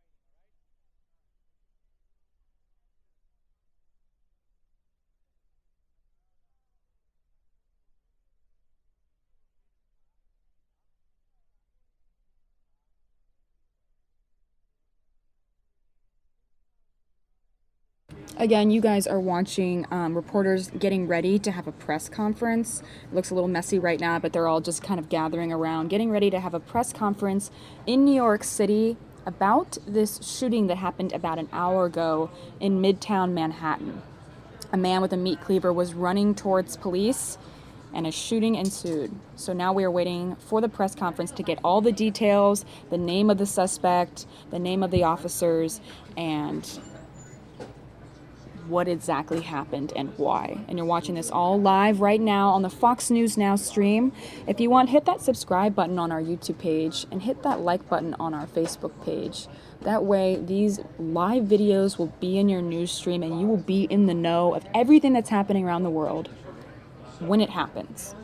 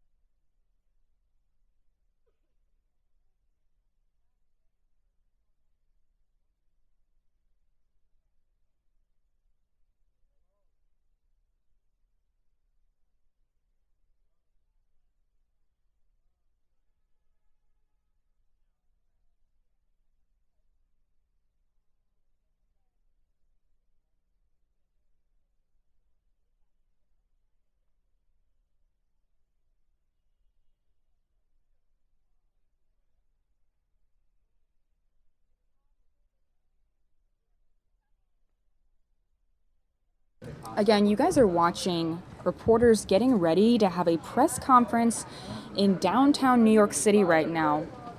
This happened during rush hour in New York City. Everyone was coming out of work, coming out of the shops, near the very popular Madison Square Garden, Macy's, Penn Station. So this was in a very popular area in downtown New York City where a man with a meat cleaver, and I want to mention that I am seeing tweets right now, tons of tweets from stations and people all over Twitter are saying that the man has been identified as Akram Judah. I don't know for sure if I'm saying that correctly, but that is the name that I'm seeing, that he's been identified as Akram Judah. He's in critical condition right now because police officers had to take fire because he ran towards a police officer with a meat cleaver. Let me read you this article from the New York Post. Very lengthy, has a lot of details about what exactly happened today, but we'll find out even more during this press conference. But let me read you this article. It says, cops shot a man wielding a meat cleaver outside Penn Station during the evening rush on Thursday when he attacked an off-duty detective who jumped in to help his fellow officers. The shooting happened around 5 o'clock at West 32nd Street and 7th Avenue near Madison Square Garden. Uniformed cops had been called to the area to pursue the man with the meat cleaver, who was upset because his car had gotten a boot on it. His car had gotten a boot on West 30th Street and Broadway. When the suspect refused to drop the meat cleaver, a sergeant stepped in and tasered him. A struggle ensued, and then an off-duty detective who stepped in to assist the cops was struck in the head with the meat cleaver. The officers opened fire, hitting the suspect multiple times, the sources say. A bullet grazed one of the officers in the back. A third officer was also injured in the chaos. The off-duty detective who works in the 19th precinct was taken to Bellevue Hospital where he's undergoing surgery. 2 other injured officers were taken to Bellevue Hospital as well. The suspect, who was described by sources as an emotionally disturbed person, was also taken to the medical center and is said to be in critical condition. A woman of a clothing store in the area said, quote, "We heard the gunshots and saw all these cops running, and then we all ducked down and went into lockdown mode." So this was a very scary thing that happened in the middle of New York City today. Another person said, quote, "I heard at least 4 shots very quickly, one after the other. I saw a cop running with a taser and cars speeding. People fled as shots rang out through the busy street." And that is all the information we know right now. Again, I'm seeing all over Twitter that the man has been identified as Akram Judah. Again, I don't know if I'm saying that correctly, but that is the name I'm seeing all over Twitter. If you put that name into Twitter, you can actually see how many people are tweeting about this right now. It's spelled Akram space Joudeh. That is the name that I'm seeing all over Twitter that he's being identified by, Akram Judah. And they say he had a meat cleaver and he was mad about his car getting a boot on 32nd Street and was called, quote, emotionally disturbed. Again, you're watching this live right now on the Fox News Now stream. Reporters getting ready to have a press conference, so stick with us. You'll be able to find out exactly what happened and why.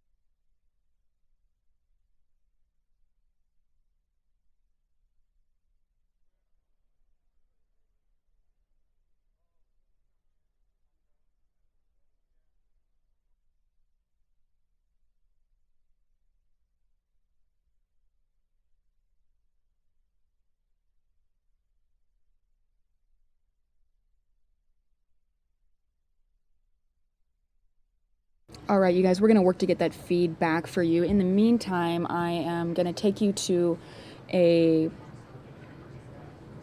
crash that happened over the L101, and we will try to get that feedback for you.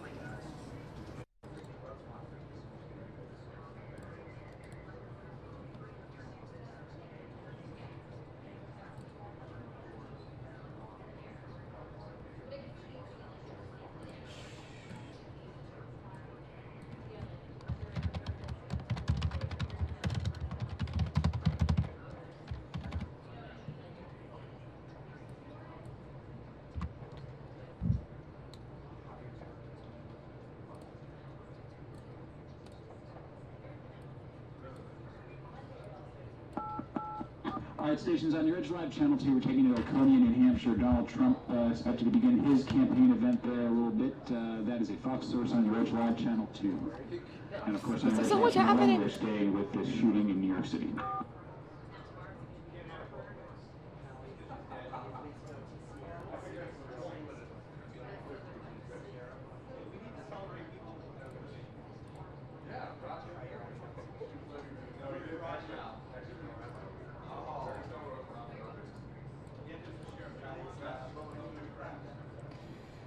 Okay.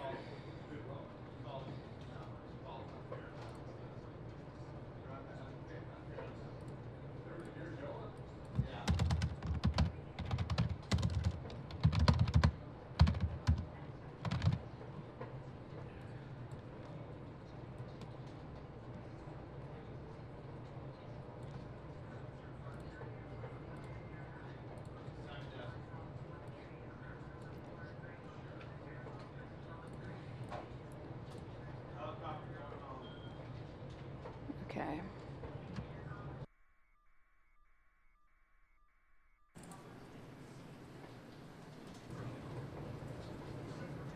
All right, you guys, it looks like the chopper is leaving the scene there, but we're going to take you back to that scene in New York City where they're about to hold a press conference because of a shooting that happened in New York about an hour ago.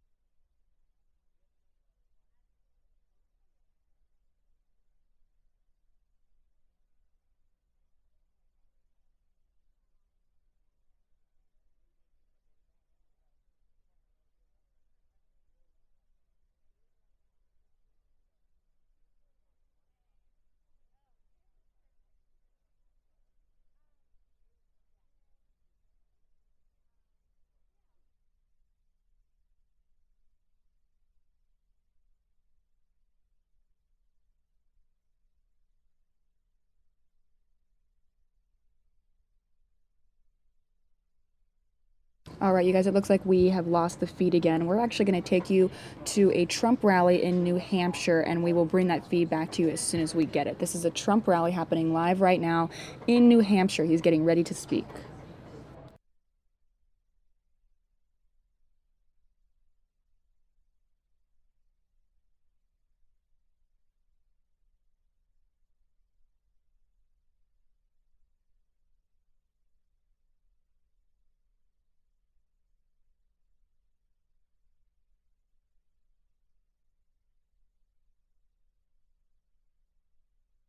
please raise your hand.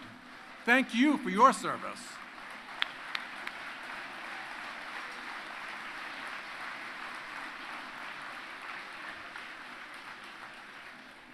How many of you know Senator Jeff Sessions from Alabama? How many of you have heard of him before? Perfect. He's going to be in Dover, my hometown, this Saturday at 4 o'clock at the Elks Lodge. I'll be out front this evening handing out invitations. If you wear your Trump t-shirt to that event, you will get in for free. Not a bad deal. Wear a t-shirt, help Mr. Trump, get some great barbecue, and we have 12 beer vendors there. It's going to be awesome. It's going to be a great event, I promise you. So I have a couple of questions for you, pretty easy ones. How many of you want to keep Frank Ginta in the U.S. Congress?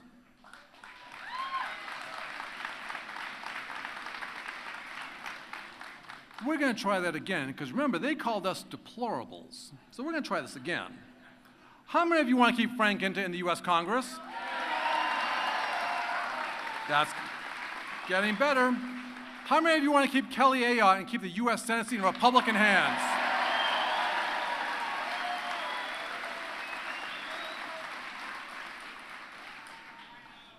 Ladies and gentlemen, how many of you, after 10 long years, want to have a Republican back in the corner office, in the governor's office in Concord?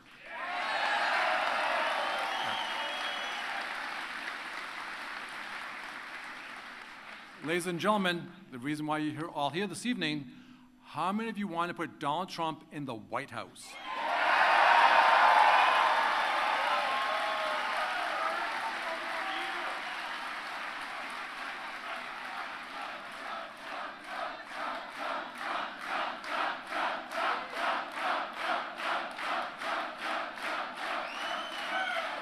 I know he's backstage smiling because he can hear you, so that's great, so thank you.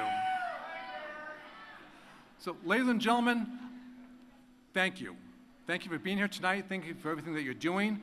And I have a great pleasure of introducing our current and our future Congressman, Frank Ginta.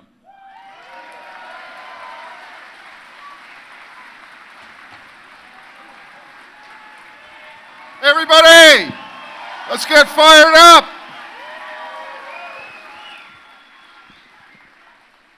I am really glad to be here in Laconia. You know, I started my campaign here in Laconia, and we finished our campaign last week in Laconia. And let me tell you why I love Laconia, because Laconia put us over the top on Tuesday night. So thank you, Laconia.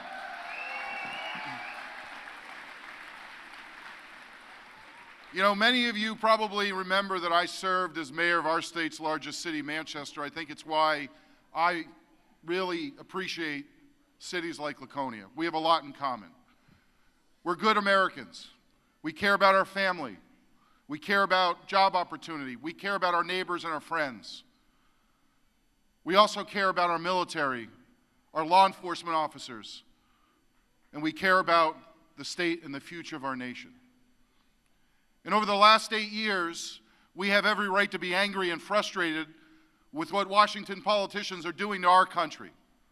We have every reason to want better for our kids and our grandkids, for the future of this great nation. So over a year and a half ago, 17 different people decided to run for President of the United States to make this a better place. But the people spoke. After a long campaign, the United States of America voted in modern history for more votes for Donald J. Trump than anybody in the history of the Republican primary.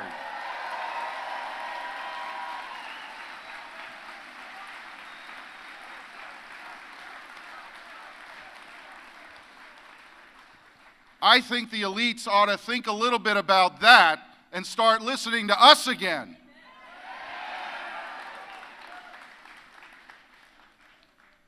Now, in the next 2 months, I'm going to do everything I can to campaign up and down the ballot for good conservative Republicans around this state and around our country. Ladies and gentlemen, we are at a crossroads. We are at a real crossroads. After 8 years of President Obama and Hillary Clinton, what do we have? $19 trillion in debt. 10% unemployment. We have the labor participation rate at the lowest number ever at 62%. The average weekly wages today are no different than they were for an individual in the workforce in 2008. All right, you guys, we're actually going to take you to the live press conference in New York City right now.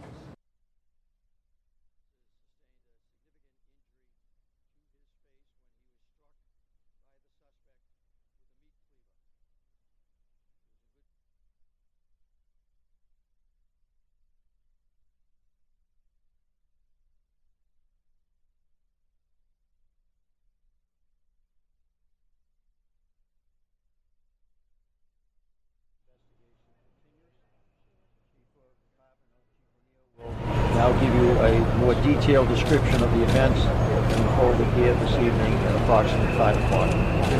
Thanks, Commissioner. Hey, good evening, everyone. Just as the Commissioner said, just keep in mind this is preliminary information. This incident happened about 2 hours ago, so we're giving you what we have so far.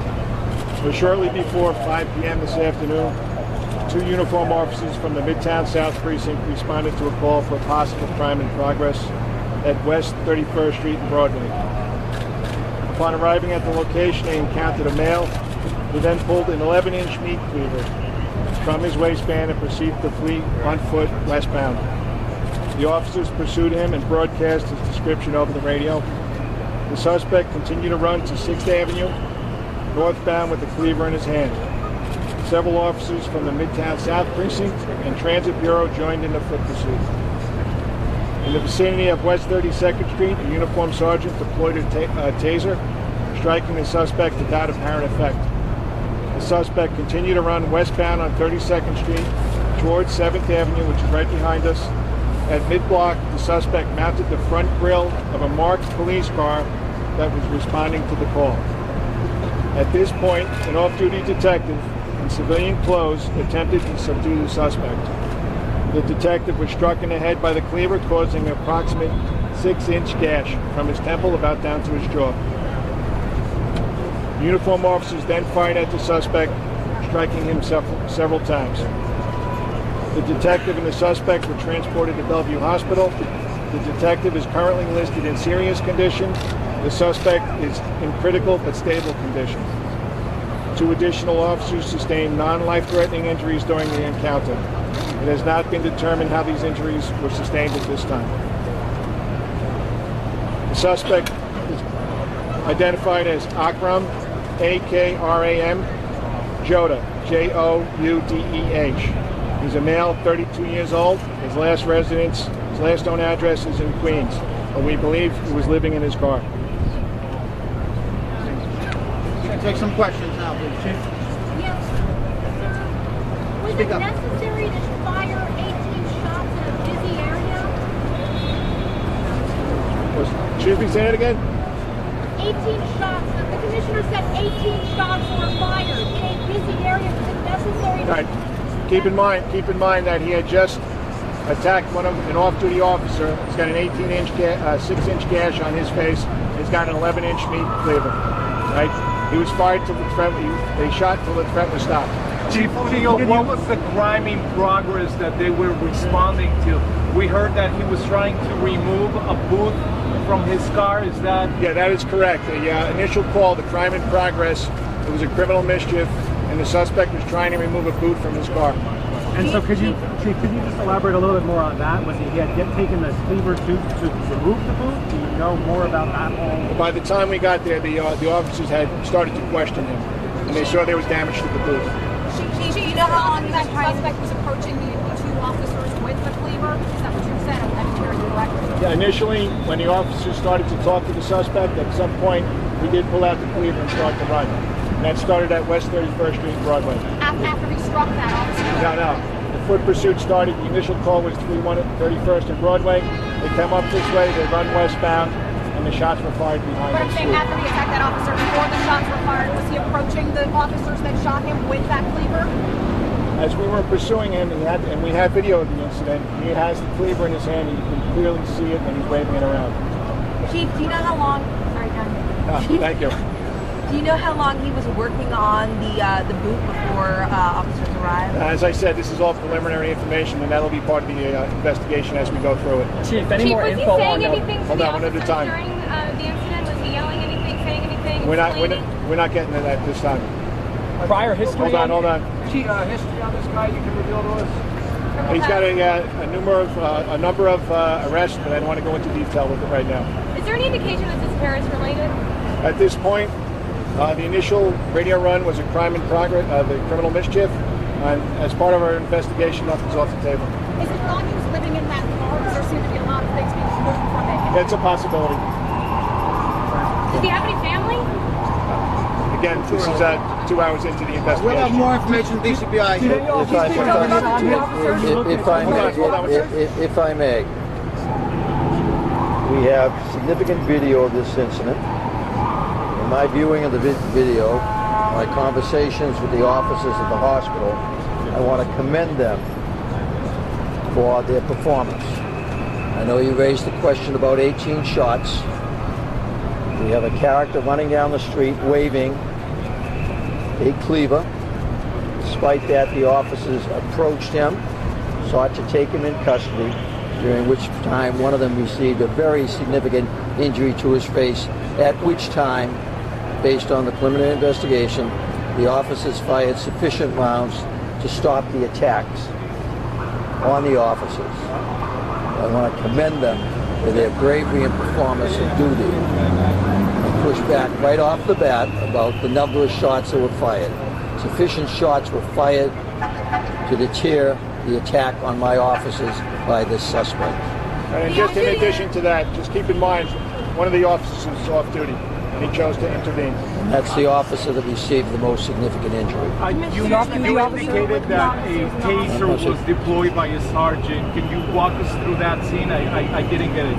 Again, this is all going to be on video. It's part of the investigation. We'll try to figure out why the taser wasn't effective. The off-duty officer identified? Not yet. You won't identify anyone at the moment, any of the officers. Families are still on the way to the Can you hospital. tell us about him? Was he at the right place at the right time? How did he get involved? The off-duty officer. The off-duty officer was on his way home from court, heading to Penn Station, saw the foot pursuit, and did what we would expect any New York City police officer to do, self-engaged. All right, thank you. Commissioner Ortiz, We'll have more information later. Thank you. We'll have more information later. This is 2 hours old. Thank you, all right, we'll get some more. Thank you, sir.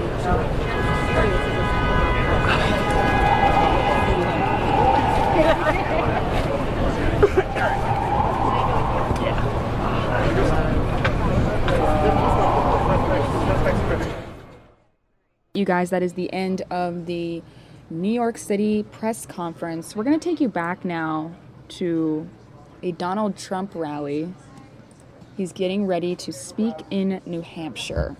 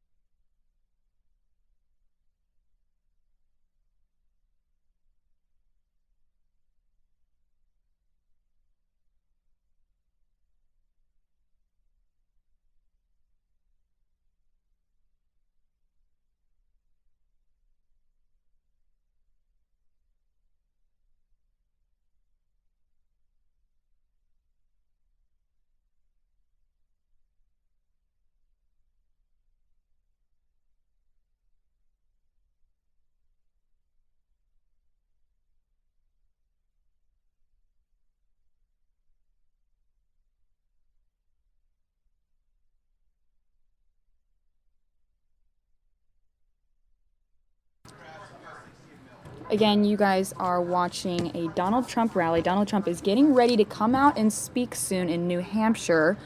It'll be interesting to see what he has to say because earlier today, Hillary Clinton spoke in North Carolina, and this was the first appearance she's made after a few days of rest from her pneumonia. So now Donald Trump is getting ready to come out on stage in New Hampshire, and we will see what exactly he's going to say after watching Hillary today.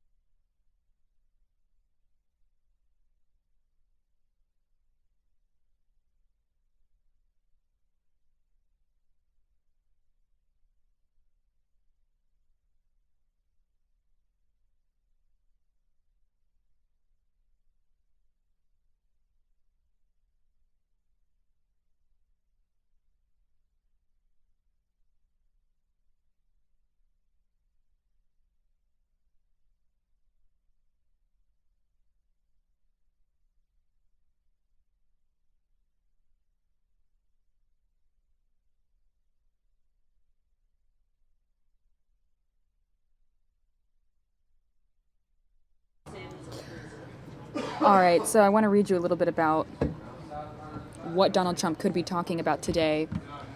At his rally in New Hampshire, you're watching the podium right now. He's getting ready to come out and speak. A fact sheet issued by Donald Trump's campaign on Thursday said he would roll back food safety regulations if the billionaire businessman is elected president. Let me make sure this audio is good. Okay. All right, so it says a fact sheet issued by Donald Trump's campaign today said he would roll back food safety regulations if the billionaire businessman is elected president, arguing they are burdensome to farmers and, quote, overkill. The campaign leader deleted the fact sheet from its website and issued a new release that did not include the food safety language. The fact sheet was sent out to supplement a speech Trump gave to the New York Economic Club earlier today on boosting economic growth. Trump did not mention food safety in the speech. And we're also going to show you that speech that he made earlier about the economy later on in the show. But right now we are watching as we wait for him to come out and speak in New Hampshire. Again, this should be interesting because Hillary Clinton spoke earlier today in North Carolina, and this was the first appearance she's made after 2 days off because she had pneumonia, she had those coughing fits, and then she came back looking strong, ready to campaign hard. So it's going to be interesting to see how Donald Trump acts during this rally. Maybe he'll mention something about the fact that she's back on the campaign trail. We'll see. But let me read you a little bit more of this. In the original fact sheet, the campaign said that Trump would eliminate several regulations, including the food police, quote, food police, at the Food and Drug Administration. The Trump campaign did not respond to requests for comment on the food safety proposal or why it was deleted. The handout said the FDA food safety rules, quote, govern the soil farmers use, farm and food production hygiene, food packaging, food temperatures, end quote, and other ways farmers and food companies do business. It also criticizes increased inspections of food manufacturing facilities as, quote, inspection overkill. The description matches new food safety regulations passed by Congress in 2010 in response to an outbreak of salmonella linked to a Georgia peanut company that killed 9 and sickened more than 700 people in 46 states. Wow. A 2011 outbreak of listeria linked to cantaloupes killed 33 people, and other large-scale outbreaks in fresh spinach, cucumbers, and eggs have sickened hundreds. So that says that the description matches new food safety regulations passed by Congress in response to all those outbreaks I just named. So maybe he'll mention that. We're not sure if he'll mention why there was a fact sheet issued by Donald Trump's campaign on Thursday saying he would roll back food safety regulations. But then that fact sheet was later deleted from the website. So that's interesting. I wonder why. Maybe he'll go into that today in the rally. It seems like they do update his website quite a lot. But right now we are just looking at the podium awaiting Donald Trump. We'll take him live as soon as he comes out.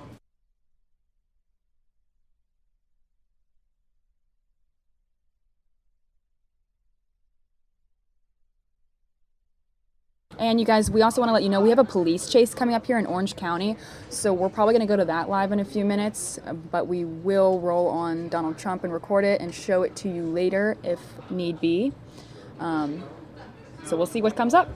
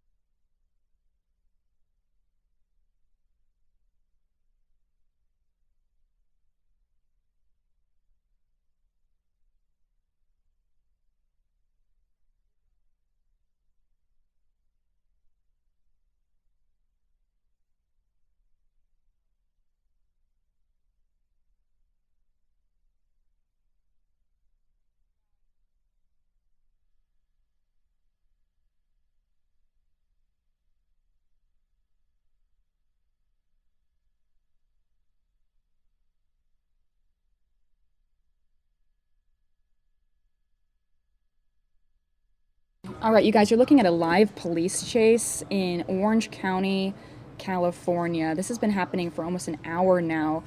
We don't know much information at this point. We just know that this is a live police pursuit. Mike, did you say, is this in Orange County, right? Yeah, so it started in Orange County here, and you could tell, look at it, he is going at a good clip. I'm being told that the driver is a male, passenger female.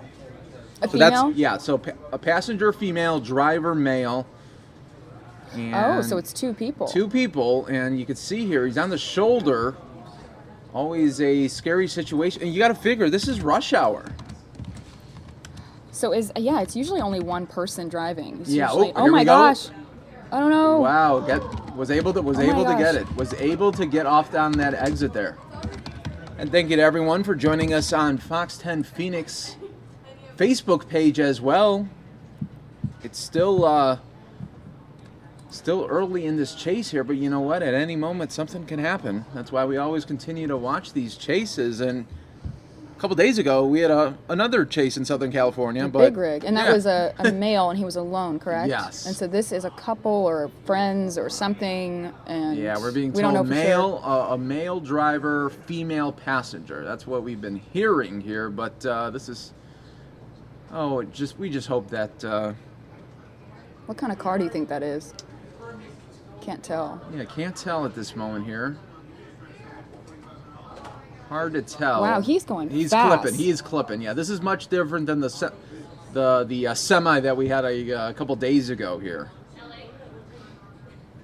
Let's just hope he doesn't go into a lane towards Yeah, oncoming traffic or do anything stupid. And it's always hard and scary at the same time when they go through the intersections, because that's the moment where those majority of accidents always happen at the intersections.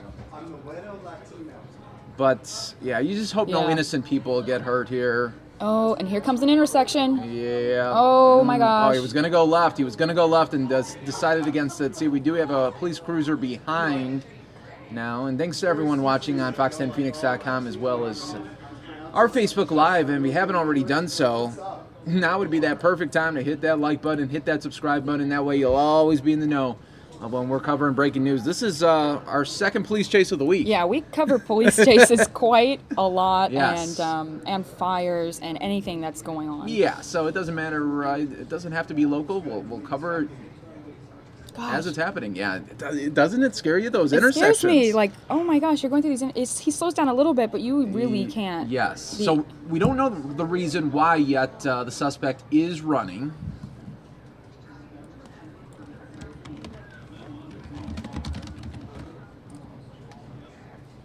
So here's some information, Mike. Why don't you read, or what do we know? So we got this is coming from the Santa Ana Police Department. This is a 2015 Toyota RAV4 stolen, male driver, female passenger, approaching the 405 freeway in Santa Ana. It's now in Lake Forest, California. Okay, I will change that. And we're continuing to watch this here, so we just got some updated information for you. This is a stolen vehicle right now. And I always say this during these police chases. A lot of people ask me, they're like, well, why do you think these people continue to run even though they probably know that they're eventually going to get caught here? Oh, this is emerging here. I always say it's because they're really trying to extend their last moments of freedom for however long that might be. They know, look at it, you figure they got choppers high above them. You have police following them. And then another thing you got to always, even though you see police cruisers, you know there's probably some unmarked cars there as well that police are in too that are following close behind as well. Right. So that's a situation as well too. You said it's Lake Forest? Yeah, Lake California? Forest, California right now that we're all watching this live right here on the Fox 10 and News Now stream. You can see there once again getting on that shoulder. This driver has been taking a lot of risks so far, weaving in and out of lanes, just like how it is right here. I wonder if the people next to him know that he's in a car reckless? chase. Yeah, because totally. at first you don't see the police behind him, so you wonder, like, why is this Here we guy go. like cutting me off? Yeah, And now we're coming into some traffic. This should be interesting. Once again, just keep in mind these are very live images, raw, coming at you right now. So viewer discretion is advised. You just don't know what these suspects are going to do if they get in an accident or have to eventually flee the vehicle. So let's see here. He's going to go through another intersection here. Oh, this is always dicey, always dicey. oh my gosh, what's happening? Oh, now a Yui right here. No, not He's a going Yui. pretty slow right now. Yeah, well, he has to in that intersection there. So this is a RAV4 stolen vehicle. We have a male driver, female passenger. And this is in Lake Forest, California right now. Lake Forest. Where did they start chasing him? Orange County. Started chasing him in Orange County. So this started in Orange County, and now he has made his way to Lake Forest with a female passenger. And they're in what car? Where are they in, Mike? 2015 Toyota RAV4 stolen vehicle. And you know, another thing you got to keep in mind as well too, you don't know if the passenger could be like a victim. Yeah, it could be. You never know.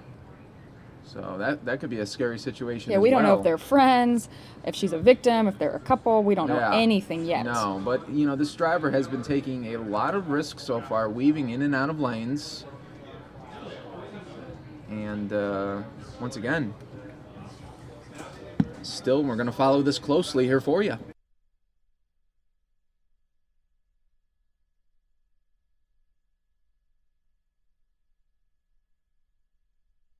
Once again, getting into some traffic here. Let's see how this all unfolds right now. Heavy traffic, as you can imagine. I mean, it's 4:50, going on 5 o'clock here. I wonder why he made that U-turn, and now he's sitting in traffic. Now he's sitting in traffic. Here we go. This could be something. So he's either going to pull into the other lane where oncoming traffic's coming, or he's just going to sit there and it's all over. You know, at this point, he might want to try to blend in a little bit with these, because you figure these drivers here really don't know that. Yeah, they probably don't know at all that he's being chased. So he wants to probably blend in as best he can. Isn't it weird you could be driving right next to somebody who's being pursued by police? You just don't know, yeah. You got to figure the police choppers are high above as well. But, like I said, when it comes to these chases, you just don't know what's going to happen or how these is going to unfold. And this has been happening for about, what would you say, 45 minutes now? Maybe? Yeah, very, very closely, maybe to 40. And, the average time for a police chase is about 6 to 7 minutes. Really? Yeah, and it happens so fast that the majority of times when choppers do go up, news choppers, by the time they get up, it's already over. It's very rare to get these chases where we're able to be on it for a while here. Now he's in a parking lot. Oh my gosh. Switch that.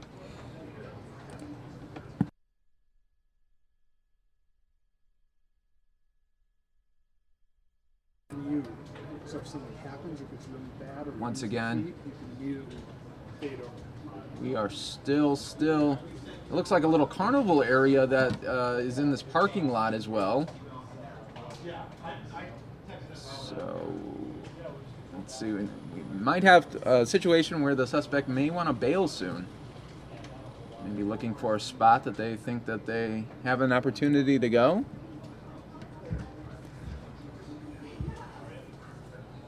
We're just watching this all unfold live now, right, guys?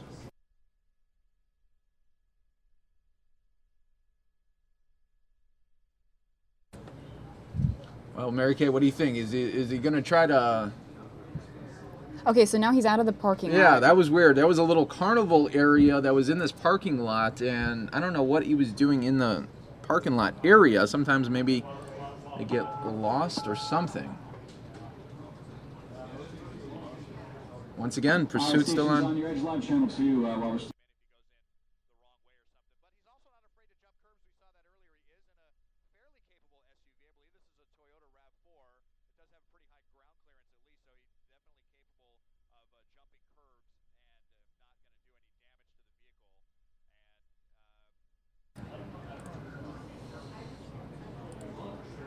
All right, everybody, thank you for joining us on the Fox 10 News Now stream, part of fox10phoenix.com.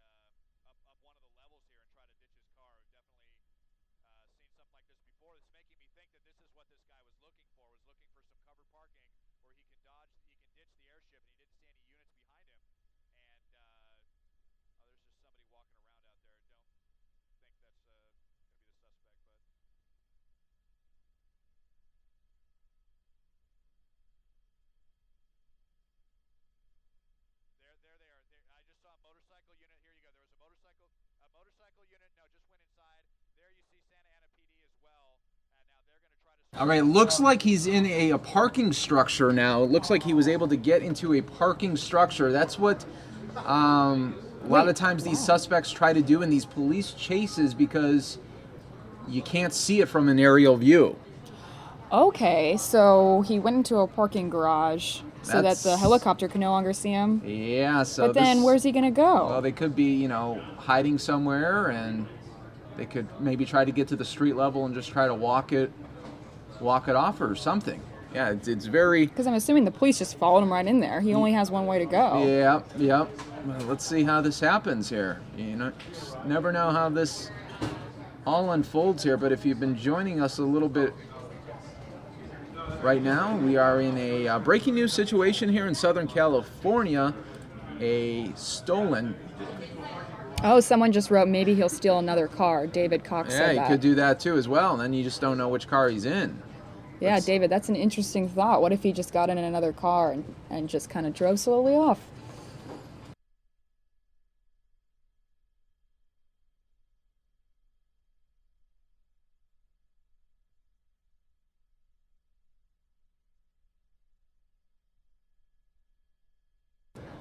Okay, let's see what we have here. We see a police car coming. They're going to be, what they're going to be doing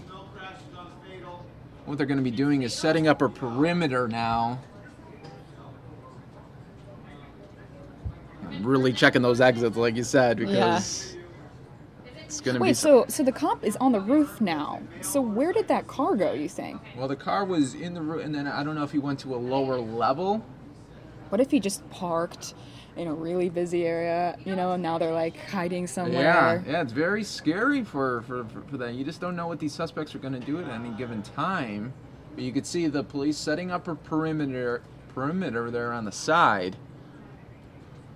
Yeah, a lot of times, I mean, this is what these suspects want to do in a stolen vehicle situation. You want to park it somewhere in a garage because you can't see the aerial view. I didn't even think about that.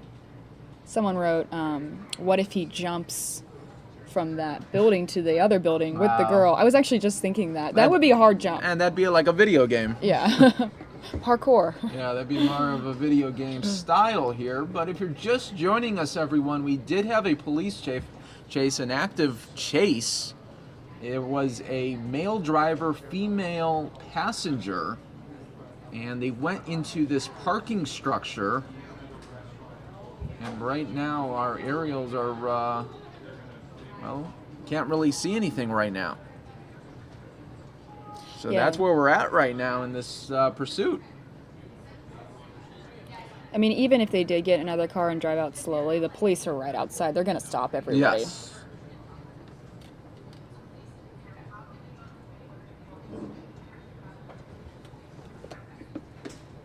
Jim liked your comment about it being a video game. Yeah. If they jump to another. Yeah. And unfortunately, this is real life, and hopefully no police officers are going to be hurt or innocent people. Yeah, hopefully this is a safe one and no one gets hurt. Scott says they're gone. I bet there was an exit on the back side of that garage and blended in with all the cars that came out a few minutes ago. That's interesting. That's interesting too, yes. We don't know. And while we're waiting for maybe a resolution here, now would be the perfect time while we're waiting for this resolution to take place with this police chase. Hit the like button, hit the subscribe button if you're watching on fox10phoenix.com. That way, you'll always be in the know when we're covering breaking news anywhere around the country. But you can see the police here setting up a perimeter at this parking structure. I'm being told it's a medical building, so it's a medical building parking lot area. Okay. Those are always pretty packed. Yeah. Have you ever covered a police chase where they got away? I can't remember. I guess they probably don't. Yeah, they probably wouldn't stay on it if they got away. Yeah. I can't remember though. Every time I've covered it, it's either end in a death, a crash, or just a They're usually surrender. not very successful. No.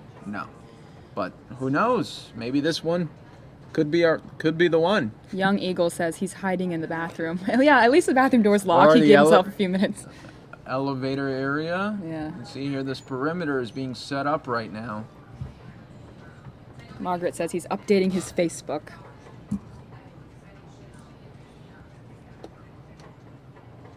And right now we're being told all exits are being blocked right now at this medical center parking area. So now it's just really a matter of time before they go floor by floor.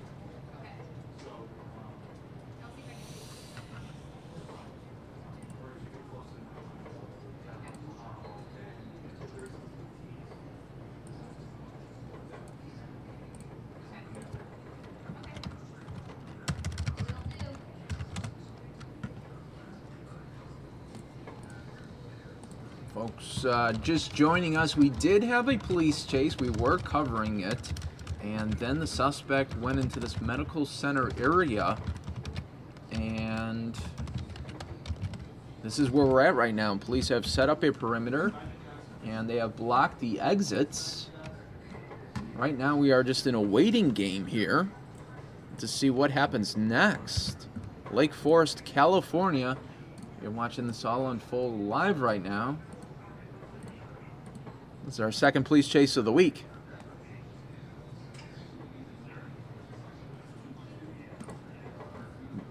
Being told that the suspect was evading police because it was a stolen car. You know, this must be very, I give the police a lot of credit. Could you just imagine just how scary of a situation it would be? Just, you know the suspect. And frustrating. Yeah. You know, like, oh my gosh, just pull over, man. These Oh, never sure. end well. I We're know. right behind you. Yes. You know, can you imagine? Yeah, and you don't even know, are these people armed or, it's... Randall says the suspect was in an Uber and now he's watching live with us. Yeah, we really don't know. Some people ask during these situations, you're at Arizona station, why are you covering something in Southern California? Well, this is News Now, and what we do is we cover news 12 hours a day, 9 a.m. to 9 p.m., and when there's breaking news happening somewhere in the country, we go to it. So yeah, we can stream anything live from anywhere. So hit that subscribe button on our YouTube channel. There you go. And that like button on our Facebook page. That way you can see live videos like this in your news feed. I like it when I just have friends, sharing the stuff, and I don't even, because they just know, like, it's interesting to them. I don't tell them, or, it's cool to see later in the day. That someone shared one of your videos? Yeah, that's neat. That's neat. Yeah, because live video is great, and seeing stuff like this unfold as it's happening is always exciting, because we really don't know how it's going to end. A lot of people are commenting that he called an Uber. I don't know if that Uber could get into that parking garage right now. But I think that an Uber driver would be heavily questioned why they're coming to this area right now. Yeah. And who requested it.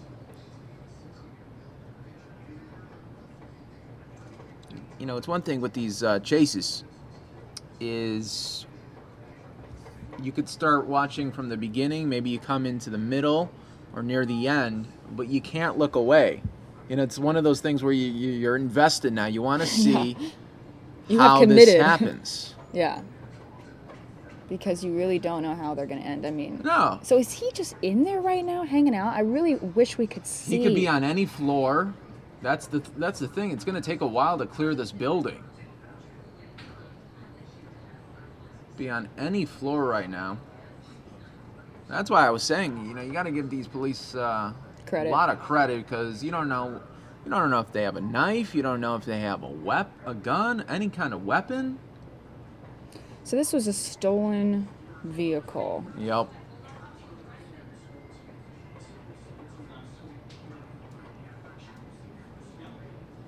So let's see.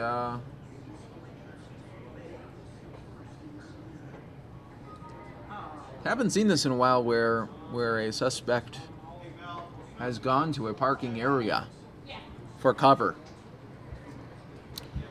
Yeah, I mean, haven't seen it in a while. But you can see here the police have the exits all I'm thinking about right now is that movie Tokyo Drift, where they race in the parking garages. Oh, sure, yeah. It's just like they chase each other around the parking garage. It's very dangerous. And they're going down, right? They were going, yeah. I think they're going down, and it's very dangerous. There's tons of cars in it. It's kind of a hard place to get away from somebody. Oh, yeah. Well, let's see here. The chopper right now is just kind of circling right now, looking for any activity that it can possibly see.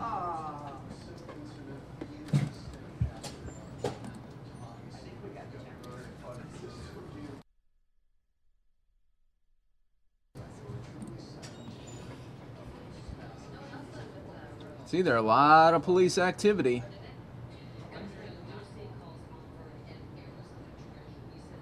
Oh yeah, AJ commented the garage should have cameras, so maybe we'll get footage later of what happened in the garage. That would be interesting. Yeah, that would be a good look right there. This is a medical building, we're being told. And if you're just joining us, there was a police chase, and the suspect led authorities to this medical center in the garage area.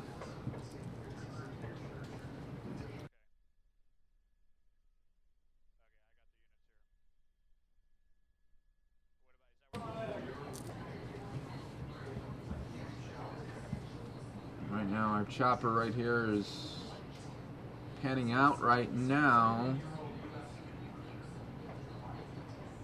And it may be heading home. Let's see here. Let's see what it's going to do.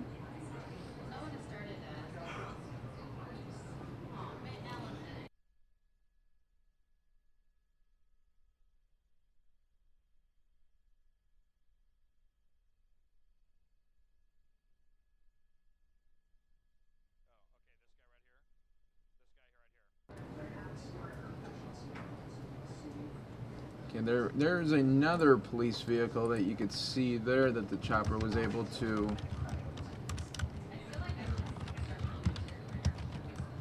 Who knows? Maybe the chopper knows something that maybe the suspect. See, they got a police vehicle has this. I don't know if is stopping the bus here. That could be interesting to see.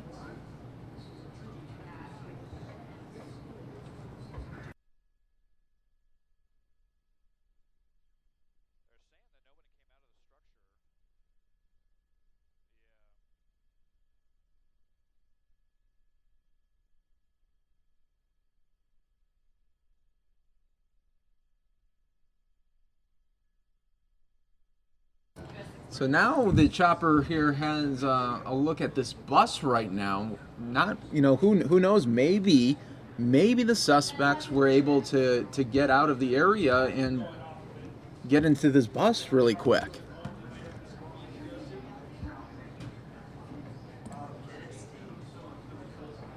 So this could be a interesting situation right now. Don't know if that's. Yeah, because how often do you see a bus being pulled over? Yeah.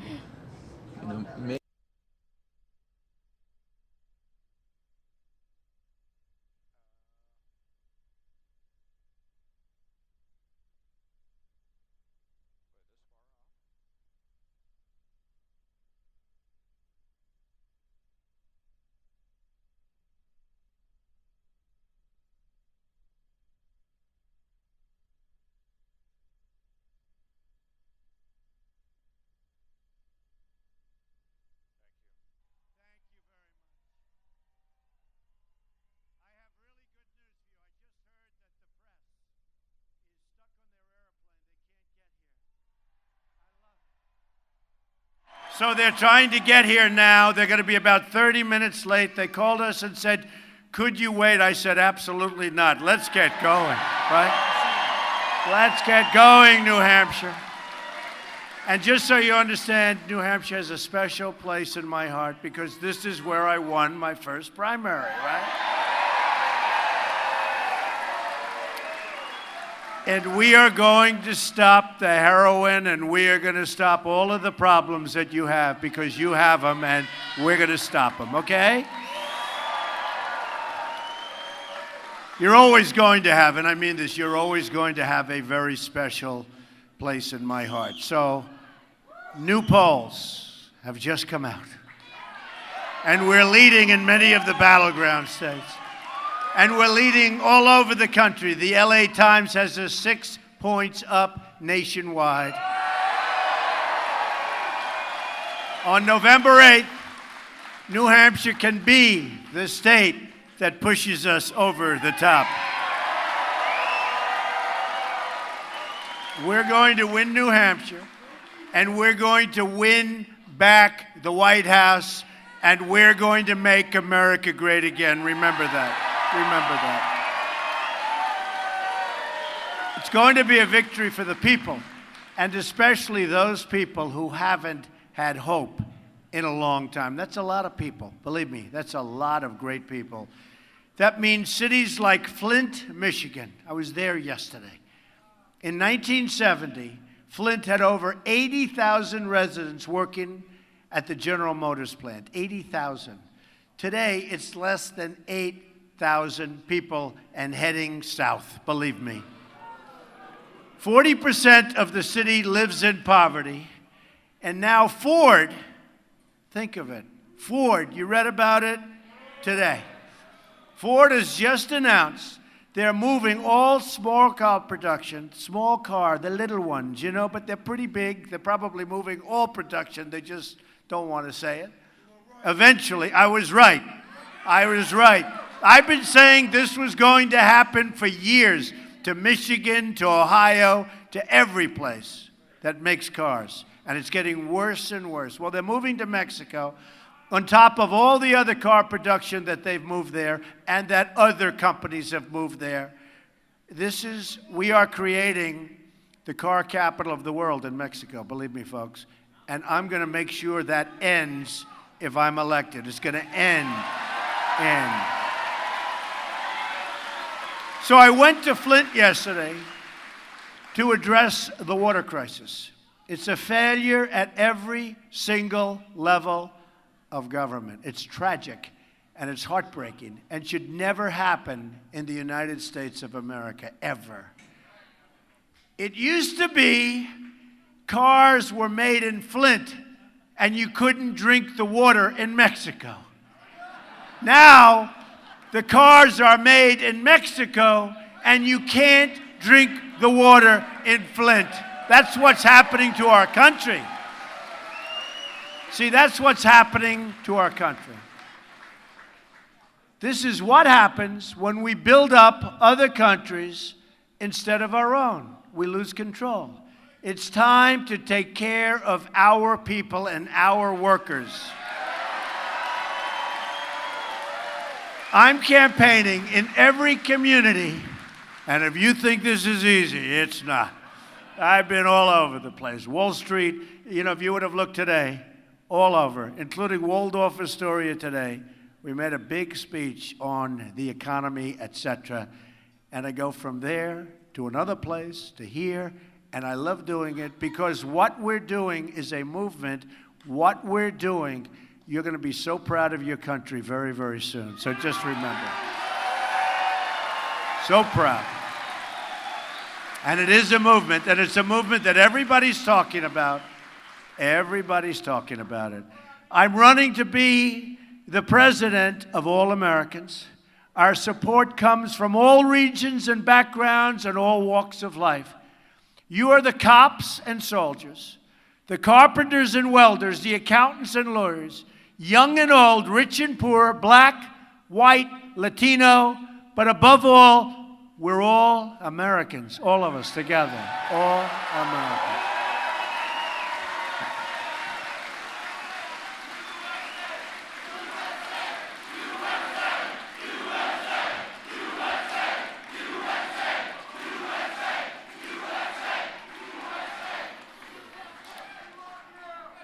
While Hillary Clinton slanders you as deplorable and irredeemable, that means you can't ever get better. She doesn't understand you. I call you hardworking American patriots who love your family and love your country. Her comments displayed the same sense of arrogance and entitlement that led her to violate federal laws, Secretary of State, hide and delete her emails, destroy her phones with a hammer, put classified information in the reach of our enemies, lie to Congress, and sell government favors and access through the Clinton Foundation. It's the same attitude of arrogance and entitlement that explains why she has never taken accountability for the disasters she created all over the world, in Libya, Syria, Iraq, Iran, all over. It's the same reason why she won't take responsibility for her central role in unleashing ISIS. That's what happened. Bad decisions. She has bad judgment. Bernie Sanders told us that. Obviously, Bernie, you know, a rigged system with the superdelegates, and Bernie's right now home watching us together. But in all fairness, Bernie Sanders said she suffers from bad judgment. He's right. Her policies have created disaster overseas and poverty at home, so many places. I'm running to reverse these failures and to create a new American future, and it will be. And that future begins with prosperity at home. My economic agenda can be summed up in 3 words: jobs, jobs, jobs. True. Our jobs have been taken away from us. They've gone to Mexico and they've gone all over the world, but they've been taken away by incompetent politicians that don't know what's happening, or politicians that do know what's happening, but they're being bossed by special interests, their donors. You know what's happening. My economic plan rejects the cynicism that says our labor force will keep shrinking, that our jobs will keep leaving, and that our economy can never grow as it did once before, and there's no reason why it shouldn't be able to grow even better. Everything that is broken today can be fixed, and every failure can be turned into a great, great success. It's going to happen.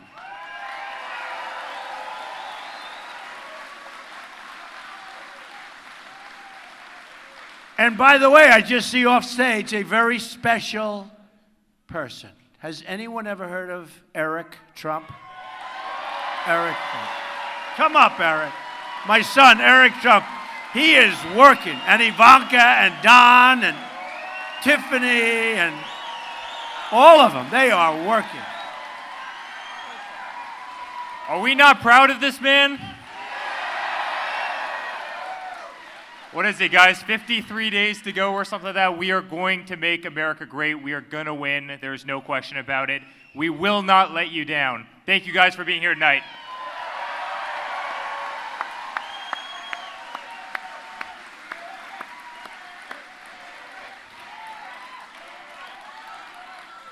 Thank you, Eric. He has been working hard.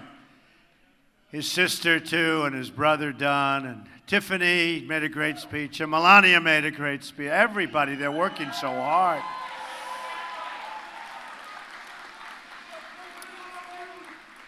And boy, the press likes to hit them, right?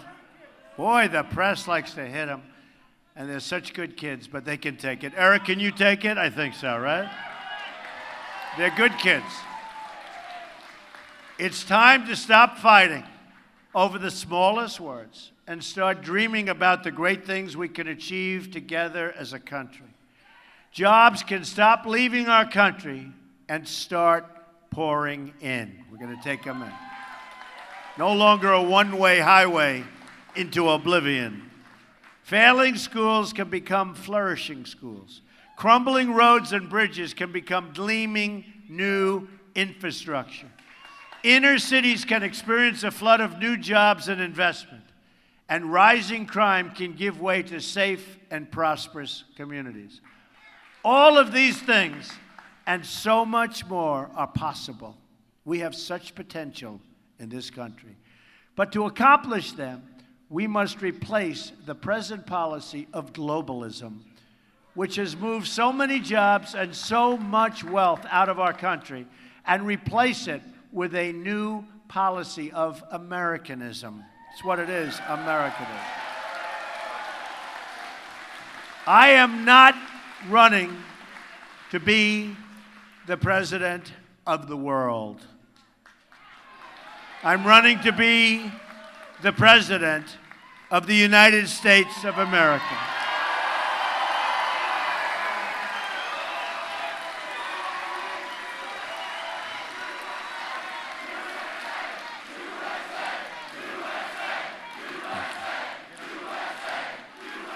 Thank you. And I'm spending a lot of my money doing this, I want to tell you. These other people, it's all donations. Let the money pour in. We're spending a lot. You better make sure I win on November 8th, because I'm going to have wasted a hell of a lot of time, energy, and money. You know, when they tell me, Mr. Trump, it doesn't matter what you've accomplished. First of all, I've accomplished nothing. You've accomplished. I'm the messenger. But what you've accomplished is so incredible. I say, unless we win, we've accomplished nothing. Just remember, we have to win on November 8th. We have to get there, get everybody. New Hampshire. Got to vote. It's time to replace our failed political system with a new American system. If we lower our taxes, which we're going to do big league, remove destructive regulations, and we will be chopping, unleash the vast treasure of American energy, and negotiate trade deals that put America first, then there is no limit to the number of jobs we can create and the amount of prosperity we can unleash. America will truly be the greatest place in the world to invest, to hire, to grow, and to create new jobs, new technologies, and entire new industries. America, America. Made in America, remember? He remembers. Some of my older folks here, right? We know, made in America. You remember? You don't see that very often. And you're seeing it less and less. We're going to bring it back. Made in America.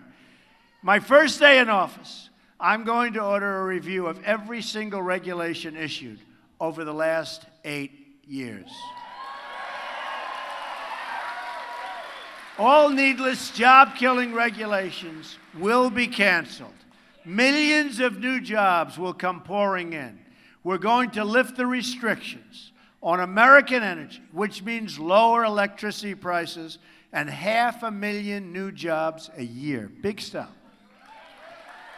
And that's just the beginning. Also, on my first day, I'm going to ask Congress to send me a bill to immediately repeal and replace disastrous Obamacare. It's a disaster. This will instantly save another 2 million jobs. I'm also going to completely reform our trade deals. We are going to renegotiate the worst trade deal ever made in the history, not of our country, in the history of the world. NAFTA, signed by Bill Clinton. A disaster. We're going to stand up to China and keep America out of TPP. That's another disaster. We don't need another massive multinational deal that ties us up and binds us down and is so complicated that nobody in our country understands it. Other countries, they know every word. They know every sentence, every paragraph. Our people, they don't even read deals. They sign whatever's put in front of them. Just take a look at what happened with Obamacare. Practically nobody in Congress read it, and what a mess we have. New Hampshire has lost nearly 1 in 3. Think of it. 1 in 3 manufacturing jobs since NAFTA, and 1 in 4 since China joined the World Trade Organization. Both Hillary Clinton-backed disasters. Bad judgment, remember. Bad judgment. And I'm going to appoint the best and toughest trade negotiators, and we have the best in the world. We have the greatest business people and the greatest negotiators in the world. We don't use them. We use political hacks. We're going to stand up and defend our American workers. Any deal that doesn't increase jobs and wages in America, I will oppose, and I mean seriously oppose, not politician oppose. We are going to turn our bad trade deals into great ones. Another major reform is going to be school choice.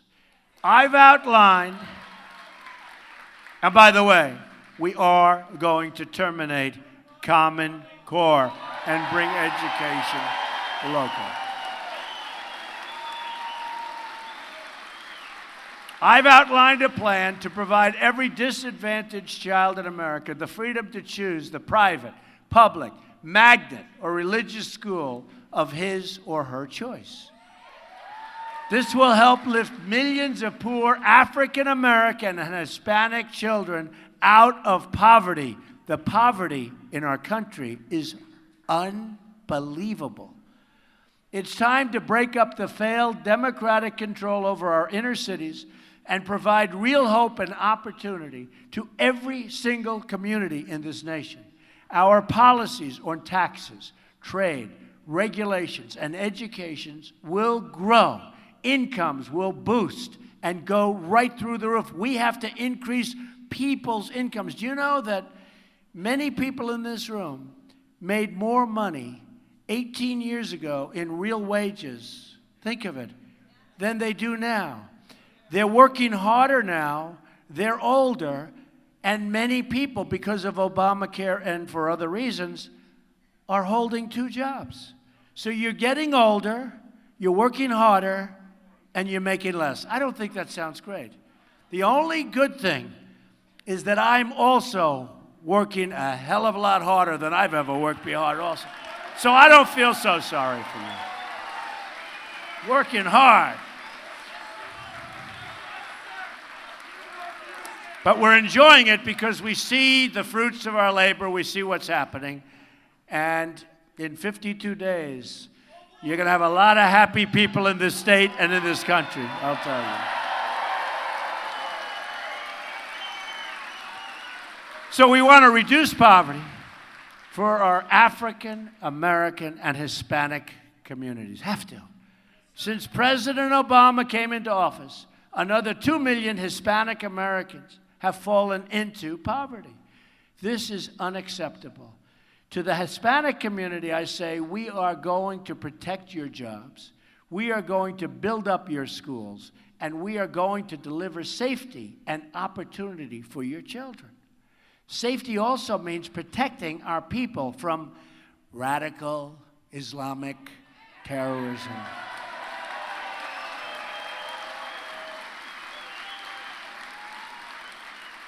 My opponent wants a 550% increase in Syrian refugees.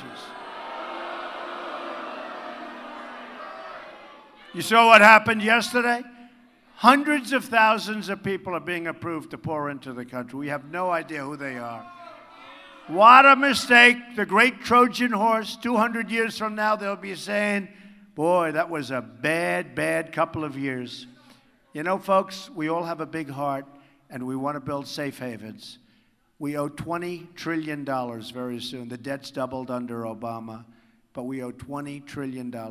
The Gulf states have a lot of money. We're going to get them to put up the money. We'll build it. They have to put up the money. We'll build safe havens. We'll take care of people. But we cannot let them come into our country. We just can't. Not now. According to the Senate Subcommittee on Immigration, her entire plan will bring in 620,000 refugees in her first term and cost our country $400 billion. What are we doing? What are we doing? Instead of providing free health care and jobs to refugees from around the world, we should rebuild our inner cities and help struggling Americans, and we should work with Hispanics, we should work with African American citizens and help our inner cities. And we should take care of our great veterans who are not being treated properly.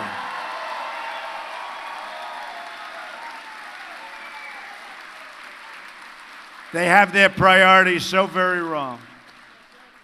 I support the construction of safe zones in the region, and we will get the Gulf states. We're going to get them to pay for it. The Gulf states wouldn't be there very long if it wasn't for us. At the same time, that's right, keep the oil. Remember my statement? Shouldn't go in, but if you go in, when you go out, keep the oil. Nah, we wouldn't do a thing like that. It's not politically correct, right? At the same time, we will rebuild our military. which is so badly depleted with the greatest people on earth running it. We are going to get our allies to pay their fair share. You know, we defend many countries, and we're getting socked on that one too. We get socked on everything. Only 5 of the 28 member NATO countries, you remember I've been talking about this. They say, I don't like NATO. I like NATO. But we have 5 out of the 28 countries that are paying their obligation to spend 2% of GDP on defense. So don't you think they're supposed to be paying, maybe? I will convene a summit of our European and Asian allies to make sure that everyone is sharing the security burden and that we are properly focused on protecting our country and other countries, frankly, from radical Islamic terrorism. A word and a phrase that President Obama and Hillary Clinton just refused to use. And unless you're going to use it, and unless you're going to say it, you're never, ever going to be able to do anything about it. Just remember that. In all things, it's time to put Americans first and time to start taking care of each other. We have to take care of each other.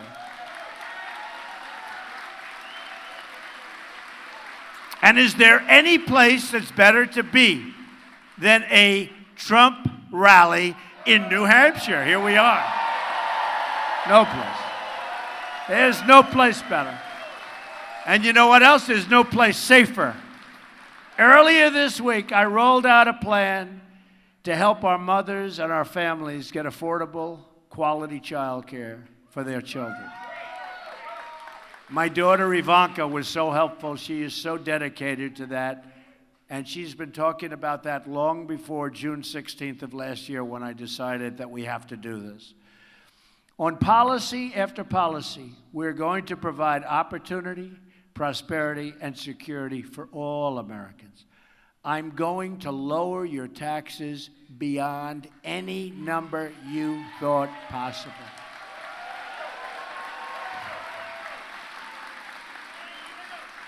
And by the way, Hillary Clinton is going to raise your taxes very, very substantially. She is. Very, very substantially. I'm going to get rid of massive amounts of unnecessary regulations on business and in your life. It's killing your businesses. I'm going to repeal and replace Obamacare. I'm going to appoint justices of the Supreme Court who will follow the Constitution. I'm going to rebuild our depleted military, and we're going to take care of our vets. We have plenty of them here tonight. I'm going to save your Second Amendment, which is under siege.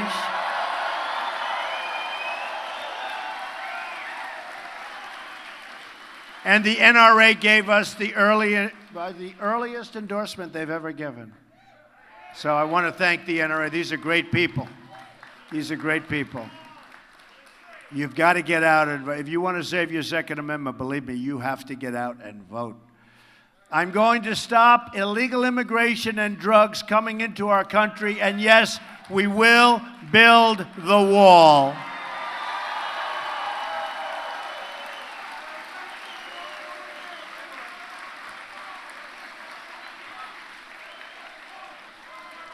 That's right.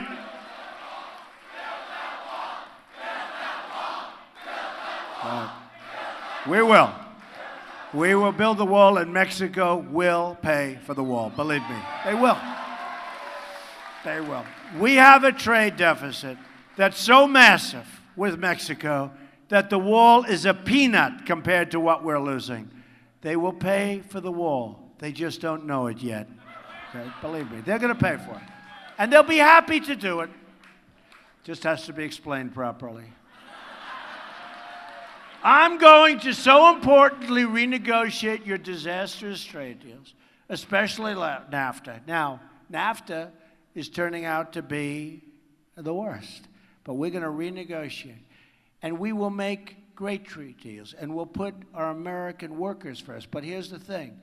If for some reason we can't renegotiate NAFTA, they could say no, unlikely, but they could say no. We will terminate NAFTA, and we'll have new trade deals that will be phenomenal for the United States of America, okay? Right? We're not playing games. And Apple and our other major companies will start making their iPhones and their computers and other products inside the United States, not in China and all over the world except here, okay? Because that's what's happening right now, big league. We don't make our products anymore in the United States, but we will again, like never before, mark my words. We will rebuild our roads, our bridges, tunnels, highways, airports, schools, and hospitals. American cars will travel the roads. American planes will soar the skies. And American ships will patrol beautifully the sea. American steel will send new skyscrapers high into the clouds. American hands will rebuild this nation, and American energy, mined from American sources, will power our nation.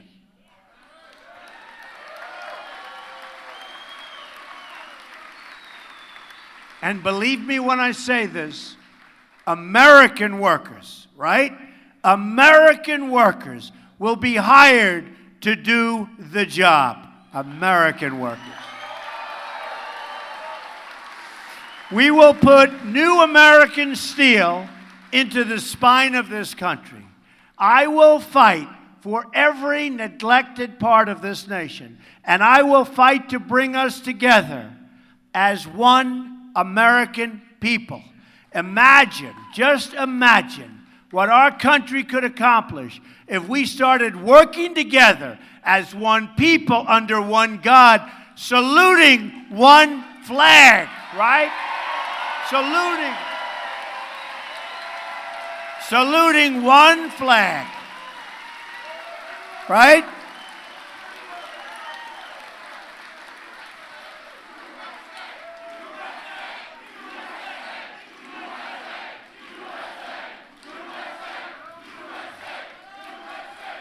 It's time to break with the bitter failures of the past and to embrace a new, inclusive, and truly prosperous American future. Jobs will return, incomes will rise, and new factories will come back, and they will come back rushing into our shores. It will be a beautiful sight to behold. Once more, we will have a government of, by, and for the people. We will make America wealthy again. We will make America strong again. We will make America safe again. And we will make America great again. Thank you very much, everybody. November 8th, go out and vote. God bless you. God bless you. Thank you.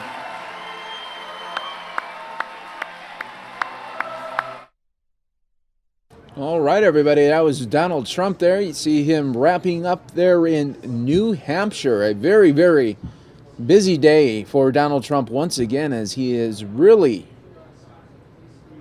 been working every day on the campaign trail. Earlier today, he was in New York City doing a luncheon speech about the economy. Then tomorrow, he's going to start his day off early in Washington, D.C. for a morning breakfast speech. You guys are watching the Fox 10 News Now stream, part of fox10phoenix.com. We are just getting started this evening. If you joined us with the car chase out in L.A., we can tell you that still police are looking for the suspect in L.A. No other news there to report, but I'm going to take you out now to Washington, D.C., where we are awaiting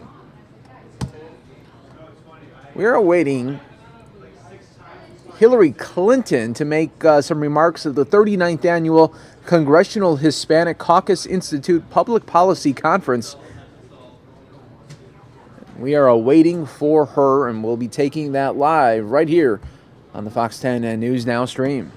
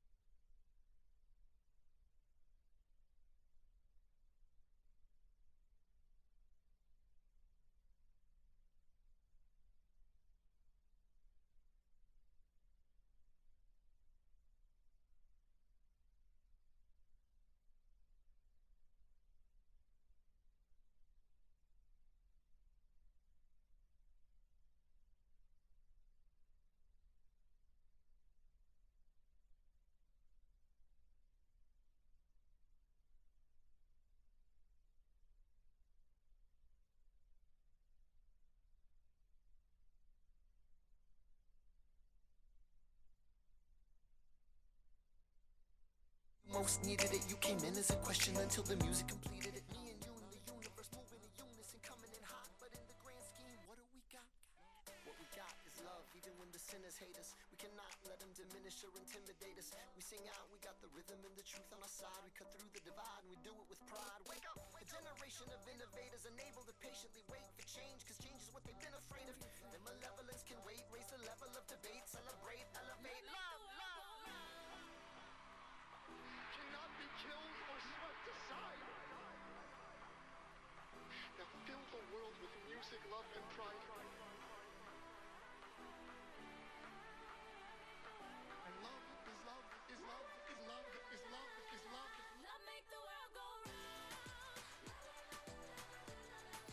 Love make the world go round. Love make the world go round.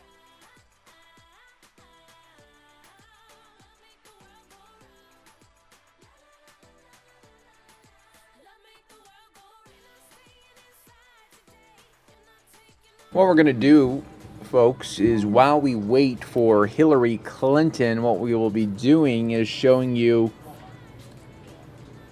her news conference from earlier ago today in North Carolina.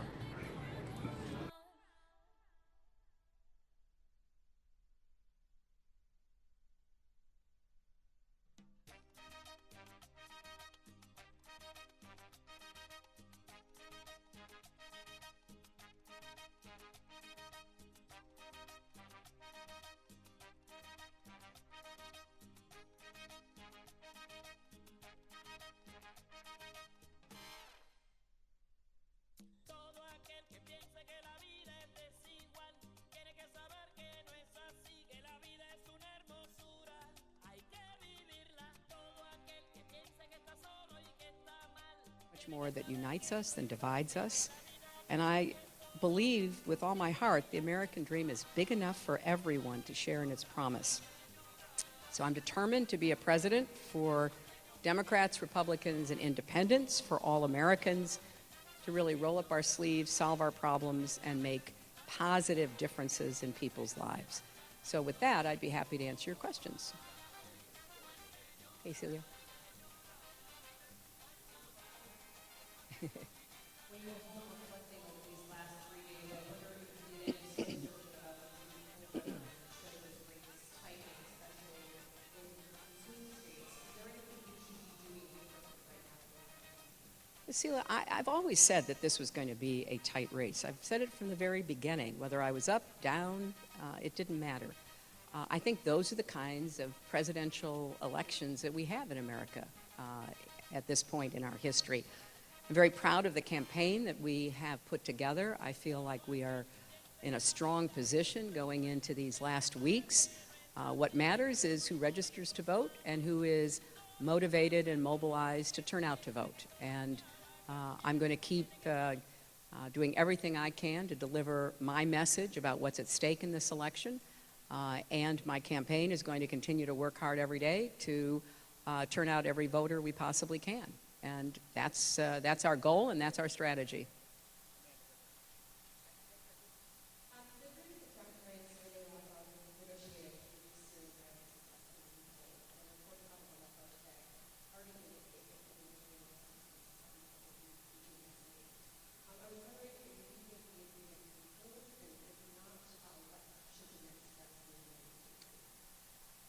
This has been such a terrible conflict, and the humanitarian cost is incalculable. I really applaud Secretary Kerry's persistent efforts to try to reach some kind of an agreement with the Russians in order to create a period of cessation of hostilities, in order to get humanitarian assistance into Aleppo and other places within Syria.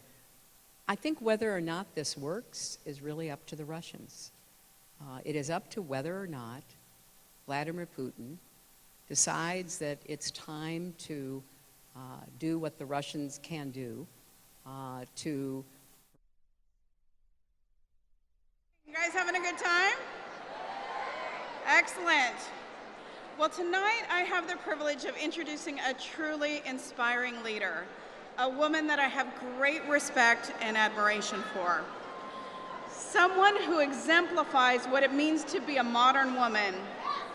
Simply put, she is badass. From tackling segregated schools to providing health care for millions of children, to helping rebuild New York City following the attacks of 9/11, Hillary Clinton works relentlessly to achieve meaningful progress. And she's done all of this and much, much more while under a constant barrage of petty attacks from those who are intimidated by her intelligence and her abilities. Throughout it all, her commitment to a better future for this country has never wavered. She believes that our country's best days are still ahead of us, not behind us. Her CHIP healthcare bill for children helped cover countless Latino children. And thanks to that law, our kids are stronger and healthier. Her support of immigration reform opens a path to the American dream for all people in this country who work hard and contribute to their communities every single day. Hillary Clinton has helped blaze trails and rejected the status quo for women all across the country. She's empowered the next generation to dream bigger and to achieve more. And soon, Latinas like my nieces will see the highest glass ceiling come crashing down when we swear in our next and first female president. That's why I'm with her. Hillary Clinton's vision of success doesn't discriminate. That's something that cannot be said about her opponent. Her opponent has ignorantly and relentlessly attacked our community. His poisonous rhetoric inspires in all the wrong ways, spurring kids to bully Latino students. He has not just gone after immigrants, he's argued that a distinguished American judge was not qualified because of his Mexican heritage. In his eyes, we will never be American enough. I believe the results of this election will impact the trajectory of our country and have lasting impacts for the Latino community. The choices couldn't be clearer. But democracy, it's not a spectator sport. We must get in the game. So please join me in welcoming back to CHCR our friend Hillary Clinton.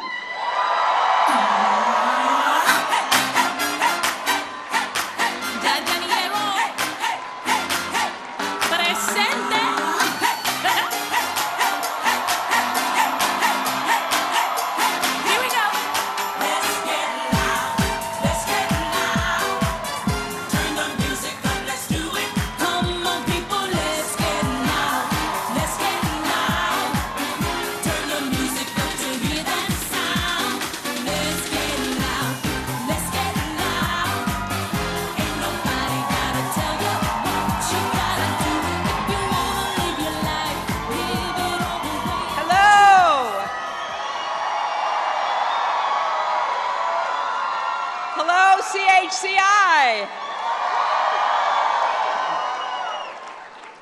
it is so great to be back here with so many friends and to see so many young people here, because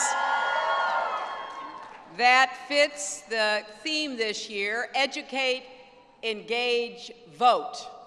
And I can't think of better marching orders for the next 54 days.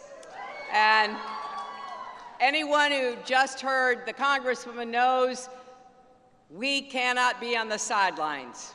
This is the most consequential election in our lifetimes. I want to recognize the Institute for all you do to inspire the next generation of Latino leaders. Last year, I had the chance to spend time with some of the CHCI interns and fellows.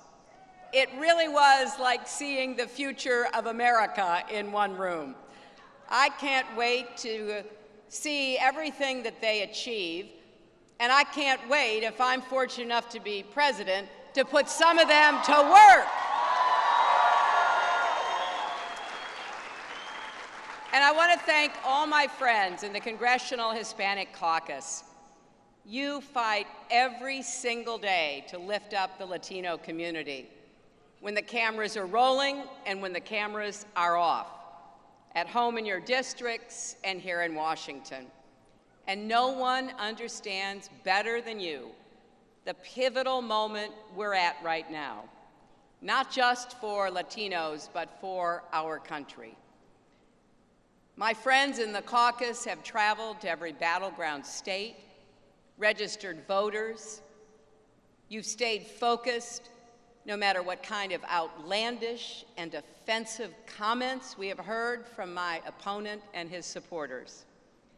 By the way, I personally think a taco truck on every corner sounds absolutely delicious.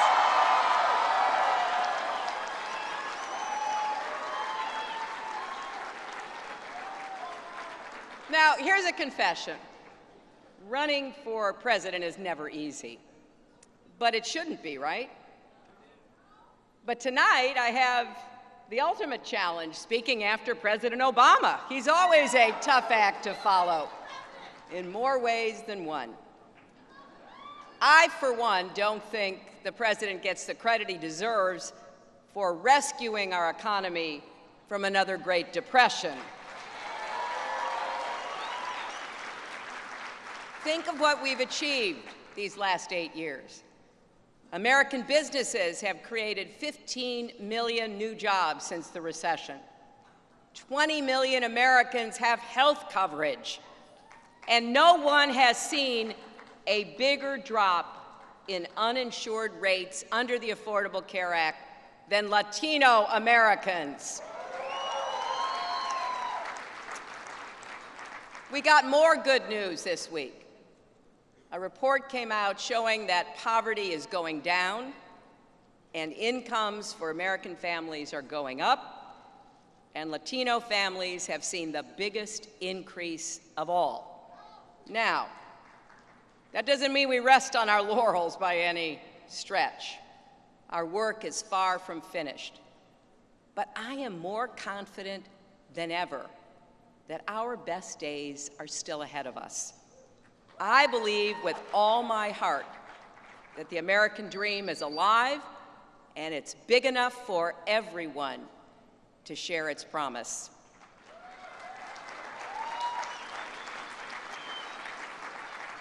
That doesn't mean that lots of people are still not hurting, because I know they are.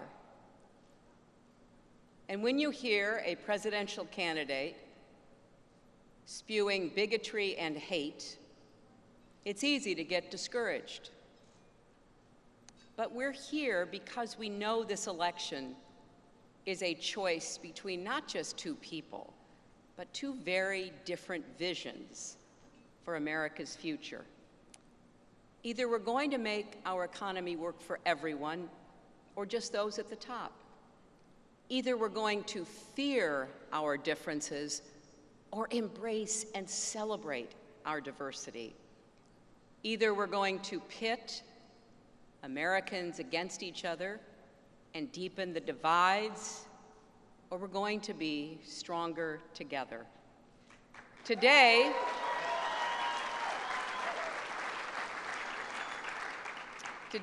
as you know, we're in the midst of Hispanic Heritage Month. In classrooms across America, children will study Dolores Huerta and Cesar Chavez, Julian and Joaquin Castro, Justice Sotomayor, Roberto Clemente and Lori Hernandez, Gloria Estefan and Lin-Manuel Miranda, and countless others. Names we know and names we might not know, but every one of whom has enriched this country for generations.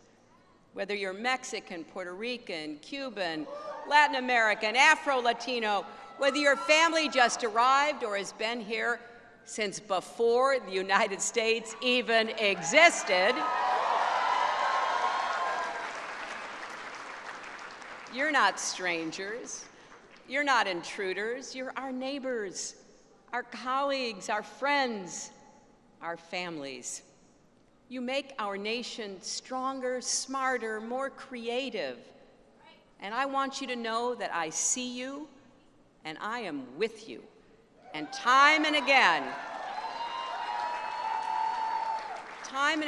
we have seen that when we invest in the community, when we make it possible for Latinos to get the health care you need, get the education you desire, compete for jobs, start new businesses, pursue your dreams, all of America benefits.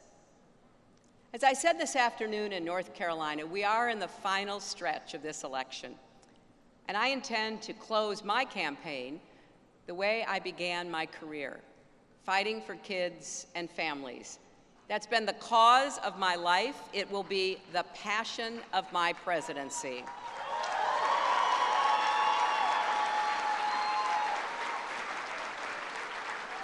So tonight, I want to mention two things I'll do in the first 100 days of my administration to help families in every corner of America.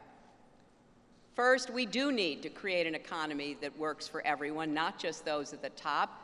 There's something wrong when Latinos are 17% of our country's population, but hold only 2% of its wealth. We've got to work together to connect more Latinos with good jobs that pay good wages, with more opportunities to get the skills they need to go to college, to launch new ventures, to build wealth that can be passed on to your kids and your grandkids.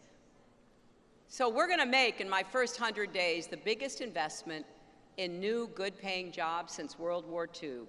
Jobs in infrastructure, manufacturing, technology, innovation, clean energy. And we're going to cut red tape and taxes and expand access to capital for small businesses, including the Latino-owned small businesses that create so many jobs and so much growth in communities everywhere. And I want to give a particular shout out to Latina small business owners.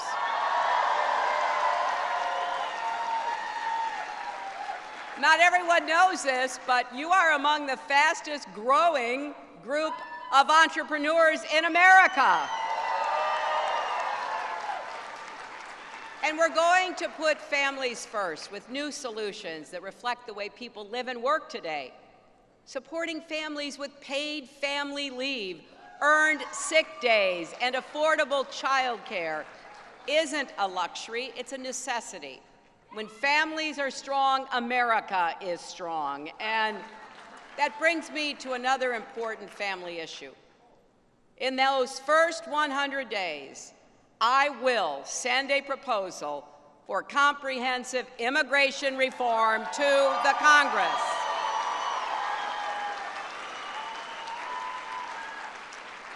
My proposal will keep families together, and it will include a path to citizenship. Now, I know this isn't the first time you've heard it, In fact, people have been making the same promise for more than a decade. But I believe with all my heart that some things are too important to give up on. I've been called a lot of things. I've never been called a quitter. And in this election, we have a chance to show that comprehensive immigration reform isn't just the smart thing to do, it's what the American people demand. And you know how we'll show that? Well, I hope to have a Democratic Congress next January.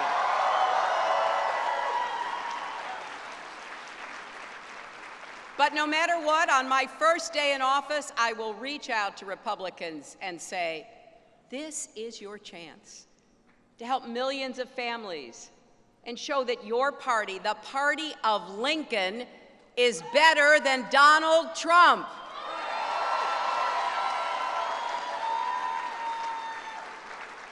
And while we're fighting for comprehensive immigration reform, we're going to keep families together. When the deadlocked Supreme Court put DAPA and expanded DACA on hold for 5 million immigrants, it was devastating to millions of families. But the court didn't actually rule on the substance of the case. And as I've said repeatedly, I believe DAPA and expanded DACA are squarely within the president's authority, and I will protect them and keep fighting for them. But in addition to defending DAPA and DACA, there's more we can do. We need a simple, straightforward system where other people with sympathetic cases who are contributing to their communities can make their case and be eligible for deferred action too, like people who experience and report extreme labor abuses. And we won't stop there. We're going to end family detention, close private detention facilities, and stop the raids and roundups.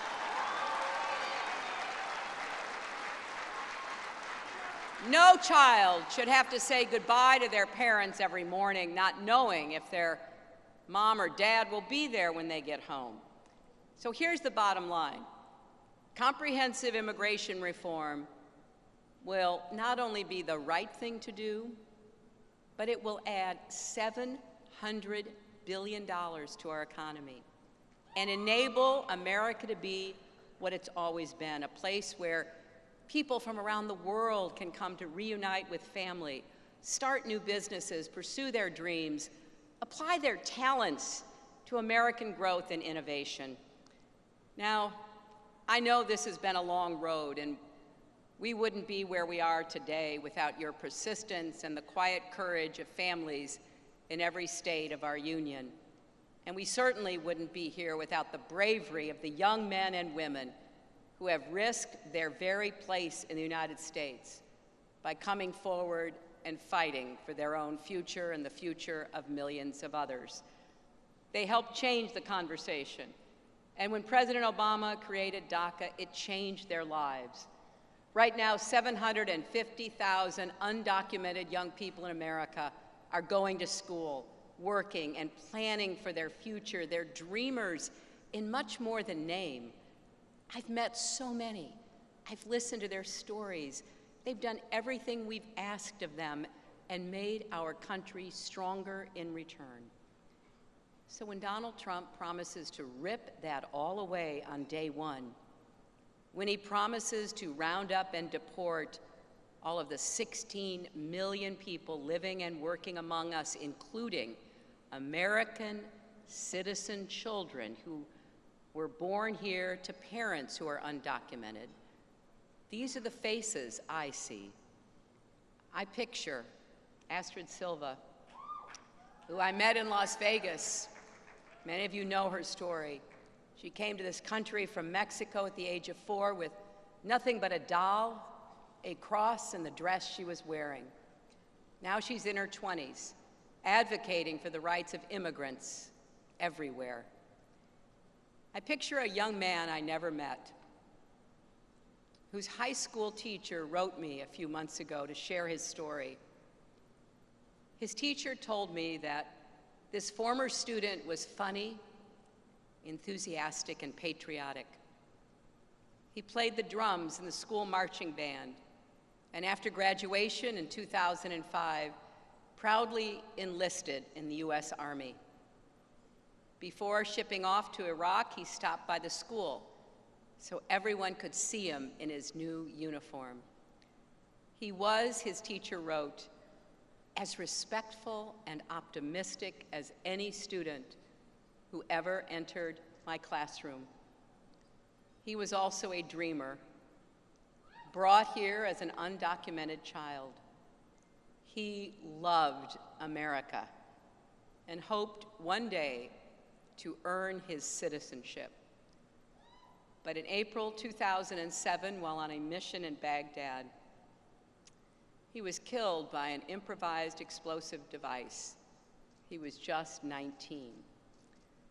The Army called him a hero, and he was posthumously granted the American citizenship he'd always wanted. All these years later,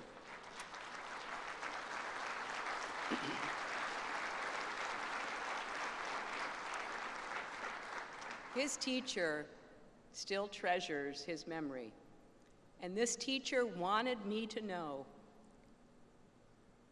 He wanted me to know that despite what Donald Trump may say, immigrants are not rapists and criminals. The truth is, this young man may not have been born here, but he represented the best values of our country.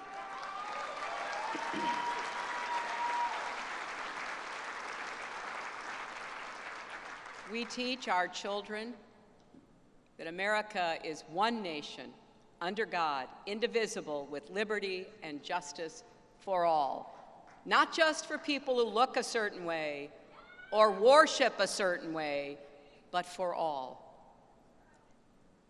Everywhere I go, people tell me how concerned they are by the extreme policies and divisive rhetoric they've heard from my opponent.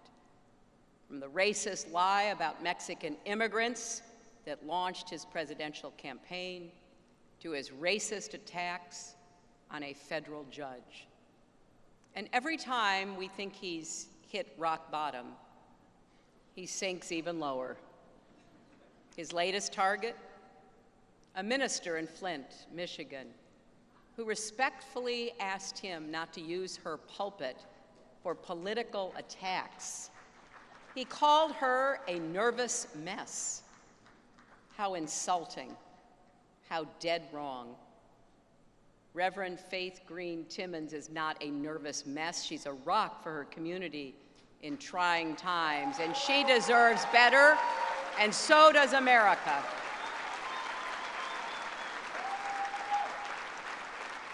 And again today, he did it again. He was asked one more time, where was President Obama born?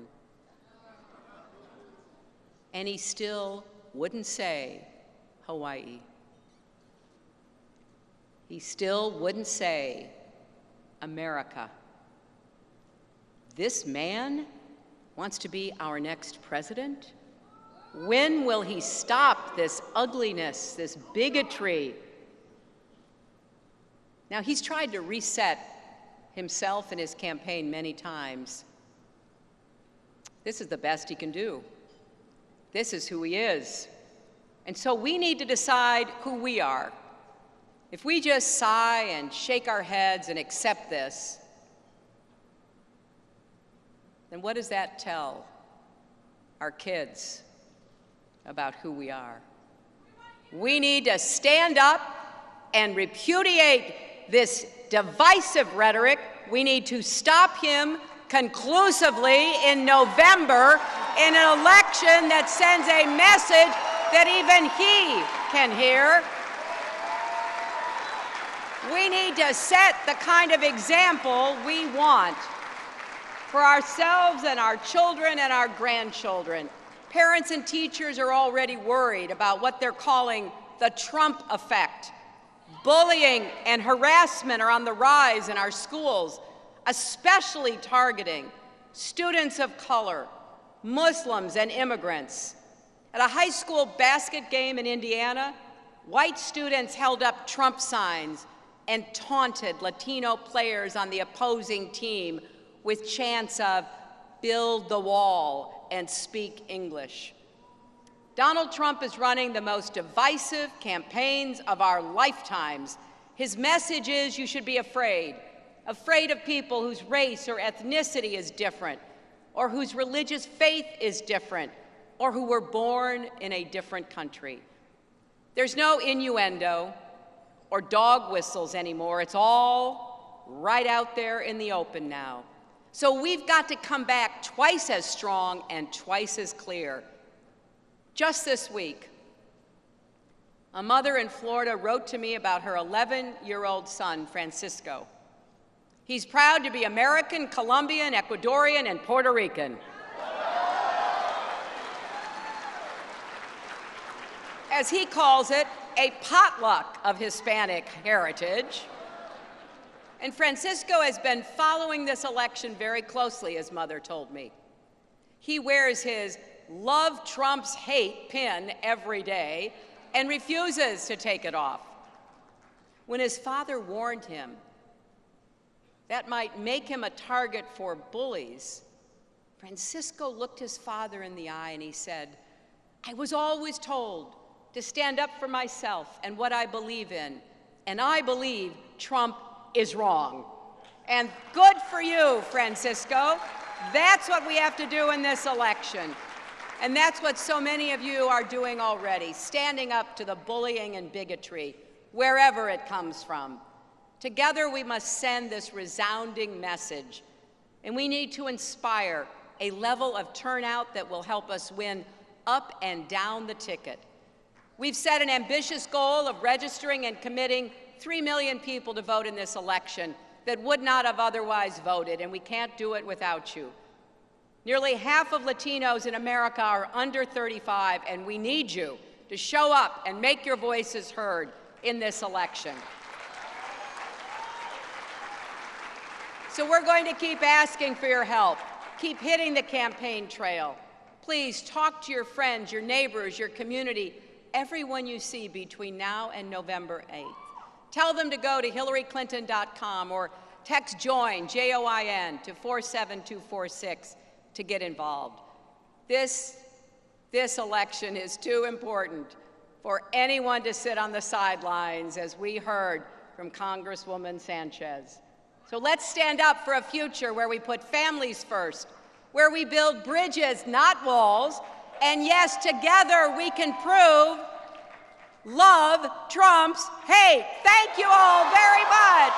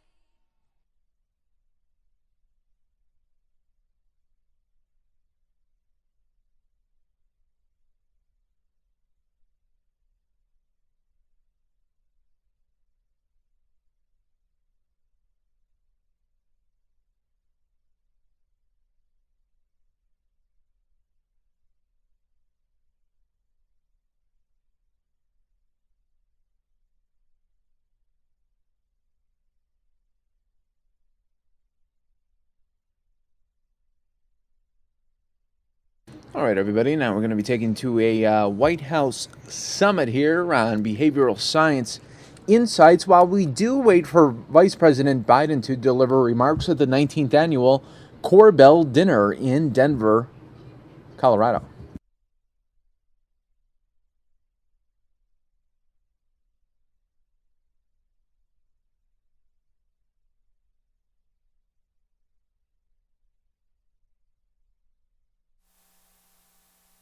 Welcome to the White House. My name is Maya Shankar, and I serve as Senior Advisor for the Social and Behavioral Sciences at the Office of Science and Technology Policy, and I also chair the Social and Behavioral Sciences team. I just wanted to thank all of you for coming from near and far to join us for today's summit. Today we're going to hear about the administration's progress translating research insights from the behavioral sciences into improvements in the lives of Americans. I'd like to quickly recognize those who have contributed to this effort and made today's event possible before introducing our President and Science Advisor. I'd like to first recognize my colleagues and agencies across the federal government who have collaborated with the Social and Behavioral Sciences team. Every success story that you read about in the report is theirs. My team feels honored to work with you and to learn from all of you and your program expertise as we try and find the best ways of improving outcomes across a wide range of areas. I'd also like to extend thanks to my colleagues in the White House who helped make this event and this report possible. With particular thanks to my colleagues Kristen Lee, Rachel Leonard, Meredith Drosbach, Faye Jenks, Kumar Garg, and my boss Tom Khalil, who notably calls his staff policy entrepreneurs, which has helped to foster an amazing culture of innovation in the Office of Science and Tech Policy and across the White House. And finally, I'd like to recognize my remarkable teammates on the Social and Behavioral Sciences team. Over the past 2 years, they have built an institution from the ground up that agencies across the government have come to see as a valuable partner in achieving their goals. Because of their hard work and dedication, Americans are better off, and I feel humbled and privileged to work alongside them. The SBST family is a great one to be a part of. We are fortunate that our president continually puts science and technology at the center of his administration's efforts. And we are equally fortunate that our president's science advisor and the director of the Office of Science and Technology Policy, Dr. John Holdren, is a strong advocate for the value of applying research from the social and behavioral sciences to policy. It is now my deep pleasure to introduce you to Dr. John Holdren.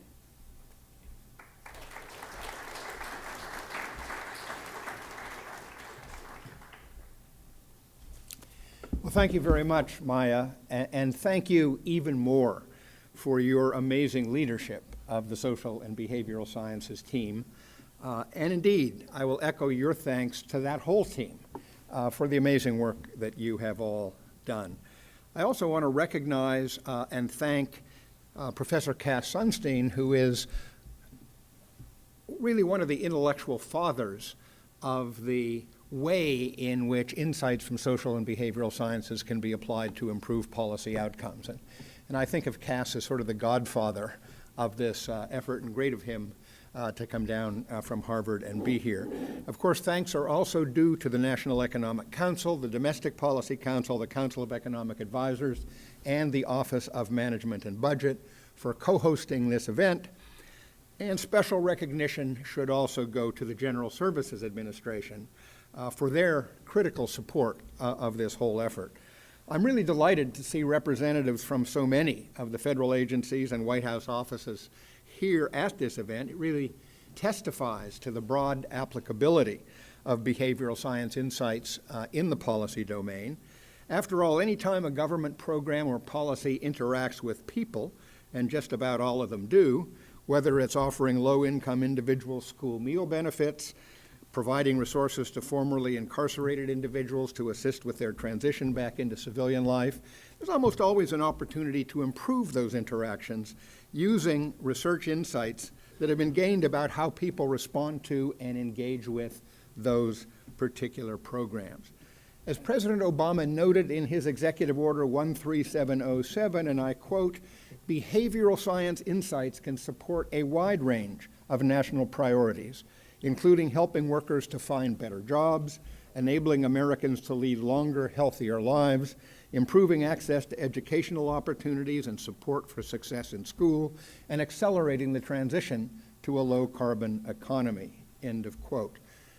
That executive order, 13707, directs federal government agencies to apply behavioral science insights to their policies and programs, and it institutionalizes the Social and Behavioral Sciences team, the SBST, who have been a group of leading behavioral scientists and innovators recruited from across the country, and I don't know exactly how Maya did it, but she managed to recruit an absolutely first-class group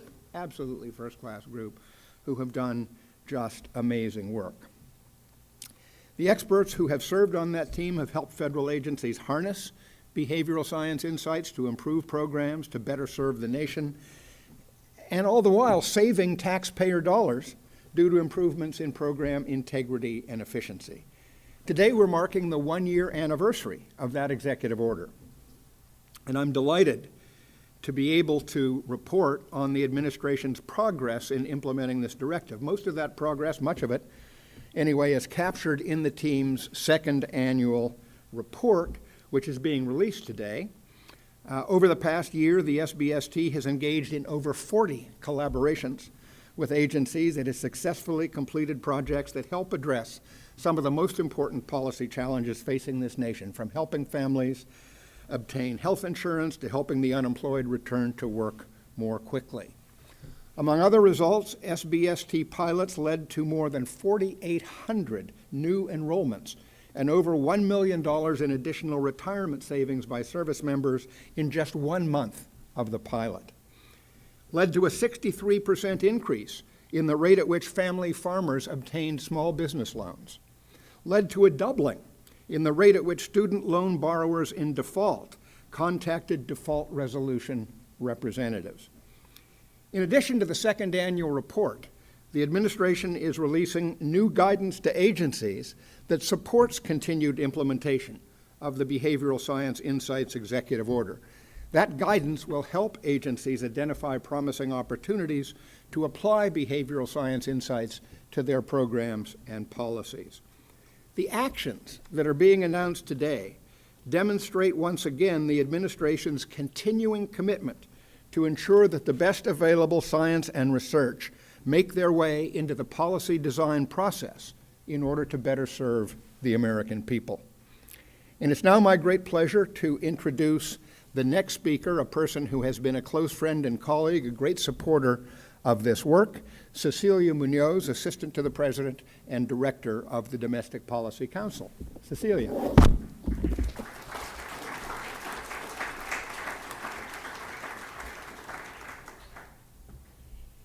Thank you very much, John. Good afternoon, everybody.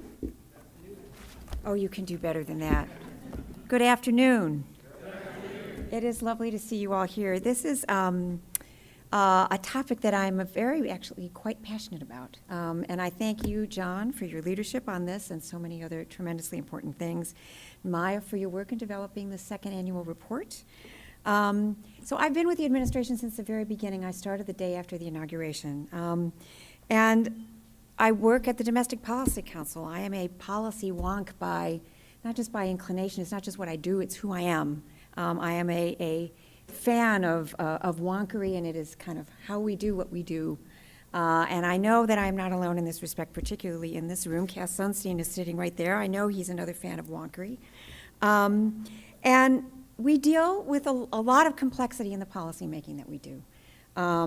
And our job is not just to design good policy, which I like to think that we do pretty well, but to make sure that at the place where the policy rubber meets the road, where our policies are actually intersecting with people and their lives, that we've done a good enough job that the benefits that we hope, that we assess, that we have analyzed and thought might occur, actually occur in people's lives. That's kind of the point. It's why we're here.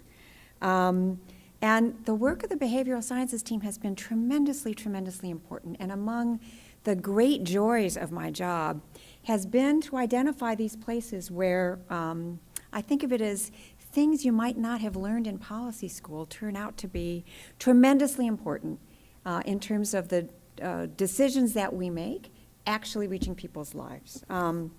So we, for example, work very hard. The president worries very much about the high cost of a college education, about the students who struggle or former students who struggle with student loan debt. We work very hard and devised what I think is a pretty beautiful piece of policy making with respect to student loan repayment plans. You heard Dr. Holden talk about that a little bit, right? So we designed a policy, the president put forward a policy that allows folks who enroll, who make the decision to come forward, to be able to repay their student loan debt in increments that are no more than 10% of their income, which makes college debt potentially very affordable for those former students. It's a great piece of policy making, but it matters only if we're able to reach the students in question, the ones who will benefit from this policy. It's not meant for, designed to benefit everybody in every situation, but for the students that we're looking for, we need to find them, we need to reach them, and we need to make sure that the process is accessible enough so that they actually find their way to the program and find their way in the door. And this is an area where we have benefited from the wisdom of this team. And as you heard, we dramatically increased the number of students who are participating. There's about 5 million now. We started at less than 1 million. And, you know, we've managed to set ambitious goals on the basis of what we've learned from doing this work.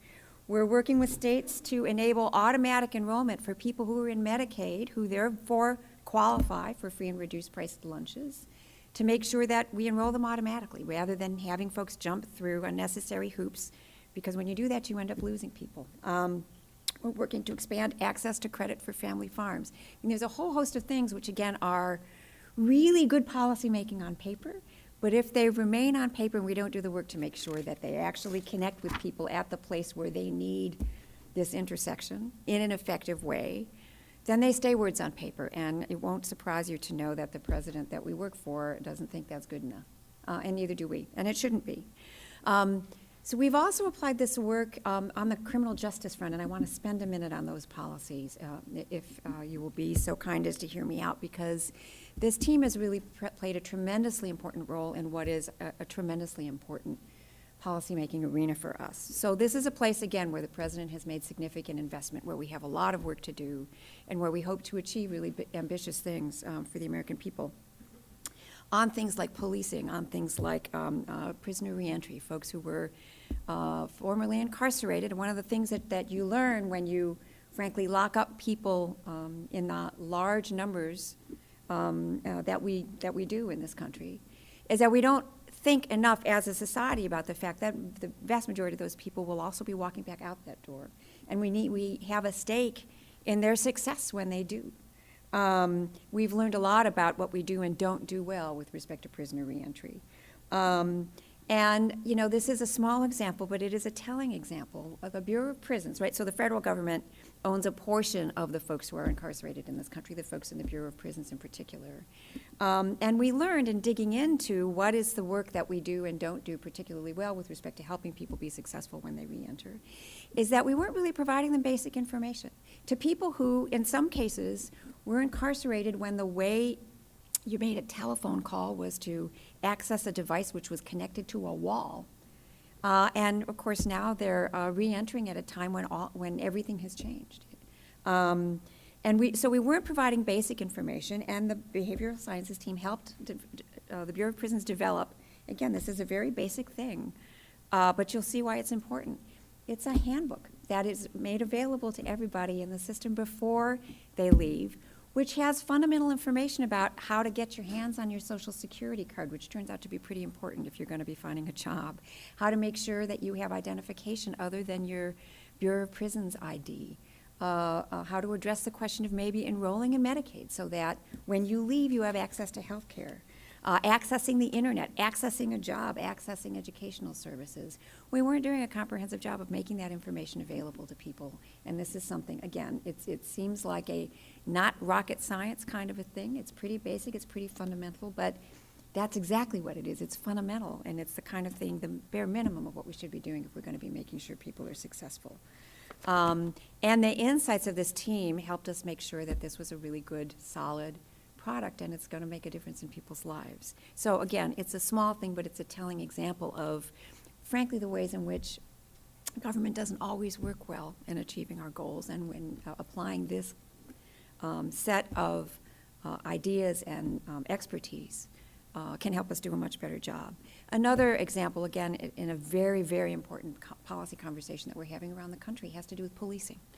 So after the events in Ferguson of now a couple of years ago, the president asked us to set up a task force, the president's task force on 21st century policing. It included experts in the policing field, police officers themselves, as well as organizers, people who had themselves been protesting against their local police and practices. He asked that task force to produce a very thorough set of recommendations in 30 days, which in government speak is lightning speed.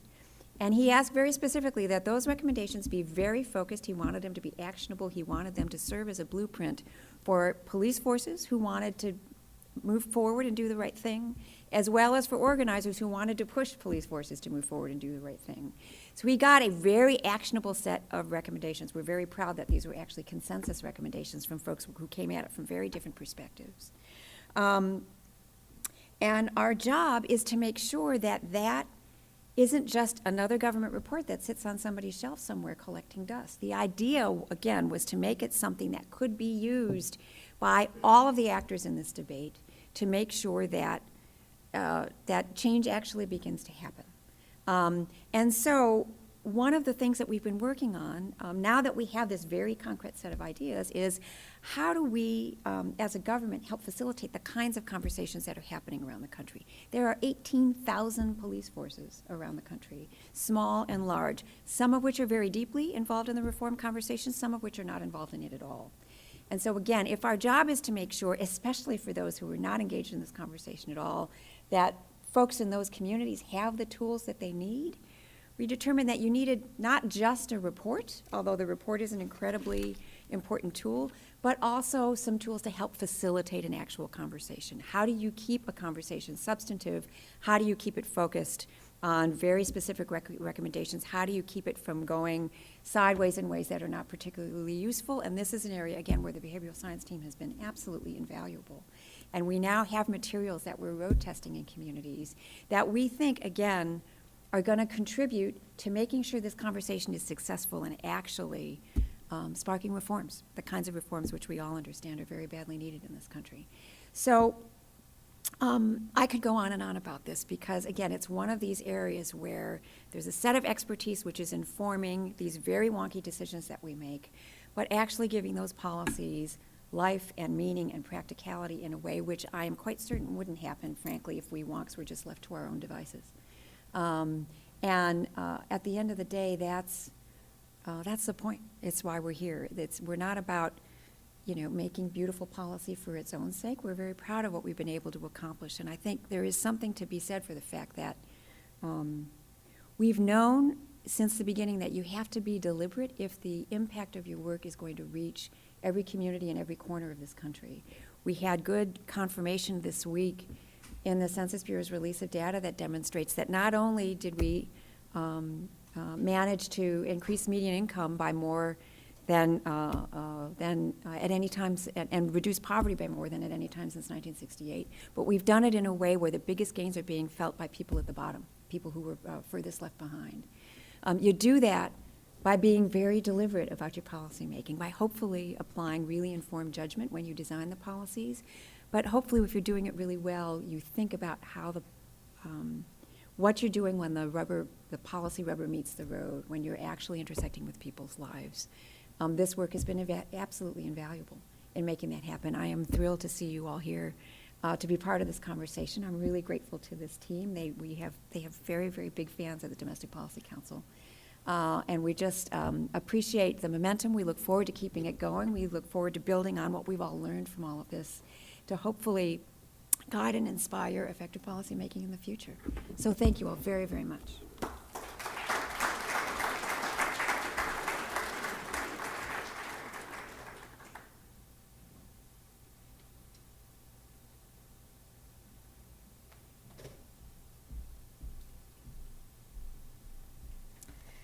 Thanks to Cecilia for those remarks. I'd now like to ask the panelists to come up on stage and to have a discussion about tackling agency challenges using behavioral science insights. I think we're really lucky to have leaders from so many different agencies to talk about the diverse set of challenges that they face.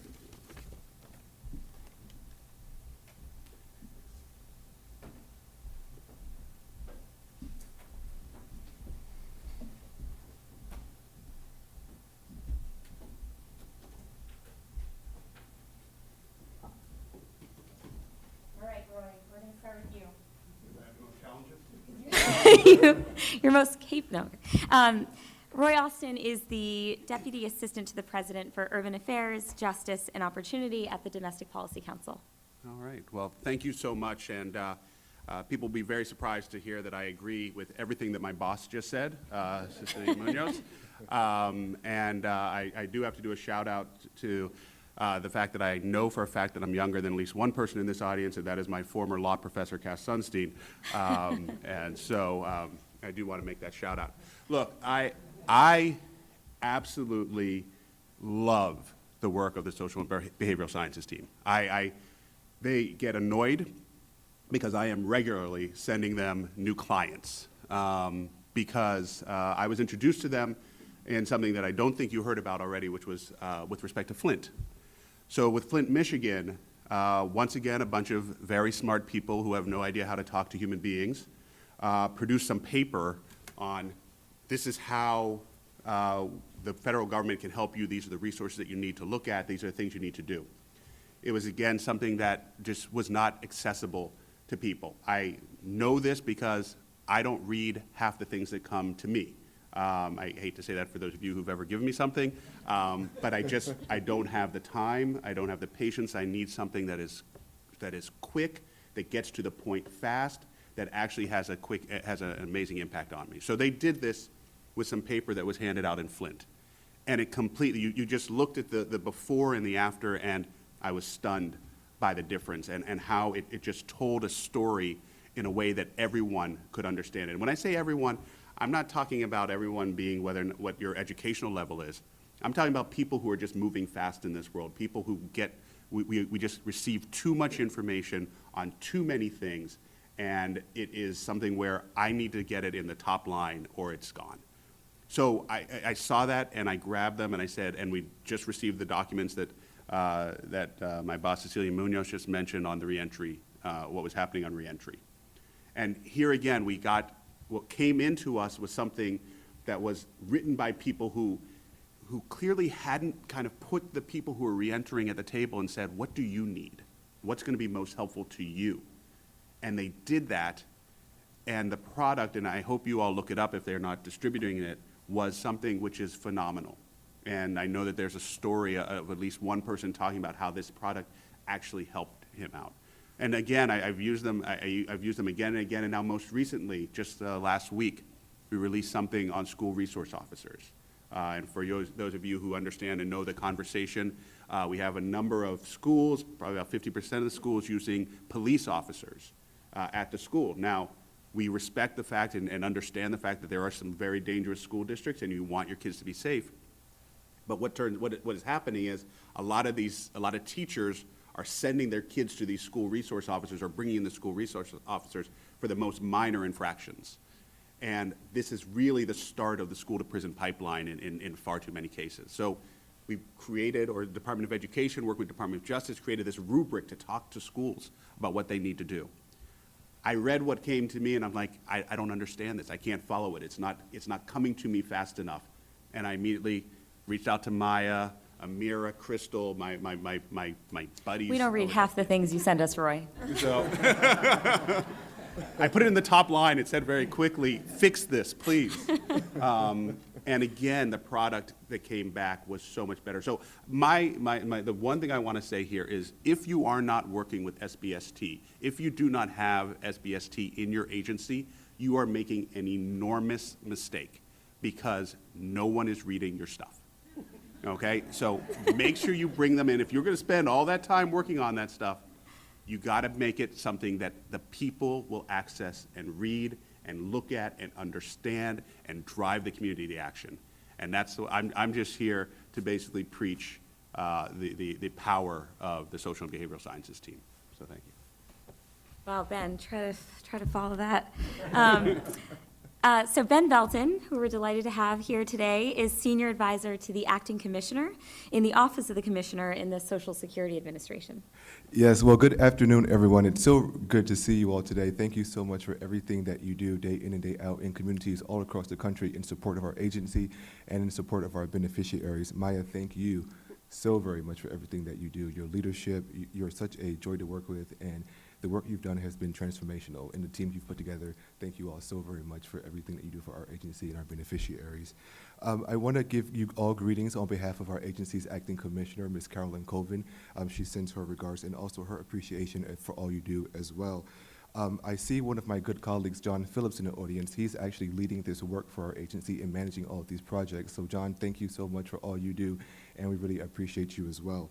I heard a story recently that really solidified in my mind why this work is so important and why our agency's programs are so important. It was a story about one of our beneficiaries who had cancer. She said that without her Social Security, she would have to scramble to have her basic needs met, and she might even be living on the streets. That without her benefits, she would not be as healthy as she is right now, and her life would be an absolute horror story.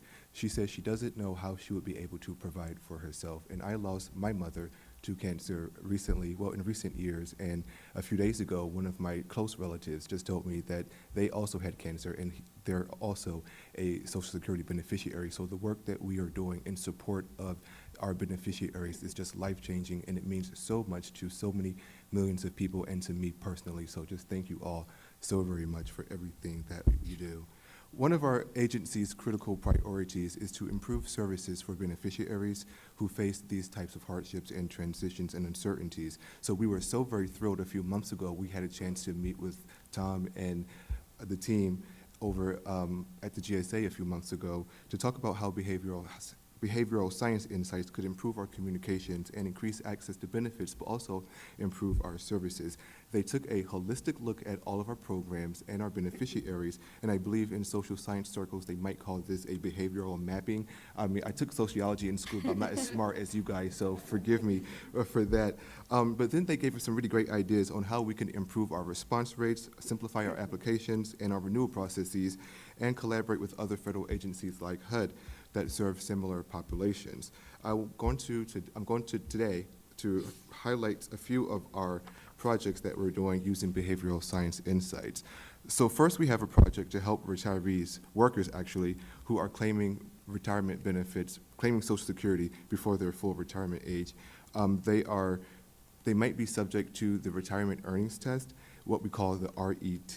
The RET may defer benefits for people, but not permanently reduce benefits. Workers don't always understand this, and they make decisions based on sometimes faulty information. They face choices on how much to work, if they should work, and when they should claim. And these choices they make could have labor market implications for this particular constituency. Our pilot will test ways of communicating about the RET to help workers and empower them to make better informed decisions.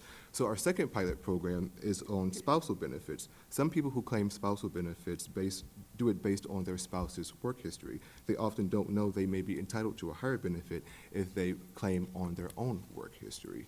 So we are testing a new notice that is simpler and emphasizes action steps they could take to better enable them to apply for and receive a higher benefit on their own record. The third project that we're doing is providing helpful information to our SSDI applicants whose applications have been denied.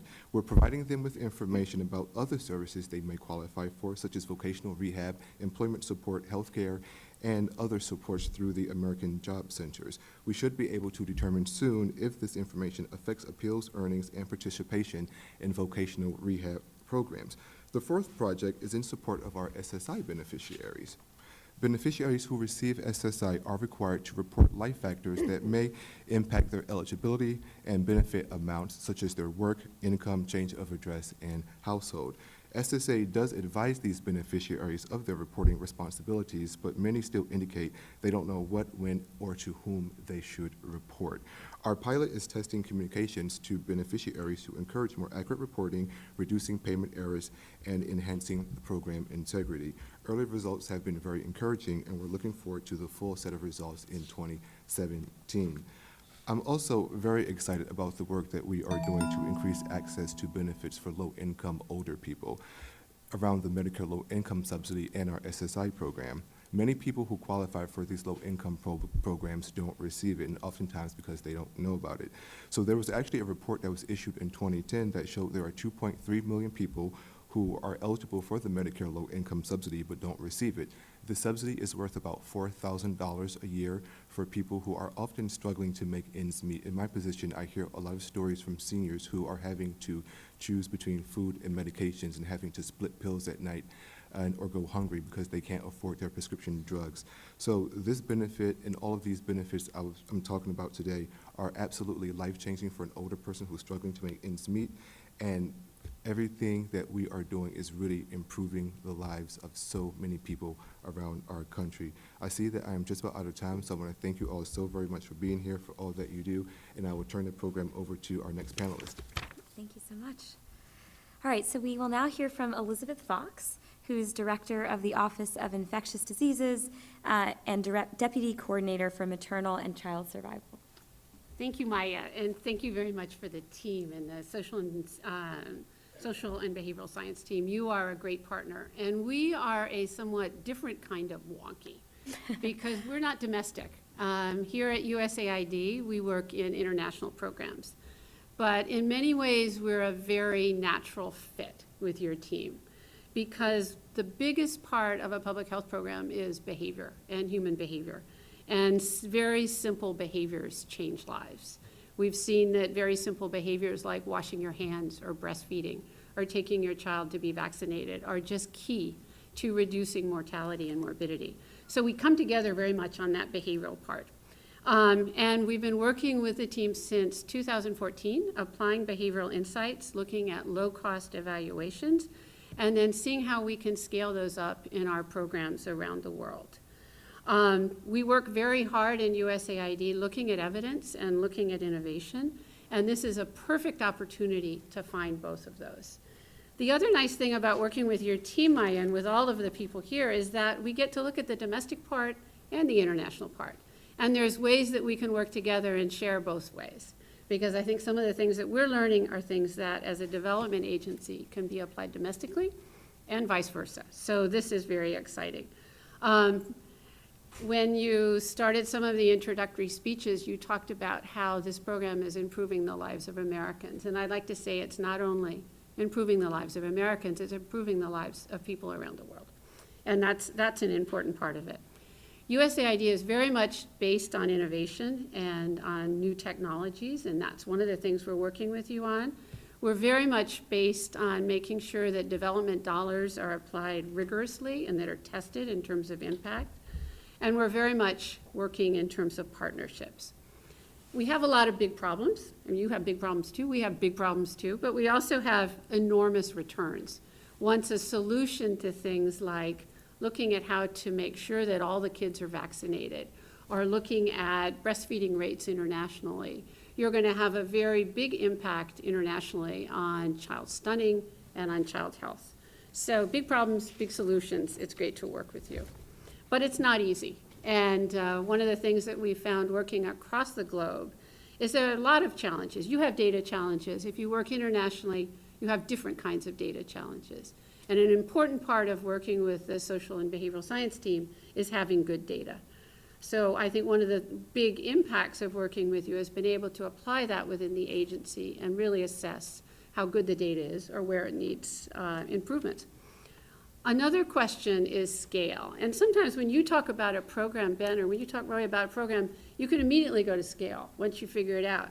When we find out something working with your team, we have to say, now how do we work with a foreign government or with another partner to take that to scale? So we're working within a program, but we're not the owners.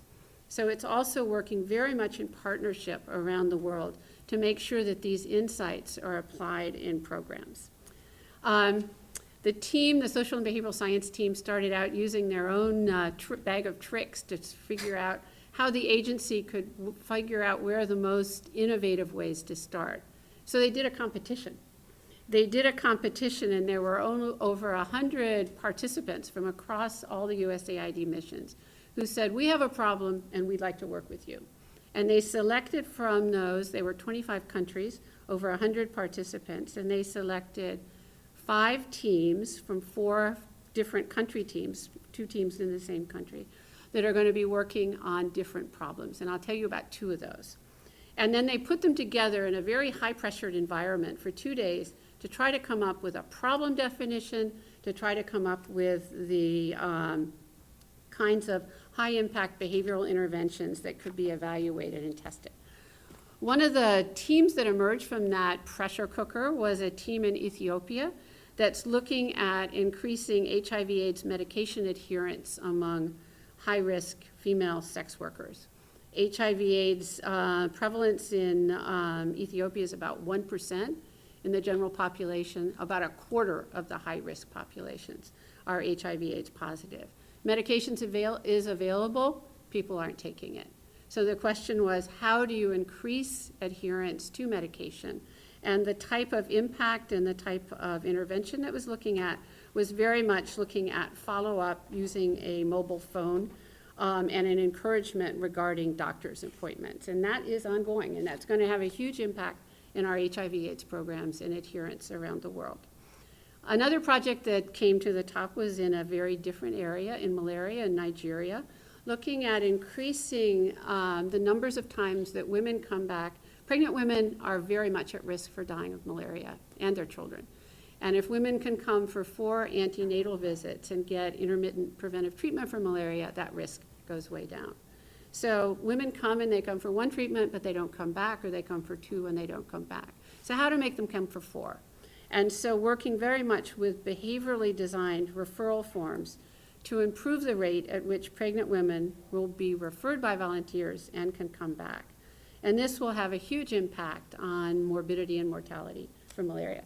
So thank you to the team. Thank you for working with us. Thank you for shaking out our shaky data and working with us on research designs that can be applied around.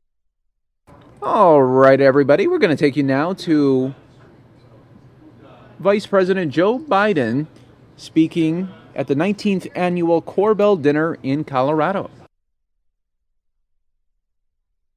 Had a deep, abiding interest in the Balkans. I'm that guy who pushed for lifting the arms embargo. I'm the guy that had that face-to-face confrontation with Slobodan Milosevic when he asked me what did I think of him. He spoke perfect English. I said, I think you're a war criminal. I'm going to spend the rest of my days trying to see you tried as one. Made me very popular. No. But Chris was there. Chris was in the Balkans and played a major role with Ambassador Holbrooke. I watched him. I watched his ability to exercise his judgment and diplomacy. And I mean that sincerely. It matters. All foreign policy is, in my humble opinion, for those of you who are foreign policy experts, I hope you're not offended, is all it is a logical extension of personal relationships with a lot less information to go on. I'm not being facetious. I'm being deadly earnest. Deadly earnest. I'm known for having said that all politics, Tip O'Neill made the phrase, all politics is local, a phrase used by everyone in public life. But the president kids me, and now I'm being quoted as having said, now I'm old enough to try to improve on Tip. He was a great friend. All politics is personal. It matters. You have to figure out, you don't have to like, you have to figure out what the other person's interest is. You got to figure out what their latitude is. You got to figure out what their intentions are. And Chris has done that more than better than most people that I've worked with. In Iraq, he not only knew the players, and it's a disparate group, a very disparate group, but he had relationships with all of them. They would occasionally call him to ask him to intervene with another local Iraqi leader, Sunni or Shia or Kurd. And so he's been a great gift to this country, and I mean that sincerely. I think one of the best bargains the American public gets are some of the incredible Foreign Service officers and ambassadors and diplomats that we have.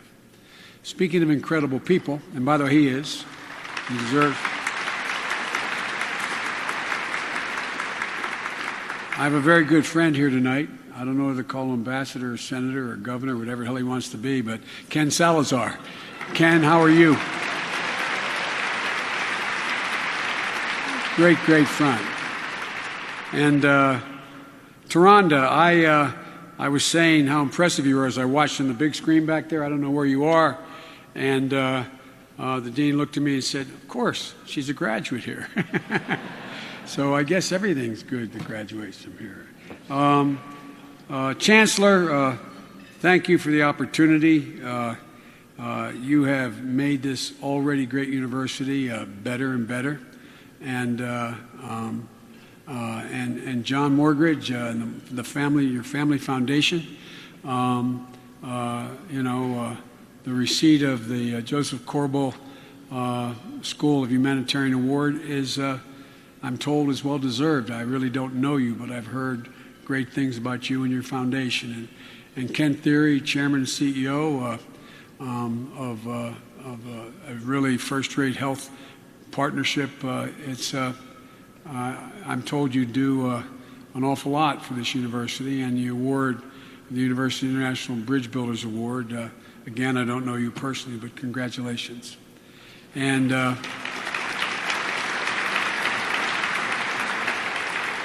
as I used to say in the Senate, where I spent a long time, if you excuse a point of personal privilege, I say to all the students in the watch party, wherever you are out there, if you hang around, I'd love to come and see you after the speech.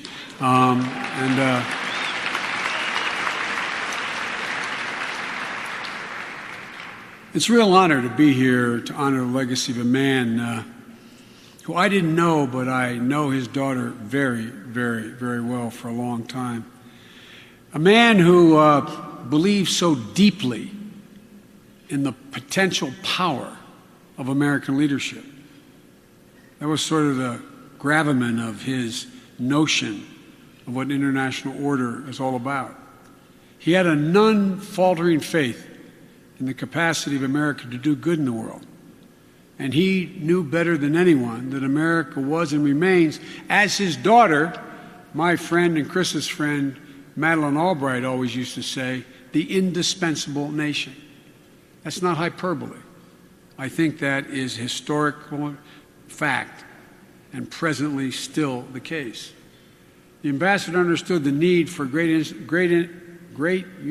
educational institutions like the University of Denver to continue to refresh and renew our commitment to these principles, especially now. Ladies and gentlemen, I'm an internationalist. Ambassador Hill is. We firmly believe in the overwhelming national interest of the United States remains that we remain deeply engaged in the world. You know, half of success is showing up.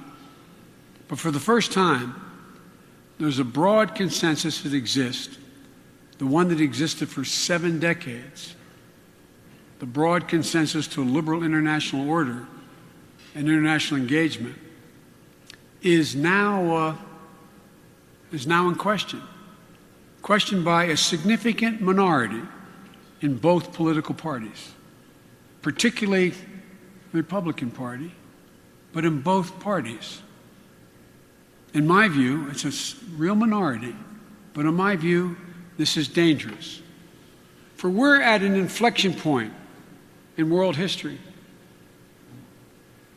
Not because of Barack Obama and Joe Biden or any other world leader, but because the world is changing so rapidly and drastically. I had a physics professor who once defined an inflection point as you're riding down the highway with both hands on the steering wheel at 60 miles an hour, and you abruptly turn 7, 10 degrees in one direction or another. You can never get back on the path you're on before. Ken and my colleagues in the Senate used to always kid me because I'm always quoting Irish poets. They think I do it because I'm Irish. That's not the reason. They're simply the best poets in the world. But there's a great line from William Butler Yeats's poem, Easter Sunday, 1916. The 100th anniversary was, I was in Ireland and was celebrated just 2 months ago. And he was trying to describe his Ireland after the First Rising. But the line he used better describes the world we're in today, in my view, than it did his Ireland in 1960. He said, and I mean this sincerely, he said, all's changed utterly. A terrible beauty has been born. In the last 15 years, all has changed in the world. Again, not because of any particular world leader. The massive tides of history are moving. I got in trouble for predicting that before we left office, the Middle East would be fundamentally erupting, not because of the Israelis and the Palestinians, but because the tides of history, authoritarian regimes, they cannot be sustained. Tom Friedman said it best, there is no nation from Tunisia to the Persian Gulf except two. The rest are tribes with flags. In the aftermath of the arbitrary lines drawn in World War I and World War II. Folks, everything we face is different than it was 15 years ago. I'm a product as a 29-year-old kid of the Cold War as a senator with all the old Cold War warriors that I ended up working with. We don't have 18,000 ICBMs added, new nuclear warheads aimed at us now. We have different threats. In a sense, less consequential, but more difficult to accommodate and deal with. The fear of the spread of weapons of mass destruction to non-state actors that respond to no constituency. Fundamental shift in energy resources in the world. In the last 10 years, think of the change. North America, Canada, the United States, and Mexico is now the epicenter of energy in the world. Not the Saudi Arabian Peninsula, not the Middle East, not Nigeria, North America. Fundamentally altering the landscape. Digitalization and globalization has had a profound impact on attitudes around the world, producing great winners and extraordinary losers. We can neither protect nor advance our interest by turning inward. The day the President and I were sworn in, before that day, we discussed in that interregnum period, putting together our cabinet, that the single most important job we had was to, as quickly as we could, restore respect for American leadership around the world. Think back to 2008. It's not a criticism of anybody, it's just a fact. American relationships around the world, even with our closest allies, were badly frayed. Our judgment, as well as our motives, were being called into question by friends and foes alike. According to the Gallup poll back then, the United States was ranked behind Germany, the European Union, China, only slightly ahead of Russia in terms of the most respected countries. Now we rank #1 as the most respected country in the world again. That data backs up what I see every time I travel abroad. Not because I'm important, just because the nature of my job is the last 3 decades. I've literally met every major world leader. Again, not because I'm important, just the nature of my job. Many of the world leaders I know now, they were legislators in their institutions when I knew them. I don't know one, not a one, who would not trade places in a heartbeat with the United States of America, friend and foe. American leadership is more respected and admired today than we take office, no matter what the critics try to make you believe. Just look at the numbers. As I said, I've traveled more than 1,300,000 miles since becoming vice president. Good thing the president said, if you want to be Secretary of State, tell me now. My wife said, it'd be better for the family if you're vice president because you won't travel as much. Whoa. But look, there's a lot of problems, man. As I said, the world is changing. It always takes governments, any government, time to catch up with fundamental change. We talked about the information age. It had already come and passed before government started to react to it. No, I'm not joking. It's not a criticism, it's an observation. But nations today, with all our troubles, are more willing to line up beside us and take on multiple global challenges that lie before us and the opportunities that are available to us. You've seen the historic Paris Agreement that the President negotiated on climate change, the 66-nation coalition to counter ISIL, the summit President Obama and I will be chairing next week at the United Nations. He's passing it off to me because he's passing it off to me at some point. It's a long time. There's a lot of heads of state that want to talk. That wasn't said very well, was it? But what the president's pulled together at the United Nations is a summit to address the refugee crisis and stabilize migration flows, which are destabilizing much of Europe. The steps we've taken through the Nuclear Security Summit to counter global proliferation, and so much more. Our ability to lead the world and rally nations to our side rests upon, and this is the point I want to make, particularly to students, on two basic pillars. One, the strength of our economy. Ladies and gentlemen, after that god-awful recession, we reestablished our standing as the strongest, most innovative, major economy in the world, the largest economy in the world. We led the global recovery. We rescued the financial system, stabilizing the economy. And I think it's important to add, when we did TARP and bailed out the banks, which was like petting snakes, I mean, the hardest vote any member of Congress ever had to make. I'm not joking. But we attached to it interest rates to pay back. The public made billions of dollars, and it all got paid back. But God, it was unpopular. We turned Wall Street back to the greatest allocator of capital in the history of the world from a casino,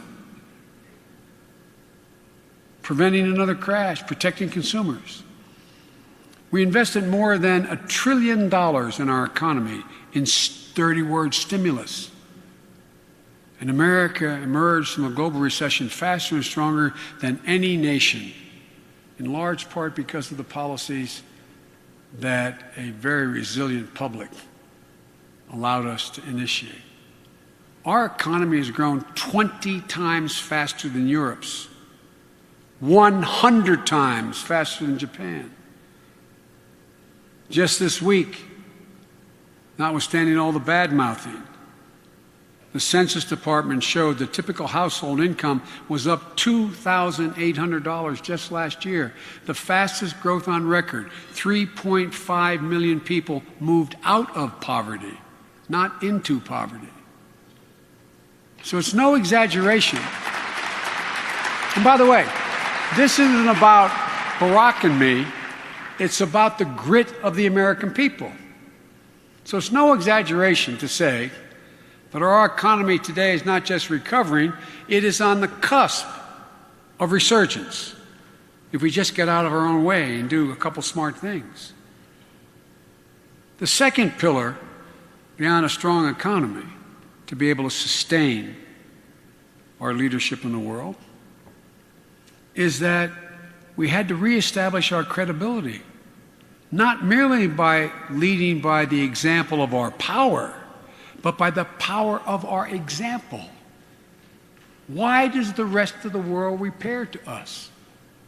Clearly, we are the strongest military in the history of the world. That is not hyperbole. That is not hyperbole. This is the finest, best trained military in the history of the world. But that's not why people respect us and race to come here. It's because of our value system. Matching our policy to what we say we value. Hillary and I talked about it when she was Secretary of State. We'd meet every Tuesday morning at my house for an hour. I was kiddingly referred to as the Obama whisperer. What did he mean when he said that to me? Because I'm the only one that knew everybody in the cabinet. I'm not being facetious, just because I've been around a long time. And everybody from the Department of Interior to Secretary of State knew, as my brother-in-law would say, I was not trying to cut their grass. I wasn't looking for any line authority. So I was able to work between groups, between the agencies. And we talk about it. The fact of the matter is, we really mean what we say, and people think we mean what we say when we say we hold these truths self-evident. That all men are created equal. Sounds corny. Endowed by their Creator with certain inalienable rights. That's what we are thought of. That is that shining city on the hill.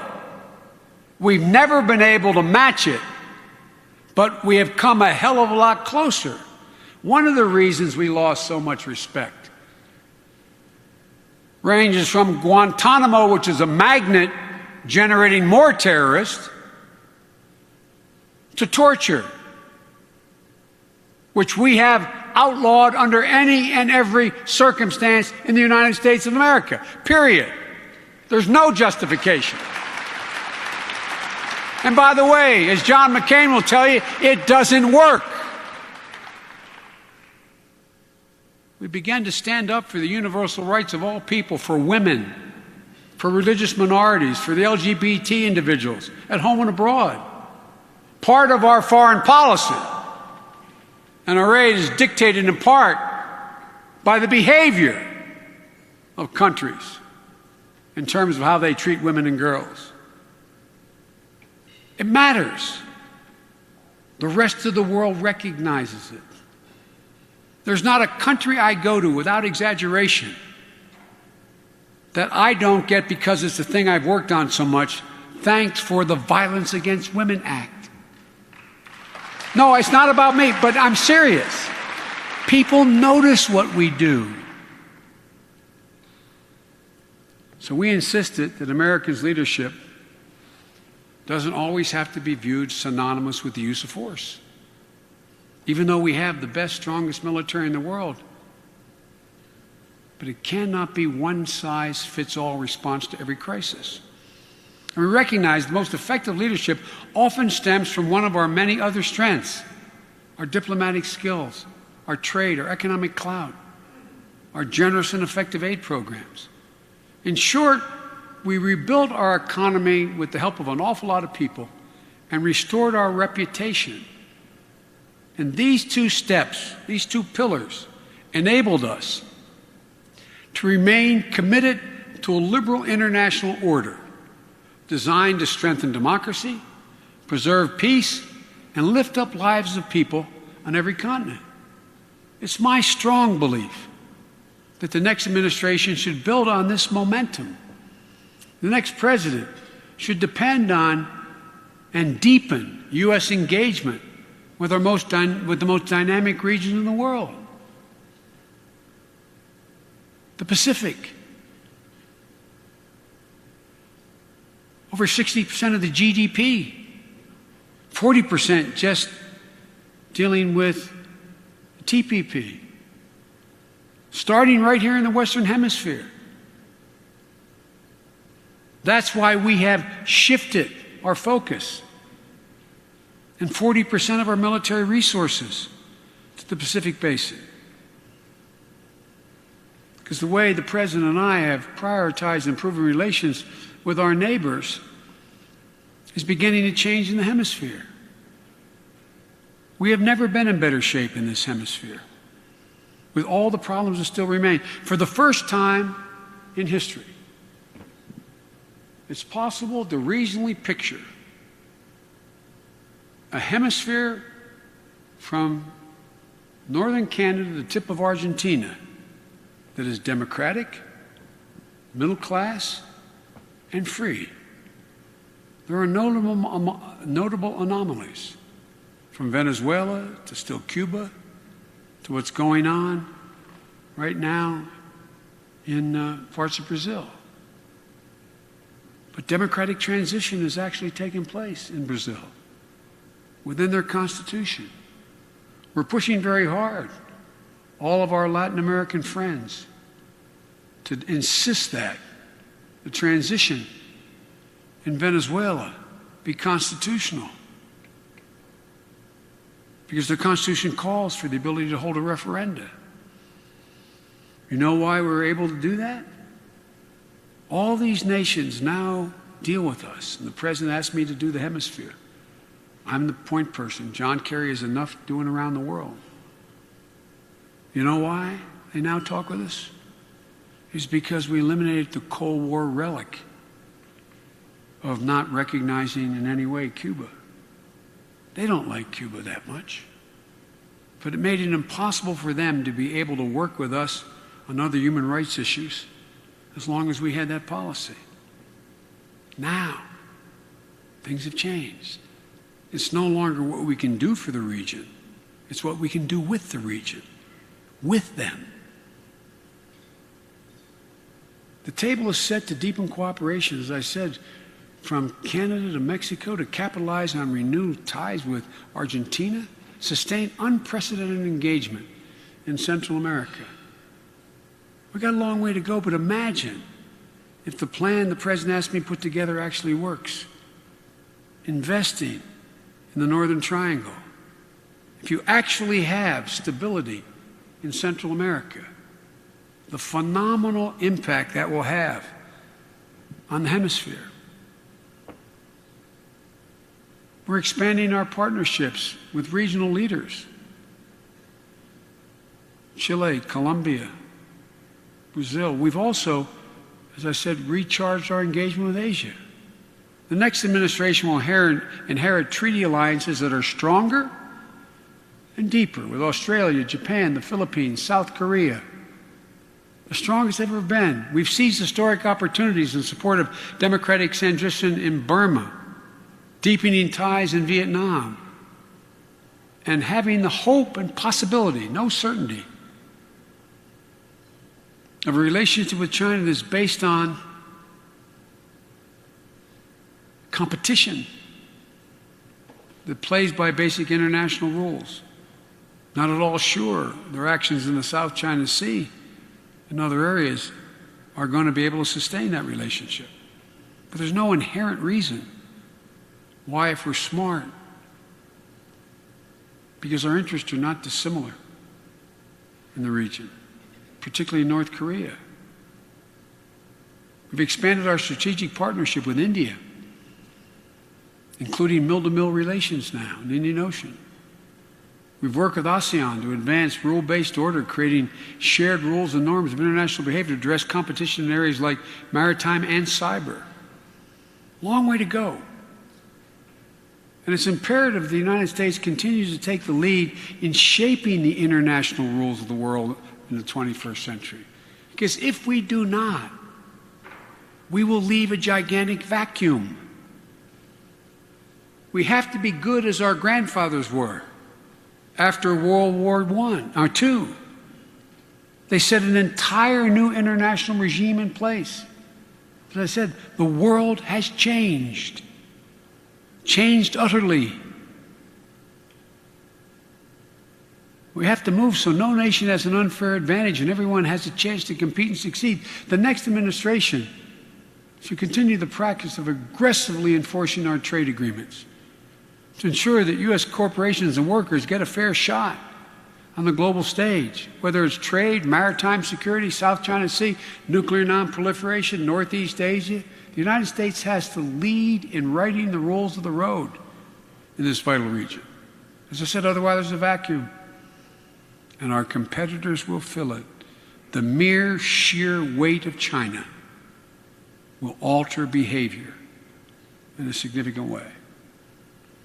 In nearly every part of the world, the United States contends with regional powers that have the enormous capacity to contribute to the international order or to undermine that international order. China, Russia, and Iran. We have to find the right balance to manage these relationships, working together where our interests overlap while maintaining strategic stability, but insisting if they wish to be part of the international order, they have to abide by the international rules of the road.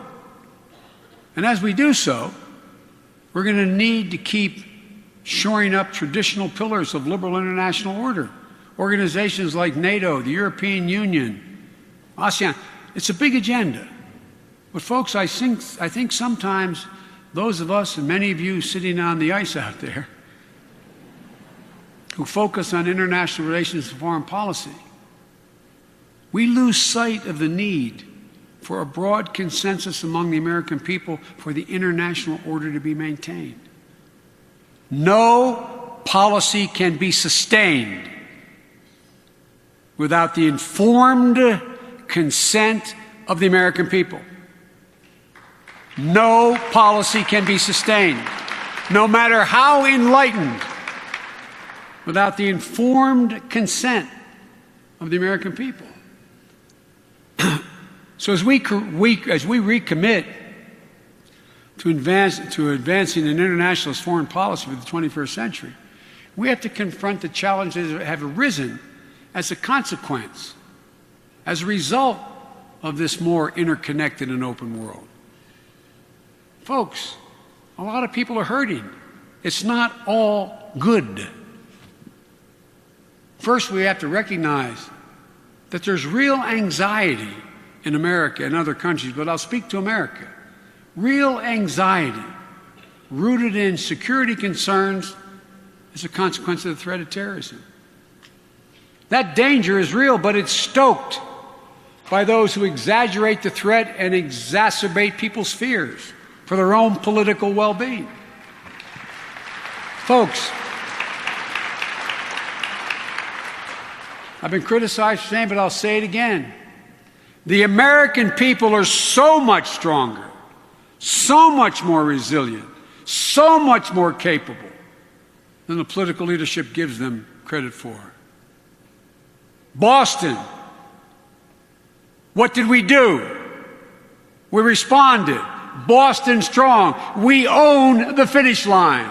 The people responded to every single crisis we have faced. What has happened? The people of that region have sucked it up, gotten stronger, not abandoned what they know the purpose of terror is: to change our system, to change our way of life. President Obama has never hesitated to use force to defend American people when necessary.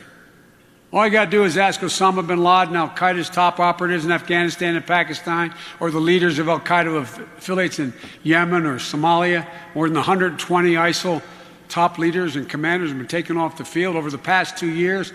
In Iraq and Syria, ISIL has lost 50% of the territory it once held 3 years ago in Iraq, 20% of the territory in Syria, and it's going to be over in terms of anything remotely approaching a caliphate.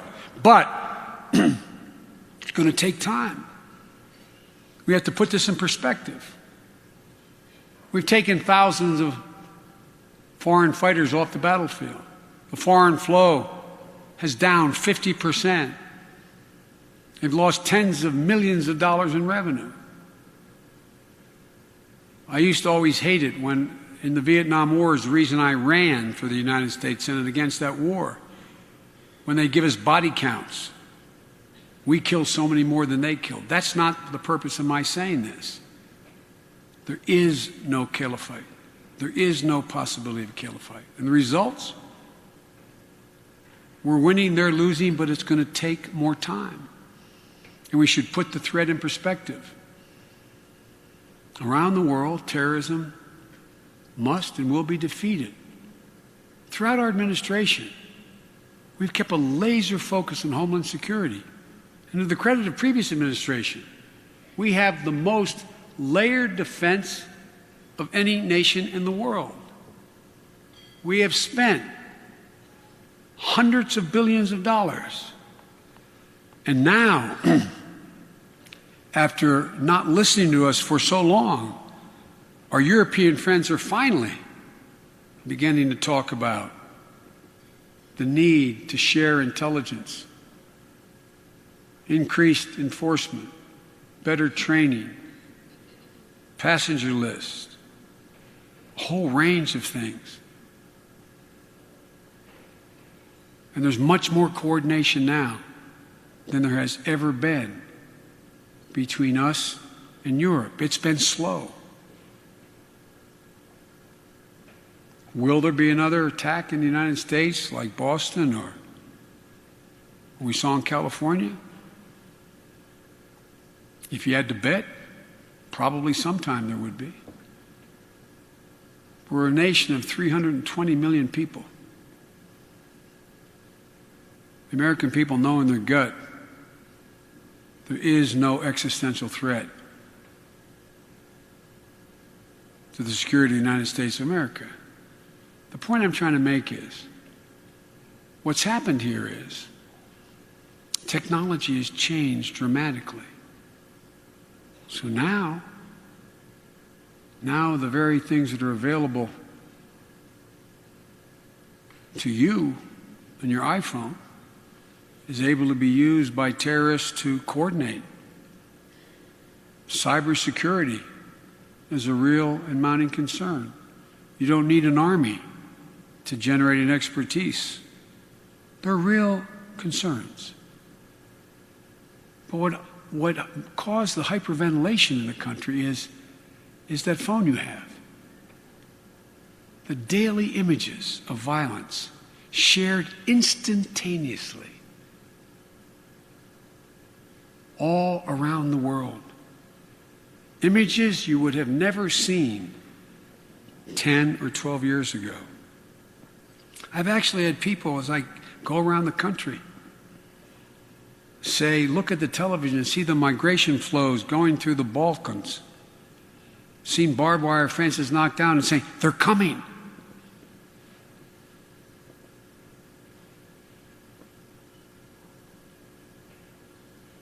This has fostered a feeling of lack of control,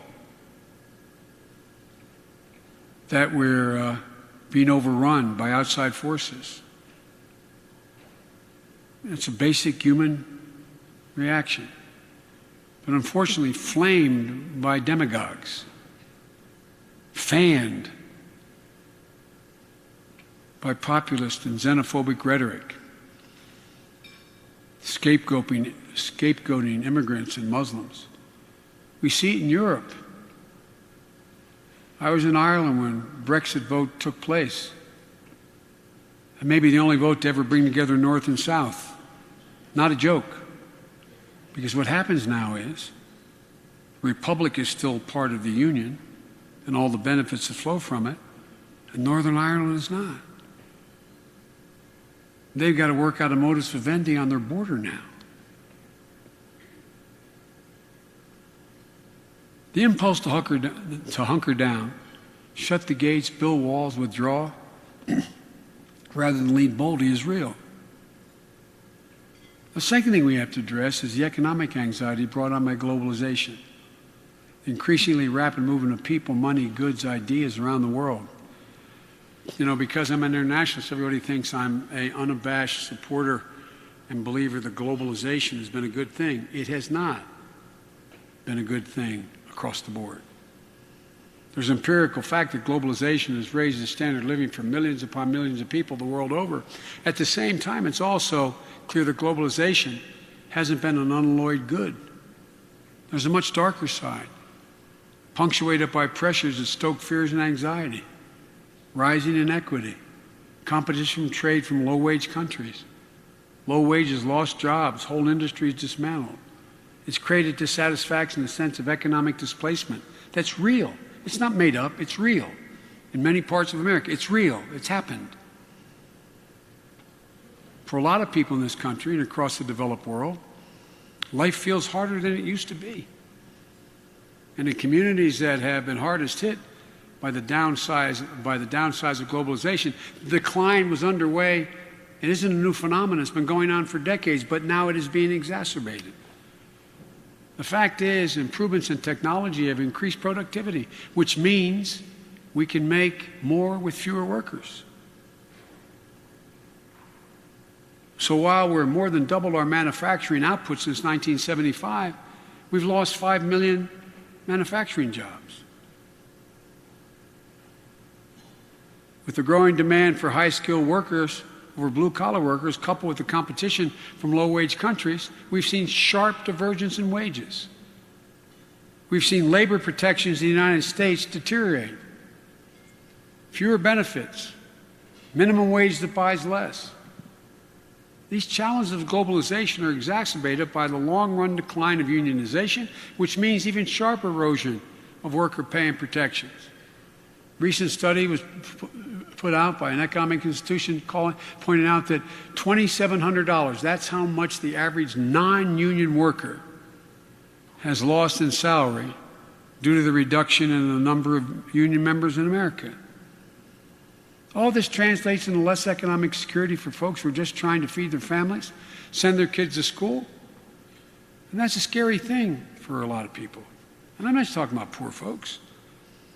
I'm talking about families where the husband and wife both work, they're making $100,000 a year. They live in Denver, they got 3 kids, and it's not easy.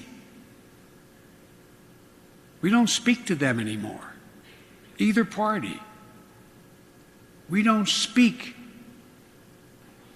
to those folks making between $60,000 and $110,000. An awful lot of people from the kinds of places where I grew up feel like the basic American bargain has been broken. There was a bipartisan ideal that existed since the late 30s, early 40s. It was a basic bargain. Both parties supported it. If you contributed to the profitability or productivity of the enterprise with whom you worked, you got to share in the benefits. If you worked hard and got ahead, played by the rules, you'd be okay. My dad was one of those guys in the 50s that had to leave Scranton. There was no good work. He left us with our grandparents. I remember coming up, he made the longest, I think the longest walk any parent can make up the short flight of stairs to tell their kids, honey, we can't live in the house anymore. You can't go back to St. Paul's. You can't play in that Little League team. Daddy doesn't have a job. We can't keep the house. I remember him sitting on the edge of the bed when I was going to 4th grade. He's enjoying it and moved down to Wilmington. There's good jobs down there. Uncle Frank is. And honey, when I get a good job, I'm going to come home and get you, Mom, and your brother and sister. And everything's going to be okay. He looked at me and he really believed. He knew everything would be okay because it was his basic bargain. But look what's happened in the consequence of the Great Recession. An awful lot of those middle-class people lost their retirement savings and their home in the recession, and they never missed a mortgage payment. 2 cockamamie mortgages, Brown's turning the lawn's turning brown next door to them, never missed a mortgage payment, and they're underwater. So as the markets come back, we've generated $31 trillion in wealth since we went down. There's no cabal. It's not rich folks trying to hurt poor folks. The market went from 6,000 to 18,000. They're not in the market anymore. Housing prices came back. They don't own a house. And globalization exacerbates that in their minds. They don't see a path to prosperity for the kids. They feel left behind. And I know some of you are thinking, I thought Biden came here for a dinner at a school of international affairs. Why in the hell is he talking so much about these domestic issues? But in a globalized world, there is no bright line between foreign and domestic policy. What happens at home impacts on our capacity to have the support of the population to remain engaged in the world. As I said before, you need the informed consent of the governed. To push back against the forces of isolationism, you have to first acknowledge that many of the fears and insecurities driving people the other way, they're real. This is a key challenge for the students in the other room that are earning their degrees from the Corbell School today. You're going to have to grapple with it throughout your careers.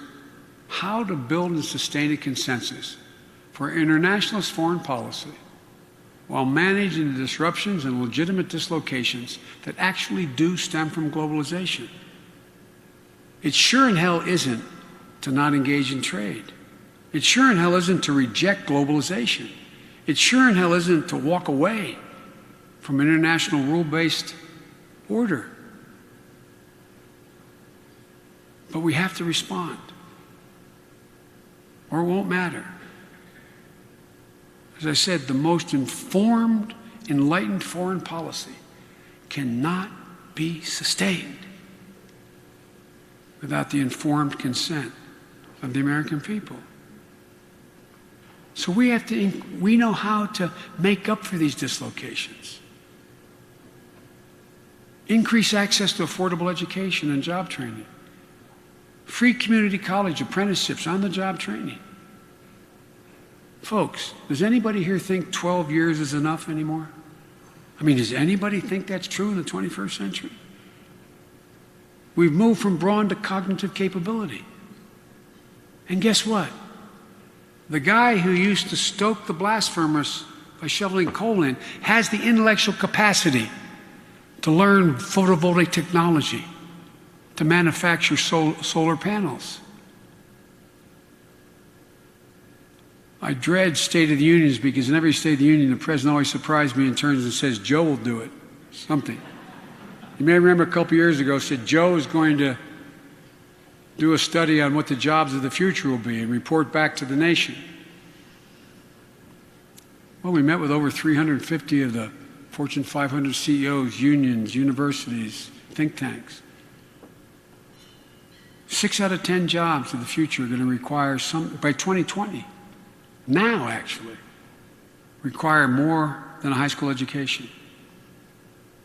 But not all require a doctorate or a 4-year degree or even a 2-year degree. We need 1,200,000 IT workers by 2020. We need 500,000 right now. And yet, fewer than 5% of the schools in America allow coding to count as a science in your school. Think about that. There's an outfit called IT Global. Some of you may know it well. When you want an IT worker, you look for them for placement. Detroit was on the balls of its heels, actually bankrupt. One of the things that happened was there was a great excess of a middle-class bureaucracy that actually turned the water on, made the street lights go on and off, handled the tax department, ran the city. And so as Detroit was coming out of bankruptcy, they realized they needed 1,000 IT workers right away. So Global IT came in, and I think it was a 15-week program, and they went into the hood. Black neighborhoods. The first class of, I think it was 54, don't hold me to that, people they happened to be all women. It was more coincidence than intention. Ages 24 to 54. No one with more than a high school degree, a third to a half with GDs. After 14 weeks of learning how to code, every single woman had a job Lowest paying job starting $54,000, the highest paying $102,000. By the way, it's not rocket science. We need 565,000 registered nurses now. Average salary, $65,000 a year. And you do not need a 4-year degree. We need 47,000 skilled welders now. Average starting salary, $38,000 a year. I could go on down the list. This is within our wheelhouse. That's why we took $8 billion a year tax dollars. Went to community colleges and partners with business like you do in this community college here, not this college, in the community college here in Denver. And said, what do you need? They said, we need this skill. I said, come into the community college, bring your people in, tell us what the curricula should be. We'll train them. We have to guarantee protection of workers again, adequate overtime. Any of you women or men in business who decide to reclassify someone so you don't have to pay overtime, shame on you. We've just changed the regulation. You can't do that no more. But by the way, it matters. It matters to people. Paid leave. It's in the national interest. It's in the interest of productivity within your own corporation. Sufficient minimum wage, workplace protections, a voice found in unionization and collective bargaining. Because the squeeze on workers is rooted in a labor market that doesn't always give workers a fair shot. And folks, one of the things that has puzzled me is there used to be an overwhelming consensus on the need to modernize our infrastructure, led by my Republican colleagues when I was in the Senate. We now rank 27th in the world in transportation infrastructure. 27th. People need to be able to reliably able to afford to get to their jobs. We need, and by the way, it presents a virtuous cycle. These are good paying jobs. When they get paid, they go out and they go to the movie theater, get their hair cut more often, buy a new car, go to the restaurant. It infuses. And guess what? You're not hearing about outsourcing now. It's insourcing. 54% of the companies invested in China asked by Cambridge Research what their intentions are this year. They do this survey every year. 54% said they plan on coming home. I spoke to A.T. Kearney last night. It's the Smithsonian. They put out a report every year. They asked the 300 largest industrialists in the world, where is the best place in the world to invest? By a margin larger than any time in history. I think it's 19 years they've been doing it. The rest of the world says the United States of America. We need a resilient energy network. It cost us $102 billion a year shut down the networks. Superstorms. You're in the middle of the country, but most of the population lives on the coast. Most of the energy plants are at sea level. They flood. They go out. To modernize that infrastructure, we have tens of thousands of miles of gas pipelines, most of which were laid in the 50s, that for safety reasons alone have to be replaced or repaired. I took a bunch of my Republican colleagues and friends, because I wanted them to see it, down to Panama to see the eighth wonder of the world, the two new locks. They're astounding. They accommodate ships that are wider and longer, carry twice as much freight at 40% the cost. Yet we only have 3 ports from Houston to Maine that can accommodate them. What are we doing? American competitiveness depends critically upon infrastructure. You businessmen, when you decided to put a plant, even a service industry, in anywhere here in Denver or in the suburbs, what'd you ask? Where's the nearest access to Interstate Highway? Is there a railhead? What's the water supply like? What is reliability of the energy source? What type of energy is available? In addition to, what kind of tax break can you give me? We don't modernize infrastructure, we're going to be talking about outsourcing again. We need a progressive, efficient tax code that eliminates wasteful tax expenditures and grows the economy. This is not Joe Biden, the liberal Democrat, talking. When Ronald Reagan was president, there were close to $800 billion worth of tax expenditures per year. And what's the rationale for tax expenditure? It promotes what society thinks is a social good, or it rewards risk, because you want people to take risk for productivity and change, or it generates additional productivity. You know how many tax expenditures are in the code today per year? $1.2 trillion.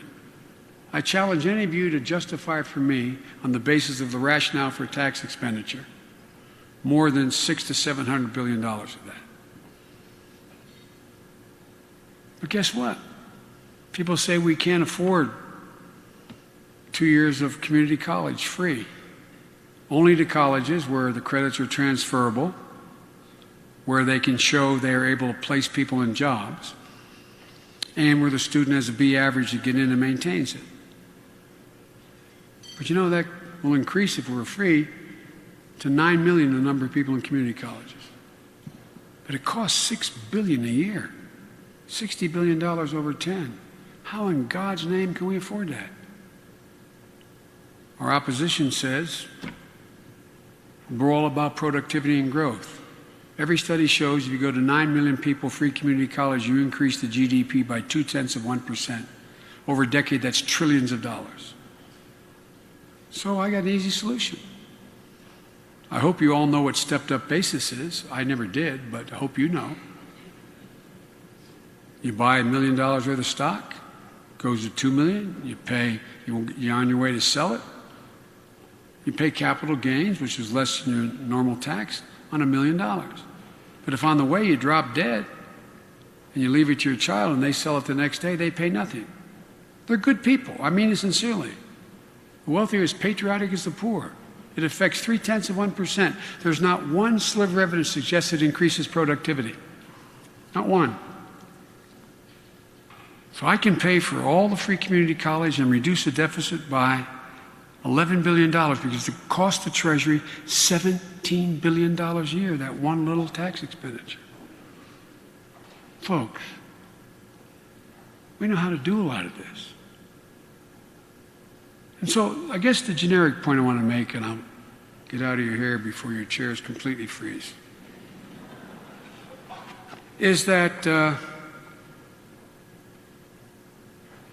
it's important that we understand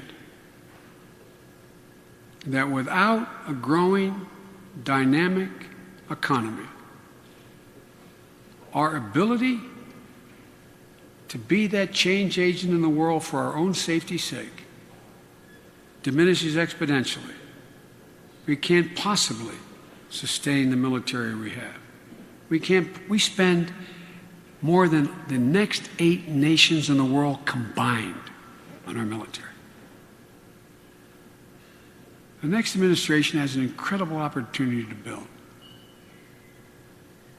And the students who are at this great institution have to understand that in order to sustain what we know we need, a refinement of the global economic system and continued full-bore engagement of the United States in the world affairs, we can't do it unless the people at home think they benefit from it and they're safer because of it.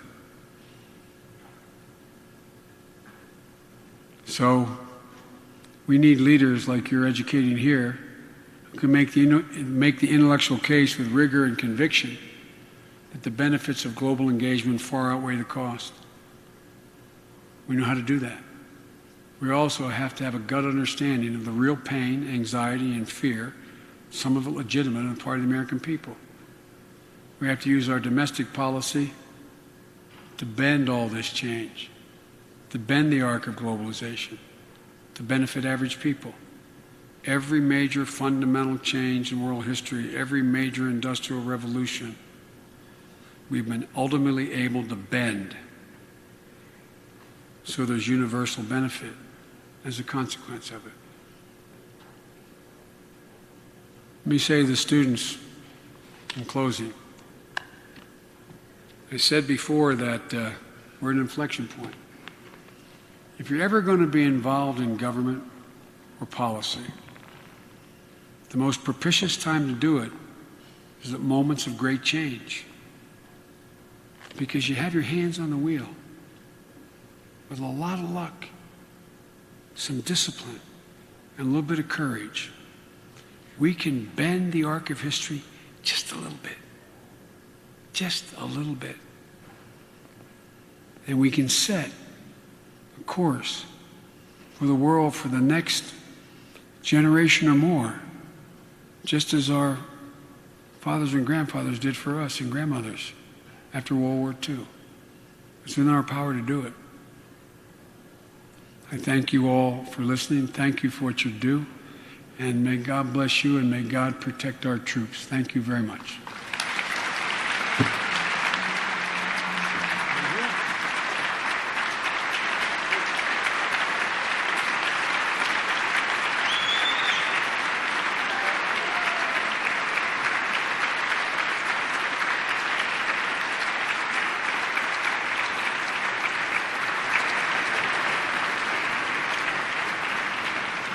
We're going to resume in about 10 minutes, so please enjoy your dessert and coffee. We'll restart the program about 10 minutes.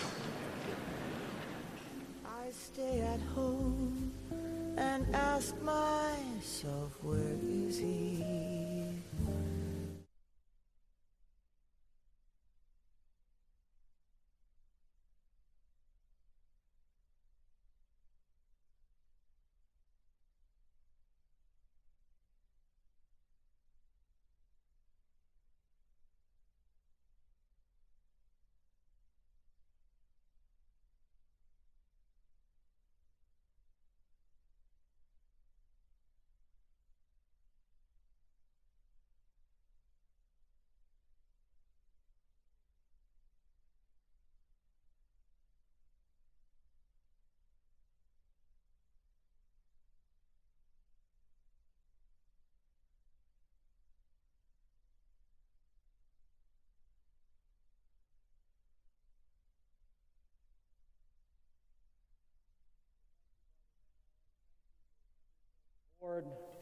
Honored guests, fellows on at the head table, it is a great, great honor for this small town boy to be in the Big Apple and to introduce today the next President of the United States of America.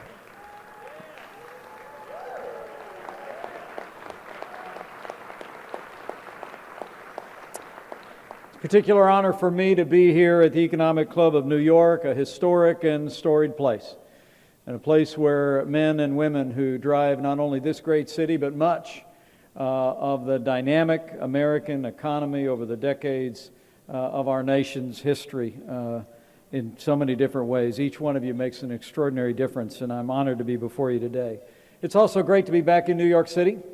I've been on the campaign trail now for the last couple of months. This is my first time back since I accepted my running mate's invitation to run and serve as the next Vice President of the United States of America.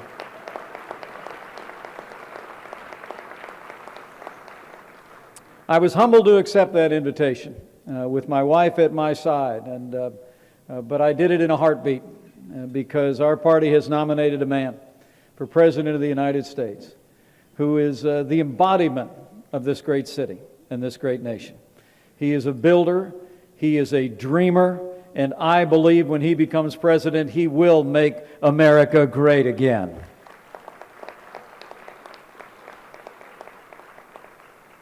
You know, we find ourselves on this day in the middle of September 2016 in the midst of the weakest economic recovery since the Great Recession. And at this historic forum, the Republican nominee for President of the United States will do what so many other American leaders have done from this very podium. He will take this moment to outline a new economic vision, a vision to make this country great and strong and prosperous again. And it is truly my privilege to introduce him today. You know, you all know him well here in New York City. I've just gotten to know him over the last few months.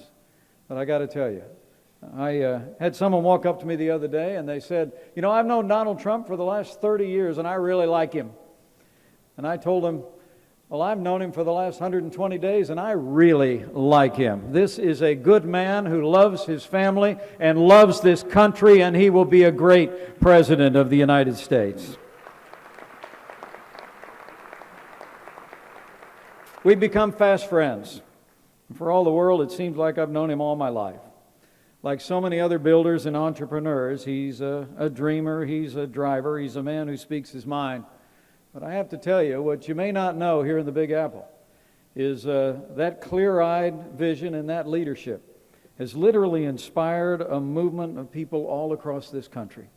I was in Scranton, Pennsylvania last night. He was in Ohio. Everywhere I go, campaigning with Donald Trump or for Donald Trump, I see firsthand that he has given voice to the aspirations and the frustrations of the American people like no other president in my lifetime since Ronald Reagan. I think the key is that Donald Trump has never forgotten the men and women who built this country. Men and women who work with their hands, who grow our food, who build our roads and bridges and protect our families. And they know it. And this is a challenging time for working families all across this country. The truth of the matter is, as I stand before you today, not only are we in the midst of the weakest economic recovery since the Great Depression, but we also have an economy that in the last quarter only grew by 1.1%. We have the lowest labor participation rate since the 1970s. And most heartbreaking of all, from 7.5 years ago to today, there's nearly 7 million more Americans living in poverty than there were in 2009. You know, for all the world, these days remind many of us of the 1970s. Then, as now, we had one candidate who spoke of a national malaise and of accepting a status quo. And then there was another candidate who spoke with confidence of a boundless American future, and the American people chose that optimistic future, and I believe they will again. You know, the other party tells us this is the best that we can do, but the American people know better. It's nowhere near the best that we can do. It's just the best they can do. And when Donald Trump becomes president of the United States of America, we're going to get this economy moving again for every city and every town and every state in the nation.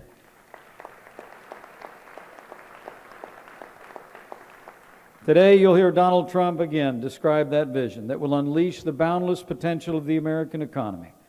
An American economy that will be driven by empowering working families and businesses large and small, encouraging entrepreneurs to invest, to build, and to grow and to produce right here in America again. And so let me say, it is a joy for me. It is a privilege for me.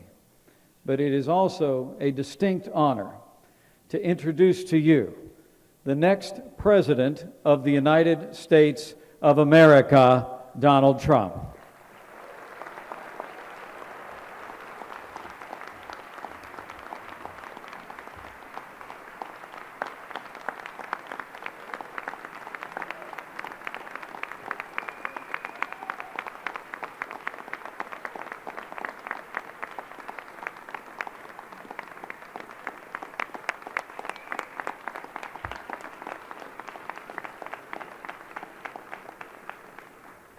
Well, thank you very much, ladies and gentlemen. It's a great honor to be with you, and we had some really incredible things happen today. The Polls are coming out. We're leading in so many polls, I can't tell you, I don't know where to begin. But that's a good feeling. And we are, I guess CNN just came out. We're leading nationwide with CNN. We're leading in Ohio. And we're leading just, I think it just came out, we're leading in North Carolina, Florida. We're leading, and we're having a lot of fun. We're having a lot of fun on the campaign and on the trail. I just wanted to say that, and it's always a lot of fun when you come up and the people don't have the teleprompter working, but that's okay. Lucky I brought some notes. But today I do want to outline a plan for American economic revival. And it's a bold and ambitious and forward-looking plan to massively increase jobs, wages, income, and opportunities for the people of our country. Great people of our country, I will tell you. My plan will embrace the truth that people flourish under a minimum government burden and will tap into the incredible unrealized potential of our workers and their dreams. Right now, 92 million Americans are on the sideline outside of the workforce, and they're not a part of our economy. It's a silent nation of jobless Americans. And look no further, and I mean no further. All you have to do is look at Flint, where I spent a lot of time, the city of Flint, and what a disaster has taken place. The jobs have been stripped from the community, and its infrastructure has totally collapsed. In 1970, there were more than 80,000 people in Flint working for General Motors. Today, it's less than $8,000. We have 8,000 people, and that's going down, and they're making very, very little. And people are trying to go down to that $8,000 mark. What we're doing is Ford has announced just yesterday that they're moving their small car production facilities to Mexico. And I've been talking about this a long while, and I think that's maybe one of the reasons that we're doing so well in Ohio and Michigan and lots of other places where cars and parts are involved. But to think that Ford is moving its small car division is a disgrace. It's disgraceful. It's disgraceful that our politicians allow them to get away with it. It really is. It used to be cars were made in Flint, and you couldn't drink the water in Mexico. Now, cars are made in Mexico, and you can't drink the water in Flint.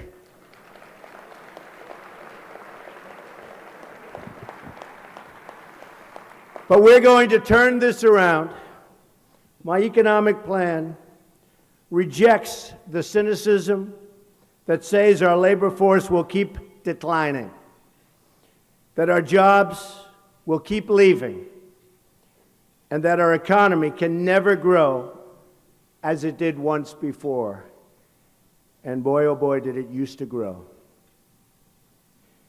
We reject the pessimism that says our standard of living can no longer rise, and that's all there is really left to divide, because frankly, we're looking at an economy now of no growth and redistribution of wealth, and that's not going to work. Everything that is broken today can be fixed, and every failure can be turned into a truly great success.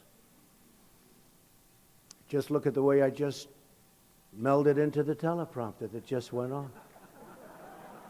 Who else could have pulled that off, okay? Who else? Jobs can stop leaving our country, and they will just absolutely start pouring in. Can happen. Failing schools can become flourishing schools. Crumbling roads and bridges can become gleaming new infrastructure. Inner cities can experience a flood of new jobs and investment, and rising crime can give way to safe and prosperous communities. All of these things and so much more are possible.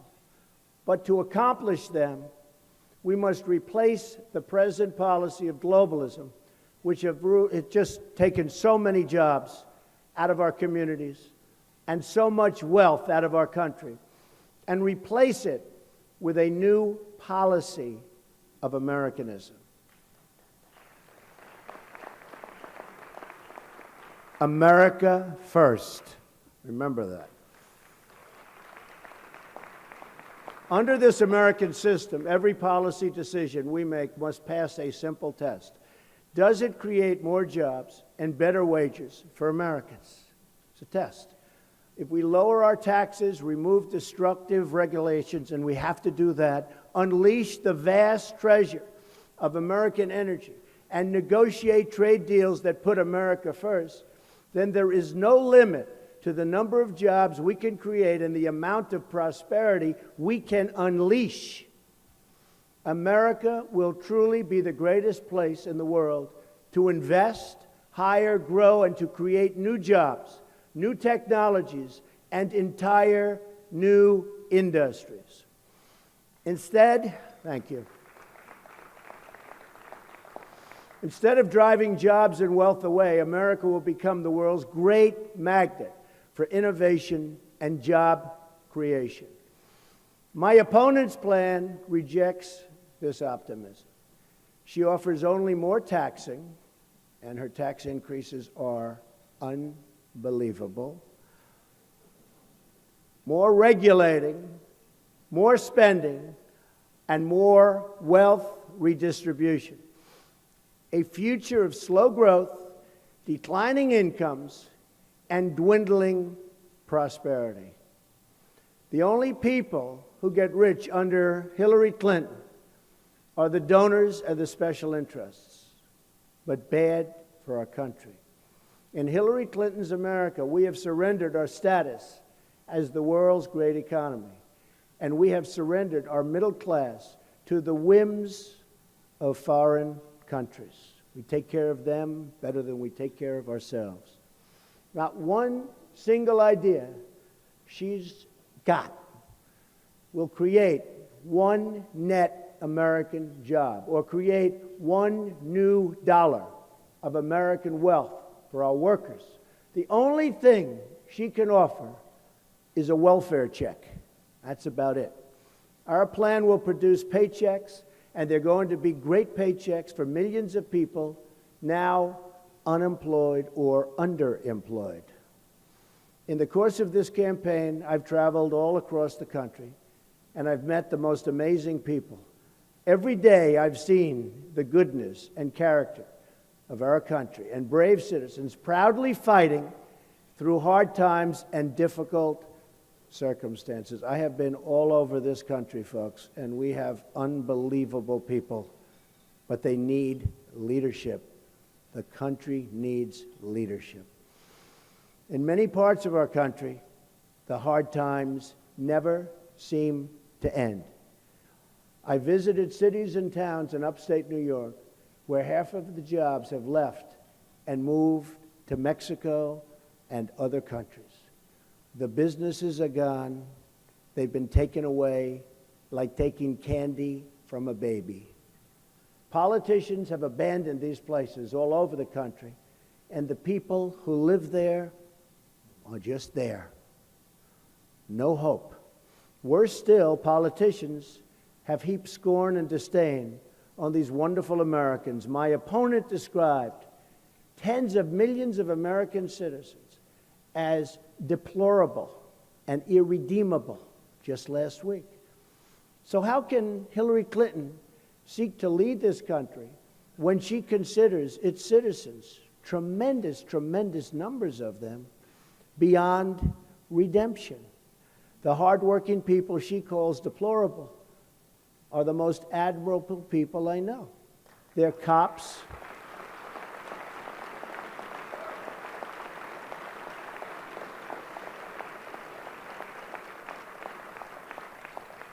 They're cops and soldiers, teachers and firefighters, young and old, moms and dads, blacks and whites, Latinos. Above all, everything else. They're Americans. Some are rich Americans, some are poor Americans. They're Americans. They love their families, they love their country, and they want a better future. These are the forgotten men and women of our country, and they have been forgotten. People who work hard but don't have a voice. I'm running to be their voice.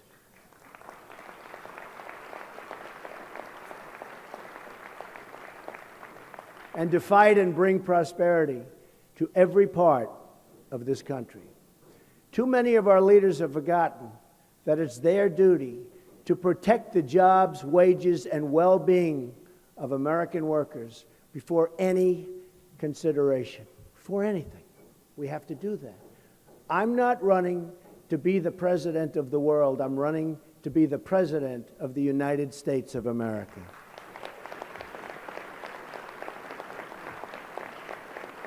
And as your president, I will fight for every last American job and every American company, which really a lot of companies in this room, I can tell you. We're going to be fighting for you because you're bringing the jobs. We're a nation that tamed the West, dug out the Panama Canal, and won 2 world wars and put a man on the moon. It's time to start thinking big once again. That's why I believe it's time to establish a national goal of reaching 4% economic growth.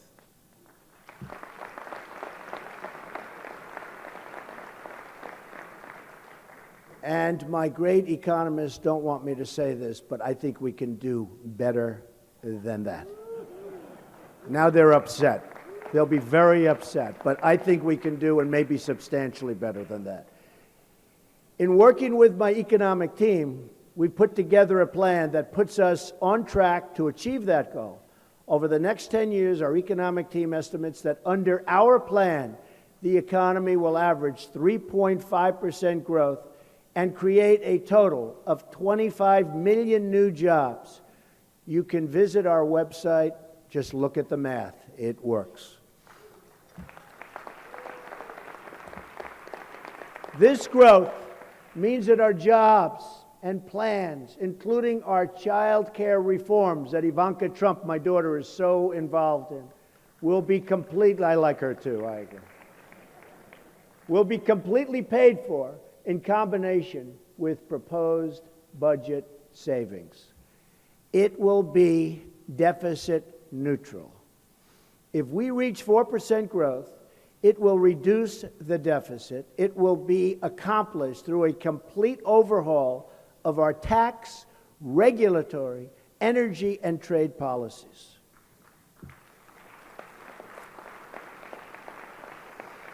Right now, under the Obama-Clinton policies, the economy grew only 1.1% last quarter, a number that was shocking to people that do this professionally and for life. It translates into millions of lost jobs, and certainly millions of lost good jobs, because we don't have good jobs anymore. Those jobs are gone and going. This is the weakest so-called recovery since the Great Depression. Over the last 7 years, the economy grew only 2.1%, the slowest period in 70 years. Had the economy grown under Obama at the same rate as Reagan, it would have meant 10 million more jobs. Perhaps most shockingly, 1 in 6 men aged 18 to 34 are either in jail or out of work. Meanwhile, another 2 million Hispanic Americans have been added to the ranks of those in poverty. On top of it all, the Obama-Clinton policies have doubled the national debt. It took more than 230 years for the United States to accumulate its first $10 trillion in debt. It took President Obama less than 8 years to add another $10 trillion.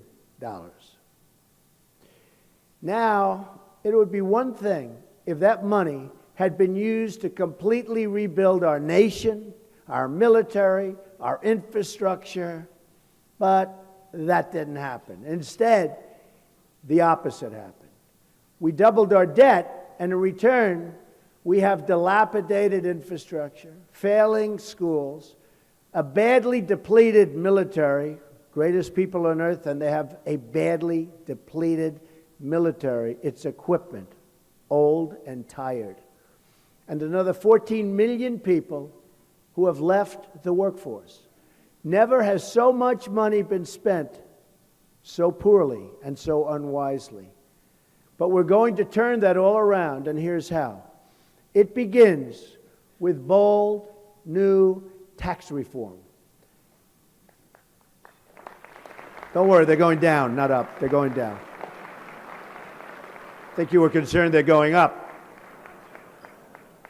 As outlined in Detroit, our tax plan will greatly simplify the code and reduce the number of brackets from 7 to 3.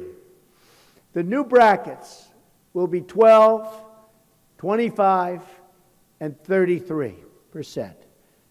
But low-income Americans will pay no income tax at all. In fact, our plan will remove millions and millions of workers from the income tax roll entirely, so that all of that work that we do in Washington can be discontinued. They'll pay tax. They'll pay tax, but they'll pay tax when they start making a certain amount of income. By lowering rates, streamlining deductions, and simplifying the process, we will add millions and millions of new jobs. In addition, because we have strongly capped deductions for the wealthy and closed special interest loopholes, the tax relief will be concentrated on the working and middle-class taxpayer. They will receive the biggest benefit, and it won't even be close. They have been forgotten. We are not going to forget them. They have built our country. We will not forget. This is a working, thank you. This is a working and middle-class tax relief proposal. The tax relief for these workers will be expanded by my child care proposals that I have worked on with my daughter Ivanka. These proposals are central and a very, very powerful central element of our comprehensive tax reform and economic growth plan. Families will be able to fully deduct the average cost of child care from their taxes, including stay-at-home parents. Because this deduction is capped, it will be disproportionately and it will benefit working and middle-class families. Got to take care of our middle-class families. The less you make, the larger a share of your income you can exclude from taxation. Parents will also be able to enroll a tax-free dependent care savings account for their children or elderly relatives. Low-income households will benefit from both an expanded earned income tax credit in the form of child care rebates and a matching $500 contribution for their savings account. A married couple earning $50,000 per year with 2 children and $8,000 in child care expenses will save 35% from their current tax bill. That's a tremendous saving. And they'll have a better life. A married couple earning $75,000 per year with 2 children and $10,000 in child care, expenses will receive a 30% reduction in their tax bill from what they're paying right now. By contrast, someone earning $5 million, like the people in this room, will receive virtually no change in their tax bill at all. One of our greatest job creation measures is going to be our 15% business tax rate, down from the current 35% rate, a reduction of more than 40%.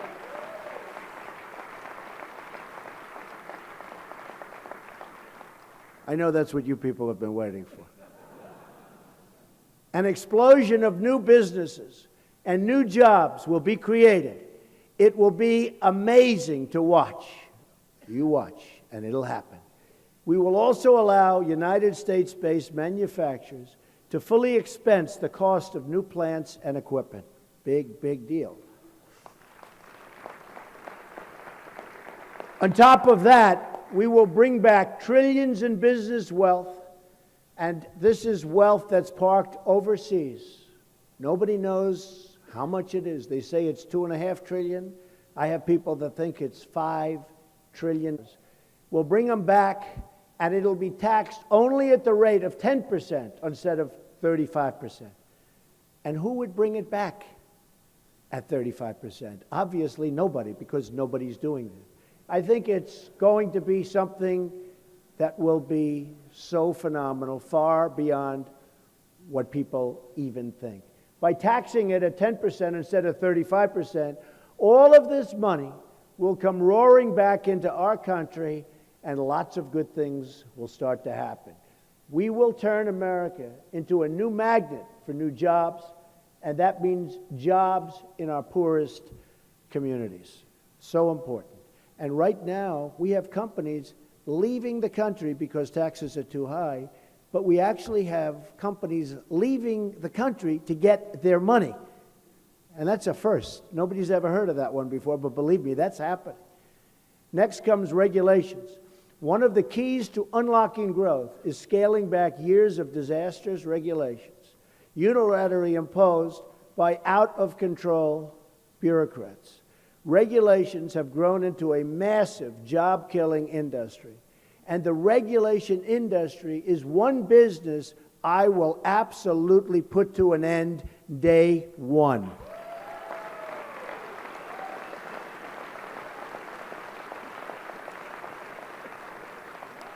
In 2015 alone, federal agencies issued over 3,300 final rules and regulations, up from 2,400 the prior year. Every year, over-regulation costs our economy $2 trillion a year and reduces household wealth by almost $15,000. I proposed a moratorium on new federal regulations that are not compelled by Congress or public safety, and I will eliminate all needless and job-killing regulations now on the books, and there are plenty of them.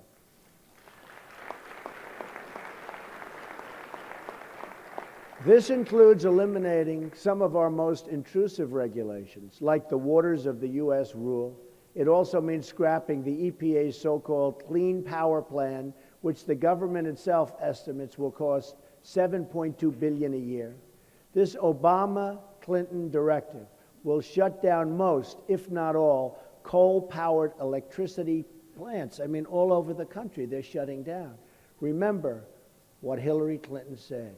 She wants to shut down the miners, just like she wants to shut down the steel mills and shut down the steel workers, and we're not going to let it happen. We're going to put our great miners and our steel workers back to work. Energy reform is central to our plan as well. According to Heritage Foundation, by 2030, President Obama's energy restrictions will eliminate another 500,000 manufacturing jobs, reduce economic output by $2.5 trillion, and reduce incomes by $7,000 per person. And today you have workers, and I see them all the time, and I meet them all the time, and they're part of this massive group of people that have just come onto this movement. But you have workers making less money today than they made 18 years ago in real wages. They're working much harder, oftentimes because of the disastrous Obamacare that we're going to repeal and replace. Oftentimes they're working 2 jobs. So they're working harder, they're older, and they're making less. It's like me. I'm working harder than I've ever worked also. But these are minor. Nobody cares about that. That's something. Who cares about that? Hillary Clinton wants to go even further, and her plan could cost the economy $5 trillion. A Trump administration will lift restrictions on all sources of American energy production. According to the Institute for American Energy Resources, this will increase the GDP by more than $100 billion annually. Add over 500,000 new jobs annually. Increase annual wages by more than $30 billion over the next 7 years. Increase federal, state, local tax revenues by almost $6 trillion over 4 decades. Increase total economic activity by more than $20 trillion over a 40-year period.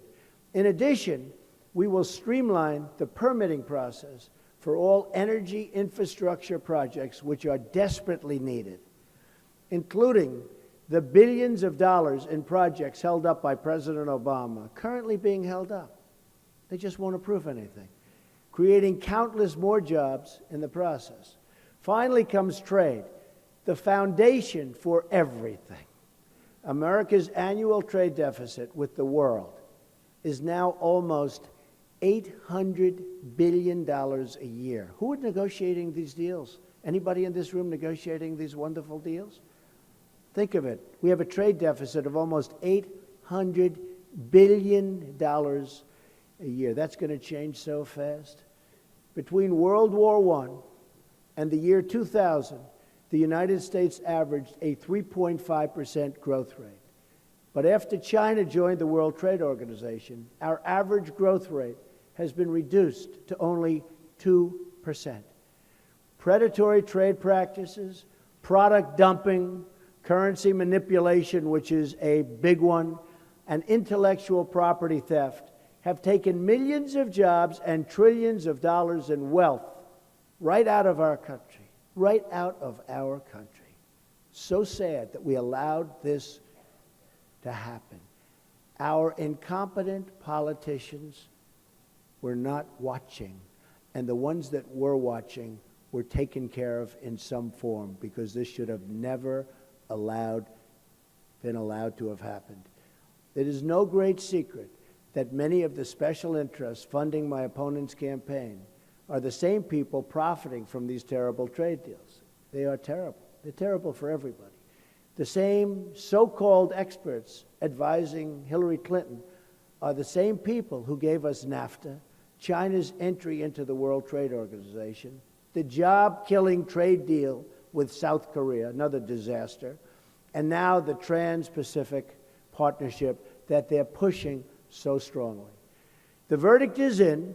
All of the special interests that the media race, and they just race to comment and race to get comment from, have been proven wrong over such a long period of time. Every single deal they've promoted, every lie, and every prediction has crashed. It's just crashed. They've been so absolutely wrong, and they've been so bad for our country. Our manufacturing base has crumbled, communities have been hollowed out, wages have declined, and households are making less today than they were in the year 2000. I proposed a detailed plan to reform our trade policies and bring vast new jobs and wealth to America. We need our wealth back. We don't have wealth. We are a debtor nation. This includes the following steps. I'm going to direct the Secretary of Commerce to identify every violation of trade agreement that a foreign country is using to harm our country and our workers. That's what's happening. They're being harmed, and our country is being harmed. I will use every tool under American and international law to end these abuses, and I will use our greatest business leaders and finest negotiators, and I will tell you some of them are in this room right now. Not all of them, but some. And I know who you are, and honestly, we're going to be calling on you because we have people negotiating the biggest deals in the world, far bigger than your company deals. Your company deals are like little deals by comparison. We have, it's true, you take some of these big companies and you look at some of these trade deals, Hate to say it, but your companies are peanuts. But we're going to use our best. Right now we have political hacks negotiating the biggest, most important deals in the world. We're going to start with NAFTA, which is causing so much damage to our country. We will entirely renegotiate NAFTA into a deal that will either be a good one for us as a country and for our workers, or we will terminate it until a brand new and productive deal can be signed.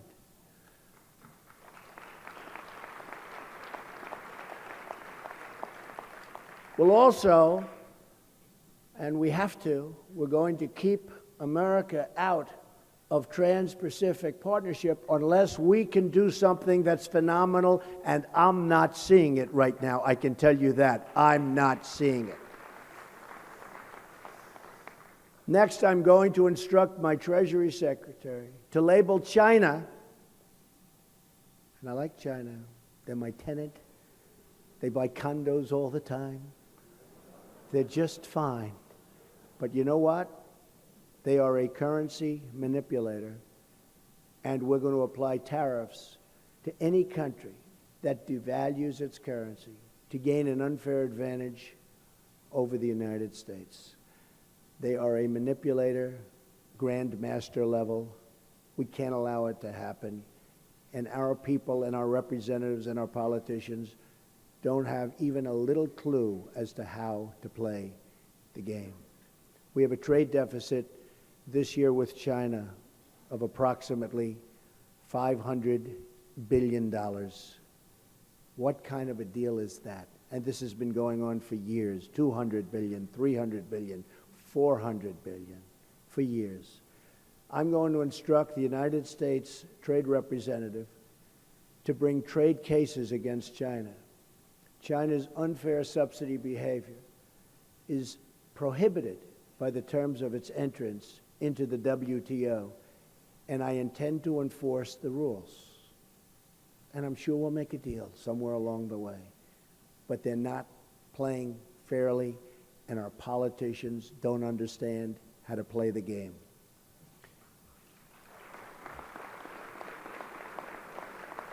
If China does not stop its illegal activities, including its theft of American trade secrets and intellectual properties, I will apply countervailing duties until China ceases and desists. You know what that means. Just the single action of enforcing intellectual property rules alone, just alone, would add millions of new American jobs. According to the United States International Trade Commission, improve protection of America's just think of this. Improve protection of America's intellectual property in China would add 2 million jobs a year within the United States every single year, and we do nothing. We allow them to get away with it. Who can blame them? And I don't blame them at all. If you can get away with it, they're going to get away with it. We're going to stop the outflow of jobs from our country and open a new highway of jobs back into our country. Here's how the plan adds up. We're proposing a $4.4 trillion tax cut that will score as a $2.6 trillion under dynamic growth models, which is how taxes should be scored.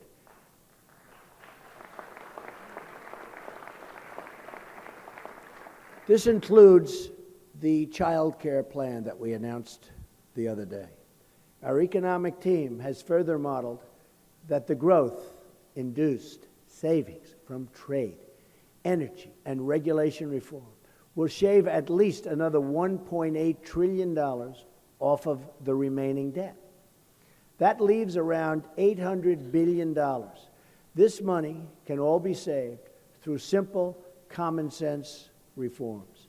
If we just save 1 penny of each federal dollar spent on non-defense and non-entitlement programs, we can save almost $1 trillion over the next decade. 1 penny. We can all do that. Save over $1 trillion. Again, this is spending that does not touch defense. because we have to build up our military, which is so terribly depleted. And that does not touch entitlements. If our plan exceeds the 3.5% 10-year growth average, then our jobs proposed will actually reduce and start really strongly reducing the deficit. Savings will be compounded by the fact that people who are currently receiving unemployment or welfare will finally be able to find jobs. This is the most pro-growth, pro-jobs, pro-family plan put forth perhaps in the history of our country. This is what our new future will look like. I'm going to lower your taxes very, very substantially. I'm going to get rid of massive amounts of unnecessary regulation. All of these regulations on your business and in your life. I'm going to unleash American energy. I'm going to repeal and replace Obamacare. I'm going to appoint justices of the Supreme Court who will follow the Constitution.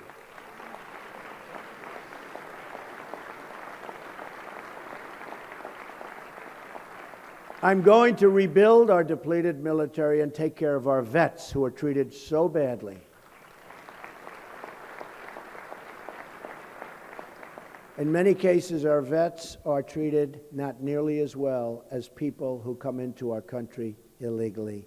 We can't have that. I'm going to save your Second Amendment, which is under siege.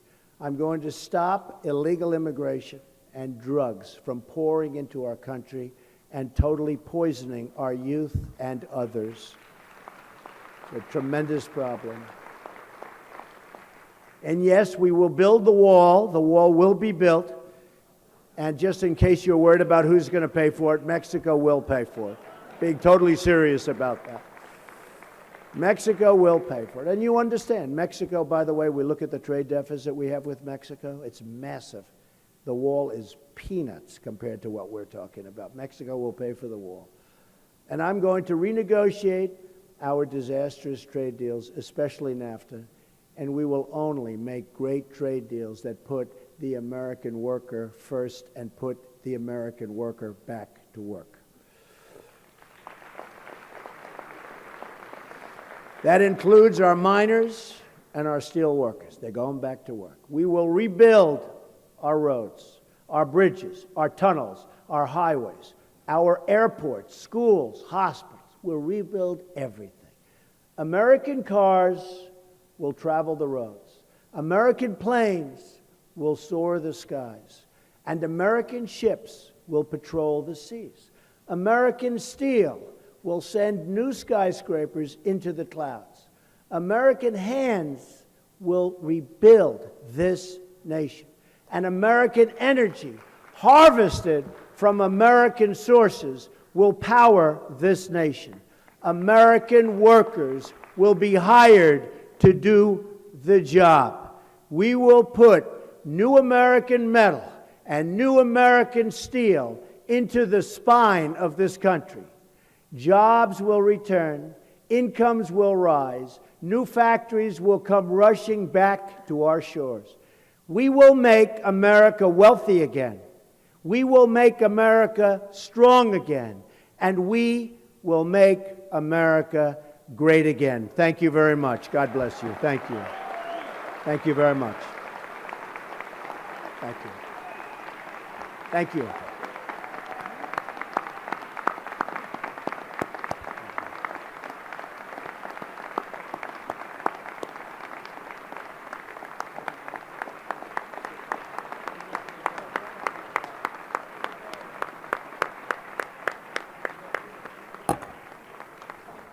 All right, you guys, now I'm going to take you to a video. Hillary Clinton was speaking earlier today, and this was really an exciting day because this was her first appearance after a few days off because she had pneumonia.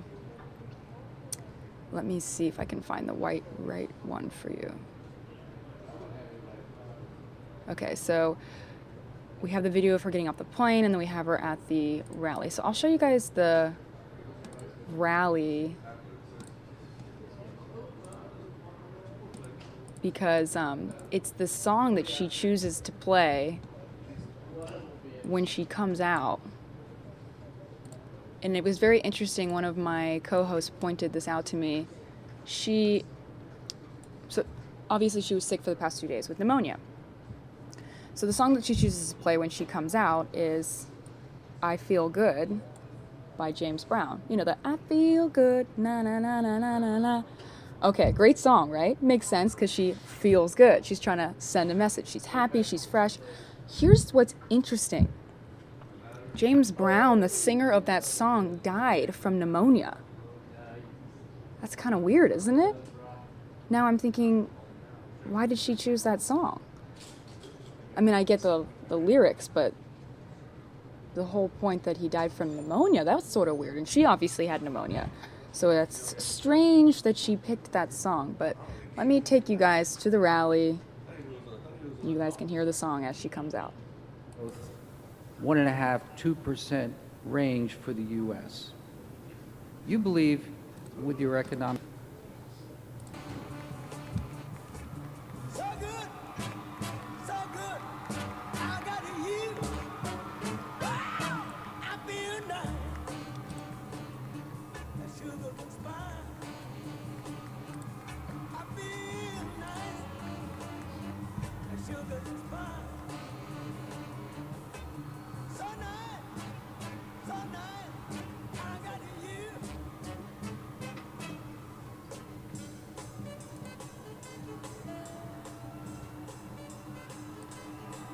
When I hold you in my arms, I know that I can't do no wrong. Thank you. And when I hold you, Thank you all.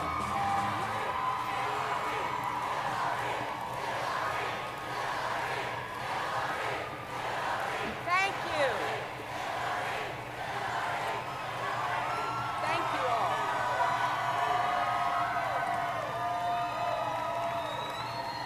Hello, everyone. It's great to be here at UNC Greensboro.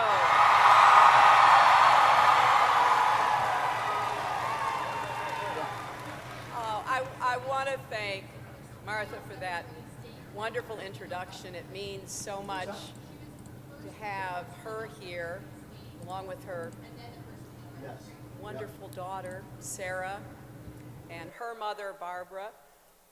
And the story she told is really one that motivates me every day, because it is kids like Sarah that led me to politics in the first place, to try to make our country and our world better for them. So to see Sarah grown up and thriving is very special. And your whole family's support really means the world to me. Thank you, Martha, Sarah, Barbara. I have to say, it's great to be back on the campaign trail.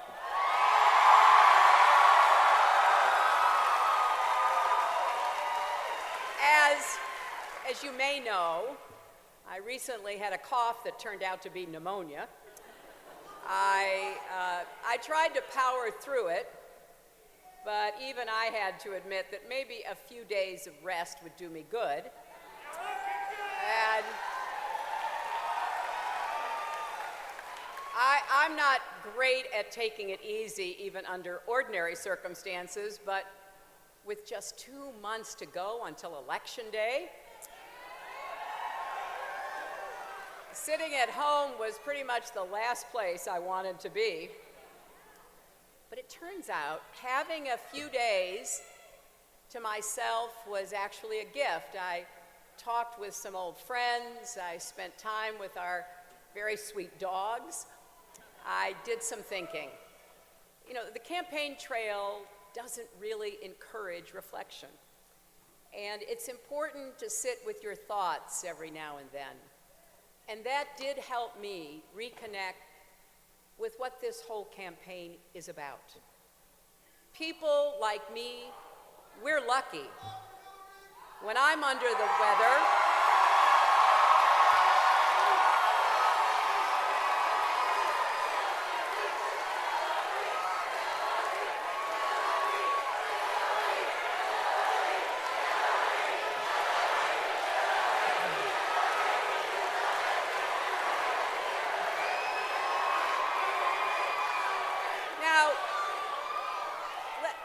just want to have a conversation, and other people can wave their arms and their signs, but I want you to think with me for a minute about how I certainly feel lucky. When I'm under the weather, I can afford to take a few days off. Millions of Americans can't. They either go to work sick or they lose a paycheck, don't they? Lots of Americans still don't even have insurance, or they do, but it's too expensive for them to actually use. So they toss back some Tylenols, they chug orange juice, and they hope that the cough or the virus goes away on its own.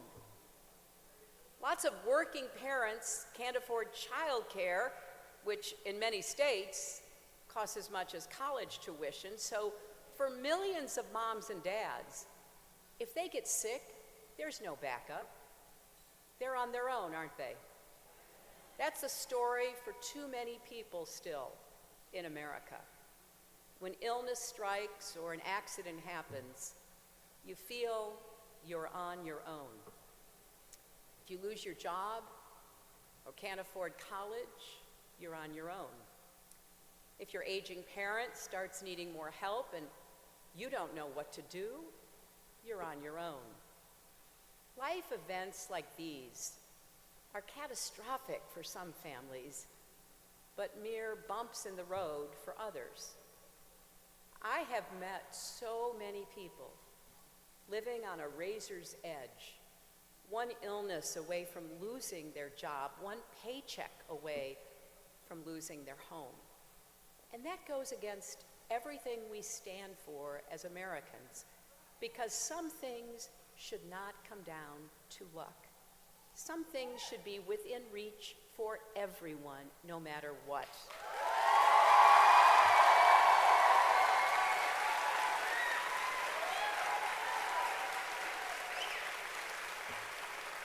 Like financial security, like affordable health care, like the peace of mind that comes with knowing that if something goes wrong, your family will be okay.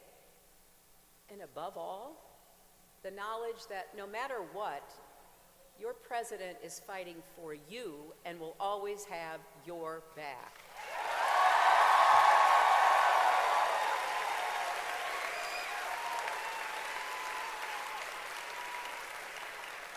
That right there, that's why I got into this race. I am running for everyone working hard to support their families. Everyone who's been knocked down but gets back up.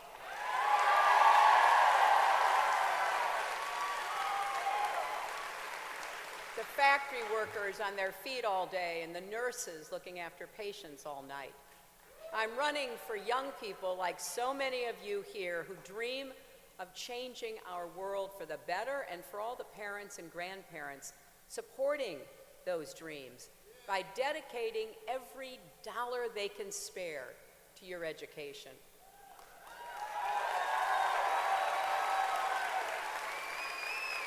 I'm running for the LGBT teenager here in North Carolina who sees your governor sign a bill legalizing discrimination and suddenly feels like a second-class citizen.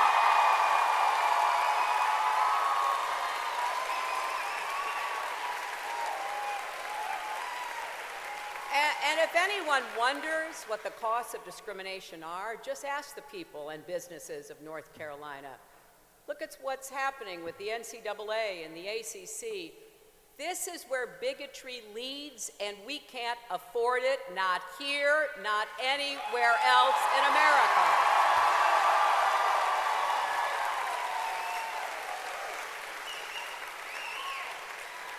I'm running for women like Janelle Turner. Back in May of last year, Janelle was diagnosed with breast cancer.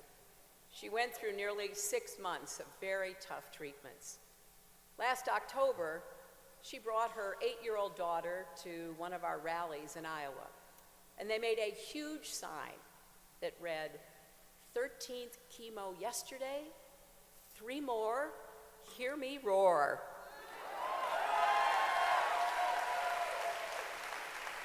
Wouldn't you want to meet the woman behind that sign? Well, I sure did. So we got talking and we stayed in touch. She keeps promising me she'll see me at the inauguration, and I tell her I'll keep working to get there, but she'd better be there too. I'm running for her and all the mothers and fathers trying to get and stay healthy so they can be there for their kids. But perhaps most of all, I'm running for those kids.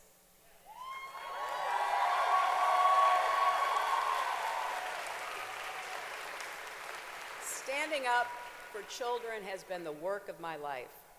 As a lawyer with the Children's Defense Fund, as First Lady in Arkansas, in the White House, as a senator, I have fought for kids housed in adult jails, kids who've been neglected and abused, kids who couldn't get health insurance because of pre-existing conditions, kids with disabilities so they could go to school.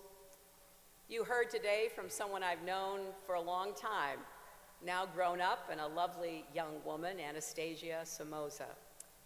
I learned from my family and my Methodist faith that we are each called to do all the good we can for all the people we can, for however long we can. And to me, that means making sure all our children have the chance to live up to their God-given potentials.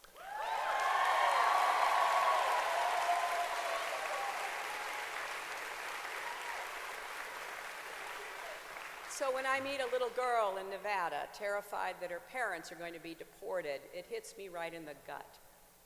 When I meet a little boy in Flint, Michigan, who can't drink the water at home or in school because it's poisoned with lead, that gets me going. All I want to do is get to work, making things better for them. That's why I care so much about national security, too. I want to give our kids a safer world. To me, that means a world with strong allies, more friends, fewer enemies, and fewer nuclear weapons.